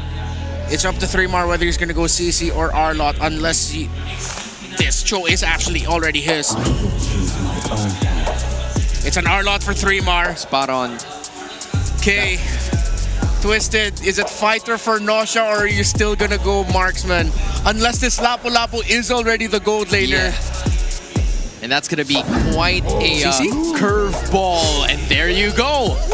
That answers your question now, Renmar. Will we see Nausea play fighter gold laners in this current meta? And the answer is yes. I believe it's a Lapu-Lapu that will be picked up here by the side of Twisted Minds, and when they are backed into a corner, they can continue to reinvent and evolve, but the question is, will it be enough to extend the series?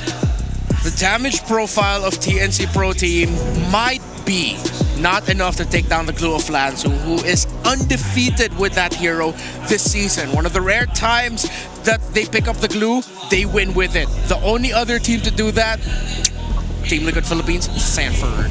An undefeated Glue and a Kimmy, an ace in Sean's sleeve. Can Twisted Minds do this, or will TNC take it? Casters, go ahead. Match point right now for TNC. For Twisted Minds, they've got, I would say, some of their best picks. You just heard it there. The Glue undefeated right now. And also a little different version for Nausea. We haven't seen him on a fighter much at all here, Leo. It's undefeated versus unprecedented, and they're both on the same side. You're right. Not once have we seen Nausea on a fighter, but all the more worse, on a Lapu-Lapu nonetheless. Lapu-Lapu. So this feels, just to me folks, this feels like it is very last minute. Kaloy has to dash on through that rampart. And I'm looking at TNC. This is a very TNC-coded draft. They forced the flicker out of Lancy. A shout-out MP the King late all the way to the back. And look at this 3mar. Wants to make that entry. Benny Cutie gets strong first blood on. MP the King going to follow on through. And Kaloy gets popped here. 2 for 1 the trade. TNC all over him. Hey, that was a good choice. I was wondering what Benny was doing there, but it ultimately leads to Zyda getting a double kill on the Lancelot nonetheless. So, man, what a good start for your jungler here for TNC. Okay, addressing about the 3.5 comments I'm getting all over social media right now. Yeah. Hey, Leo, Nosha's played a fighter in the gold lane. Okay, maybe. I may have missed that 1 or 2 times he played like a Ruby or something. But a Lapu-Lapu in gold? And it's just... That's the first time. Again, it's also part of the problem here is Nosha, he's already struggled in the gold lane, especially towards the end of the regular season, in comparison to what they were doing in the first half. And it's been, you know, a lot of discussion about, you know, Nosha and the gold lane, the performance there. But then you put a Lapu in his hands. And yeah, it's against the Benny Curity Cho, and maybe this is the best thing that they could bring to the draft here. That's not to say he can't play it. It's just kind of unorthodox for Nosha to go ahead and be a fighter in comparison to a lot of the other gold laners that we're seeing opt for those heroes and that strategy. So again, it's all up to them and how they make it work for this game because it's so important for Twisted Minds. This first turtle is going to be the fought for. Sean already low enough. Oh, MP secures. Zaida does use his retribution, but it won't catch nothing. Benny Curity pushed out of there. Kaloy very low, dashing on through. The Phantom Execution skewers Nosha. Get taken down by Zaida. Lansu wants to get on out of there. 3 more might actually fight the Vengeance. Does so, but he doesn't have enough damage. This is a very tough glue. Dashing on through those little longs. Oh no, AOG! Disincentivizing the forward push of 3 more and Chaknu. Good save there from Kaloy to keep Lansu alive. You know, and he does survive that, but still, it was great that, at least for MP, he gets the objective. You know, the turtle, it's not going to be anything massive, but it's a step in the right direction that Twisted needs to get themselves a lead in this game. Now, when we really look at it, it's like, okay, well, you're probably not going to be relying on Nosha just yet. Eventually, even that, again, it's a Lapu-Lapu. He can go and fight 1v2, 1v3 later on, but you know, the main point is if he doesn't get picked off here by Benny Curity like we saw him in the previous one, then he's valuable once he starts getting one of those 2 items to contribute to these team fights, because a lot of the damage profile is going to come from who? It's going to be that Kimmy. It's going to be MP on the Hayabusa like we've been seeing for the early portion of the game. And just overall, they have like this durable lineup, and that's what Renoir was trying to mention.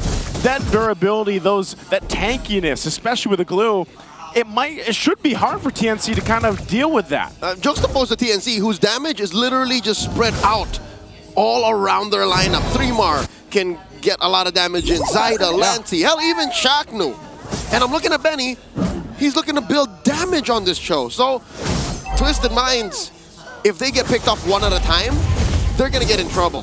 Yeah, that's the problem here. And I think, you know, we've seen it as well. We talked about Lansu's undefeated glue. Well, what about Chaknu with his Grok here? He's one of the first Groks in this season. Yeah, he is, and he made it one of those definite picks that teams really like to go for towards the second half of the season here, just because of the combination alone that this new Grok brings to the table here. You know, there's so many different combinations you can do, and the tech charge alone, if you're able to catch 1 or 2, is devastating enough. So now, fighting around the second turtle of the game, they're going to go ahead and get this pulled out. MP will just go ahead and wait for his moment. He's going to respond to this. Chaknu will be at half health here. But I'm wondering, is Benny going to start, or is Chaknu going to start this fight? They both can do that. That's the danger of it.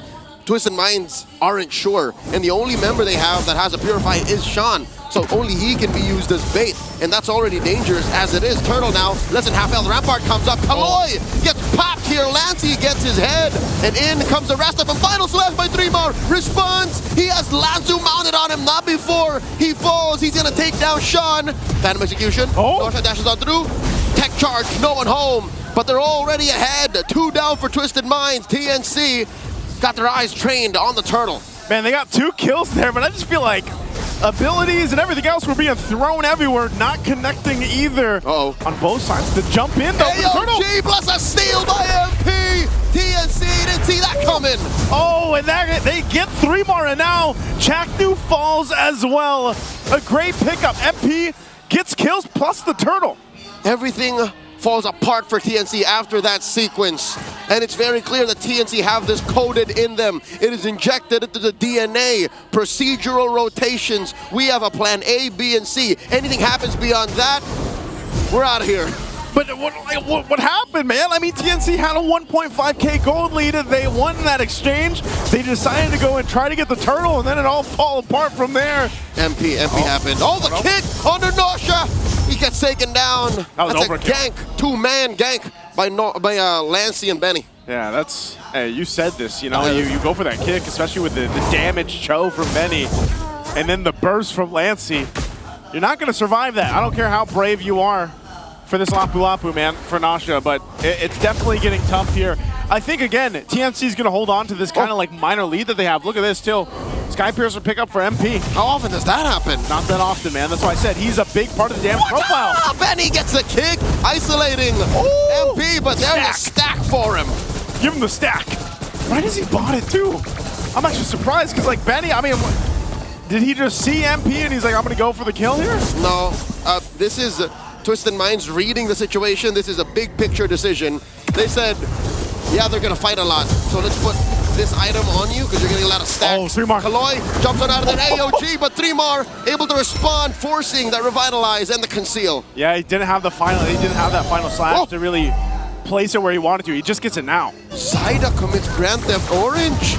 I guess that was a good trade. The kick once more finds MP. Benny finds sweet, sweet revenge. And now Benny's in trouble once more. Sean takes him. Final slash. This positioning. Sean. Oh, there's the tech charge. Sean throwing in the air, and they're still going to go. And there's the mount on the 3mar. Looking for vengeance. Lifesteal on lifesteal on lifesteal. Lanzu falls. The trade for 3mar. And now Kaloy's going to be up next. Lancey gets a double. And now Zaida gets taken out. Nosha is the one responsible. Chaknu running away. That's a bloody trade, 2 for 3. What a bloodbath the mid lane was here. A back and forth from both teams, but hey, someone's got to stop Lancey here if you're Twisted Minds. He's starting to scale. This is going to be one of the better scaling games of Alunux, but look at this. Lord for the taking. They want to blitz it. Nasha jumps in, but Chaknu's giving the information here. Can they delay Twisted from taking this? Oh no, it's Flying Clouds, but he's still too far off. And what an amazing catch by Twisted Minds. 3 for free. It's all for the rookies of Season 16. They take the Lord too. What a decisive decision from Twisted to blitz the Lord, go for it after the fight before that, and they're gonna go for more. They do get the Brilliance out. Lancey? Oh, they catch him. He won't even get to use his flicker. That was a sad sequence of events for TNC. Theo, look how quick this lead has ballooned for Twisted. In a matter of, what, a minute and a half or 2 minutes at most, they've completely gotten charge of the game here. Oh, final slash displacing Lansu. Move between the middle, the back, and the front of that mid lane tier 2. It's a free pickoff, but after all is said and done, TNC are still licking their wounds. Yeah, they are. They're falling further behind, but right now Twisted might have got caught a little bit there, but they know they have that lore to work with. They'll go ahead and capitalize on it by getting some of these base turrets down, or the turrets down tier 1 on the bottom side. Not getting close to the base just yet, but what they have done is scaled up. You know, they needed this gold. They needed this to go in the right hands here. What's Jack going to do? He popped the conceal. Go for a play. Rampart forcing that jetpack from Sean. And here's the AOG, massive CC on all the members of TNC in the vicinity. Sean gonna be up next. Does get found out by 3mar. 3mar gonna go down, finds that final slash, but it's too little too late as Lancey and Zaida wanna make their way on out of here, and they get caught out. Make that just one. Lancey's still alive. Lancey's clapping back. In comes Zaida, but he's going up against 3, and it might be too little too late. It's a wipeout. What has happened to the Phoenix? Great for MP the King to go ahead and juke out the moves from Zaida. Still surviving, will get himself a purple buff. But that was a great fight for Twisted. It looked a little bit closer than it should have been, but TNC not have enough durability and damage to capitalize on kills. And now they'll lose the tier 2 turrets on all sides here of the map. Joseph, is this just me, or is TNC getting a little sloppy? They are, man. I don't know. They're taking fights they shouldn't have, putting themselves in positions that are completely avoidable, yet they still lean into it with the gusto of an 18-year-old teenager on a track and field. It's because they're on flying clouds, man. That's why. They got the flying clouds to get them back into the fight, and I'm wondering if they shouldn't be jumping in these fights. They're throwing themselves at Twisted. You know what? Maybe I'm seeing something, or TNC sees something that we don't. Maybe you're right. Maybe it is the flying clouds. That's why they're saying, hey, once we respawn, we can just jump back in, go again. Go again, man. But I'm wondering at this point, but the more too, you go again, the more that lead grows. The more that lead grows. That's the problem right there. Twisted Minds, in a matter of literally minutes, they just completely locked in. I don't know what it was. I don't know how it happened, but Twisted was like, we got this. At some point, they scaled up appropriately. They've been punishing TNC's decisions on going again, and now this Lord is up here. Twisted should have mostly free reign on this, because I think even if Chapter decides to force a fight here, I don't know if they're going to be in a position they want to, but some big things can happen. A tech charge, a final slash, or even Benny Cutie finding the right target to kick could change the course. There's final slash puts them all there, and a big rampart plus a tech charge knocks him out. Benny Cutie looking for that perfect kick, and they do have the backline advantage. TNC gets scrambled on their own side of the jungle, and Chaknu here looking for that basic attack. Chaknu falls, and look at the back. A shadow kill by MP the King, takes down 3, all for just Sean. Now it's just Zyda and Lancey left, and all that Lancey can do is brilliance away, plus the flicker through the wall. He's fine, but not if MP has something to say about it. Shadow out, Shadow in, plus the kill. It's just Zyda left on the map. It's only Zyda, and it's not going to be for long. They collapse down, force him to the base. He does clear out the minion wave, but now the mid turret is going to be the focus for Twisted. They should be able to get this and then go for the Lord here. Again, when everything was thrown at Twisted, the tech charge, the setup, with everything else, even Benny Cutie going in for the kick and the final slash and everything, Twisted still won the fight. It didn't matter if they got thrown in the air for seconds. They still win with this kind of lead. So now we see the folly of Twisted and how TNC are spoiled for damage. It's spread out everywhere, you're right. And what if a good chunk of that effort and time goes into CC?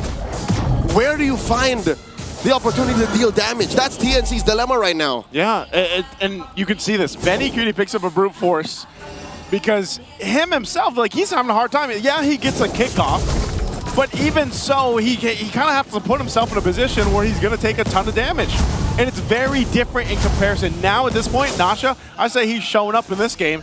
He showed up on this Lafu pick and is making it work. Maybe struggled a little bit in the early game, but right now he's scaled up well enough to go ahead and be that bravest fighter. The conceal from Kaloy, flushing out Chaknu from that little brush. Chaknu obliging them, looking for the steal maybe, does not find it. Gets a tech charge going backwards, and that will be a pick-off on Nosha, traded out for Chaknu. Gets the mount on the 3-mar, 3-mar falls, and TNC have nothing to do but to retreat. Lancey sacrificed himself so Benny and Zyda could live. Man, oh man, what is happening in these team fights?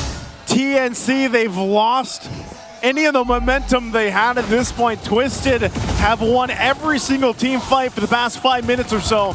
And now they're going to go ahead and get ready. The Lord's making his way down the mid. Zyda and Benny Cutie trying to buy time. Chaknu will be up in a couple seconds, but they're going to lose a base turret up top. And is this a possible ender to get to a game 5? Oh my god, the flicker forward by Lansu gets the mount. Serving up a kill, Lansu falls. It's a 1-for-1 trade. Lancey just about to respawn, and oh my god, a big tech charge! Plus a puncture on puncture on puncture, and the base is barely up! The Lord gets taken down! MP falls! It's just Nasha left! TNC, like the Phoenix that they are, may have just found another chance to claw themselves back into this game. And the Phoenix Army comes to life after that one, because what happened? Twisted Minds! They threw themselves thinking the game was over. They had the Lord, but they didn't deal with what TNC had to throw. Now Benny goes in for a kick. He's able to go for Nasha, but it's only to buy time. He's tanky enough. We're going to have to look at the replay on that one, because what happened? Twisted Minds. Looking at this, they approach the base. They have the Lord. The drag on through. Lansu dies when he's attached to the wrong member. And now look at this. Oh, Lord is up. Great tech charge. It was 3-mar and Chaknu. It was enough for them, just 2 of them, to ruin that back line and take down 4. Nosha alone, what's he going to do, especially without a wave? Yeah. So now TNC are able to diminish a huge chunk of that lead. It's gone, man. But they're not out of the woods just yet, Joseph, because look at the map. I would say, you know what else is gone? Ruins. Their turrets are gone. They got 1 turret. Oh yeah, wow, all right.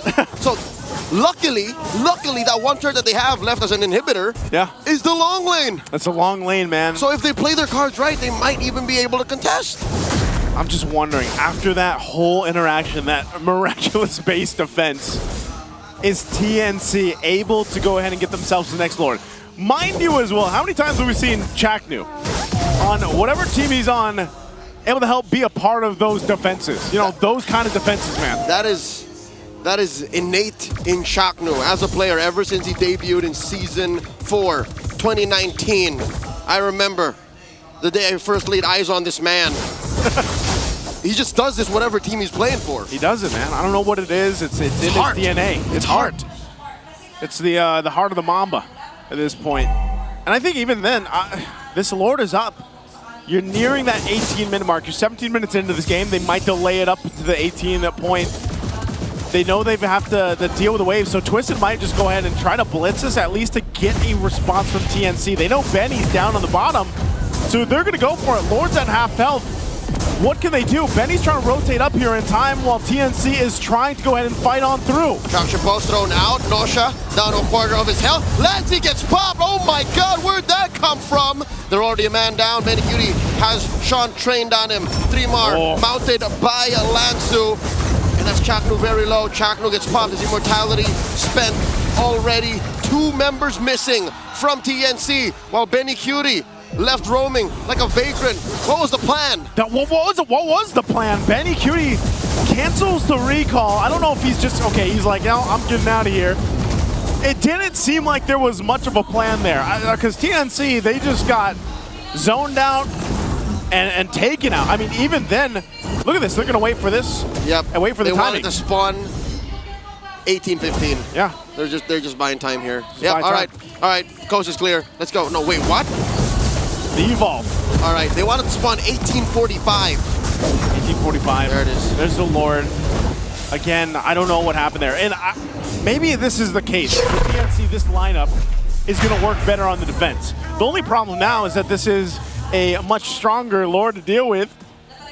Do they have what it takes to actually win the fight here? You know, you're looking at the items.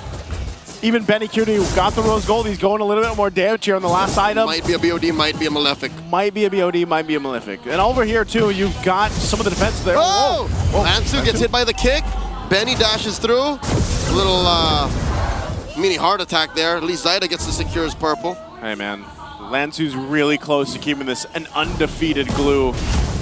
Benny will go ahead and clear out the lanes the best he can for this. That Lord is making his way down mid, though, so now for TNC, they're going to try to delay this, most likely using the ramparts if they can, too, but a conceal's going to be used. Kaloy, they want this last turret. They'll hold the Lord there, but there's the jump. They do get it, but Zyda just gets squished there. What? Not a response from TNC's arguably MVP, and they do take out Chuck for the shadow kill from MP the King. TNC might just actually roll over and take this L as Lancey throws everything but the kitchen sink at Twisted. Ladies and gentlemen, we're going all the way. Twisted Minds takes game number 4. I don't know what it was, but it just seemed like TNC lost the focus. They lost the plan towards the end there. Again, something wrong. Twisted Minds, though, taking us to a game 5. Let's go ahead and throw it over to the panel to see what they think about game 4.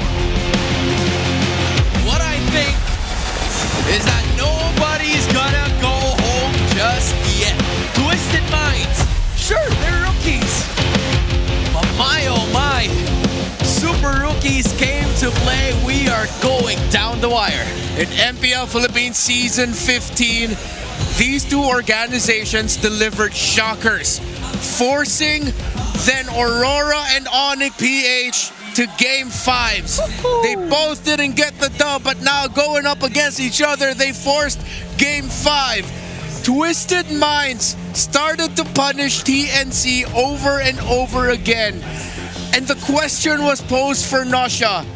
Can you play the fighter gold? He can definitely play the Lapu-Lapu gold lane. Oh, but look at this guy. This man who has led a team that was composed of MDL talents. Don't get me wrong, they are strong as crazy. But with MP, they've reached another level that we didn't think they had.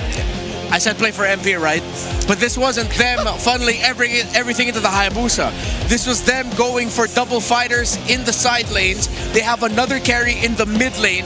But that means when everything happens, when all the action just starts to roll out, the Hayabusa can do whatever the hell he wants. Yeah. You're not funneling everything into him, but you're giving the choice of MP the King to do whatever the heck he wants to do in the team fights. And imagine, if you're a jungler, that feels amazing. Yeah. You know, you're like at cloud 9 at that point, just because of how much space you had, where, in fact, if we're looking at the MVP highlights here, TNC had the upper hand initially. Still. Just because they were able to at least get a lot of those setups in arrangement. But for Twisted Minds, what I liked about this team was they were fighting for every single objective available. And this is where it changed.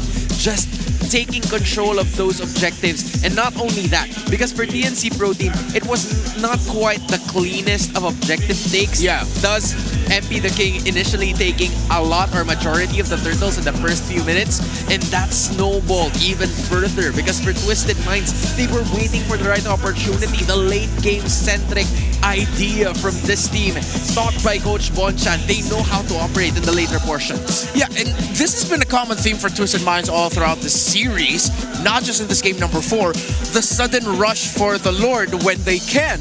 That would throw TNC off their game. So it was a good mix of, yes, as Taisu and Leo put it, TNC Pro Team seemingly losing track of their own plan and how they want to execute and what they want to do, mixed with Twisted Minds, forcing TNC Pro Team to start scrambling. Because suddenly they're going to be committing plays and Lord rushes that TNC Pro Team weren't exactly ready for. They lost track of the plan. Lansu lost track of his positioning and his footing, and Twisted Minds punished. Sean did not go for the kill crazy, low death, Kimmy performance that we're used to seeing him in, but he was one of the major problems that TNC did not have a lot of solution for. They did not take down the Kimmy down fast enough multiple times that allowed this glue. Again, we posted earlier that TNC Pro Team might not have the right damage profile to take this glue down, and we got to see it once Twisted Minds took control or kept the game close. TNC struggled with the presence of the glue.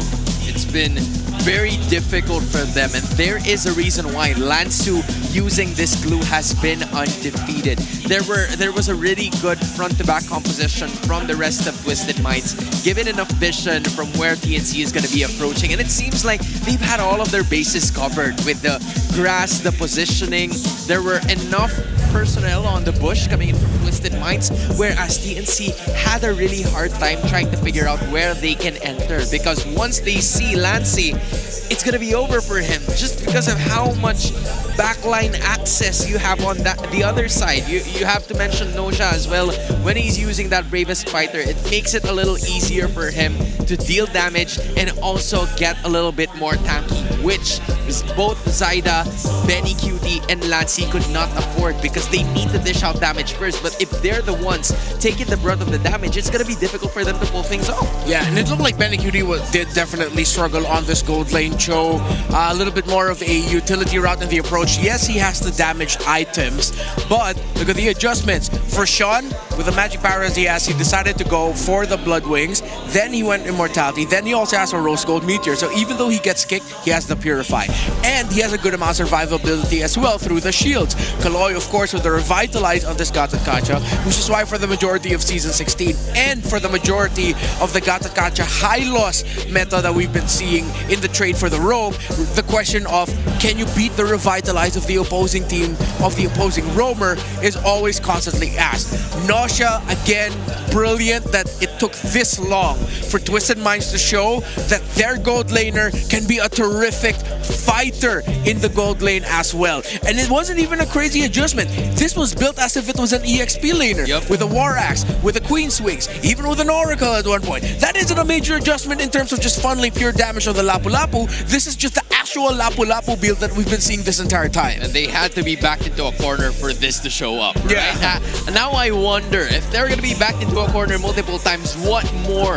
How many more aces do they still have up in their sleeve, right? Because for MP the King, the idea for him was that they were trying to push him in a situation where he was forced to use utility. But that wasn't the case now. That's one of the conversations that we've had right before the start of this match right before the start of this game. But for MP, it doesn't really matter. If you play for him, it's fine. But just like what you said a while ago, he can do whatever he wants in this point in time, dealing so much damage and giving so much problems to the front lines of TNC that they can't do anything about it to begin with. This is why one of the Infinix keys to victory for TNC Pro Team is to win the lane matchups. Because if Twisted Minds are winning the lane matchups and they're comfortable, that means that MP the King is free to roam. He is no longer looking at the side lanes and thinking, who can I help at this time? Yeah. The reason why Twisted Minds went on that great run to start off the season was when multiple times we were pointing out that it just looked like 4 dudes being really stable, being really good at what they do, so that MP the King can just do whatever he wants. So now the main character shifts, the focus shifts for TNC Pro Team. How are you gonna ensure you unlock and supplement Lancy? How are you going to ensure that if Benny QT is going to be playing a little bit more with a utility approach, something that is just used to set up a little bit better for the team?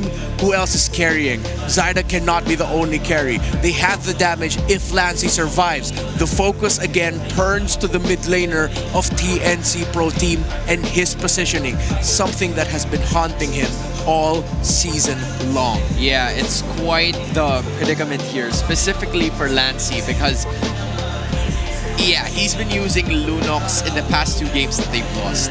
It doesn't have a lot of mobility. Sure, you have a way out, but compared to the other heroes that Twisted Minds had, they had a lot of access towards that back lines and back doors. So yeah, it's a scenario that Coach Etomax, Coach Hito, and the rest of TNC needs to figure out, because Twisted Minds seems like they still have something that they can show here in the Champions Arena. But before we head into game number 5, here is Odin for you together at the MPL Festival.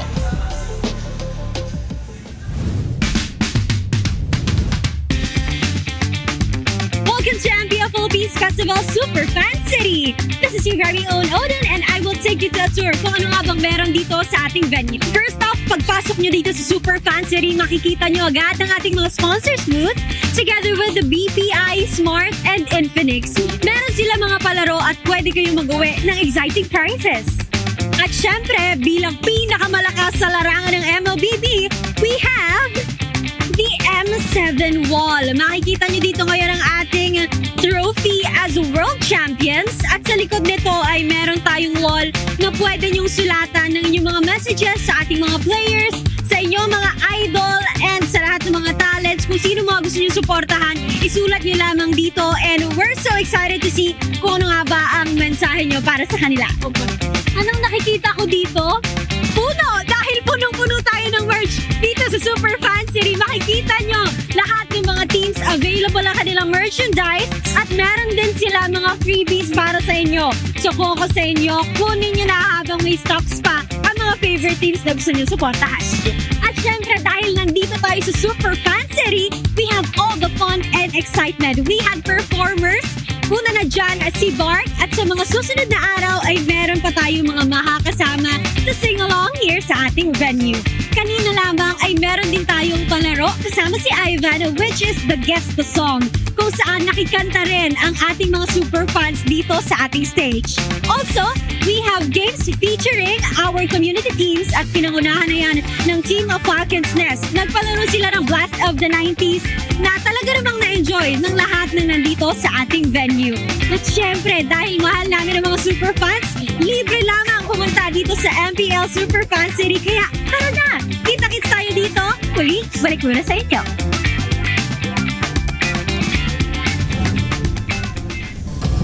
Much love to Odin right over there at the Super Fan Festival, and you love the idea that they can get access to not only merch, even the M7 trophy. They can write messages to their favorite teams and players. They can win prizes. They can buy merch. What else? Even if they don't have a ticket, they can also buy merch. Yeah, lots of merch. Yeah, honestly. because there's like, yeah, I wanted to make it 8 because there's 8 total booths with merch. But I can't do that because there's only, I believe, 6 of them. So, yeah, I think I'm okay with this. Yeah, and I'm excited to see if we're gonna get a jam-packed watch party. Of course, this is a precedent that was begun by MPL Indonesia in their own MPL Carnival when they have their playoffs. I've had the honor to be able to be a part of that, and I hope we get to see a massive watch party form outside for the grand finals. But we revisit the drafts, and now TNC has another problem in their hands. Again, Nausea does have the access to a fighter gold lane.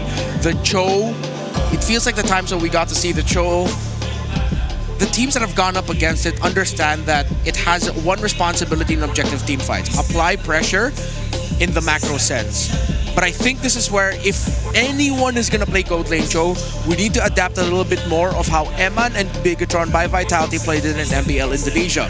Yes, it was playing macro, but that wasn't their main focus. They used the Cho as an assassin with more cooldown reduction items to really hunt and apply pressure. Which was what Super Marco was doing in game number 4. Unfortunately for them, it wasn't like it didn't work out the way that they wanted to, because Super Marco had ways to at least get access before it even happened. Now you're looking at a head-to-head here by Zyda and MP the King, where the Hayabusa just reigned over Zyda's stats. And another thing, aside from the information that is displayed on your screens, would you say that putting Twisted Minds on the red side for the first time in this series played a very different role towards them getting the victory in Game 4? Oh, 100%. We all know Coach Bonchan and Coach Eson. We've always attributed them going into the red side, them getting to the second pick, as one of their greatest strengths. Definitely up there with when Coach Ducky was still very much present and active in MPL Philippines. That seems to be their forte. Drafting from the red side, drafting to surprise and counter, and that's what the Lapu-Lapu brought for Twisted in game number 4. And I'm excited to see who's going to go into which side again. If Twisted Minds goes red, TNC need to be ready with something.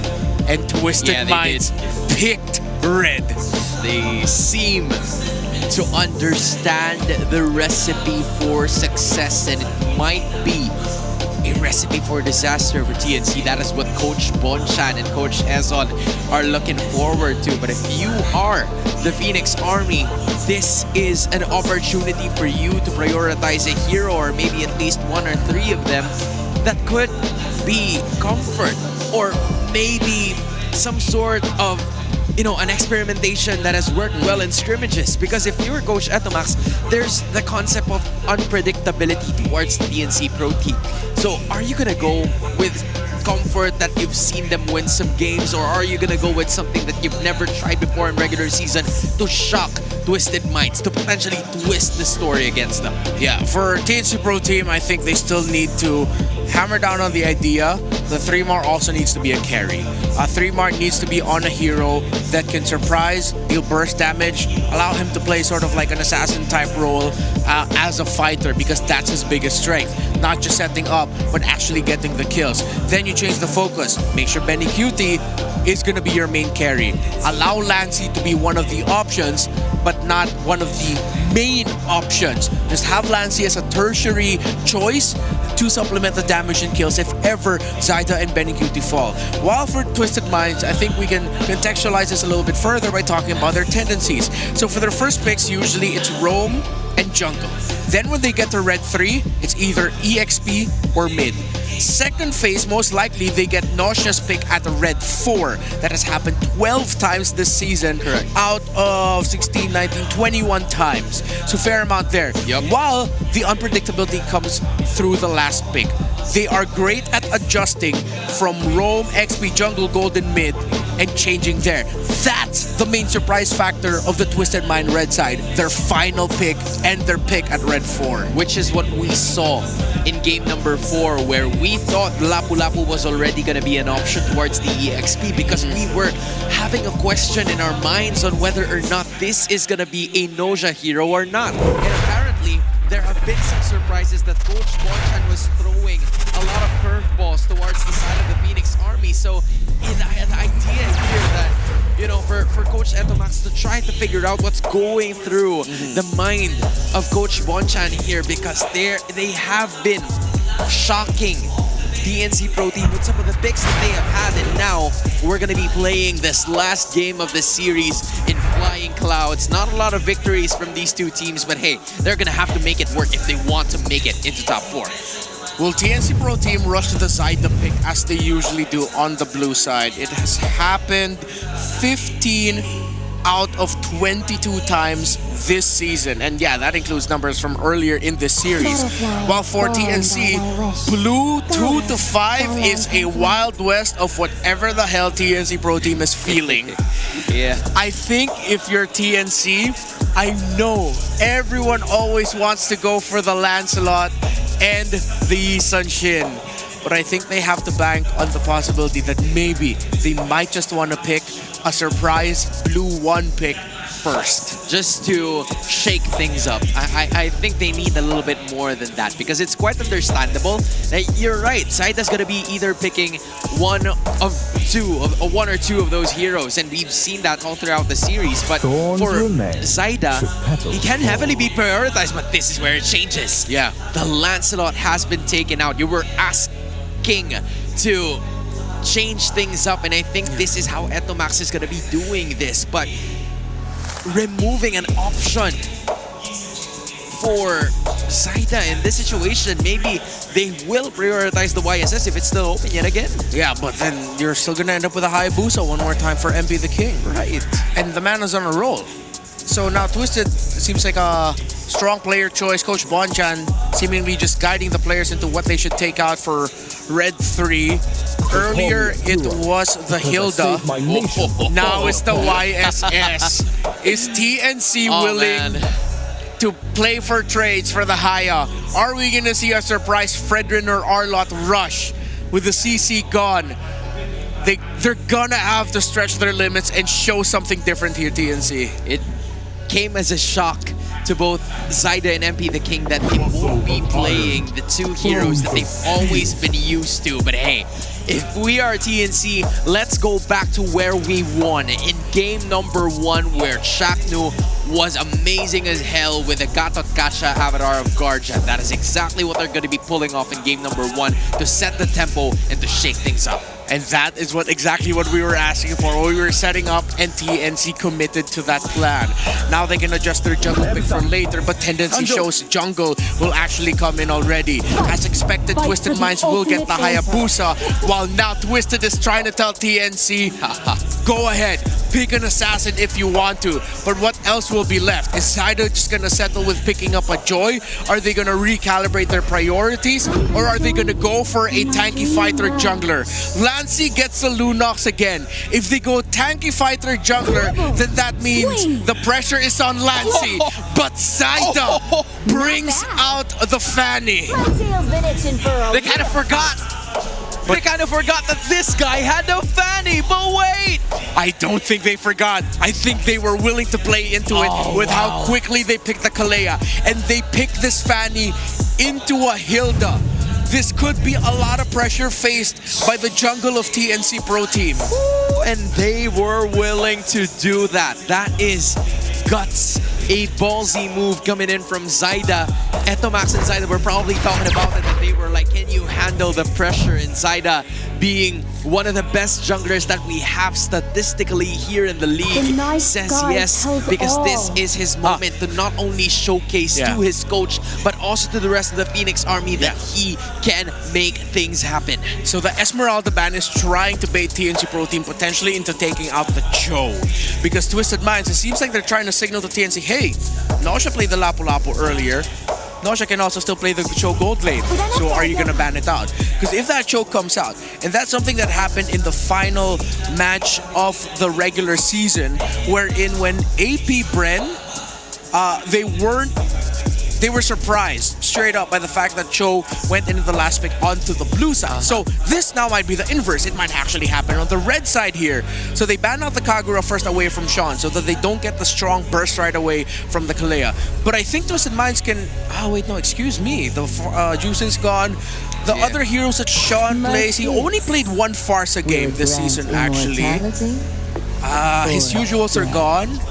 I wonder if they're just gonna go a lot of dive. You know, weirdly enough, we haven't even realized that Sean is the man being targeted. Like, there's so many other bans from PNC Pro Team that kind of place Sean in a very difficult position, which is why for Coach Bonchan, they have to think out of the box here. Will they go the far side, which, by the way, just like what you said, they've only used for like 1 or 2 times only in the season, unless they have something else up in their sleeve, just like them answering the question on whether or not Nosha is able to use a fighter gold lane, which he is.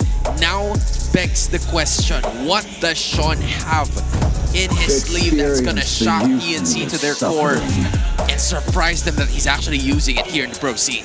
This is gonna be the Cho. The floating theory right now is they're gonna go Cho in the gold lane. Twisted Minds, or even Blacklist International in their past. I'm floating the idea in my head of whether or not they're gonna if they're willing to shock by putting a fighter in the mid. But I'm trying to look at what else, because they could have a Harith open. No fighters. It's straight up just a Valentina. So all dive, all aggro, unless Nosha's gonna be the ranged hero. I like this Phobius pick actually by TNC Pro Team. There's a lot of dashes, strong counter, engage, very tanky front, revitalize, buy time, and then Fanny and the Lunox to clean up house or deal the initial burst. So what's Benny gonna end up with? Man, that's quite a situation now. Is he just gonna go Harith? Yeah, you know what? Go ahead, man. Or lockdown basic attack. You were looking at a show a while ago, which wasn't the opportunity, but wait, it's a 1-1. Yeah. That wasn't heavily prioritized so far in the series, but Benny Cutie sure as hell gonna pick it now. What's next? Trying to float the idea. At some point, if you are Twisted Minds, the idea is on whether or not you'd pick something else. Okay, go ahead. Usual thing, Moskov up against the Fanny. It's just right there. That's one of the usual responses. I think with this composition, given that they actually can, or are they just gonna go for something usual? Fighter? Brody might struggle here because with the presence of the Lunox, he can flicker easily access that. Right. Cho gold lane or the Moskov. Nosha's in a bit of a dilemma right over here. Coach Bonchan probably is as well. Now, from the looks of it, it's gonna be a Beatrix. A hero that we have not seen through the entirety of the day. It's a marksman versus marksman matchup, Renmar. We haven't seen this in a while. Yeah, the last time we got to see the Beatrix picked up by Nosha, suffered 2 out of 5 games. That's his record for this lockdown basic attack. Oh my goodness, I think it's cliche as it sounds, gonna boil down to a lot of the execution. We're gonna be looking at the EXP laners and Spenikuti versus Nosha. No, I will double down on what I mentioned earlier. Lancey needs to show up here. The good thing is he's the third option. The Fanny and the 1-1 are your main options, but the Lunox might make or break TNC. The Phoenix Army looking for their first playoff victory in Season 9, but for Twisted Minds, their first victory in organization history. Leo, Naisu, go ahead. Thanks so much to the panel for breaking down our very last game here for day 1 of the playoffs of MPL Philippines Season 16. It's me, Naisu, and Leo to bring you Game 5. Leo, it's a Fanny in the hands of Zyda over here. Welcome to Mobile Legends for TNC to, after Season 9, make it deep into the playoffs. It would be with Zyda's signature Fanny. Look at Trimar here, trying to push out Kaloy and Lansu from flushing out that backside of the lane to protect Zyda. Again, this is one of the things that you gotta consider when you bring a Fanny into a game. It's very purple dependent. Not only do you have to watch out for those singular pick-off crowd controls, but you also have to make sure that Zyda gets his nom-noms.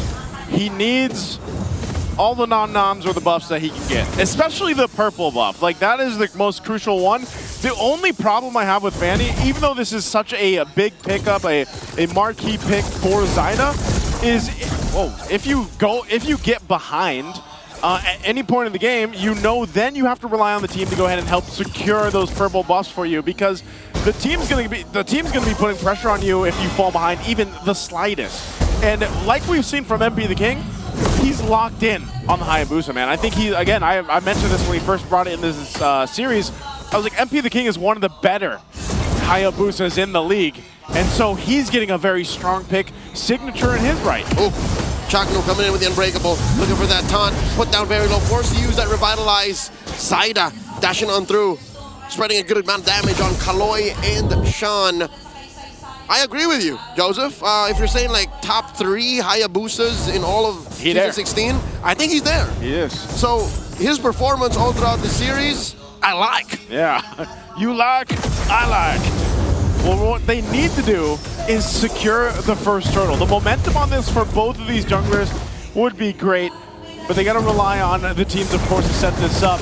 No level 4 yet for Kaloy, but they're going to force it. Oh my God, Kaloy gets dunked on by 3mar as Zaida comes in, scooping that turtle up, a stolen AOG. I am you, you are me, and down goes MP. Sean following through, TNC, burn it up, trading Lancey for 3 while taking the turtle for free. Oh, and the old Lansu burned the flicker because he knew. He didn't have to. He didn't have to, but he wanted to try to get the kill there to cap it out to make it hurt a little less off of that. TNC found a whole lot plus the turtle there. And that's what I was saying before that turtle take was there. I was like, man, Kaloy's not level 4 yet on that Kalea.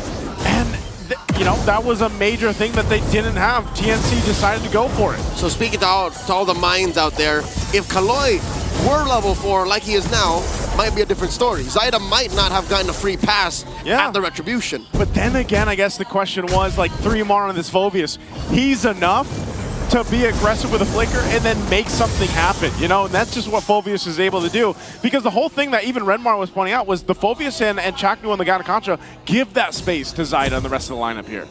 And it's just enough of a window. Like the 1 or 2 seconds that Twisted Minds are awkward about using that zone, that's where Zaida comes in. He slips through the cracks. But something to consider and remember, throughout Season 16, 3mar has yet to win with a Phoveus. He's 0-2. He's 0-2, man. He's 0-2 up against Lanzu's debuting Hilda in the XP lane. So you gotta consider in execution and in utility, it makes sense, but he has yet to fully, you know, get a dub out of this. Maybe it's his time to make that happen, you know, defy the odds here. And 3mar is already off to a great start to make that happen.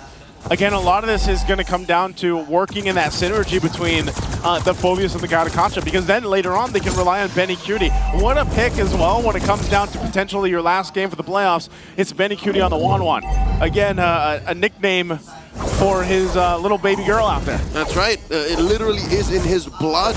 He has well, he didn't birth, but he raised a child who he lovingly calls 1-1. And looking at TNC, just all their draft alone, it looks like it's all trademark picks. I think Coach Etomashi said, yeah, pick whatever you like. Sean gets zoned out here. 3mar again on his case. In comes Kaloy. Dumps him. Goes up. There's the answer from Sean. And Nosha, not enough damage. Sean falls already. Speaking of which, the Connect Sean gets disrupted. And they steal away the purple. TNC all over the rookies of Season 16. They give the purple to Lancey. Man, talk about the windows. Is MP going to do anything here? Oh no, MP forced to use that Shadow kill defensively.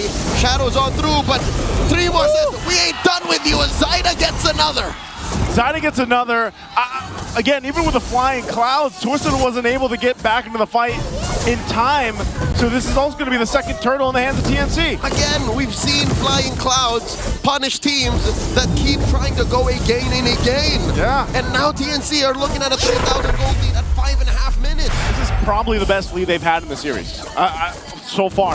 Best TNC. early start that is consistently just ramping up. They're ramping up. I'll agree with you. Yeah, Benny Cutie hasn't even needed to really do much yet. Like, he's letting the team do all the work while he just farms up. Tier 1 down and the bottom goes down. Maybe a prime example of even after Project Next, what you would call a gold lane experience. Yes, sir.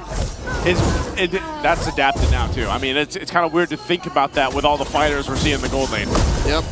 They both reverted back to marksmen. Yeah. Markswomen in this case. Markswomen. And might as well go again for your comfort picks in your one of these teams' last games of the playoffs. The pressure here, though, is, again, if you look at that last fight and the fights that have happened even before that, it's such good use of a Phobius and Gatakacha, man. Yep. Again, that little synergy. It's so good. That combo wombo. The combo wombo, which then Zaida's allowed to pick those windows of opportunity and puts enough pressure on you. And usually it's going to be Sean that's the lowest health here. So, you know, look at this. 3mar is actually able to take multiple members of TWIS and push them off. Malefic Roar to Blade of Hepsies now. The ball over here for Zaida, locked in at 4-0 on this Fanny. He's going to be devastating even to the tankiest members of Twisted Minds. And slowly but surely, the floor is turning into lava because Twisted Minds can't even get out of their own side of the jungle. An AOG answered by a Tsunami Slam. 3mar spends his flicker only to die as Sean in the back line gets visited by Zaida. Trading 1-for-1. Sean for 3mar. Shadow kill. Lancy barely alive after that brilliance, forcing Chaknu to hit that revitalize. Still, a successful push by TNC. In comes Zaida. Does not have the cutthroat. Still takes down MP. Zaida, you are a monster. And this is why everybody that knows Zaida and have seen him play, when the Fanny was locked in, even Hans said, oh, we forgot about the Fanny. I think a lot of people did because he's so good on it. One of the best Fanny players in the league. Fanny without a buff, arguably, I'd say Ryzen. He's so used to playing from behind, but Fanny under ideal conditions, Zaida any day. Oh, I don't know. Again, it's just, if you're facing this kind of gold deficit for Twisted, what do you do to gain back control? You know, and again, we were talking about the Luna popping up here. It works so well against MP the King's Hayabusa. Every time he pops a shadow kill, you've got the brilliance there. Speaking about MP the King's Hayabusa, he still builds a Sky Piercer. In my opinion, that's a tad bit greedy. When you're down 6K like this, and you can't catch a break, is really spending a 1,500 gold at this point in the game the best plan of action? Might not be. It might not be, man. It might be just... It's like being in debt and buying Lambo. I don't know how you're going to buy a Lambo in debt, but, you know. buying ice, you know what I mean? You're going to take a loan on that, or...? Exactly. He can't afford it, that's what I'm saying. That's exactly what the Sky Piercer is here. Not a single turret they push, then he's like, yeah, I'm going to build a Piercer. Hold on, guys. That's basically what he's saying. Because, again, I think... Stacks will come. The stacks will eventually get there. But look at this, too. Now Betty Cutie has the win of nature. He's completely skipped the boots. He doesn't need them. He just goes the items. He's got 3 now locked in, plus the leather jerkin, I believe it was. Yeah. Benny doesn't need boots. Nope. He just needs airtime. I don't even think he's even had a major crossbow of Tang yet. Because again, like I was saying, a lot of the work in this portion of the game, 10 minutes in, has been the rest of the team. Zaida alone has pumped out enough damage. I mean, even then, he's 3K ahead of MP the King, and what, 4 levels ahead. Now, if Zaida built a Sky Piercer, you know, I would feel it, but I wouldn't blink. A stolen brilliance here by Sean, force him to use it defensively, and TNC push him out of defensive range. They can't even protect this tier 2 down bottom. Yeah, that is an early tier 2 that goes down. Lord is spawning now. Oh no, Sean, what are you doing here? Sean has no IMU. In comes 3mar. In comes Chaknu. The answer. The Tsunami Slam. Kaloi might just go down. Zaida takes him. And they skedaddle on out of here. TNC approaching the 8K gold lead. They get this. Are they going to be able to take the purple buff here too? Or does MP try to rely on the team to help secure it? Nope, too late. Zaida's going to make his way for the Lord. They know with the numbers advantage and this kind of advantage of 8,000 gold, it should be an easy objective to take. I'd be surprised if Twisted wants to try something. Now, I won't count out MP. He's done it before. He might try to steal this away at least, but it's going to be blitzed down. The Lord quickly worked on it, secured here for TNC. Look at the Twisted Minds lineup. They're not meant to hold down front lines too long. Lansu can run around, sure. Kaloi can punish with a Tsunami Slam, but Twisted Minds, they don't have the firepower just yet. Look, they could get Chaknu here. They do indeed with a Tsunami Slam, and they take down the Mamba. Quite the slip up from TNT. I don't think they needed to do that. I was just saying, was that all just for the shield? He's like, I'm going to push them off the turret so this one cannon minion will get into the Holy Shield and it'll pop. You know what? I don't know what was the idea there. Up 8K and you're in Flying Clouds, maybe. Look, that's the lane that Lord is coming through. Yeah, so the shield goes down. There's the charge. It should be the charge for the Lord and walking his way in there. So they might be able to just go get this turret down with this kind of lead and maybe pressure up, but without the Mamba, they don't even get the turret. It's a long haul plan. I'd rather err on the side of optimistic and look at this glass half full and think that TNC are planning for the long haul. Maybe in the next Lord, coming in 2 minutes. Yep. The reason why they forced the issue on that one is because it's the long lane, Joseph. It's the lane that is farthest from the Lord. So they'll allow for that wave, you know, to just simply crash in, and then they can contest. Oh my God, forcing a flicker away from Kaloy. Down goes that Kalia. Sakura taking a quick dirt nap. TNC gets a free pickoff. Again, almost in itself makes up for Chaknu's sacrifice. Exactly. And, you know, I'm surprised that now it's Twisted, the ones that are like, yeah, let's try to get this purple buff for MP. Never mind. But never mind. I mean, you're looking at this situation for Twisted. It's like, what do we find here? A turret down to a fifth of its health, plus a holy shield for Chaknu. Good deal. Good deal. It was his first death too. A purple buff? Yeah. Maybe not. Maybe not so much. That might have been a more costly little blunder. Well, right now, I don't know what Kaloy's going to go for. He's maybe trying to get the Tsunami Slam off Zyda. But they do eventually. Now that top turret goes down, so the work that TNC put in earlier on, minutes ago, finally pays off. They get the base turret down top side. They still have about 45 seconds for that Lord to come up. And really, it's kind of them just, hey, if Twisted wants to fight us, we'll fight them. But it's kind of funny because they, like, Twisted shouldn't be fighting. I don't think they are in a position to be able to do that. Nope. Even this next Lord, I would almost say, I don't know, like, do you just give this up? Because again, you're facing elimination point for the playoffs here, right? We have to put this into context. They're nearly 10K behind. Their carries for this game are not there. I mean, look at this. Nasha's been doing okay farming-wise. He's down 1,000. He's down 1,000. We've seen worse. But man, he's had no room to even pop off on the damage because Zyna has had all windows of opportunity to take. What he can do to pop off is just, you know, give it up to these waves. He's so good at the high ground defense. Yeah. So I think Twisted Minds, all things considered, are making the right call. No contest, not even gonna cross the threshold of our immediate jungle and give TNC the second Lord. We'll just take it from our inhibitors. So this is now the question. For Twisted Minds facing this deficit, we've seen it before. We've seen games turn over on 10K deficits. It can happen, but also, what does Sean take here? He's been holding on to the Avatar of the Guardian Ultimate. Is that going to work the best for them in this situation on the defense? I think he has two best options, right? You mentioned the Avatar.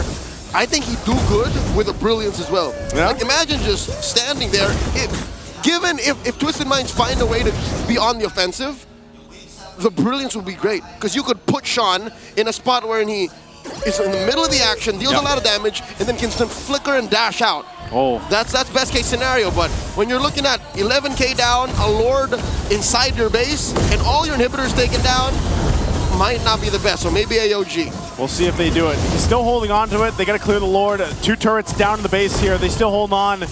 Does TNC push the situation? 3 more. Comes in, the flicker, the answer, the AOG, almost reflexing their way into the win. And ladies and gentlemen, the Phoenix has arisen and are making it through the play-ins. 2 lives for TNC Pro Team, dropping Twisted Minds 3-2. TNC makes it happen in 5 games. It looked a little dicey and a little shaky, but they finally rise and move on forward out of the play-ins here for our playoffs. Man, what a series that was, Leo. Even in Season 16, the words of Renmar Santa Cruz ring prophetic. TNC in 5. Oh! They knew TNC in 5. It took them 5 games to get there, but hey, they got there and they made it a job well done, I'd say. I think, you know, you break that down. Even Twisted Minds, man. What a series that they were able to put on. Again, these boys have so much more potential to bring forward in the next season. GG well played to the rookies of Season 16. They showed growth, they showed heart, but only one team moves forward. We're going to have to throw it over on stage to close out this one in here from Twisted Minds. It has been a top fight for both of the teams. And now, for the last time this season 16, Twisted Minds. MP the King, what would you like to say to your fans supporting you, not just here, but then sa mga nanonood sa bahay? Sa mga sumusuporta sa amin, salamat sa tiwala. Sisiguraduhin namin na babalik kaming mas malakas next season. And we definitely can't wait to see you come back stronger in the next season. For the last time, you may now take your bow. Good game, well played for Twisted Minds. Once again, let's give it up for them. And that is their final walk. And now, this time around, give it up for your match winners, TNC Pro Team! Gentlemen, congratulations! Dinala nyo kami sa Game 5. Grabe ang pinakita nyo with that performance. Very cutie. Ikaw muna ang gusto namin kausapin. Very cutie. The last time that the team was in top 4, Season 9 pa. So what makes it different and ready for playoffs? Siguro this time around talagang bawat isa sa amin ready, parang gusto talaga matuto each practice namin, kumbaga lahat kami inaalam kung saan talaga kami mag-grow, saan kami mag-improve, kaya siguro naging ganito yung result. Pinag-aralan talaga. At Benny, nakita natin na meron kang ibang pick ngayon dito sa ating match. We've seen you use Joe in the gold lane, na nagulat kaming lahat doon. And Game 5, you were able to use ang hero mo na 1-1. Anong nararamdaman mo nung Game 5 na yon? Kasi do or die na yung laro nyo against Twisted Minds. Medyo confident kami nung Game 5 kasi na-open yung Fanny tsaka 1-1 sa Game 5. And speaking of confident, syempre, eto si Zaida. Zaida, halika dito. Napakarami mong fans sa MPL Arena. At ginamit niya ang main niya, si Fanny. Nahawakan mo ang Fanny sa Game 5. Confident daw kayo, sabi ni Benny. Anong tumatakbo sa isip niyo nung Game 5? Do or die po. Mga nakaraan, di ako nakakapag-Fanny Pero, ayun, nabigay naman yan. At, syempre, kinabahan ba kayo? kailangan ko maging, confident talaga para sa team namin. Kaya, kahit di ko nagagamit yung Fanny. May sinasabi si Coach Hito Coach Hito, parang may hinanakit ka sa hindi paggamit ng Fanny ni Zaida. Kasi nung nakaraan, nung week 8 yata yun, ayaw niya mag-Fanny. Wala siyang tiwala sa sarili niya. Ang sabi ko sa kanya, kailangan niya lang ng isang tao at ako yun. Oh! Iba talaga pag si Coach Hito. Pag siyang nag-alaga. And Almira, bakit Coach? Anong gusto mo sabihin? Parang hindi ka kumbinsido. Hindi. Wala lang, natawa lang ako sa sinabi niya. Let's si Chakno daw. Marami si Chakno, Almira. Ito matagal ko nang gusto interview si Chakno kasi Chakno and I have been social media friends for so long. Matagal na talaga kami social media friends. So Chakno, kamusta ka naman? At malapit na makamit nyo ang top. So anong gusto nyo sabihin sa mga fans na sumusuporta since day one? Shoutout sa mga nanonood dyan, pati kay Bossinyo. Battle tayo minsan! Hoy! Hinamon. Oo, alam mo, Chakno, sabi niya kasi, pogi ka daw sa personal na patunayan niya. Anong gusto mo sabihin doon? Ano yan? Pogi mo daw talaga, sabi ni Sinyo. Thank you po, thank you po. And last but not the least, Coach Etumax, this match has been very memorable para sa lahat ng mga nanonood. Katapat niyo si Coach Bonchan. Ano yung nararamdaman mo na kayo ang nakatalo ngayon sa Twisted Minds? Ako talaga, sobrang sarap sa pakiramdam kasi ilang season na akong coach tapos puro first round exit Ngayon lang talaga ako nakakating ng dito kaya sobrang proud ako sa mga players. And the fight continues for TNC Pro Team. You may now take your bow. And take the walk of victory. They took us to Game 5. What an intense series with Twisted Minds and TNC Pro Team proving that they deserve to be in the playoffs. That's right. Grabe, ang kinabahan ako dito, Odin, kanina. As in, muntik na mag-flip, pero isa na talaga magwawigil. And that's, of course, TNC Pro Team. Hindi talaga natin masabi ang mga kaganapan. Kaya naman, alam kong marami pang masasabi ang ating mga panelists. Kaya naman, balik muna sa inyo. Odin, I'm sorry to break it to you. But you're right, we have a lot of things to say because goddamn, TNC's back, bro! Finally, after so long, you get to see Chakno, Itomax get out of the first round of the playoffs. Even though they were still with Omega, they struggled. And Zyda! Yeah. This Fanny! Up at the hell, bro! Zyda, if you're hearing my microphone, this is for you, okay? He went perfect! At one point, he had close to like a 5,000 plus gold lead over MP the King. MP the King just built his third item, and by that point, Zyda already had the Brute Force Breastplate and T-Cuirass as his last two items to go for the damage hybrid fighter Fanny. It was the last icing on the cake. And man, there are three things inevitable in this world. Death, taxes, and Zyda looking for you when you have low health. Dude, he was hunting down everyone. He was hunting everyone down. It was this sequence. This was the worst start Twisted Minds could have possibly asked for. Up against a lineup that plays around the Fanny. The most iconic Fanny of MPL Philippines Season 16 because yes, we do rarely see it, but it was Zyda who turned heads with this hero and he popped heads with this hero to clinch the win. His timing, his entry finding, after that massive loss start for Twisted Minds, TNC just knew. Just give Zyda the info, start things off for Zyda, start things off for the Fanny, and then you'll beat Twisted Minds over and over again.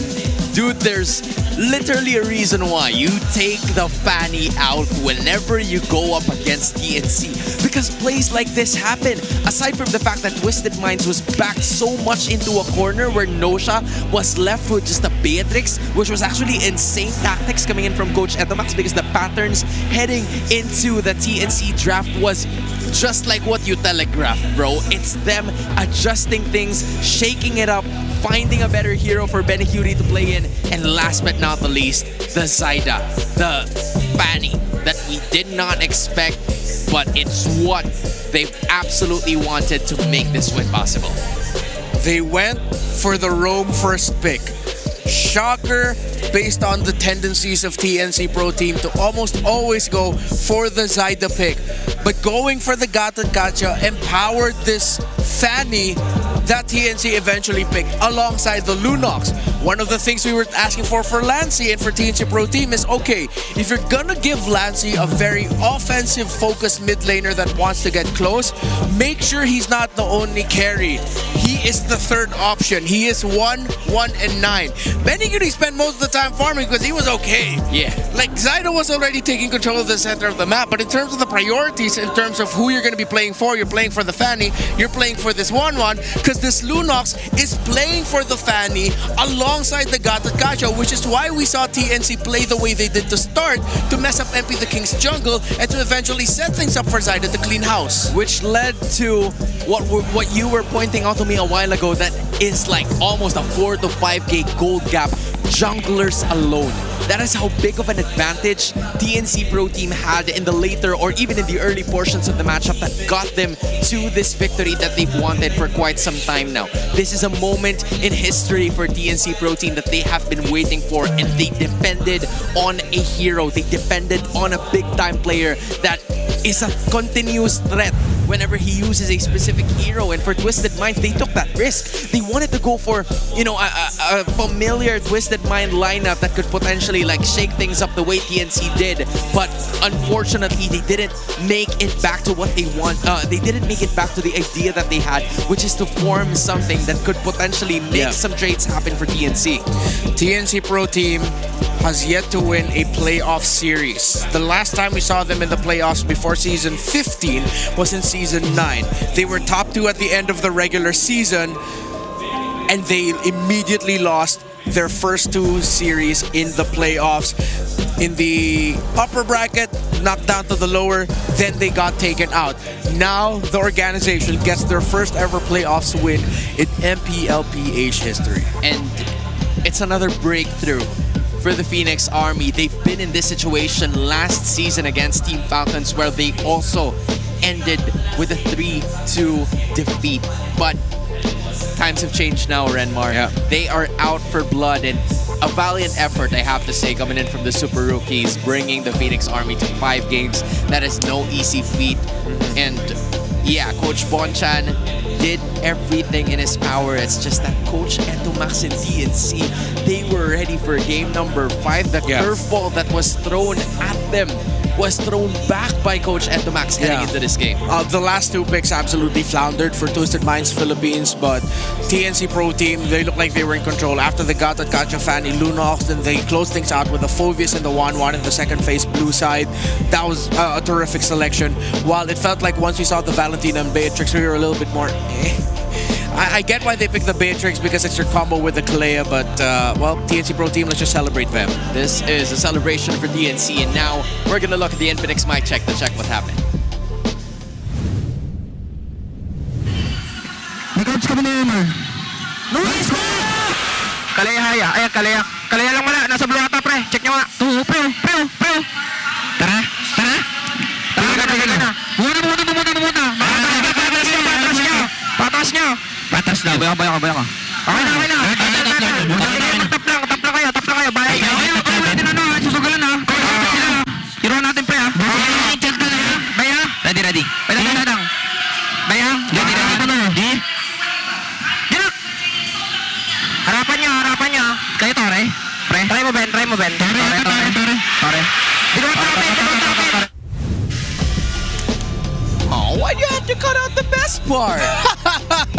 Well, no, usually for these mic checks, the best part are the parts that we have to take out. The best part is the worst part for the broadcast. Pretty sure y'all can read lips if you go back into the actual winning moment, but of course, understandable.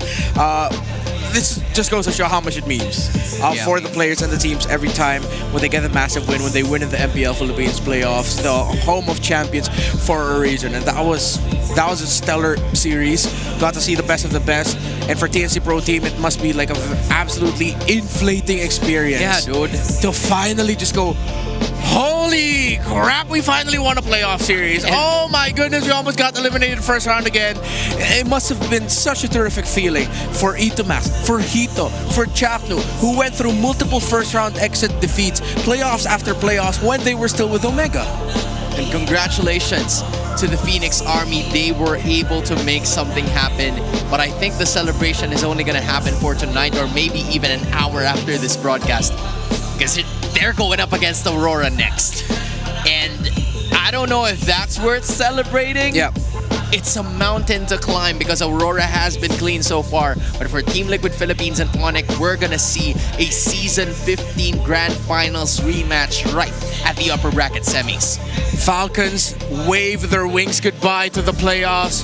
Twisted Minds twist and shock us for the final time, while TNC moves forward to go up against a team they have yet to win a series against in MPL Philippines Season 16. I'm gonna have to double check something here. They've won a game against Aurora but haven't been able to beat them in a series, while Team Liquid Philippines, the ghost that haunts them is Onyx. After what happened in last season, for Season 16, Team Liquid has yet to defeat Onyx in a series this season. This was a team that has stopped them from getting to where they are right now, which is the upper bracket. It was supposed to be an easier route for them, but the Sonics placed some traps in at least getting them to the hardship, which was today in another chapter of the Clash of the Titans. But for TNC, man, it's gonna be an interesting take on how they're gonna be faring up against Aurora, because I'm sure Coach MTB and Coach Dexter and all of the other members of Aurora have been looking forward to this. But hey, if we have the regular playoff stage, we also have the Infinix Fancic Lab and playoff stage, and it's the Bees and the Sonics representing for their teams. The Minds went undefeated for a good amount of the Fancic Laban season. This is the MPL Fans Club tournament that we have that goes alongside MLBB, and they get eliminated first round by the Bees. And Sonics moves forward as well, so it's heartbreaking day for the Minds in the fan tournament and in the actual league tournament itself. It's a double whammy. It's a double whammy. Oh, that's gotta hurt. That is gotta hurt if you're Twisted Mind. But hey, we're still gonna have this manifesting for the entirety of the season, or maybe in the next seasons after this, because this is like what? Infinix Fancy Laban Season 3 already. Yeah. If I remember correctly. So we've had 3 winners potentially right after the playoffs. There's 2 before that, and then yeah, just because of how much love we've been getting from you guys who have been going here, representing your fan clubs, representing your community, we hope to do this again. Yeah, and there are some awesome prizes because the Infinix Fancy Laban playoffs will be happening in the MPL Festival. Champions will receive the Infinix GT30, Metro Zero shirts, and 25,000 diamonds. So you spread that amongst 5, that's 5,000 diamonds each. And hey, if you still make it to the podium, first runner-up will receive Metro Zero tote bags and 10,000 diamonds, while the second and the third runner-ups will receive tote bags and 5,000 diamonds. In Tagalog, hindi na masama. In English, it's not bad at all. Yeah, not bad at all. Terrific prizes for a terrific tournament, and I love that. Every year the Fancy Laban, you see actually hear a lot of the communities chat before the series begins. It's like, it brings everyone closer together. And I gotta say, Hans, this was a stellar start to our playoffs. Stellar results and some awesome games. It's nice to see a lot of the MPL fans united here, supporting the rest of their team. Sure, there aren't a lot of people right behind us. Yeah, they all have to go out because they want to reach the photo ops, the like, meeting dude, the players and teams. Imagine what time it is already. It's already like what? It's almost midnight. Yeah, it's almost midnight. So it's quite understandable. A lot of people need to rest because they've also bought tickets for tomorrow's matches. If you haven't done it yet, go ahead and do it because we have some primetime action heading for you guys tomorrow. But man, what a day it has been. We've seen best of both worlds. Reaching 4 games, reaching 5 games. A team that has managed to break through a curse. Actually, 2 of them, because it's quite different as well. Yeah, I released a predictions video heading into today. I got 2 right, just got the scores wrong. Man, on behalf of Renmar, my name is Hans Galleria. This has been the English broadcast. We are going to toss it to our host. Super fans, we have just witnessed the 2 intense games that have given us our Final 4. Kaya naman congratulations to all the teams that have continued the road to immortality. The next 4 days are about to get heated, and we have 2 more best of 5s tomorrow that will find out which teams will find the upper bracket finals and face the lower bracket. Kaya naman, good luck to all and see you again tomorrow. This has been your host, Almira Tang, and this is MPL Philippines Season 16, the playoff!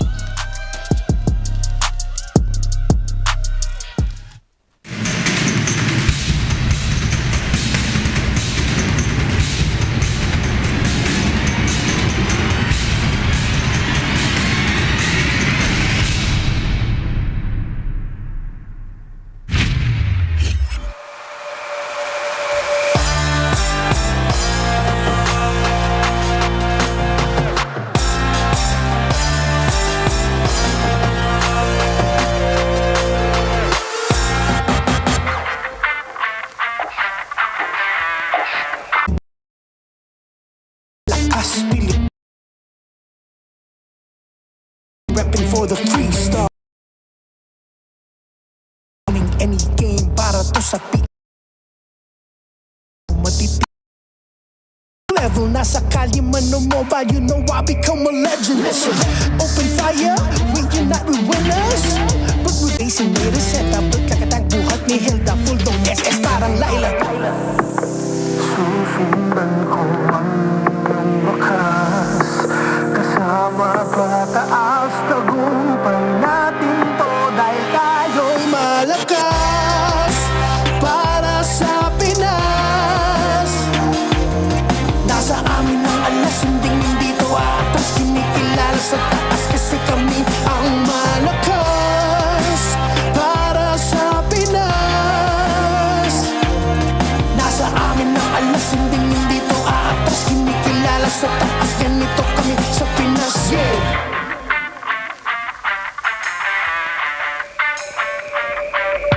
Laging MVP, No surrender, no retreat. Pag nagsama-sama, just imagine what we can achieve. Laging MVP. No surrender, no retreat. Giving 100 on my all, cause we just cannot be defeated. We are unstoppable, immune and invulnerable. Ready ang equipment, lahat frozen, mala, crowd control. Pakita on the jab, east to the southeast. Taas ang matawa, crowd and loud, cause every enemy we devour. Susundan ko ang iyong bakas, kasama pataas, tagumpay natin to dahil tayo'y malakas. Para sa Pinas, nasa amin ang alas, hindi dito atas. Kinikilala sa taas kasi kami ang malakas. Para sa Pinas, nasa amin ang alas, hindi dito atas. Kinikilala sa taas, ganito kami sa Pinas. Lakas, Pinas malakas. Kahit anong malakas.